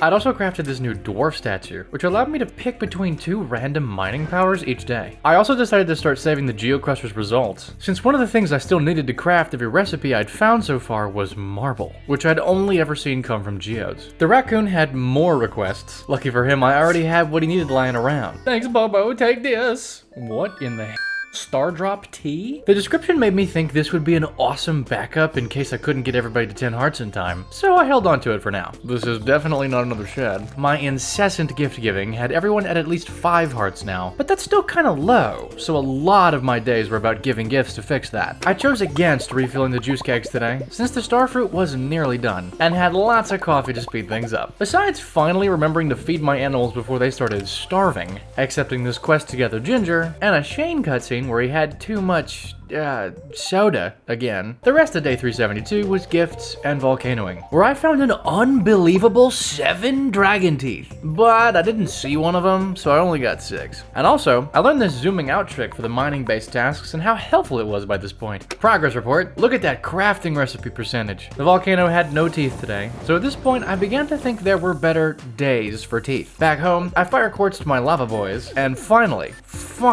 built the final obelisk. Now we're talking. We got all the obelisks. Check. And among the day's gifting... What is this? It's a painting by Leia? Oh, so you're cheating on me. Okay. Oh, Leia, what are you doing here? Oh, so you're both cheating on me with each other, I see. I'd also snagged some coral for a remaining crafting thing, but there was this other recipe that also had me worried. The Statue of Blessings, because that's a lot of fiber and moss. Oh look, somebody in my face at the crack of dawn again. Listen Shane, therapy's great, but let's talk about this not at 6 a.m., okay? Today was Starfruit Day. Suffice it to say, despite 2 wilted ones, me and the Junimos harvested a combined total. It's 1,031. Did I do that right? Now that's a lot of starfruit. I used the zoom trick to replant successfully and chucked starfruit in every keg that didn't still have ancient fruit in it. I also decided to take birthdays very seriously from now on. And look, Maru's at 10 hearts now. Day 375 was completely absorbed by the luau, but the comments had advised me that a gold star melon would get the job done. And well, Thank you, comments. Oh my, that's the best soup I've ever tasted. Oh, look at him, he's good, yes. I spent the night crafting tree fertilizer for the new oak farm, and I passed out using it all up. The OG eels had reached their neediest. You want an iridium bar? Of course you do. Here you go, guys. I'd also made a lot of fiber seeds, so I planted those all over the south side of the farm and left them to do their thing. I had Ginger Farm's ancient fruit almost entirely synced up, so I snagged myself 445 ancient fruit too. The volcano had no teeth once again, but the ancient fruit wine was finished, so I threw starfruit in all the remaining kegs. Well, almost all of them. Once I fixed that, I planned to sync all the kegs back up on the back end of this tragic split and went to buy a nice chunk of iron from Clint again. Iron was the main obstacle for most of the remaining crafting recipes I'd yet to craft, so once I'd checked off another important birthday gift, oh, wait, another cutscene. Maru built a robot in her basement and wanted me to see it. Demetrius came to catch us doing something, only to be surprised by a giant robot. So now her dad likes me instead, and the robot was too sentient to accept servitude, so it flew away in search of other sentient life in the cosmos. Right, okay. Glad you're happy, Maru. Alright, now I'll smelt the iron in my new fancy heavy furnaces. And look, sometimes you get 6 bars instead of 5 for 25 ore. They're even more efficient than I thought. Did that thing really just strike my lightning rod and then not actually strike my lightning rod? Yo, what the I crafted 4 more of the things I had left to do, like this anvil that randomizes trinket stats, and managed to get my level 3 fairy up to a level 5 fairy. I have no idea how that helps, but I think it helps. Leo gave me another cooking recipe in the mail, only 2 to go now. I caught Alex crying on the beach, only to learn the heavy truth that his mother died just a few days after his birthday 12 years ago. And this theme you're hearing right now is a music box she gave him way back when. This game is so ridiculously well made that I have strong emotions towards every single one of these characters, and I don't know how to feel about that, okay? The raccoon wanted to try for baby number 7, and of course that means they need radish juice and pickled tomato. Oh look, a Sam cutscene. Oh yeah, that's gonna get you in trouble. Anyway, I bought coal again and spent the rest of the day giving and smelting. Oh look, another cutscene. No, my emotions can't handle this. Okay, the rest of the no, Stardew, please. These are real Bonnie Jewel slippers. Look at that. But these are so expensive. How did you afford them? I've cut back on an expensive habit. I have a lot more spending money now. Okay, now we can... Not another one, please. My heart can't. What are those? Are those blue hens? Can you get those? The chicken whisperer over here didn't tell me, and I'm upset about it. Even when I gave him a bouquet. Unbelievable. I'm taking this out on the trees. I took a new quest from Chi to hunt for shards again on day 379, checked on my progress to see I still had so far to go, finished up all that iron smelting, crafted a new jar and some kegs to jumpstart the raccoon's latest request, and almost finished up this shed. And harvested the greenhouse for the first time in a while, where I learned that the trees had begun to produce silver quality fruit. I'd really gotten the loved gifts thing down by this point, so I spent the rest of the day taking care of that. Again. George cutscene. Turns out the wheelchair was from a mining accident. Let's quickly move on so our hearts don't break again. Just before sleep, I cooked that thing Leo taught me. Oh, it's a green rain day. And so, with a day like this having shown up, and considering that statue of blessings I mentioned before, I spent the whole day foraging lots of fiber, lots of wood, and lots of moss, until I passed out in the mud. Here's how much I got. The starfruit wine was done today, so that apparently takes about 6 to 6.5 days. I harvested the wine from the kegs, but didn't refill them just yet, since the others were still about 2 to 3 days out of sync. But this half of the kegs had quite the output. Oh my! Harvey joined the collective today, and Sam got a birthday cactus at work, who was also now ready to join the one. So Can I get a kiss now? Honestly? You asked me like that, you can have it. Happy birthday. I had everybody at minimum 6 hearts at this point, but everything was starting to feel just a bit out of reach. The comments had given me a hint about this one hidden in the west, so I covered up the other holes for this guy and slapped him. Oh! That walnut was enough to get enough chi gems to buy Chi's last recipe. But the hint parrot would not give me hints about the last 2 walnuts I was missing now, and this had me worried. Elliot took me for a boat ride in the ocean and gave me a surprise. Fair enough, brother, carpe diem, right? I crafted that recipe I got at the dance and started getting crafty with ways to improve hearts with Sandy, since she was the only low heart person I didn't have something she loved, as I'd run out of pearls. Let's watch a movie, Sandy. 7 hearts, yes! So that works. Good to know. The comments also advised me to do this. I'm supposed to go into his bedroom and use a staircase. Oh my god. What? Once I'd solved this maze to finally reclaim Lewis's shorts, these phantom shorts came to destroy me, but I made it out in time. I have no idea why I did that, but I'm glad I did. I'd gotten this catalog from Pierre, so don't be too shocked if the floor and wallpapers change every now and then. Before sleep, I crafted a few more of the few crafting recipes I had left. Sam showed up at my door at 6 a.m. to tell me he had a band show coming up, and Sandy taught me one of the 2 remaining cooking recipes. Only 1 to go, and I'm willing to bet it's a spicy eel. It was farm day, so me and the boys pulled up a whole bunch of fiber and 1,037 starfruit. The rest of the wine finished up today too, so I filled every single keg with delicious starfruit. And at the last minute, I made a few extra kegs, filled up the rest of the casks down here with more starfruit wine, and gave the raccoons their most recent request. The ancient fruit was officially synced up by this point. Oh, how glorious this extra 462 ancient fruit is. I hadn't managed to get marble by this point, so I took matters into my own hands and brought Clint 307 Omni Geodes. And exactly 300 geodes later, with 7 left, I got it. Look how much I got before I got it. Even a prismatic shard showed up before marble, folks. Marble brazier? Check. And also this thing too, which really does give random blessings. The only recipe I had left now was the mini forge, assuming I had collected all the recipes. Oak Resin Farm 3.0 was officially online as of day 384, and I ran smack into the Sam cutscene on the way home, and you know what? The music was really good. I snagged one of the 5 remaining teeth for the forge, but when I checked the crafting recipe percentage afterwards, it's at 96. Oh, we're missing a lot then.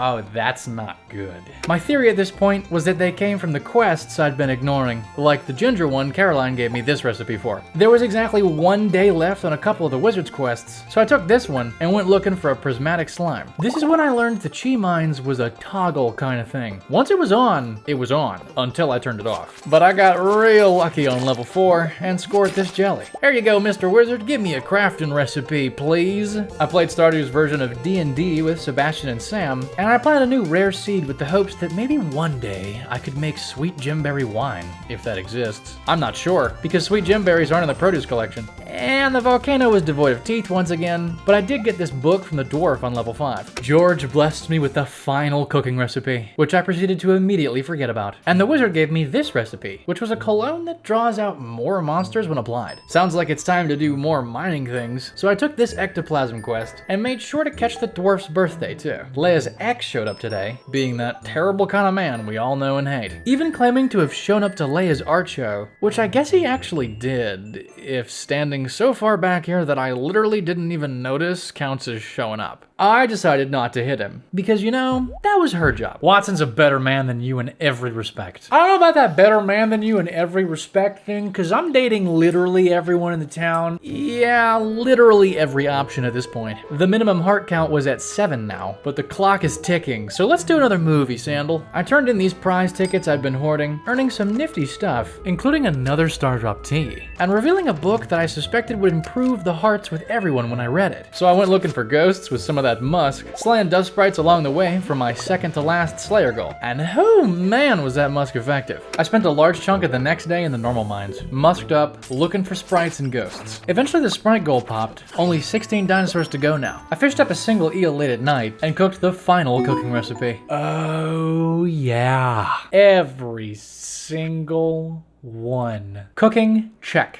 Most of the next day was skull caverning, but I'd forgotten Monster Musk. I did encounter 5 dinos on a dino floor, but I came up empty on the ectoplasm once again. What did you do with the ectoplasm? What did you do with the ectoplasm? Hey, I got one of them. I forgot I was doing that too. My eels were needy again after that. These guys wanted a mineral from geodes. How about that? 2 of them wanted dwarf scroll number 3, and 1 wanted some diamonds. These other 2 dudes are gonna have to wait. Dwarf scroll 3, dude? I bought a magic rock candy today, and went for a luckier day down in them caverns, with Monster Musk this time, which drew out several dinosaurs, and lots of ghosts. I slew 7 of the 11 remaining dinos, but not a single ghost dropped ectoplasm. Where are the ectoplasm? And I did manage to secure a 3rd prismatic shard, earn some more sprinklers, and I beat my depth record by exactly 1 level. I ran around till 9:40 in the morning trying to find this guy, who was surprisingly difficult to find these days due to him having 2 homes. Still, happy birthday, Leo. Welcome to 10 Heartland. The rest of day 390 was a big ol' re-kegging day, which really takes all day when you lose hours looking for Bird Boy. But hey, money is money. God. The comments recommended sprinklers for these guys, and you know, that makes sense. I used the piddling amount of time I had left to run the caverns with Musk, knocking off 2 more dinos. But hey, money is money. Alright, it's story time. I thought that this parrot might be bugged. Kinda like the Gembird puzzle and the Ginger Island achievement have been, due to the big update. So this time I did a cursory Google. I avoided the wiki, of course, but somebody on Reddit had the exact same issue as me, and I thought, great, I'll get this solved. Little did I know, I was just being a peanut again. I may have accidentally read exactly where the last 2 nuts were, but let's not worry about that right now. Let's talk money. The current batch of wine would bring me to about 8 million G when it was done, but the wine round after that, which would bring me enough G for the golden clock, wasn't gonna finish by day 400. So it was time to improvise. I took the first step today, where I swapped all the Crystalleria over to exclusively diamonds, since they were worth the most. I went musking for the remaining 2 dinosaurs, and quickly found a dino floor to score. Protector of the Valley, we have done it. The ghosts, of course, did not give any ectoplasm, despite my best efforts. But I did at least get my last shard for Chi again, so I bought this thing from him late at night, and TP'd over to Gil, who shockingly didn't give me a star drop for my efforts. Well, at least this thing is done. The final bounty of stars was done on day 392, and it was once again quite a lot. I started throwing my old chests in this deconstructor, another brilliant comment section suggestion, and I spent most of the rest of the day on gifts, taking breaks to do things like setting up this hopper deconstructor combo, and grabbing these skulls I'd remembered I'd saved for the dwarf. My eels are in luck. Thank you, this dwarf scroll number 3 will keep us healthy. Wow, thanks for dwarf scroll number 3. Y'all are so weird. Sam and I hid from Jody in his bed. Close the door, Sam! And Alex and I had a fancy dinner with Gus's violin serenade. And I checked to see if the pirates were here for no particular reason. I also chatted everybody up at the jelly dance, hoping to get every edge possible for the 10 heart mission. Look at those 2, aw. And I've spammed down wheat to keep most of the farm fresh. More of this, huh? It's 6 a.m., guys. It's fall, our final season, and the money schemes are on. All the row my needy friends had made, I'd saved. Time to cash in. Vincent was the only dude freaking me out for the socials, being the only person below 8 hearts. The Statue of Blessings had blessed me with a butterfly to find that gives me 50,000 G apparently. Nice. I took this quest, still hunting for crafting recipes, and it looks like Leo is assimilating here well. Good for him. In the process of taking Sandy to her next movie, I got caught in another lovey-dovey cutscene with Shane this time. Goal! Oh, scoring when your team scores, huh? I see you, buddy. I actually remembered to feed my animals again. Look at me go. I checked for pirates for absolutely no reason whatsoever. And I fished for Willie's quest, featuring this nifty challenge bait I found, which let me triple catch these dudes. I had the last of the fish by noon on the next day, and I was lucky enough to get a daily quest from Sandy. You're at 10 hearts. What? What? I should not be ignoring those. Guess those matter. Those 2 quests were enough tickets to get this book. You become friends with people a little faster. Dude, it's day 394! and you're now giving me this? I may be ungrateful, but I sure still plan to use every ounce of this buff and started talking to everyone under 10 hearts every day. You got 7 now. All right, talk to me. They wanted these things now because I guess 7 just ain't quite enough. Let's get them things going. I only got a decoration for helping Willie, so that was a fail. But at least it helped my legendary fish museum. Progress report. Man, where are the other star drops? I harvested all that wheat, learning the fertilization remains if the crop persists. Interesting. The rest of the day was fixing the rest of the farm I'd missed and getting pumpkins in all the spots. And check out my diamonds. I started making jelly out of ancient fruit when the row was done. And good news. Because I'm actually feeding them, they're producing. Imagine that. I started working on a routine to aggressively process all this, with Hoppers helping along, and sold a few of the things I'd saved in the kitchen for unknown recipes. Oh my.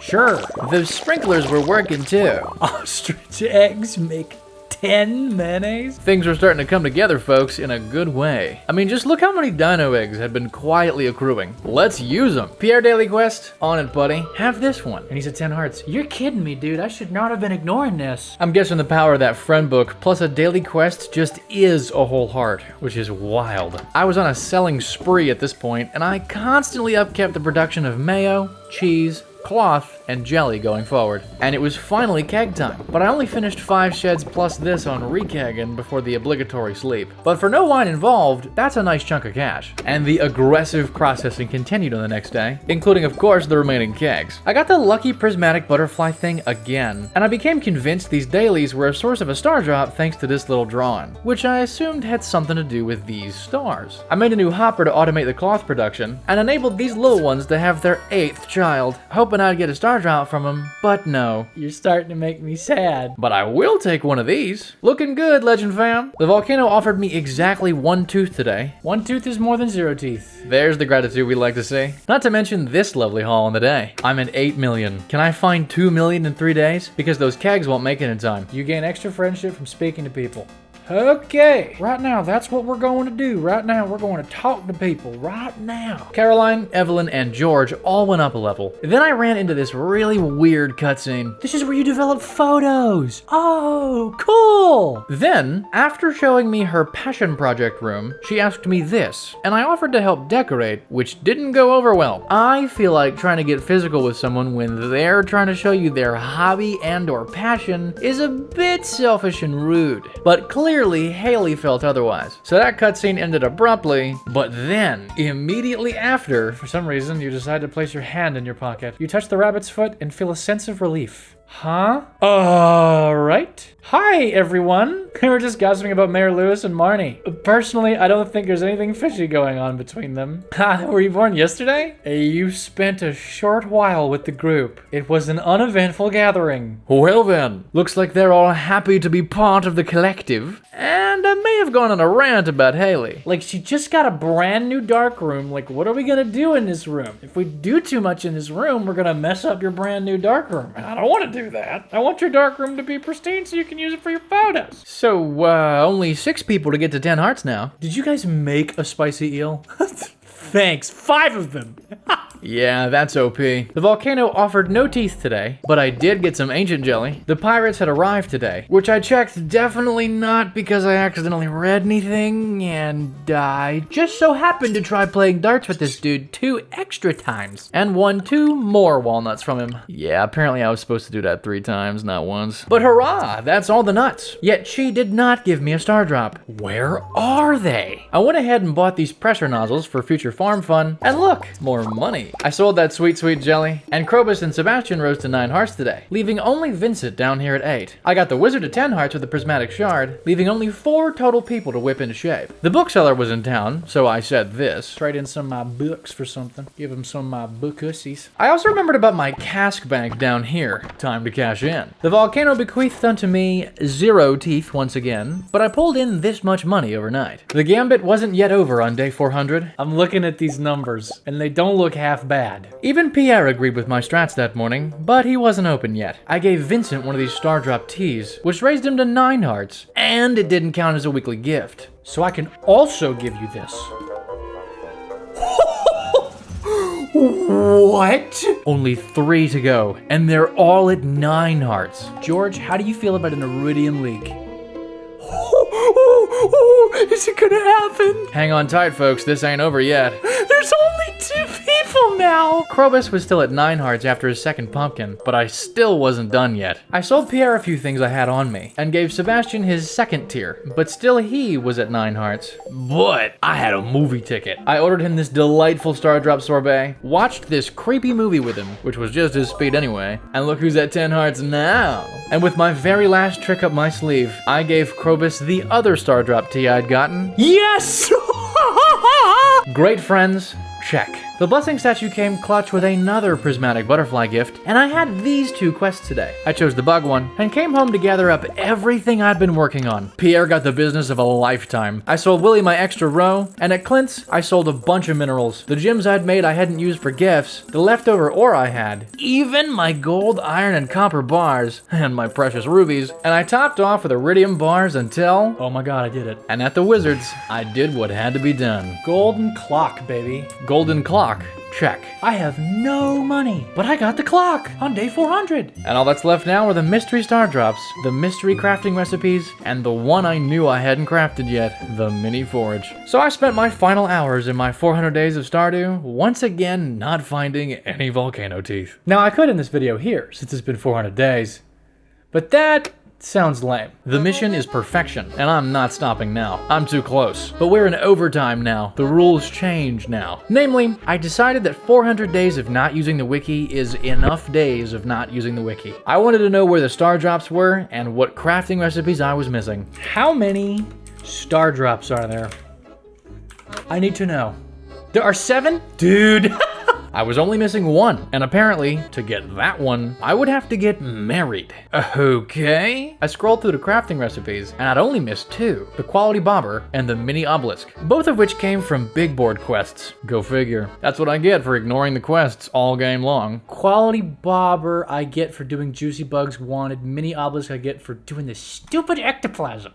I was almost there. Let's fix that, shall we? Abigail's birthday was coming up, so I decided I'd marry her to speed getting hearts up. I know that's a bit min-maxy, but also, we love a gamer girl, okay? Come on, let's do it. Raw gold potatoes became my new heels, and I spent the rest of the day getting bug meat and got lucky with a Galaxy Soul loot drop along the way. Day 402 was bug hunting again until I finally had 100 and slurped it all into old boy's barrel for safekeeping. I also bought one of these from the raccoons, and you'll never believe this, but the volcano? Yeah, it had no teeth. The next day, this cutscene happened with this still wiggling mass of meat on display. Delightful. Willie gave me the quality bobber recipe. I bought another one of these from the desert trader this time, and I went to Clint. I'd sold all my copper, so I had to buy a little to be able to craft this thing. I tackled the volcano once again, but this time I used a lucky lunch instead of a spicy eel in hopes of getting some teeth already. And you know what? I found one, but I doubled it, so now I only need 1 more tooth. And I harvested a glorious 898 starfruit wine from my kegs. The next day was pumpkin harvesting and replanting, giving the non-scroll lovers some mega bombs, and of course, kegging those pumpkins. And the volcano was back to its old tricks. I grabbed my ancient fruit the next morning, but it was finally raining in the valley, so I spoke to this dude, who sold me this mermaid pendant, which I then immediately gave to Abigail on her birthday. Unfortunately, the ceremony was to be 3 days later, so it looks like the birthday strategy failed. But I gave her a birthday gift anyway. Girl has good taste, to be fair. Spicy eels and pumpkins? You're gonna love my place. The Lucky Lunch... Oh no, not again. The Lucky Lunch did the trick again today, and the tooth journeys were finally over, with even a few to spare. Thank you.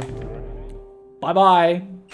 Bye-bye. I bought iron to make into gold from old boy, and finally crafted this inconvenient son of a bitch. I like that. I like that right there. I like that. I like what I just did. I like that right there. It's a good spot, to be fair. With nothing to do until the wedding and the next big board quest, I finally bought this tantalizing thing, and look at that. Oh, I returned home. Right on the doorstep. I like that. By night, Sebastian and I finally went on that bike ride, but I'm engaged now, so you'll just have to guess what happened. The marriage was on the calendar at this point, and I had absolutely 0 things I needed to do today. So I spent some time polishing off the quarry tree farm concept, moved my preserving bins into the 8th shed I hadn't upgraded yet, and started seed making my first sweet gem berries. I pruned some of the greenhouse to make room to help with that operation, and the only unfinished quest I received on the big board was the good old ectoplasm thing. I popped a rock candy and a musk and began the long quest to... I got it. I got it on my first day. That was, in fact, my first ghost of the day as well. Okay, Stardew. Well, what's that about? I spent like 6... I should just be happy. The scroll-loving eels got their mega bombs. They're all gonna probably ask for iridium bars next time and be like, I didn't sell them all.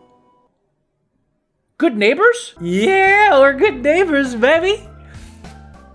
Look at them dancing. I'm dancing too. Well, I guess 8 was enough. The wizard finally got his ectoplasm, and with nothing else to do, I went to sleep at 6 p.m. The wizard sent me the final crafting recipe, and I got Craftmaster, I have crafted everything. crafting. Check. These apparently did on-farm teleporting, which was pretty nifty. I can't do anything else productive today because I'm not married. What a statement. But look, it's true. The next day, I got married. In front of all my other girlfriends and boyfriends. I'm sorry, Sebastian and Sam and Penny and Harvey and Maru and Alex and Haley. Yeah. And I'm dear now, apparently. Honeymoon phase over already? My dear had 14 hearts now instead of 10, but it was all the same. I gave her a pumpkin, picked up my pumpkin juice, invited her to a movie, and now she's at 11 hearts. Fortunately, there's no 2 gift per week limit on her anymore, just the 1 per day limit. Sleep time, gift, talk, kiss. I also went to Robin to move the sheds for little walkways between them and to have her upgrade the preserving shed. Sleep time. Good morning, dear. Here's a pumpkin. Good night. I want perfection. I want it. If this means I have to have a depression sleep after my wedding, then fine. I changed it up today and gave her an amethyst, and now she's at 12 hearts. Good night. Good morning. It's fall again. I do need to do the pumpkins. Abigail made me breakfast too, which was adorable. I finished the harvest, refilled the kegs,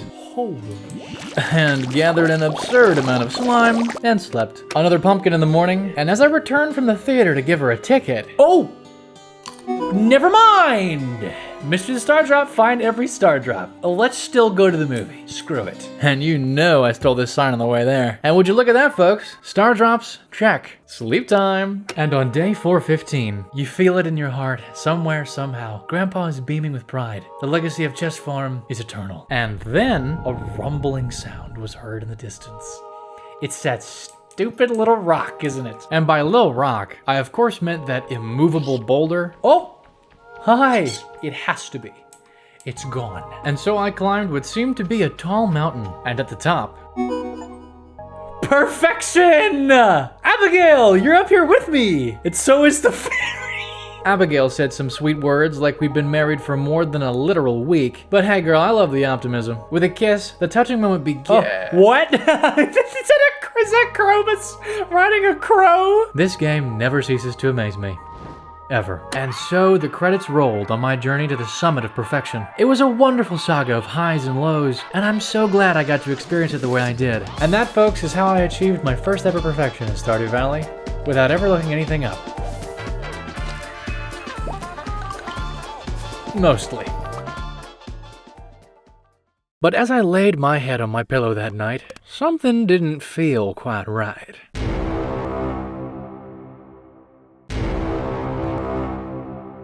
This right here. If I'm gonna 100% this game, evil will be required. And to be a proper villain, I had to make some adjustments. Villain goatee? Check. Villain hat? Check. Villain accessory?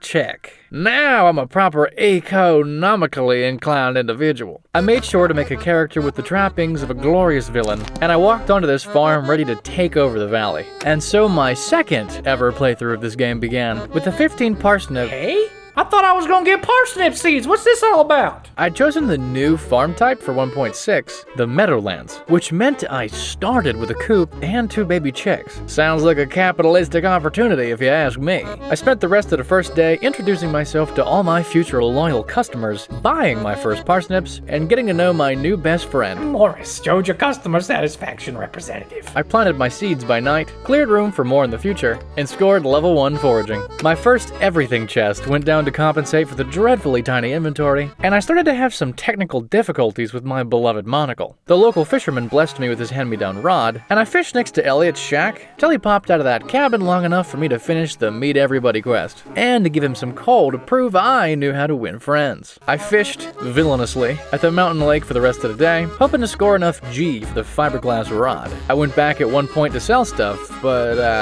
that didn't go as planned. I spent some time chopping trees for a chest, so that didn't happen again, and I sold everything just in case. Lake chest active, and while I slept, the gamer dreams brought me Level 1 fishing. Level 2 fishing. the chicks were hens now, and revenue stream number 2 was active. Eggs, plus a little quest money for picking my first one up. Anyway, I'm gonna have to give me some glue. That monocle was giving me trouble. I'd nabbed enough fishies to score the next business investment. The fiberglass rod. Very good. I spent the rest of my money on bait, so I didn't have to worry about losing it overnight, and fished in this blessed rain for catfish. And look, a shad on day 3. How about that? And then, Oh, not now. Not. Bye, monocle. Bye. I'm gonna catch you anyway. Catfish. business is good, folks. I even managed to yoink an earth crystal out of the water, which will be great for a mayo machine.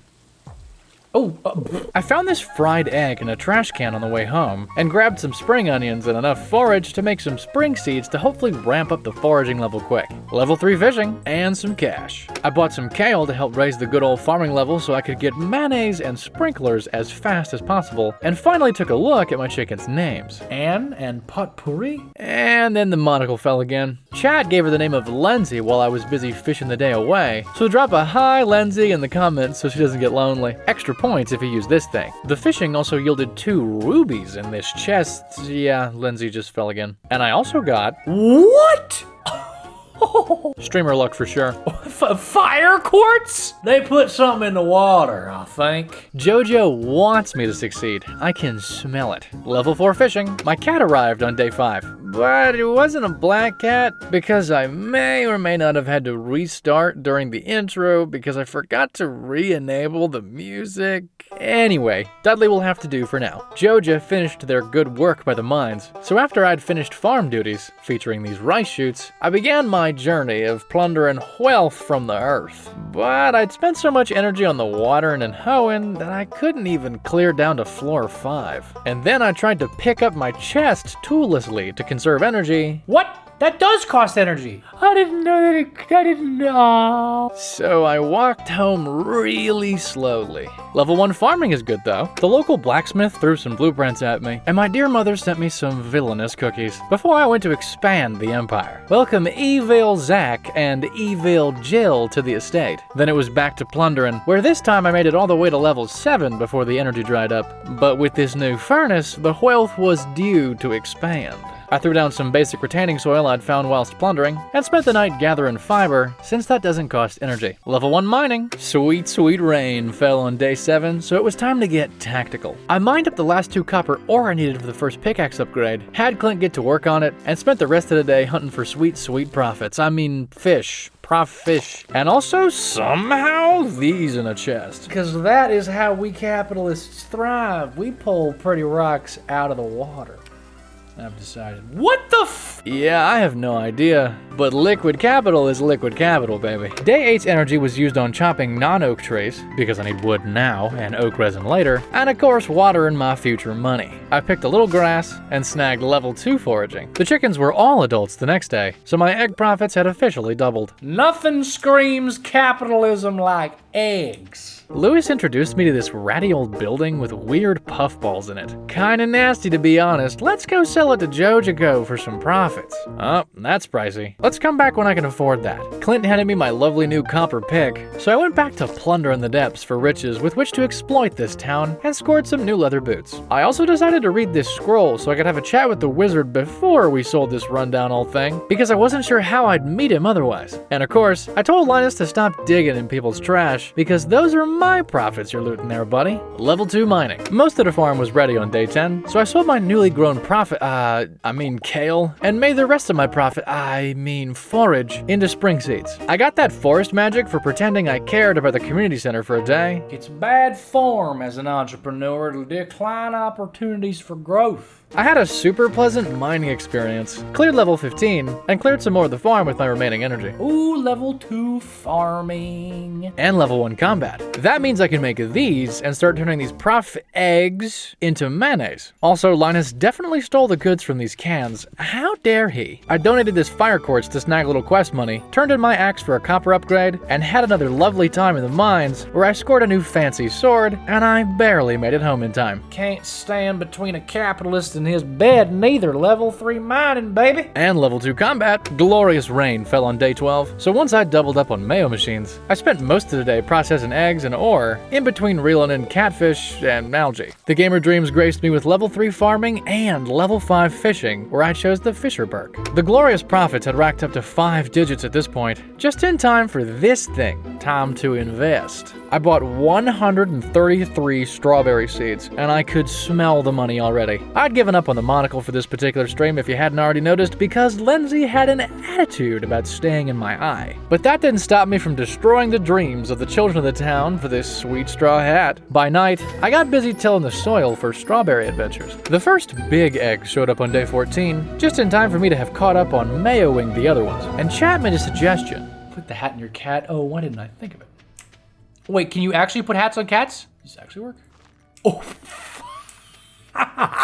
Villain man is happy now. I need more cats and more hats, stat. I retrieved my Kappa Choppa and snacked on leeks for enough energy to plant and water as many strawberries as I could fit in this future sprinkler-friendly layout. I also made a bunch of basic fertilizer to hopefully get more quality strawberries out of the yield, and just before sleep, I scooped up this rice. My tactical investments paid off the next morning as the glorious rain fell once again. Oh yeah, this dude also started growing mushrooms in my cave. Sure thing, buddy. I had 43 more seeds, and it was raining, so I decided to expand the farmland into areas that wouldn't soon be sprinklered in the hopes of maximizing my profits. With all those in the ground, now seemed the best time to have Clint upgrade the hoe. I then went to the mines to hopefully get to the iron levels so I could make those sprinklers. I got really hung up early on and didn't make it to level 30 till 4:20 p.m. But the luck quickly turned and levels 35 and 40 blew by like a breeze. And here I was at 650. Much better. Down here I could plunder for iron, and I even scored this monster compendium out of a slime, a coffee bean out of this guy, and these thermal boots from a barrel. I made a new furnace with the bounty and started smelting some tasty iron. I ended this big day grabbing some last minute leaks and having a nap with my chickens. I picked things up in the second stream with a brilliant suggestion from chat to use eyelash glue to glue Lindsay to my face. Let's see how that works out. Some of the forage was ready to go, and the mayo was grooving. So once I'd watered all these lovely straws and new forage, I spent the day digging for iron and ladders. I barely made it home in time for these gamer dreams right here. I picked more grown forage in day 17's rain, sowed the seeds of more minor profits, and went catfishing, featuring this bubble spot till the obligatory night-night. I started off day 18 with a new philosophy. You only get to get gifts from the man if the man gets to get gifts from you.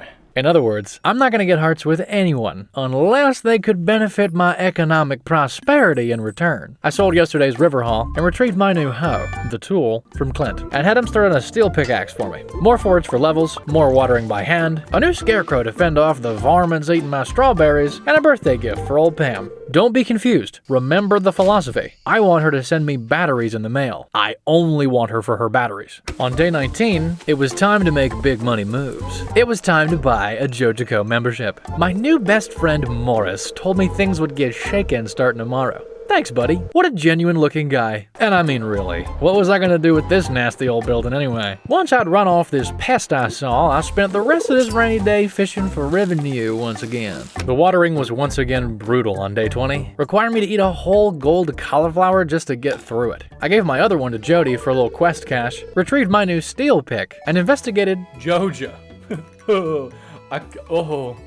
Yeah, I gotta warn you real quick. My streaming microphone settings got really messed up starting here, so my voice and clips from the streams might sound a little rough until about noon on day 39. Anyway, look how weird this place is. This is weird. Okay, so how do I...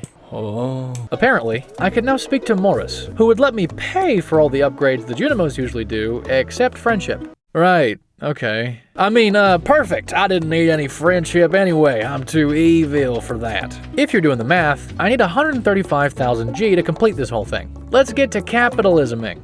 Well, I'm a certified Joja crony now, baby. The rest of the day's capitalisming was searching for iron and coal because I really need sprinklers. I also found this forest sword down here, which was a nice upgrade to this rinky-dink steel blade. Level 4 farming and level 3 combat. More watering, which took till 2 p.m. I brought my sprinkler total to 8 today, and the first preserves jar arrived. Well, bam. I spent more time hunting iron and made it to level 65 that night. On day 22, we got berries, baby. We about to expand our capitalistic adventures further as a Joja disciple. Harvesting and watering was quite an affair, but I ended up with this many strawberries. I made a second jar to make more jelly, but I knew I wouldn't be able to jelly them all. The mines called to me for more copper, and I answered once again. I chopped some trees by night, during which I found the cave for this farm type, stocked with a dehydrator. The Gamer Dreams brought me to level 5 farming, where I snagged the tiller perk. The sprinkler count reached 12 at this point, but that still ain't enough. The other strawberries had matured, so I got another lovely bounty today. I started dehydrating some of the neutral quality strawberries with this lucky find, and witnessed Morris's epic corporate tactics. What a legend. So, the old community center is gone. I guess times change, and good things come and go. Yet I can't help but feel a sense of loss. I don't care how evil I'm supposed to be right now, that hurts a little. I started checking the prices of strawberry qualities to see what my most economic choice was for their liquidation, and went for more juicy copper mining. The Capitalist Dreams brought level 6 farming with the awesome quality sprinkler recipe, and level 5 mining, where I decided to try the miner perk, since I'd heard of a different, but very useful, level 10 perk on this route. The spirits were very happy on Spring 24, so I executed some corporate tactics. I added 2 more sprinklers, did not water the plants, and did not go to the flower dance. I wanted to save energy for the mines, where I crushed levels 65 through 90. I scored the obsidian edge, but quickly found this Yeti tooth to replace that on the next floor. And I took a nap on level 94, where I dreamed about level 4 combat. I kept up production with my meager 3 stations here, watered the many unsprinkled crops once again, had some of the best drink ever, and went a plundering once more, because I really need to get that skull key before spring is over. I scored the star drop on level 100, which left me with thoughts of evil. I came across this steel falchion on level 102, an even better choice than the Yeti tooth. I passed out like any true capitalist on level 105, dreaming avidly of level 6 mining. I harvested the last of the forage on day 26, along with another half bounty of strawberries, thanks to my questionable watering patterns, and spent the rest of the day chopping down trees villainously. I added 6 more sprinklers greedily, and dreamed of level 7 farming and level 4 foraging diabolically. I must say this watering by hand thing does not feel like very big money moves, but the strawberries just kept coming, and thankfully, I finally finished up the basic sprinklers, almost. I threw my pickaxe at Clint and demanded he turn that thing gold, and started doing some math. I needed to buy the bus repair, which was 40,000 G, and these products would bring my liquid capital to 38,000 and change. With mushrooms from the cave, a random quest about wood, some well-timed jelly, some things I'd left in my mine chest due to the still very tiny inventory problem, and even the insect head from Gil, the money poured in, and I was now wealthy enough to make a proper investment. Somehow, there were still a few more strawberries to collect, and with my new riches, I went to see my best friend Morris. I invested my hard-earned funds into the bus repair option, and headed home to see how I could make this all worth it. And that meant drastic, big money moves. I sold everything, absolutely everything I could stomach selling, even a few more things to Marlin, because I'm gonna need every penny I can get. And of course, I fished for as many extras to add to those pennies as I could reel in, and was able to sell all this before sleep. And would you look at that? So that's what that looks like. It's just smacking it. This is how much money I managed to scrounge up. Summer's here, and oh man does that farm look terrible. But just you wait, it'll look great in a sec. I sold today's goods to Pierre, and picked up my new gold pickaxe, which is really befitting of a capitalist, I must say. Then it was time to use the bus, which finally whisked me to this lovely desert, where I could finally speak with Sandy. I'm here on behalf of the corporation to acquire at least, I don't know, this many starfruit seeds. All right, thank you very much. 56 starfruit seeds ain't half bad. I put them bad boys in the ground and admired my bright future. I popped open this spot. Elano Nisni Hitam Du Sito. Listen here, I don't speak dwarf. I don't speak bomb boy. Oh, I speak American, all right? So you gonna have to get with the times. I speak in entrepreneur. I spent the rest of this very displeased Spirits Day trying to clear the last 15 levels for the Skull Key, but ran out of energy entirely on floor 117. I dreamed of level 5 combat on that cave floor, and tried the combat perk I hadn't chosen my first time around. I wanted more seeds to fill the farm, and chat suggested blueberries, or bloobs, as they called them, so I snagged 24 of those. Once these were planted, I realized I had more mayo, and sold that for 13 more. Razor thin profit margins, folks. I pushed the last 5 levels of the mines to secure that Skull Key, so we can now get down to business on Skull Cavern efforts. I planted a little squash I'd found down here, and this coffee bean up here, and spent the last hours of the day clearing up some of the farm. I dreamed of level 5 foraging, where I chose Gatherer, and level 7 mining. I spent day 31 mining ingredients for those quality sprinklers, and found this book that gives a little farming experience, some helpful solar essence, and this coffee bean I planted at the last second. I sold the other proceeds from the plundering to secure enough blueberry seeds to fill the currently sprinklered zone of the farm, gandered in this sewer grate for potential profits, and finally grabbed Robin's axe for a little extra cash. I could now justify purchasing the first inventory upgrade. Finally! That's right, I've been using Tiny Boy inventory this whole time. These extra 12 slots are going to be useful for capitalism. I made my first quality sprinklers, 6 of them. Now it's getting good. I also made this recycling machine for all the trash I'd saved from fishing. Planted some squash for my new sprinklers to water, and went to farm up more copper, which went well, mostly. No way! No! You little... No! The profits! The profits! With that ore, I started working on more furnaces to flesh out the smelting side of the empire, and finally got enough clay to make this thing for my evil money-making friends. I went hunting for more copper, during which I found this house plant. I also found this club, which I learned does AoE damage when you right-click. And then this happened. Oh my... What? Stop! What the heck? Yeah, so... Did I just pull 2 prismatic shards out of the same larva? Yes, I did. I did not know this was possible. What was bro incubating? What? So, that clip right there is why I warned you about the stream microphone being messed up. This plant was officially part of history after that absolutely unreal moment, and I was shocked to learn I already had one of them. I found your twin. The furnace count reached 8 today, and the copper smelting began. I used it to start making these tree tappers finally, because I gotta get oak resin. I took a trip to the desert with my newly found glory. Hello, Pillars 3. Would you mind?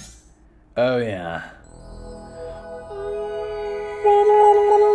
And now I have this thing. The Galaxy Sword. And since I've got it, I may as well try my hand at the caverns now. I added this during stream so you guys can see the level while I'm mining. And soon after, this slime, or barrel, dropped my very first ring of the playthrough, an immunity band. Dude, I'm starting to think streamer luck is real.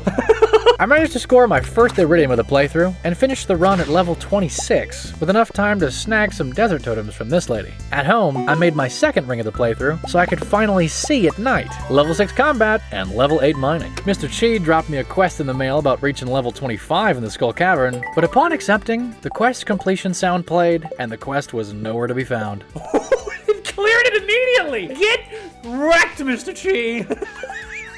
You may have noticed I also forgot to turn off the mine level showing thing I made. I'm a real good streamer, I swear. That silo was done, so I started clearing more farm space and getting hay at the same time, because multitasking is economical. I made sure to block off some sections with fences so I didn't lose my lovely bluegrass while scything. And I picked up my first iridium ingot. I then started trying to work out some capitalist tactics for my non-quality sprinklers in this new area, since I'd be decommissioning them from that first farm area soon. You know, kinda like this. The next day, 10,000 G spilled out of my mailbox from Mr. Chi, all thanks to a larva spitting out 2 prismatic shards. I love this game. Mom sent me a whole cake to celebrate my economic prosperity, and I added more tappers to more oak trees around the farm. I went a plundering for iron and coal this time, which was a lot easier with the Galaxy Sword. All 4 of my evil hens were making big eggs at this point, and I smelted a lot more quartz and iron for more sprinkler production. I also did some farm clearing, during which I found this bridge to this small northern section of the farm. I had Clint start slapping steel on my axe once I'd completely run out of energy, and started talking with my buddy about which Joja upgrades were going to be the most important to fund first. I made this dedicated resources chest, and polished off the quality sprinklers for this part of the farm. The rest of the non-quality ones made their way over here to what was to be their new home, and chat taught me I could put torches on sprinklers. I'd planned to hit Skull Cavern on day 38, but the spirits were somewhat annoyed, so I scavenged the copper mines instead, which went pretty well considering. The glue holding Lindsay in place was really working well, Well, it was doing well. Okay. Hello. What? There she goes again. No! I was trying to eat the food! That was not very economically advantageous right there, but I did get level 7 combat. The spirits were very happy on the next day, so now it was Skull Cavern time. It was a lovely experience. I did get a rabbit's foot and exactly 1 bomb that I used right here, but I otherwise had to do the caverns by hand today. I did get lucky with a spicy eel drop as well, so with an espresso from the trader, I was now zooming. I also found A seed maker? and I ran into a dino floor, during which I finally noticed my mic was messed up. A way down has appeared. I almost died. I wasn't paying attention. See? All better now. A true capitalist knows how to use the entirety of their health bar. I slurped a bunch of my gold star mayo to fix that mistake, watched one of these tiny slimes drop a whole iridium bar, dealt with Lindsay acting up again, and even found a new house plant in a cave again. I made it to level 33 before having to run home, where I put down my new house plant. My ore stores were starting to look quite nice, profitable even, so I got to smelting.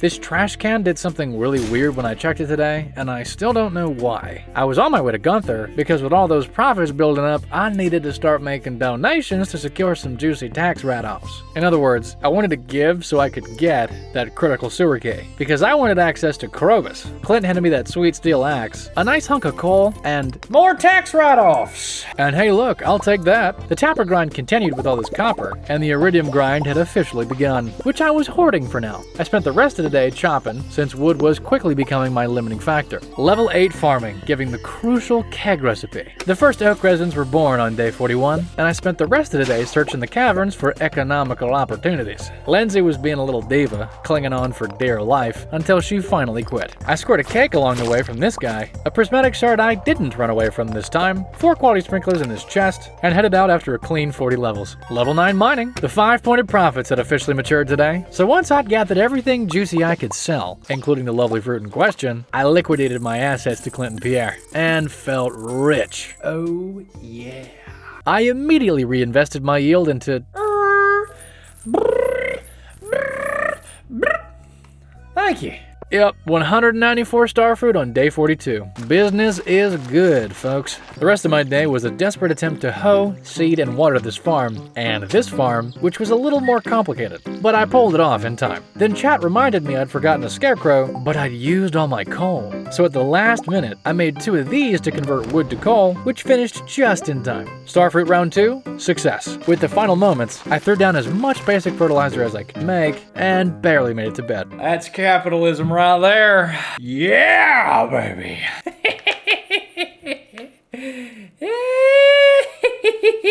The bloobs were ready on the next day, and I planted what remaining seeds I had where the starfruit hadn't taken over. I sold the extra harvest to Pierre, and bought a few melons from him to fill out the rest of the farm, right here to polish things off. I also curated the farm some more, like removing green grass from here so the hen's bluegrass could grow more, and chopping more non-oak wood for keg making. Level 9 farming, and level 6 foraging. I made 13 of them money makers on day 44, and don't they just look beautiful? Added those 4 sprinklers I found down here, bought some peppers to throw down there, and pilfered the farm of its lovely wood till sleep time. I continued pilfering by morning, crafting and placing tappers on the oaks along the way, till both were all done. Then I went chopping wherever else I could for even more wood, featuring finding this book that causes trees to sometimes give extra wood. Level 7 foraging. The 4th stream began with me accidentally starting to juice this squash, so I committed and juiced all the squash I had. I headed into this corner you can't see to chop a log you can't see to enter a path you can't see. But Secret woods. I've got access to 12 hardwood per day if I remember to get them. I did more not hardwood chopping, because kegs, and gave Sebastian a gift. You want something that you would hate? Remember, I'm evil. I hate this. Yeah, I know. That's why I gave it to you, you little Them spirits were very happy the next day. So once I'd nabbed some extra mayo, harvested some more bloobs, and siphoned off more oak resin, 15 in total, I went spelunking for profits once more. I got to level 41, and came away with all these goodies. Level 8 combat. Demetrius sent me a request for a melon the next morning. I grabbed a bit more oak resin, and I crafted 15 more kegs with it. Don't they just look lovely? I finally bought the second and final inventory upgrade on day 48, blessed be, and I used a little knowledge from my first playthrough playthrough's comments to snag this book back here. I spent my leftover money on copper ore from Clint, and once I'd concluded a nice smelting session, I made 8 more kegs and mined for more copper and coal for the rest of the day. There were more bloobs the next day, 2 of which I started jellying for fun. 1 more keg, more normal grass scything, more tree chopping, and even some tree planting, which I did basically everywhere that wasn't farmland because I wanted to make sure I had lots of wood growing for even more kegs. With my leftover time, I fished on my farm's river, and overnight, I got a little summer squash juice in the morning, and more resin, and some of those why not hot peppers I'd planted too. As for the explosion, whoa! Now that's quite a bounty. I'd reached a total of 41 kegs at this point, but I had 195 starfruit arriving on summer 27, so I went mining for even more keg materials. Overnight, Mr. Cheat dropped these things on the valley. On day 51, I got really lucky. A green rain had arrived in the valley, and once I'd harvested the green day's bloobs, I realized something. I just planted a bunch of tree seeds. Oh, they all grew up? I'd like to say something to the effect of this being an economic strategy, but this was absolutely luck. However, windfalls are to be expected as an entrepreneur, so let's get to work. I elected to chop the trees not on the farm first, since some of the trees on the farm might go back to being oak trees tomorrow, and I still needed heaps of resin. I found a surprise present back here with a prize ticket in it. Hello? Do I need one of those? Well, let's hope not. I ended the day with a solid haul and dreamed of level 8 foraging. Oh, look at this backdrop. That's so cool. I think that's new, and it looks awesome. The next morning, I got to work on the crazy amount of new trees on the farm, except the oak ones. By the time I chopped all those, I had this much wood, which makes me much more economically viable. Around this time, I'd been mentioning to Chad I wanted to get a top hat, you know, in-game, and they reminded me that the casino has one of those. So, I made some lightning rods to hopefully make batteries. These two are related, I swear. The coffee grind kicked into overdrive today, and I decided to scour the caverns for capital gains for the day. There were a couple of moments along the way, and I got distracted long enough to do one of these ones. No! What did I lose? I don't really care. A capitalist can't be stopped by such meager losses, baby. I spent the rest of my day's mining efforts hunting for copper once again, featuring this weird yellow slime that drops 250G, level 10 mining, and this interesting perk I'd heard about, boosting ingot sell prices. So now let's sell some of this iridium I've been saving, shall we? I made 16 more kegs, but somehow metals were still the problem, mainly because I didn't have coal to smelt them. I chopped a few oak that stood in the way of my keg zone, and hunted for more copper and coal to get as many kegs ready for tomorrow's big harvest as possible. I brought the keg total to 65, returning the limiting factor to the coveted oak resin. 65 times 3 is 195, so now I had enough kegs to process all the starfruit in 3 batches. Not bad. And at the last minute, I was hoping to hit 36,000 G by fall 1 for seed money. We are capitalisming so hard right now. The fruit of stars arrived on day 55, and the harvest was so satisfying. Once I'd plucked this thing clean and scored some oak resin in my first batteries, I harvested section 2 down here and found myself feeling wealthy. I mean, just look at all this. Now, if you're doing the math, you may have noticed I already have this much worth of starfruit right here, which is more than the remaining Joja development costs. But it's only day 55. Let's see how far we can take this. I queued up some dehydrated melons and sold all the non-starred yield. Sorry, Demetrius. I grabbed a smidge of coal from Clint and brought one of those batteries here to kick off the cheat quest. But the next thing I needed was a rainbow shell, and summer, the only season they can be found, was about to end. Why does this matter, you may be wondering? Because this is how you get access to the casino, and I want a top hat. I made 8 more kegs with a day's extra batch of resin and started slamming starfruit in them things for glorious profits. Level 10 farming and the magnificent Artisan perk. I started regularly checking this cart lady for one such a rainbow shell, where I found my first rare seed. I couldn't check the beach for a shell, so after giving George his knee pepper, I bought this melon seed to grow for Demetrius. In my first playthrough, he'd sent a rainbow shell sample in the mail, so just like Pam, it was time to make friends exclusively for economic gain. I also went to Sandy's to buy the 10 beet seeds for the step after the rainbow shell in Cheese Quest, and a bunch of ice cream because Chad told me Demetrius loved it. And would you look at that? Top hat strategy re-engaged. I bought some of the best drink ever to celebrate, and watched these weird little jellies so the townsfolk could think I still have a heart. Okay, actually that event is so beautiful I couldn't bring myself to skip it, but shh, I'm evil, okay? We did our evil things all summer long, and it's time to get down to an evil fall. Day 57 was entirely about setting up the farm for all 360 of these pumpkin seeds. It took all day to do both sections, featuring chat teaching me about farm screenshots to check stuff, and painfully watering all these spots with a base tier watering can. With the help of sweet Joja Cola to fetch water, I got it all done in time. That was so close! Yes, it was. These nerds were doing some construction. You built it from scratch. Yeah, you mean like you put 2 wooden posts in the ground and put a piece of plywood on it or something? It's not like it's some piece of art. It's 2 posts in the ground with 1 board going across it. I wasn't too enthused, and Lewis hit me with the disappointed father vibes, even chastising me for my me time. We built this piece of wood from scratch, and now we expect you to give us your time in return. What is this entitlement? You're the evil one. Anyway, so I took a quest. I also donated some rocks for that access to Krobus mission. Tax write-offs. Once I'd popped all my geodes and given old boy his iced cream, I fished for trash for that quest, featuring 2 surprise midnight carp, one of which dropped Ancient Seed!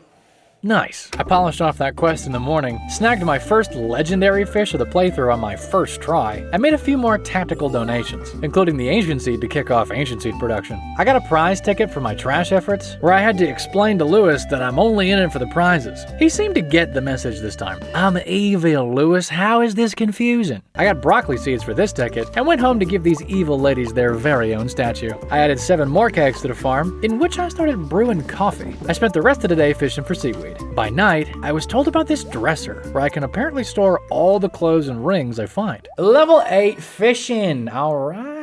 Linus mailed me the fiber seeds recipe for the trash quest. Thanks, Linus. I'd gotten that seaweed so I could make one of these, because I had a plan cooking. And I made this impulse buy, because these small chests are so last update. I had Clint steal my hoe. I knew she wasn't loyal anyway. I bought out on coal, and hunted for even more copper, all the way until this thing sprinkled weird stuff on my farm. Level 9 foraging, though. Day 5 pumpkins is kinda crazy. You know, it kinda is. I got 2 more ancient seeds on the grind as well. Lovely news. I gathered up the day's resin, bought one of all of Fall's seeds, and an extra amaranth for Marnie, and picked up all the pumpkins to try and grow more with regular speed grow. I hadn't thought to get deluxe speed grow for this season, sadly, but at least this little patch could go the distance for a triple harvest now. But I removed these spots due to some fertilizer already being there, and Clint still had my hoe. Loyalty. I crafted some big chests to replace these little ones. So much more room. And I once again hunted for ore. This time iron and coal specifically, where I did score dwarf scroll number 4.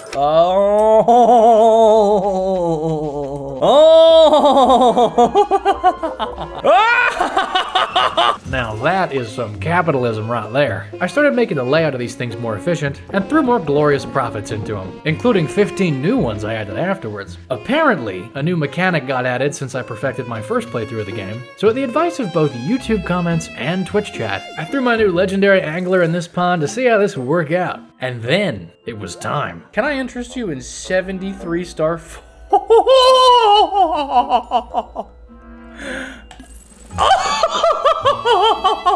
My capitalism was paying off like nobody's business. I made this purchase immediately, but I could only do one at a time. So I processed all my geodes for donatables, bought 200 much needed coal, and turned in all these things to score more rewards. Once I was done rolling around in my piles of money, I added 11 more lovely kegs, and planted those fall crop seeds, mostly in this new part I'd added to farm section 2. Just before sleep, I crowned pumpkins in the newest additions to the keg army. And overnight, Morris got his guys out there to get that greenhouse built, baby. Is that how the raccoon thing is supposed to start? That new farmland got its sprinklers next morning, and the greenhouse was finally operational. I got a little too excited when setting this thing up, and I forgot to leave room for the sprinklers. Rest in pieces, little ones. I bought some of this stuff for the plants I didn't destroy, and had my good man Morris get to work on the mine carts next. I was also quite done with the mining for more copper thing, so I made an investment. And now, I have a lot more furnaces. This was my temporary workaround for my greenhouse oopsie, but it allowed me to not destroy the single seed crops I couldn't repurchase and fully automate the watering, so let's call it good enough. I polished off the other sprinklers for it by nighttime. Look at those Joja boys go. I got my first angler row on day 64, which I sold straight away to see its sell price later. I used my new mine carts to quickly order a fresh new gold axe, and I made a couple other tactical investments while I was there. I made one more to the beloved Jojo's efforts, I made yet another at Sandy's, and put that greenhouse to work. With the crazy smelting, I caught up to my resin supply, adding 15 more kegs in the pipeline. Today's cream of ice brought Demetrius to 1 heart, so I can officially start getting gifts in the mail from him. I took Gus's egg quest on the way to the beach, where I fished for seaweed for the rest of the day. Look at them Jojo boys getting it done.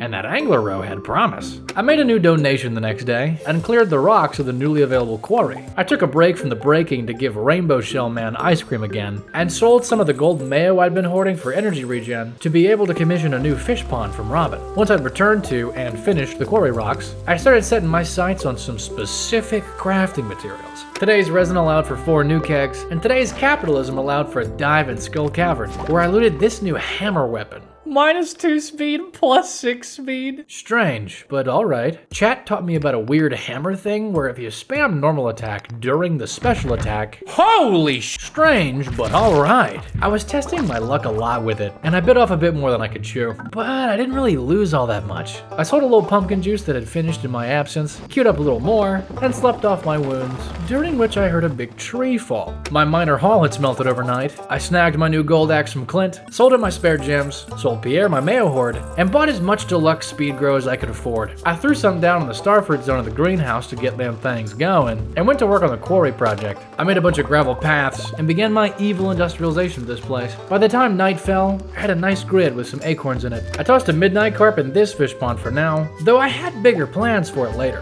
I got in the secret woods habit starting today, because I also had big plans for hardwood. I made some tree fertilizer, and 24 more kegs with today's resin yield, and right on time. Ooh, the starfruit wine is finishing today. Liquid money, baby. Oops.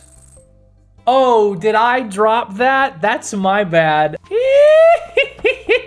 I ordered the final Jojo development project with this new cash flow, and excitedly fertilized my new trees, hoping for some good news on the morrow. Look at them boys go. The angler gave me 4 row in the morning, but I still had no news on the Jojo business. I spent some of the day clearing the farm of all trees, since I now had a dedicated oak farm on the rise. I also spent some time sweating my Jojo achievement, looking for something I might have missed. I threw the leftover starfruit in my kegs down here, and Willie gave me this useless pan. I ordered a barn from Robin to go here, snagged some cheap resources from her, and bought one of these to make crafting easier. I procured a bunch of copper from Clint while I was at it, planted some more acorns at the quarry, and did a little rearranging, featuring some new signs in my fish ponds. Some of those fall crops are ready, and I smelted a bunch of copper before sleep. Pumpkin Day had arrived next morning, and Willie sent me a very promising letter. The angler was putting in work, so I got to work too, chucking these things in kegs as I went. I had this many left after all the kegs were filled. On the way to get seeds, the Jojo questions were finally answered. There he is, everyone. Look sharp. This is so corporate, I love it. Just a few short years ago, the great innovators at Joja headquarters came up with a new idea, the Joja Community Development Project. The project was conceived as a way to provide important construction services to the beloved communities we hold so dear, all while generating substantial revenue. Pelican Town, with its rundown infrastructure, was the perfect testing ground. Well, thanks to you, our community development pilot program has been a major success. From repairing old bridges to fixing buses to turning piles of rubble into a greenhouse, we've really turned the city around. I've also received a big promotion. The president of the company asked me to give you this exclusive gift as a way of saying thanks. Jojo Member of the Year, baby! We done did it, and we got ourselves a soda machine. That sounds about right to me. Achievement unlocked, be the best Jojo man I can be. And who needs a trophy when we can put one of these things on display? I added 6 more scrumptious kegs, and went to Joja. Oh, auto pepper.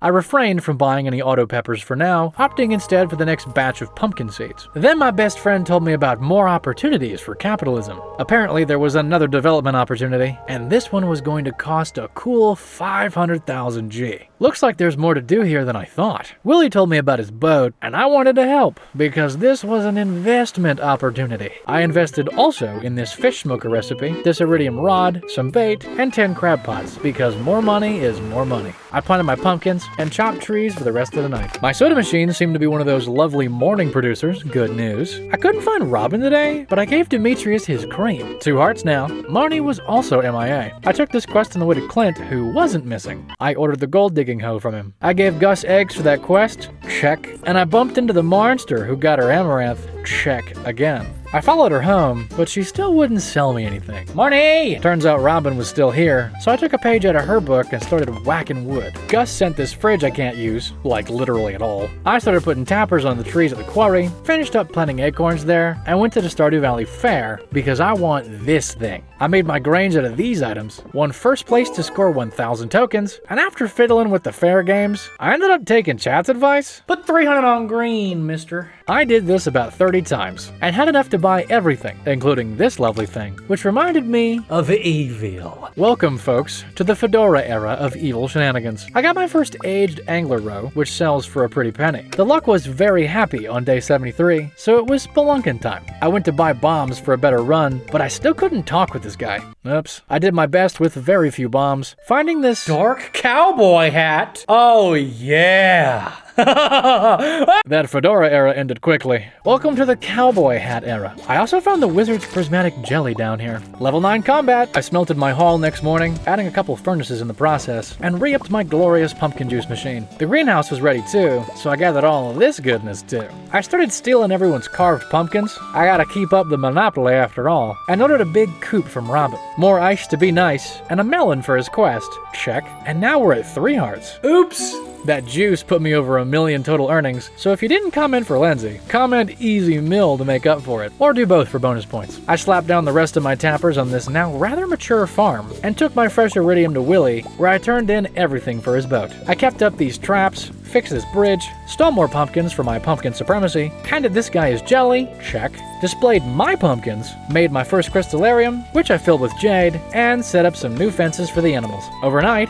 my most recent investments paid off. Demetrius finally sent me something in the mail, but it was just a cooking recipe. The wizard sent the more useful monster musk recipe though. I got a few extra crops from this extra section, and my first midnight carp row on day 75. I bought 4 cows as well. Welcome Evil Rutabo, Evil Shih Tzu, Evil Chanabo, and Evil Pearly to the farm. The recent prize tickets netted me this fruit sapling. I retrieved my gold hoe, and gave him my pickaxe to be iridiumed. I bought a bunch of coal and iron, turned in some geode proceeds, fixed this spot in my greenhouse, planted the fruit tree in the corner, chopped the last non-hardwood trees on the farm, and scythed a bunch more non-blue grass. I queued up 1 hops in one of the new kegs I'd made, and passed out putting starfruit in the others. The 6th and final stream kicked off with another cheeky investment at Sandy's, and a checkup on that boat I'd supplied. Since I'd taken the Joja route, I could actually get this boat fixed before winter, so here I was in fall of year 1 on Ginger Island. I hunted down every walnut I could dig up, since I remembered their spots from editing this massive video, and got enough to unlock this path, which led to Ginger Island's farm. How about that? Let's capitalize. My pickaxe was still at Clint's,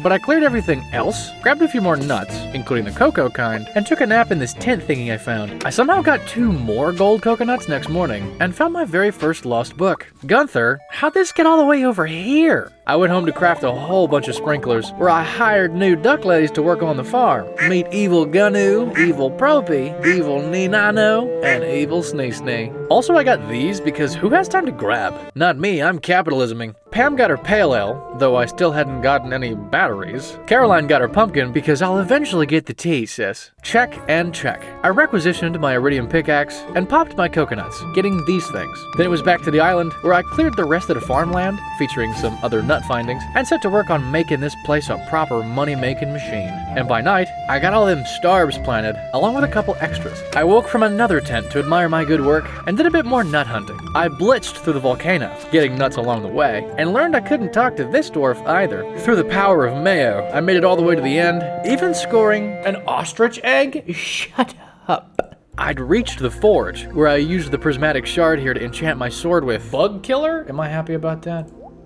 Did that make me happy? Doesn't sound like it. But my efforts had netted me enough nuts to initiate construction on my new land, though I didn't remember to actually sleep in it. This is my first kitchen of the playthrough. That is so strange. I also had enough nuts for this bridge, where I freed P. Snail and started giving him fossils. Back in the valley, I took this quest to hopefully make Demetrius like me more, and Pam finally sent something, but again, it wasn't an item. Come on guys, I'm trying to exploit you. The pumpkin juice was ready, along with more angler roe, which got a new jar today, and I ran out of things to put in kegs. That'll change soon. I spent the night fishing for friendship. I'd finished up that quest as I passed out. Check. And Demetrius sent me another stupid recipe. Demetrius, I want a rainbow shell. I added new mayo machines for the on-site labor and ordered them a deluxe coupe. More cream, give shell. You understand? This guy ranted about his ex-wife, and I went fishing for lava eel with this bait Willie had sold me, but came up empty. I went mining for gold for more sprinklers, featuring finding this strange sword, and made another considerable investment in starfruit seeds. I gave the big tree stump its 100 hardwood to fix up, in the hopes of attracting new customers to the valley. I spent the morning of day 81 hoeing it up in the mines, hoping to dig up dwarf scroll number 2, but didn't get lucky. More cream, give shell. I topped up on deluxe speed grow, made some more jars for roe, dropped off this doll I'd found while hoeing it up, and went back to the island, where I sized up the starfruit operations dramatically. I ended up with more fertilized spots than starfruit to plant because I'm still a goober, just an evil one. I built a fence around the seeds to keep them safe. No weeds. And I watered as much as I could with my still base tier watering can. It rained the next day, blessed be these prophets, and I executed a corporate move.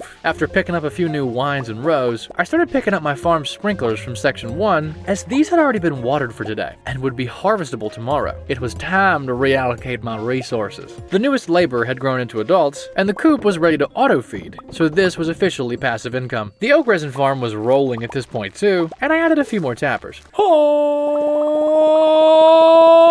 Yep, 39 more kegs. The empire grows. I got distracted too long by my new adult cows as well, and forgot to actually go to the island to reallocate my resources, so that would have to wait till tomorrow. Ouchie. I also noticed I'd forgotten to replant my greenhouse. Double ouchie. I immediately acquired new assets to remedy this one. There, that's better. Just before bed, I made my first cheese presses of the playthrough. I harvested my unsprinkled pumpkins, chucked them in where they'd fit, and had this many to spare. On my way to finally reallocate my assets, I was stopped. I can't get to the boat because of the Spirits Eve festival. Triple ouchie. Oh man, the starfruit. And no, I couldn't make a totem. I didn't have the coral. I am, as they say, cooked, chat. This juice finished though, so I at least got more of my produce in the pipeline. I made a new jade crystallarium with the time, along with a 4th cheese press, and caught my first ghost fish. I made a couple purchases at the festival, spoke specifically to this man, scored the golden pumpkin, and took this new shortcut back out. I kicked off Fall's End with some new cheese, then I finally returned to Ginger Island, where I reallocated my assets. Vile Farm didn't need these anymore anyway, so this was definitely the move. I expanded a bit with the extra assets in question, and finished up with the farm looking like this. Then I spent some time cursing myself for not investing in my watering can. But eventually, I got them all watered one last time. I got my first taro roots as winter began, and then went to the valley to actually experience winter. The farm was all gone, but the kegs were still here, baby. This sweet gemberry was finished, which I promptly handed to this statue you can almost see. The taste reminds you of evil. Sounds yummy, right? I held up this thick book, queued up some more roe, cleaned up my rotten pumpkin supremacy, threw down a few powder melon seeds I'd found, along with the torches I'd picked up from section 1, and scrounged once again in the mines for dwarf scroll number 2. Hey, already? And I found it on the first floor I checked. Well, that's capitalism at work. That night, the gamer dreams brought level 10 foraging and the delightful botanist perk. I gave Demetrius ice cream in winter and ran into this guy. I followed him to this bush where I secured the magnifying glass for secret note nonsense. I also turned in that scroll and instantly learned Dwarvish. Gotta be multilingual to tap into multiple markets, baby. I had Clint start fixing this detestable watering can of mine, and I decided to take a crack at my next legendary fish, but without any boosts or tackle, I couldn't land her. I made one of these trap bobbers to help, and after 2 more fails, I hooked her again. It was a 2.5 minute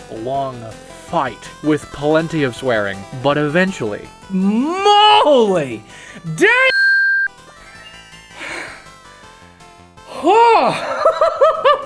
Now that is called capitalism. winter legendary fish check. Remind me never to do that without buffs again. Time to move out, Midnight Carp. This is evil Glacierfish's home. Pumpkin juice. I ran completely out of pumpkins whilst rekegging, but more starfruit was due to arrive. The first 4 Glacierfish row arrived already, mere hours after catching it. I ordered the big barn upgrade for the milk, make, and farm labor, and gave Big D more ice, bringing us to 5 hearts. Interesting how I have received 0 samples so far, Demetrius. I bought 2 auto peppers, 1 for each of my buildings, and went to Willie to inquire about that row's sale price. The row is 530? The row is 530? The row is 530. So, once I put heaters and peppers down in both buildings, I put down 12 new preserves jars so I could stay on top of row production. Then I spent the rest of the night fishing for XP and scored level 9 fishing in my dreams. I've been grinding coffee in my empty kegs, staying up to date with the row, and picking up the good stuff every morning, but today was a desert day. I bought a bunch of deluxe speed grow and a bunch of starfruit because I want more money. Just as I dropped into the caverns, I realized I'd forgotten to get bombs. You know, the whole point of finding Dwarf Scroll 2. Once I'd gone to this guy, bought the safety manual and a bunch of cherry bombs because I was being stingy, I went back to try again at a whopping 11:30 a.m. I got some cloth from mummies, and I got bug killer. Can I kill you now? Oh, I can! so that's what that does. Nice. I used the cherries to best effect, but the small blast radius just didn't provide as many ladders as proper bombs. In the end, I made it to level 48 with meager results. Emily accosted me at my door, probably because I found cloth on mummies. You sure you want me to put this in your sewing machine, girly? I made a proper investment today, and I hustled around with totems to order the deluxe barn. Then I totemed home because I was out of desert totems. Once Pam had driven me back, and I bought more desert totes, I began a cavern dive on this very happy spirits day at 10:20 a.m. with real boy bombs. I aggressively used my leftover cherry bombs to clear the early levels as quickly as possible, which was a generally successful strat. I skipped spiral rooms when I came across them, thanks to the large chunk of stone I was farming up. I ran out of cherry bombs on this level, where I scored a prismatic shard and swapped to the real boy variants. I remembered at level 54 to show my depth, and apparently the number zooms out along with the game. I got this secret note during the plunge. Could not have gotten that quest at a better time. Let's make it count, shall we? 15 levels. Yes, ma'am. Yes, ma'am. It was a healthy endeavor. I want to have health. I chug mayo. That's right. I drink instruments. And at 12:30 a.m., Woo! Mr. Chi praised my lack of staircase usage. Guess I'm just too sneaky evil for him to have noticed the 3 I used in spiral rooms. But let's not talk about the snilk. In the end, I had a successful iridium day and passed out on level 104 next to a bomb that would never go off. I had scored 182 iridium ore, so my money from ore brain was satisfied for now. My aged glacierfish row was ready. My next batch of oak resin was too, 49 to be exact. So wood was now back to being the problem for future keg production. Clint gave me this slightly less wretched thing, along with as much coal as I could afford, while still being able to afford an island ticket. I caught my first pufferfish on the island's pier, and checked on starfruit. Yup, let us harvest. I ended up pulling 5 walnuts up along with my profits, and actually ran out of seeds to replant. So I left those stars right there, as not to waste the fertilizer, and brought these home, after snagging much needed wood from the island and doing a little night fishing. During the night, evil Rotebo gave birth to a baby cow. Say hello to Evil Jatsino, and say hello to that aged glacierfish bro sale price. I guessed right on Snail's flower survey in the morning, and remembered this one was 18. Back in the valley, Pierre showed up. So your first year at Stardew Valley is almost over, huh? God, just look in the left corner of this screen. And I think that Joja machine might have offended him. Too bad, profit time, baby. I filled all my kegs, so I made 28 more, harvested my bounty of iridium, ordered the copper trash can, and had Clint open up things to get helpful stuff. With recent efforts, I donated a bunch more things to the museum and went to Sandy to make an investment. However, I wasn't sure any new starfruit would actually finish in time for day 100, so I withheld my funds for now. I did get the wood though, and I actually remembered to use my jade today. By night, I made a few last-minute kegs, finished turning this new ancient fruit yield into seeds, harvested the greenhouse's starfruit bounty, and planted the seeds here. Gunther swung by to give me the rusty key next morning, so I headed down to the bowels of the town and met my fellow capitalist, Krobus. He opened up the Dark Talisman pathway, sold me 2 void eggs, and sold me my 4th star drop. And I couldn't help but think Of evil. I quickly retrieved the talisman too, and then made a mistake. No. What? Yep, that day's gone. Alright, well, give me the rare crow then. That night, I started incubating one void egg and mayonnaise to the other. Somebody finally sent me something on day 93, but somehow it was Pam and not a battery. What are these hearts even for, Demetrius? I spent some time chopping, visited the island to harvest this massive yield, took care of a few last-minute nut-related activities, and returned to give this unhelpful guy more cream. I made a final installment of kegs, since kegging anything after today wouldn't make it in time. I quickly caught one of these, and spent the rest of the day doing more chopping, because Chad made an interesting suggestion. Okay, just a few more kegs, but I'm done now, I promise. That suggestion was dehydrators. They aren't as efficient as kegs, but they're fast, processing 5 fruit per machine in only 1 day. Only one problem, I need fire quartz to make those. And I'd smelted most of mine to make refined quartz. I sought out all the wood I could, including purchasing some from Robin, hijacked my row stations for starfruit jelly production, snagged my copper trash can and coal from Clint, and smelted my gold, because I had a plan. I scavenged the mines for fire quartz, including trying to reset the floors, which you can apparently do. I'm not sure if I was doing it right, but I had zero luck in finding any fiery boys. This might be beyond my level of capitalism. We might be reaching critical mass here. So I defaulted instead to my gold strat. I made 6 new crystallaria, and passed out. I put them here in the morning, filled them with fire quartz, bought the dehydrator recipe from Pierre, fished up my first lingcod for funsies, and watched the town enjoy my eggs I gave to Gus.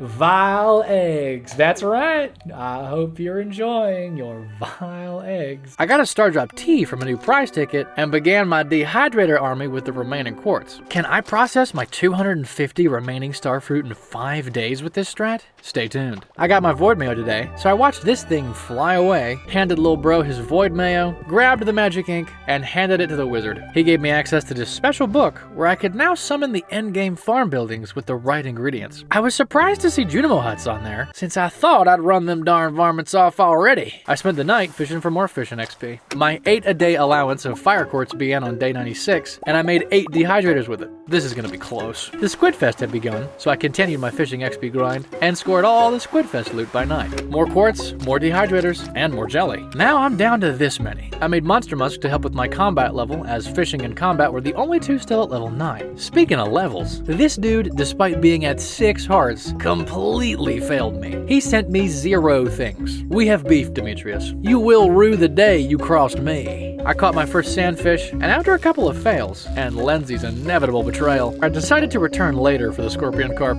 I stole one of Pam's signs because some things never change, and I gathered my final yield from my keg investments. But I passed out on the way to sell it. Fire quartz, dehydrators, more dried starfruits, more wine even, a few powder melons for fun, but then I remembered. There was more starfruit in here, and a few ancient fruit. I dehydrated what I could, jellied what I couldn't, and bam, bam, bam. Yeah, that's gonna be a lot. But then I remembered. There's still more here too. And it looks like some finishes tomorrow. I dehydrated this stuff too, made myself a fish smoker, smoked a single perch, and came back with a trap bobber and soup, and this cute little duck from Willie, and caught the scorpion carp on my first try of the day. Evil Bato hatched, and looked the part. I entered mass process mode, taking all the processors outside, making sure everything gets processed. I gave this raccoon the smoked perch he wanted, and fished in the river for fishing XP, during which I found this book. I also smoked and sold that annoying little scorpion carp, and overnight, I made almost a whole million in one night. Capitalism at its finest. Mr. Morris, Time to invest. $500,000! You better believe it, Morris. I've overtaken your meager understanding of capitalism, you silly pawn. I mean, yeah, that's right, buddy. Looking forward to seeing what you guys make tomorrow. I detect profits! Now, I have all the starfruit I'd planted. I queued up all I could dehydrate, hoping to be ready to sell by tomorrow, and sold the rest. I fished in a bubble spot in the submarine by night, caught the exclusives, and fell asleep in that very sub. Overnight, Joja got their guys out there one last time, and lo and behold, level 10 fishing. Day 100 was upon me, and so was the last of my beautiful processed assets. Demetrius officially, on record, did not send me a single sample. I'm not salty. Who's salty? Not me. It's not that complicated, people. It's all about what makes the world go round, isn't it? Money. We are going to sell everything. And when I say everything, you better batten down them hatches. I damn well mean everything. And I meant it. Absolutely everything I could sell was getting sold. We selling everything. It all had to go. That's right, I'm selling everything. But am I selling everything? The answer is yes. Everything had to go. Oh, doggy, I'm selling everything. Nothing was safe. I'm selling everything. It all had to go. I'm selling everything. Not even the hay was safe. I'm selling everything. Not even the ostrich egg. I'm selling everything. Get out of here. Not even the animals. We're laying off the labor. I'm selling it all. I'm selling everything. With my farm barren and my buildings empty and my chests pilfered, I spent my final hours of day 100 pilfering the mines for the combat XP to become a master of the 5 ways, but didn't quite pull it off. Master of the 4 ways, which is half to do. I spent my final minutes selling what I didn't use in the mines. I done sold everything. But at 1:50 a.m., this jelly down here finished, and I passed out like any true capitalist, still desperately trying to sell everything. And that's what it's like to play 100 Days of Stardew Valley as a Joja corporation villain. Whoa, that was a weird dream. So vivid, so evil. How disturbing. Can you imagine if I'd done something like that? Anyway, let's get the rest of those achievements, shall we? Looks like there's only 6 left now instead of 7. I wonder where that other one went. Getting perfection had run a little into overtime, so the journey to get the final achievements began on day 416, with Abigail admitting she eats rocks. Communication is key, after all. I decided I'd tackle well-read first, since I was only missing 1 book. But it's this one, which is acquired as a rare random drop from mystery boxes. And I'd traded most of those away already. Oh boy. For this one, I seemingly needed to get 3 galaxy souls forged on my sword. Good thing I'd found a second one in cheese mines. As for polyculture, I only need to focus these crops, as these are the only ones I hadn't shipped 15 of yet. After buying exactsies of seeds for that, I had Clint pop what boxes I had on hand. Give me a book. Give me a book. Book? Oh boy. I started setting up my greenhouse to grow those crops. No! Then I spent 3 Stardew hours searching for my hoe, because it had been almost 5 months since I'd played this save, and I had no idea where anything was. For some reason, I had hid it from myself in this nearly invisible chest. Yeah, that sounds about right. During the search, I emptied out my fish ponds. I'm using meta-knowledge from a different time. Oh my god. I'm using meta-knowledge from a different time. Oh my god. The roe from these legendary fish were supposedly superb, even better than what I'd seen in another life, so I tossed them in to see how these would work out. Once I had this all honed, deluxe speed growed and planted, with my specific remaining seed needs, I started looking into this achievement, requiring me to achieve dad status. This, however, was going to be a problem. Apparently, Abigail's got a 5% chance of asking me if I want a kid per night, once I install this crib back in place, and then that kid takes 14 days to be born, and 56 more days to grow up into a toddler before Abby starts the 5% chance of asking me about having one again. Oh boy. Oh boy. I started adding a few other renovations after getting that crib, but some had stuff in the way, clearly because my interior design was just too amazing for Robin to handle. And I bought this wood from Robin so I could also pay for this upgrade. Robin called me generous for this, but I'm pretty sure this was just Robin robbing me again. I also re-began the journey of giving stuff to Abigail every day, because I thought maybe maxing the new 14 hearts would help with the doing the kid having stuff. I took this quest from Chi to start working on being able to buy that last galaxy soul I'd need, and headed to the volcano to forge in the second soul. Hi. Oh, what? You received... Huh? It's a hat, and it looks like the developer's logo. Is this rare? No idea. I forged that second soul into the blade, grabbed this thing from Chi, and went home to rearrange for upcoming renovations. Alright, now you know the remaining targets. Let's go get them. I bought a lot of wheat flour the next day, thanks to a helpful comment about using this to just make bread for the cooking Chi quest. It was a loss of G, but that's the price for such convenient Chi gems. 1,686 bread ought to do it. Cool, so we have this now. We should put it there, because I don't know what it does. Then I remembered something. I could have just done it here. I forgot. I literally have this thing that I farmed out teeth for.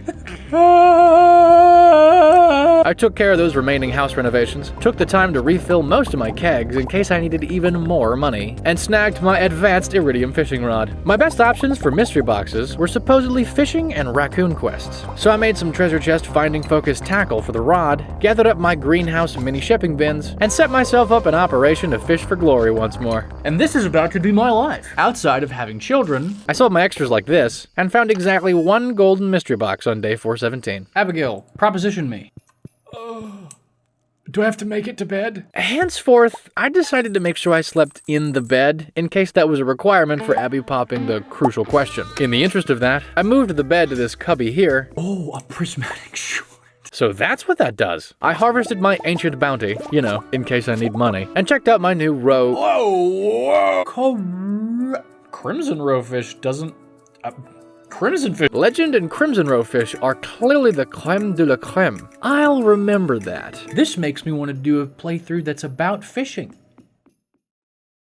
I queued up my old news lava eel row and tossed these new players in to see how they'd perform. I spent the rest of the day fishing for boxes, featuring a fishing date with my wife, and reeled in 2 more golden mystery boxes. I picked up my daily prismatic shard the next morning and handed Abigail this tea I'd fished up to bring us to 14 hearts. The Spirits Eve festival meant town wasn't an option, so I spent the rest of the day fishing for boxes, netting a dino egg, another tea, and another box here. During a break, I ran into a cutscene. What? Ow. Abigail happened to show up and took action. Abigail! Is this a 14-heart cutscene? Is that what I'm having happen? I recovered after a bit, but the experience weighed heavily on her. I gave her reassurance which seemed to help her process it. You maybe shouldn't go with me in the mines. Is that a grave? Abigail took a life to save mine. I'll never forget that. Yeah, let's hold off on the mines dates for now, Abby. The sentiment there is so sweet. I'm just thinking to myself, like, man, you know, I've got mixed feelings here. I definitely want somebody that can, like, scrap, you know, help take care of me just as much as I take care of them. I just feel like I probably could have handled that. Like, I feel like I could probably take one of those, you know what I mean? I feel like I was probably good. In the end, I couldn't decide. I can't tell if this is a bruised ego or if this is just me kind of going... And to be honest, I still haven't decided. Tell me in the comments how you feel about that one. Anyway, I took that break to make more magnet bait and then went back to fish more. I'm like happy and upset at the same time, and I don't know what to do with this. What do I do with my emotions? I went to the festival that night, found Abigail staring hungrily at these things, which definitely wasn't concerning at all. Have you ever fought any of these monsters before? Girl, have you? Interestingly, the maze had been made much bigger this year, with more than one secret pathway to contend with. In the end, I earned a prize ticket instead of a golden pumpkin. Nifty. Despite today's events, Abigail didn't ask me about children for yet another night. Another cutscene happened where Pam and Penny got this new house, but I decided to remain anonymous, which ended up to be seemingly the right move. They probably stayed anonymous so we wouldn't have to feel obligated to them. Whoever you are a truly pure angel. Well, I wouldn't want to go that far. After that heartwarming affair, I decided to test my karma with my 4 golden mystery boxes. Yes! That is a really big deal. Well read? Check. I also realized that I'd previously compared multiple Crimson Fish and Son of a Crimson Fish row with one Legend row. One is way more valuable. No matter, we got 5 achievements left, baby. I tested my luck at where 2 of those achievements would come from, Journey of the Prairie King. This mini-game is essentially a retro shoot-'em-up. Quick rundown. There are various power-ups dropped by enemies to make you better at getting rid of enemies or evading them. You can hold one of those items at a time to use at any time. Any additional items are immediately used upon acquisition. Item effects can stack, like rapid fire and shotgun here, so there seem to be some tactics to consider with this. The enemies sometimes drop coins instead, which contribute to a running bank you can use to buy upgrades between certain levels as you progress. And all that's great, but there's no health. If you get hit, you just die. You do get multiple lives, but we'll come back to that. The real problem? I was bad. Genuine skill issue type of stuff. But besides getting good at this thing, there really wasn't much to do at the moment besides sleep. So I set off to fix said skill issue, which ended up being a tall order, as I regularly confused my directional keys and my shooting keys. After much struggle, I went ahead and slept for the next day, yet Abigail still wasn't down for family time. The Amaranth arrived at the beginning of winter, and she offered this quest again, so I bought a bunch more wheat flour and made a lot more bread. Once I'd sold all that, I went back to struggling at Prairie King. I eventually googled tips and strats because, lord, I needed everything I could get. Apparently, the minigame autosaves every time you clear a level, so if you complete a level, you can then sleep in Stardew and continue the next day. If it doesn't go well, you reset the day and try again. I hadn't reset a single day in this playthrough up to now, but I decided this was gonna have to be the exception, because for this achievement, I needed to beat the game. And for this hidden achievement, I had to beat the game without ever dying. Yeah. Thanks to some really awesome item drop RNG, I squeezed out the first of 13 levels without ever getting hit, and left the saloon to lock that one in. Abby didn't ask about a child again, but I got those chi gems for selling bread. The next day, I saw how crazy the value of Legend Row is, bought this Galaxy Soul from Chi, and walked up to my mini forge this time. Boom. Pow! Yes! Infinite power! And now I have the Infinity Blade. I decided to throw another enchantment on there to hopefully get 2. Bug killer. Oh, bug killer again! Guess I still don't really know how this works. The artichoke finished up that morning as well, and once I'd sold practically the whole greenhouse, I went back to continue my journey, where I tried a revolutionary strat of literally not cornering myself constantly, and managed to beat the second level without getting hit. I uncertainly bought the cheapest thing, these boots, which improved my movement speed. The yams were ready the next day, which I sold, but then I got hit in Prairie King. So after much contemplation, Yeah. Okay. All right. the save scumming began. So, these yams were ready, which I sold, and I put away my tools, because I realized nothing left for me would require tools. I continued my journey, but then I got hit. These yams were ready, and I put away my tools, because I don't actually need these anymore, it seems. I continued my prairie journey, but then... Oh! These yams were ready, and I put away my tools, because I continued my journey where I learned the yams were ready for the tools. I'm gonna stop doing these things before I go to the saloon. I'm gonna do them all when I get back from the time that I succeed. Good idea, me. 3 attempts later, I locked in another win and went home, where these yams were ready. I also decided to put my tools away, because I'd had a realization. Did you know? I think I can sell everything, right? I'm selling everything. Sound familiar? I sold basically everything I had, since I really only needed to sleep and play Prairie King to get the last achievements. And when I slept on day 423... Polyculture, that's another achievement off the list. Look at all this money. I continued my journey on the morrow and cleared this fortress-like level on my first try. I purchased the ammo, a damage upgrade. I tried my best to woo Abigail. You want to come to bed? 7:20 in the morning. Feels like a good time to make children. Today's prairieing was my first boss battle. Fortunately, he was relatively predictable, and I'd seen him once before long ago. So after playing really careful, I completed the final level of stage 1. Another day done. Abigail, come to bed with me at 7:40 in the morning. Yeah, that didn't work. Stage 2, level 1. The 6th overall level was grassy, with new, faster, and healthier enemies. The speed and damage buffs I'd gotten countered that well, and I cleared this level in one try too, where I was able to purchase a fire rate upgrade. Having tier 1 of all the upgrades served me well, and I cleared level 7 with surprising ease. I wonder if this will continue to be a trend. Day 428 was the Festival of Ice, so I couldn't get into the saloon. Level 8 took a few concerted tries, but with some awesome RNG and item combinations, I scraped by. But I didn't have enough coins for any of the upgrades. Hopefully that doesn't come back to haunt me. I'd moved these items to grab in the mornings, and fought what was essentially the same boss with less cover available. Or so I thought. His firing pattern has changed. This didn't really change my strategy much, and I ended up vanquishing the second boss on my first try too. All right, stage 2 done. But then came stage 3. Those demon bats, fast, and 2 hits to remove. Those mummies, 3 hits to remove. Oh boy. Not having been able to buy any upgrades was looking like a serious problem, especially when things like this can happen.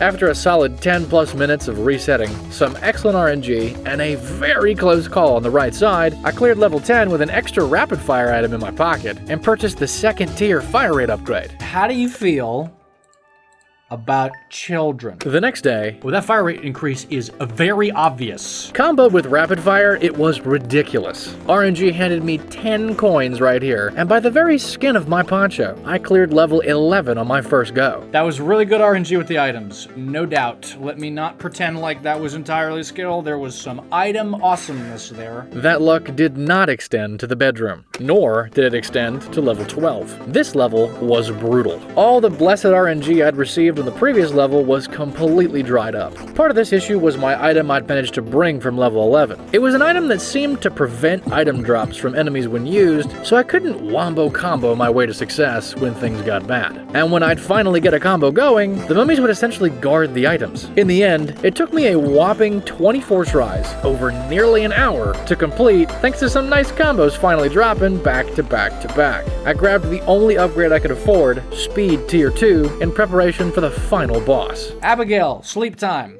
Have some RNG with me tonight. Nothing. Remember how the other two bosses had been methodical and easy? Meet Fector. This pure heart will keep me alive. Oh, I got shot immediately. What happened? Yep, he just does that. What a guy. Also, there's zero cover, and he just does things like this too. Further, please direct your attention to the variable speeds of his bullets, like that one. And as if that wasn't enough, he sometimes just spawns minions. Lovely. Huh? This invisible first bullet thing happened a lot, until I learned to just move from the spawn point before the battle started. About 30 minutes into Fector shenanigans, the descent into madness began. It just slips an extra one in there that goes like 1.5 times the speed. The madness paid off, though, as I soon realized there was a thin angle I could hit his wide hitbox without him hitting mine. With this cheeky realization, and the grit to keep trying for an entire hour, despite devastating near misses, I'm proud to present this run, where I locked in, shut up, and did this.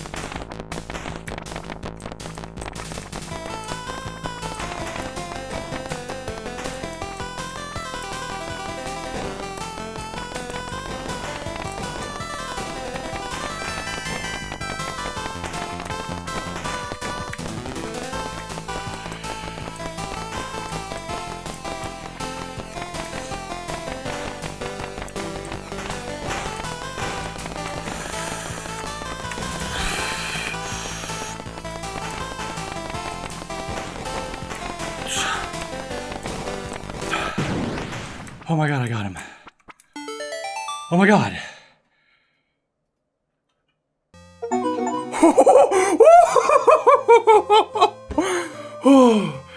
Oh man, I was just about to get hit by a bullet too. Oh man. 2 more achievements, check. Only 1 to go. What an exhilarating way to end 100% of Stardew Valley is I need to go to sleep a bunch of times. And so that's what I did. I got this portable Prairie King system now that I don't need it, thanks so much, and began Depression Nap the sequel, Turbo Mode. Abigail redecorated at some points, and I occasionally took a break to feed the animals, with an extended break on Spring 1 to get this last power. Vincent taught me how to remove bugs from spring onions. Was I selling them with bugs in them before? Well, at least this is complete now. Oh man, 5% is real, dude. Oh man. Oh boy. It's okay. It's gonna be not 500 days. It's gonna be titled 500 days, but it's not gonna be 500 days. And so no one in the valley ever heard from the farmer. Yes, we should. Yes, we should. 14 days later, this thing showed up overnight. Terrifying. How do you do fathering? How do I be a daddy? How does daddying work? How do I do that? I don't feel like I've earned the daddy card. How do I dadify my... Oh. It was just kind of sleeping, so I didn't know what to do. I did start giving Abigail a prismatic shard every day to keep our hearts up, and the child awoke on day 486. Hello, James. Oh, Oh, what? I'm okay. Does that make... Okay. That feels very dad. That feels like a very dad thing to do. Throw the baby in the air. I moved the bed up by the crib, along with the shard maker, so I could gather up gifts and play with my baby in the 10 Stardew minutes a day I was awake. I play with him every day, Abigail. Come on. Is that not enough for you? I don't change any diapers. I don't feed him. I don't clothe him, I don't take him to school, but I play with him every day. And if that's not enough for you, when do you get out of the the child is not in the crib. Where's the child? He's on the floor now. They grow up so fast. Look, he crawls too. Overnight, this thing showed up. What are you? What are you? So on day 501, I got a golden egg. Nice. Let's incubate it. It hatched into a sparkling golden chick named Masco on day 512. Having a child has really given me severe, crippling narcolepsy. And depression, and insomnia, and everything else. All of it. All of the things that would keep me in bed for longer than usual, I have them. Every single one. I have all of them. I tried to sort through my overflowing mailbox on fall 23, but I couldn't get through them all. The next day, the child was finally a toddler, which meant Abigail now once again had a 5% chance of asking me about child making. Great. Lucky for me, baby number 1 and winter's chill was enough for renewed baby fever. And almost exactly 1 year after the quest for 2 children began, Jessica was born. Yes! Get married and have 2 kids. And just like that, I already gave James and Jessica their chocolate cereal. The baby is 1 day old. The baby is 1 day old. Chocolate cereal? Well, I can't complain, can I? I've never fed him once. But that isn't part of 100%ing Stardew Valley, which I can finally say is complete. So it's time to light the candle. What a journey it has been. Thank you for being a part of it. It was so special to me, and I hope you got a kick out of it too. I've got more epic and funny journeys under construction, some in Stardew, some in other awesome games. So if you enjoyed, subscribe, like the video, and once you've done that, check out this video next.